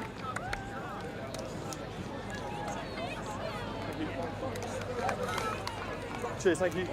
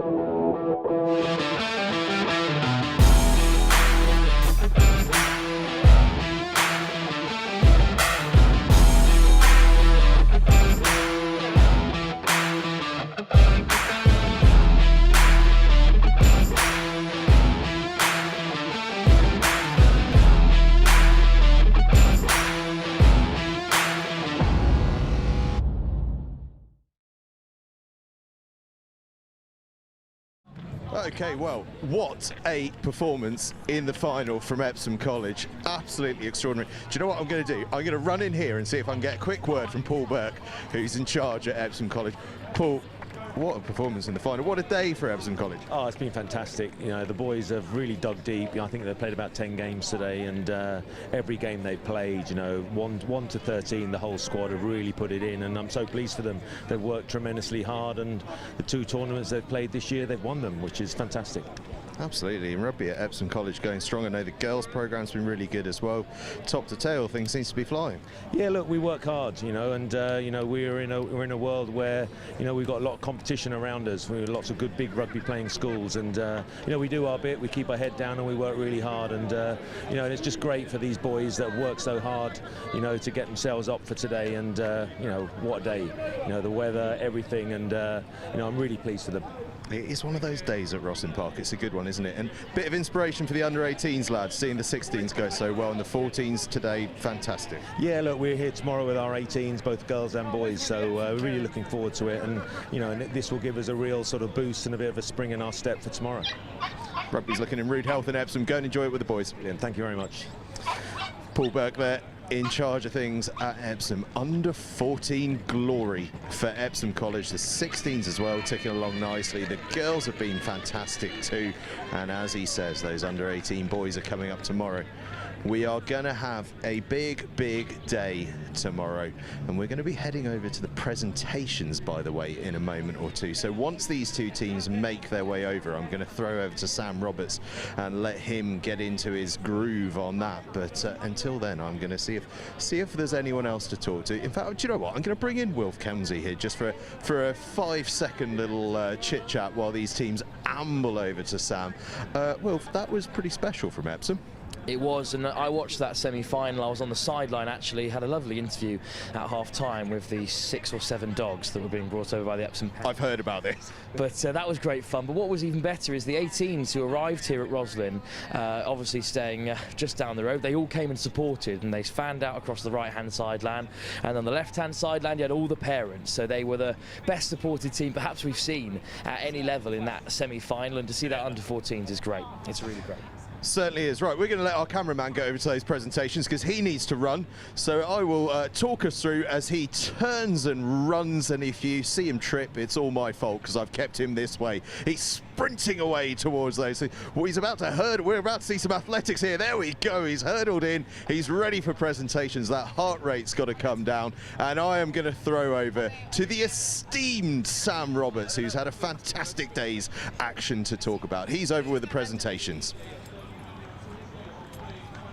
Absolutely extraordinary under 14 Cup Final. What appreciation for both those sides, ladies and gentlemen. The Howden Rosslyn Park National School Sevens for 2025 ends the under 14 competition in a thrilling cup final. We have to have a runners-up, but boys, I know it hurts at the moment, but you beat 222 other sides to stand right here. Please give it up for your runners-up, Giffen Garth!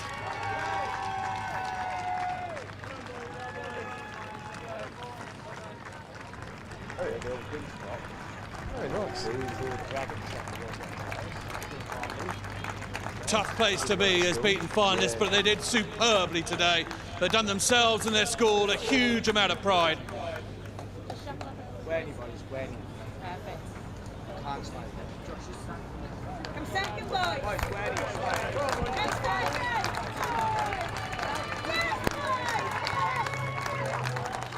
Safe journey home. Well done, boys. Thank you very much indeed. Make your way off the podium. Now, before we mention the winners, I've got the limitless player of the tournament. I think Chris Roberts is here. If he's not, yeah, he is. Look, he emerges from behind me. Chris Roberts is here. The limitless player of the tournament goes to Nathan Okonkwo. Up you come, Nathan. Look at him being mobbed. Up you come and get your shirt.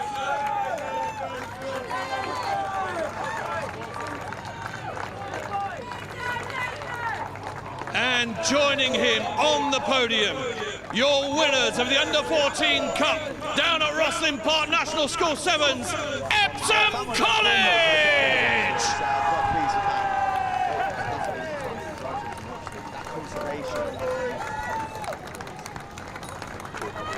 Medals being handed out by Laura Penny from Howden. Our grateful thanks to Howden for everything they've done this week. Brilliant to see them part things. Laura working furiously handing out those medals. Trying to get through it, well done. And she has some silverware to present as well. One more, we'll put that medal somewhere safe. In it comes. Are we ready? Here we go. The presentation for the Under-14 Cup winners, Epsom College!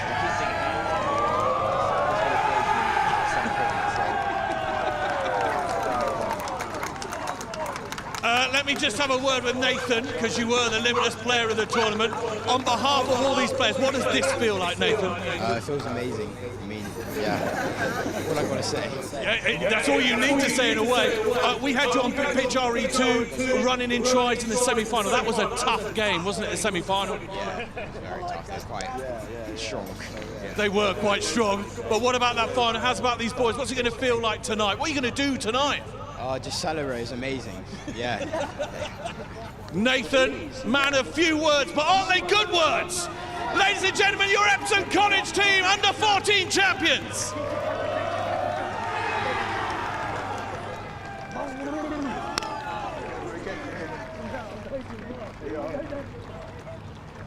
Well, there we go. Epsom, make your way off and go and enjoy the night. How's about that? The Under-14 competition done and dusted. Angus, pick the bones out of that lot. Oh, thank you very much, Sam. What a day. And before his batteries run out, I'm going to throw a question quickly to Joe Burns, who's done about 15 hours straight up in comms. Joe, what a day, what a climax to the day, what a sensational performance from Epsom College at that final. What a climax of the day. What a hot day with a lot of rugby, but it's been good stuff, hasn't it? Yeah, I mean, do you know what? I really liked that Welsh school. They did so well against Millfield. I think maybe the scoreline actually probably flattered Millfield a bit. That they were dominant in all departments. They were so clinical, they were super composed, and they maybe just got a little bit rattled in the final, and Epsom just didn't miss a beat. Their big rangy centre with the sort of Kevin Keegan perm going on, sort of Sonny Bill, like avatar levers, he was fantastic, you know. He's so difficult to handle. He had an offload game, got 2 tries in the first half, and I think when you're 28-0 down at half-time, really, like, you know, that is tough to come back against anyone, let alone a side of Epsom's quality. But we saw the late rally at the end, which was really nice to see, and I feel that was reflective of actually what they could provide, and great value to be runners up. But Epsom, wow, worthy winners. Yeah, they were absolutely fantastic, and apparently their first 15 came along to watch as well. That's what this tournament's all about, isn't it? It's about those memories being made. It's about shared experiences. I remember a few years back, Bromsgrove had a cup final somewhere else, and they came and watched the prep school. Those sort of moments, your heroes watching you, those under-14 boys, you know, we've all been kids in school. Those under-18s, your heroes, having them on the touchlines, cheering you on in the big final, that's special. Were they under-14? I mean, Jay, of course I know, but legit, when you're watching the quality of rugby, you forget about it. You feel like it's only when you look down at your notes and then you're reading and you're saying, well, under 14, like these guys are 13 and 14. Like, think about how high the ceiling is on these players and this team as a collective.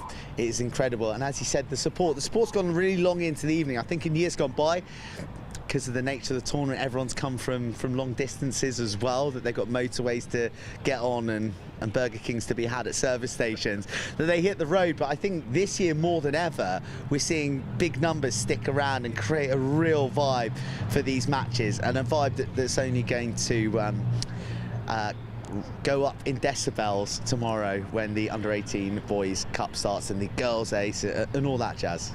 Certainly is. Tell you what, we're doing a roaring trade in burger promotion, because as Sam Roberts, who I'm about to bring in, has been talking to everyone who's won anything about their McDonald's. You've got Burger King on the mind. Wendy's will be getting a shout out before we know it. Let's not drop let's not drop the quality of the stream. No, come on. We'll stay classy in a way. Sam, the plate that came just before that cup final was another cracking game. St Peter's York getting the victory against Torquay Boys Grammar. Fantastic performance from St Peter's in that final. Sorry to cut in on you there, Sam. You watched the game in more detail than I did. I think I had an out-of-body experience, actually. By that say, Ruben McBride, 4 tries. Yeah. 4 tries in the final. Mate, what legend. How about that? I mean, that's scored 4 in the final. I mean, that's the sort of thing he will remember for the rest of his life. Yeah, and it's immortalised on the stream as well. And we said yesterday about the plate competition. It's almost more difficult to navigate than the cup competition in a funny sort of way, isn't it? Yeah, I think you in your mindset you think about the plate and you think, oh well, it's not the cup. Yeah, it's kind of don't like want to win this. It's like. It's the losers' competition. Okay, I think sometimes people look at it. The team that's won the plate has won 9 out of 10 matches. Yeah. So, I mean, they could so easily have been in the cup final. There's 2 points that have separated them in a group match or an eliminator or something like that, and they find themselves in a plate. So to win the plate is absolutely legit, in my opinion. And I think that there's the emotional part of picking yourself up as well from the disappointment of going out of the cup, rallying and sort of refocusing and saying, right, we're going to come back with this instead. Yeah. So it was magnificent. Them and Torquay put on a great final. Yeah, whatever he said, I mean, he just said it all. Exactly. He knows what he's talking about, as it turns out. He's seen more rugby today than anyone else. Face, but he does know what he's talking about. Under 14s has obviously been sensational today, but the under 16s also kicked off today, Sam. A fantastic competition. We've seen some incredible stuff. I know that you were hugely impressed by Canford, and I'm going to let you talk about them, and then I'm going to bring in another team, because as it turns out, no matter how brilliant you are, there might be sometimes someone who's just even more brilliant. There is. I was thinking, oh, Canford, they look brilliant. I saw them a couple of times, look great, absolutely dispatched the sides opposite them. Their old Wilf says Sedbergh beat them by a handful. So, you know, there is the pictures we don't see, the pictures we don't get to experience. Yeah, there are some really, really good sides. Another good side is Duke of York's Royal Military School. They came and absolutely obliterated Bedford Modern. Now, not known for their rugby, agreeably, but they were an athletic side, full of absolute beasts. And I'll be interested to see how they go tomorrow as well. They could be a little bit of a dark horse, so to speak. Well, we love dark horses, don't we? And what we love is the HOWDEN ROSSLYN Park National School Sevens. Today's been a massive day. We've had so many people on the touchlines. Burnsy, you've had all sorts up there in commentary with you. I've had a silver medal winning Olympian. Yep. Yeah, Rurin Conakry. Had Oscar Beard from Harlequins in England Day. Who else have I had? Well, I was going to say, did you not have Nolly Waterman as well? Oh yeah, she won a World Cup. Yeah, she won a World Cup. Yeah. So. Well, as if by magic, I've got a little piece with Nolly Waterman. Wow. Honestly, it's as though we rehearsed this. The wonder of TV. And so with that professional little link, we are going to go to one of the sponsors of today's tournament, HOWDEN, the HOWDEN ROSSLYN Park National School Sevens, and we had a little chat with their representative, Nolly Waterman. Favourite Lions memory, is it that 93 tour? Yeah, I got to sit and lean against the hoardings because I couldn't see because we were too far away in our seats. So Mum sent us down to the pitch and the ball got kicked off and I managed to run back, get it and pass it back to Ian Evans. And my first event with HOWDEN as a Lions ambassador was with Ian Evans. And I can't tell you how special that actually was. Makes me a bit emotional.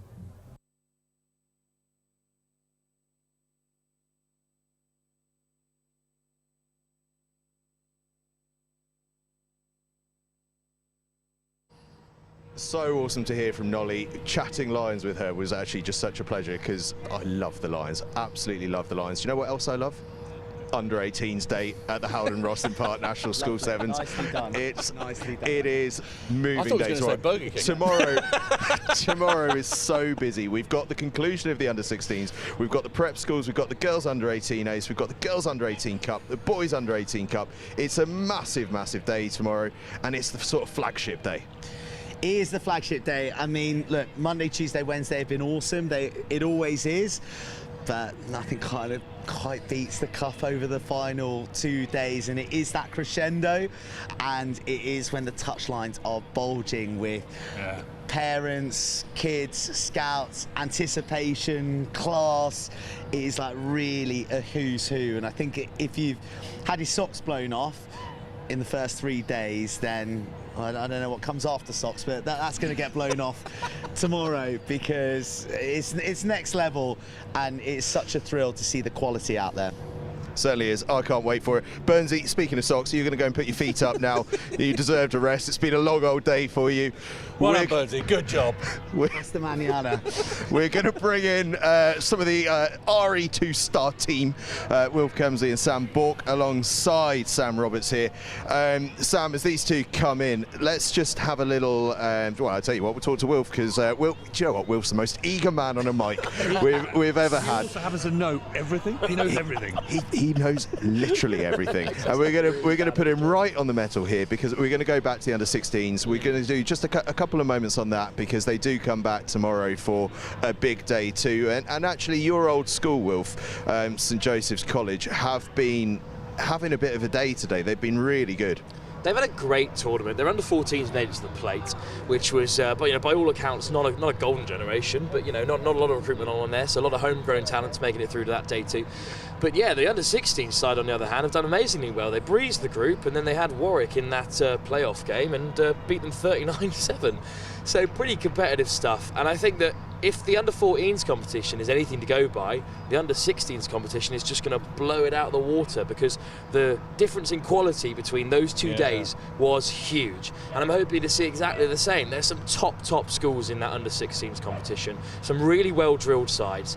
And as we said already, if a Sedbergh team come out and beat a Canford team by 40-10, then there's some very dangerous looking teams in these cup groups. They're always groups to death, and they're all going to be amazing. So I hope we get some coverage of that tomorrow, especially on RE1, especially with the finals.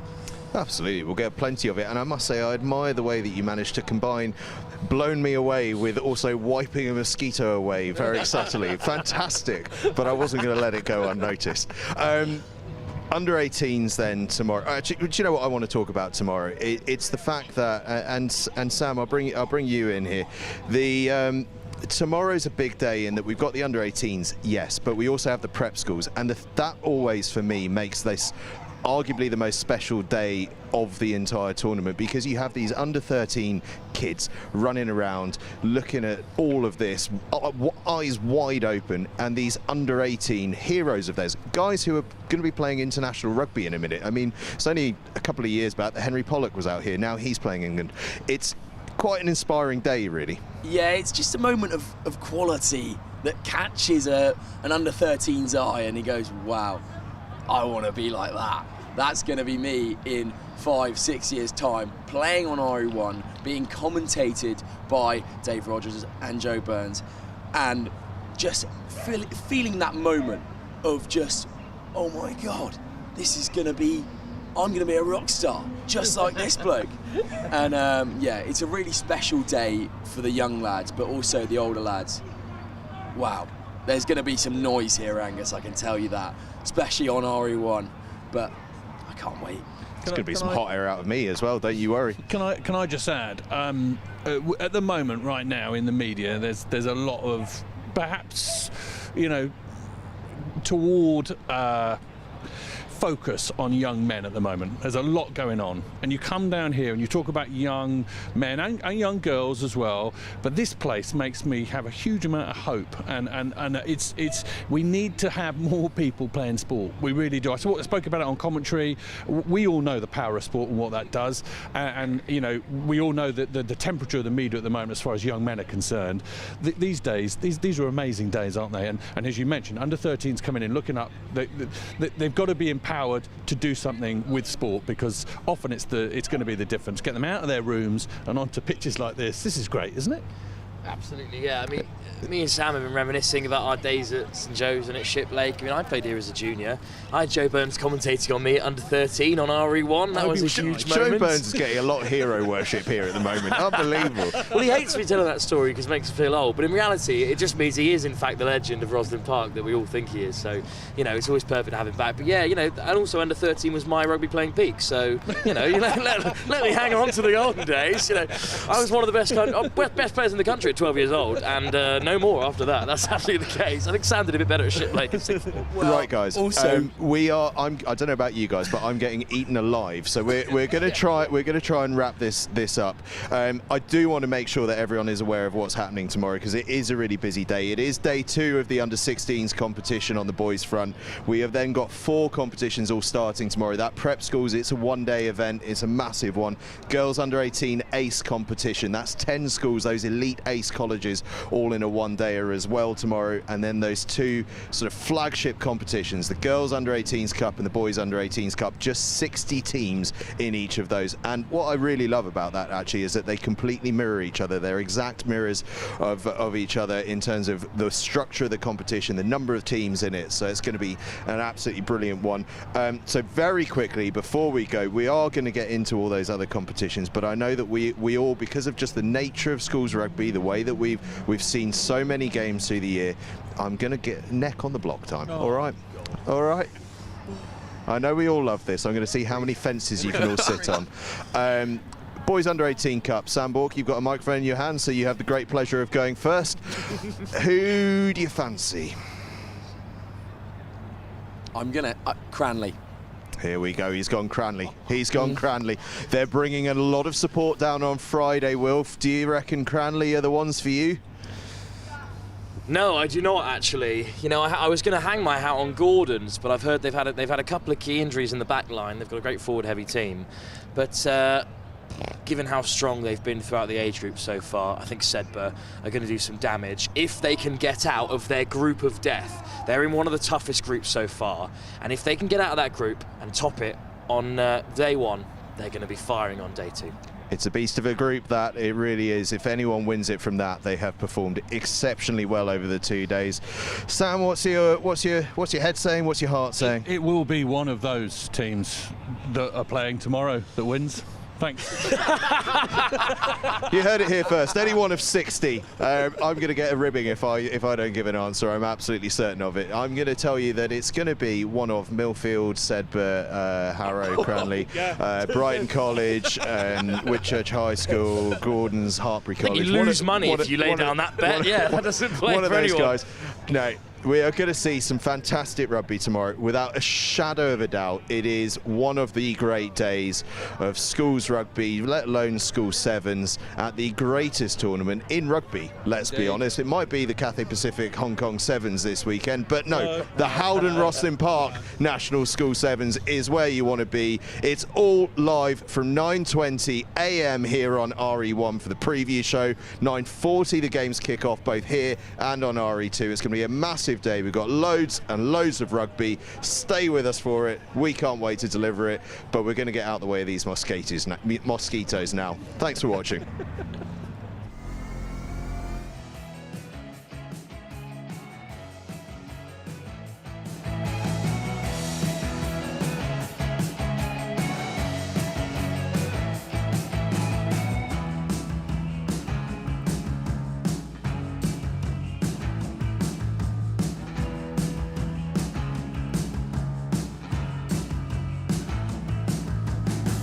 You guys are from Kenya.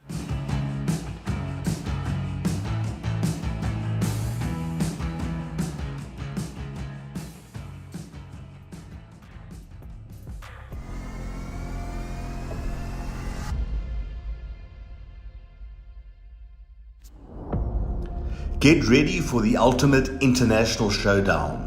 This December, the Global Schools Challenge 2025 is heading to the Mediterranean Sports Hub in Salou, Spain, located just an hour outside of Barcelona. From December 14th to 19th, the world's top student athletes will compete in rugby and a range of new sports. Hosted at one of Europe's premier facilities, you'll experience world-class pitches, state-of-the-art equipment, and a vibrant atmosphere designed for excellence. Off the field, explore the beautiful coastal town of Salou, enjoy golden beaches, and take a trip to Barcelona for iconic landmarks like the Sagrada Familia and the Nou Camp. Every game will be streamed live by Next Gen 15, bringing the action to a global audience. Don't miss your chance to be part of this incredible event. Register now at globalschoolschallenge.com and rise to the challenge.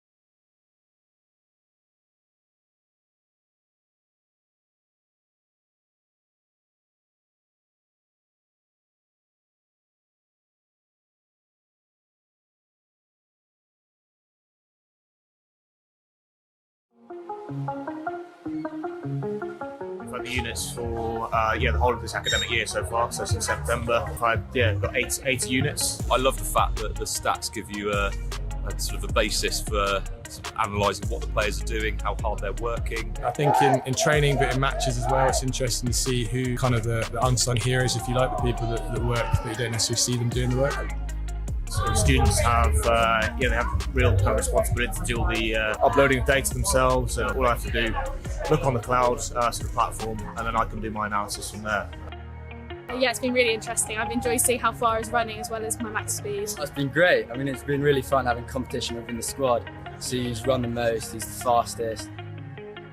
This is one really good thing about the app. So each player will have an app. We've created a rugby school community, so they can compare themselves against each other and get leaderboards for each metric. And yeah, it certainly breeds that area of competitiveness.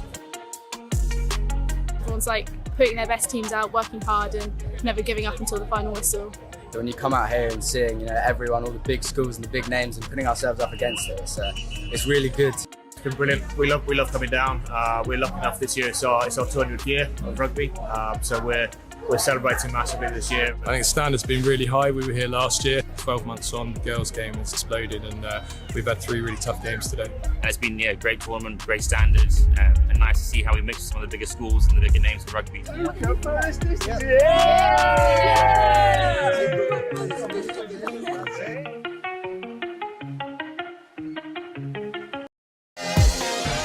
In the world of competitive sports, every advantage counts. At Holroyd Howe, we understand the vital role nutrition plays in athletic performance. Holroyd Howe, providing the power to perform.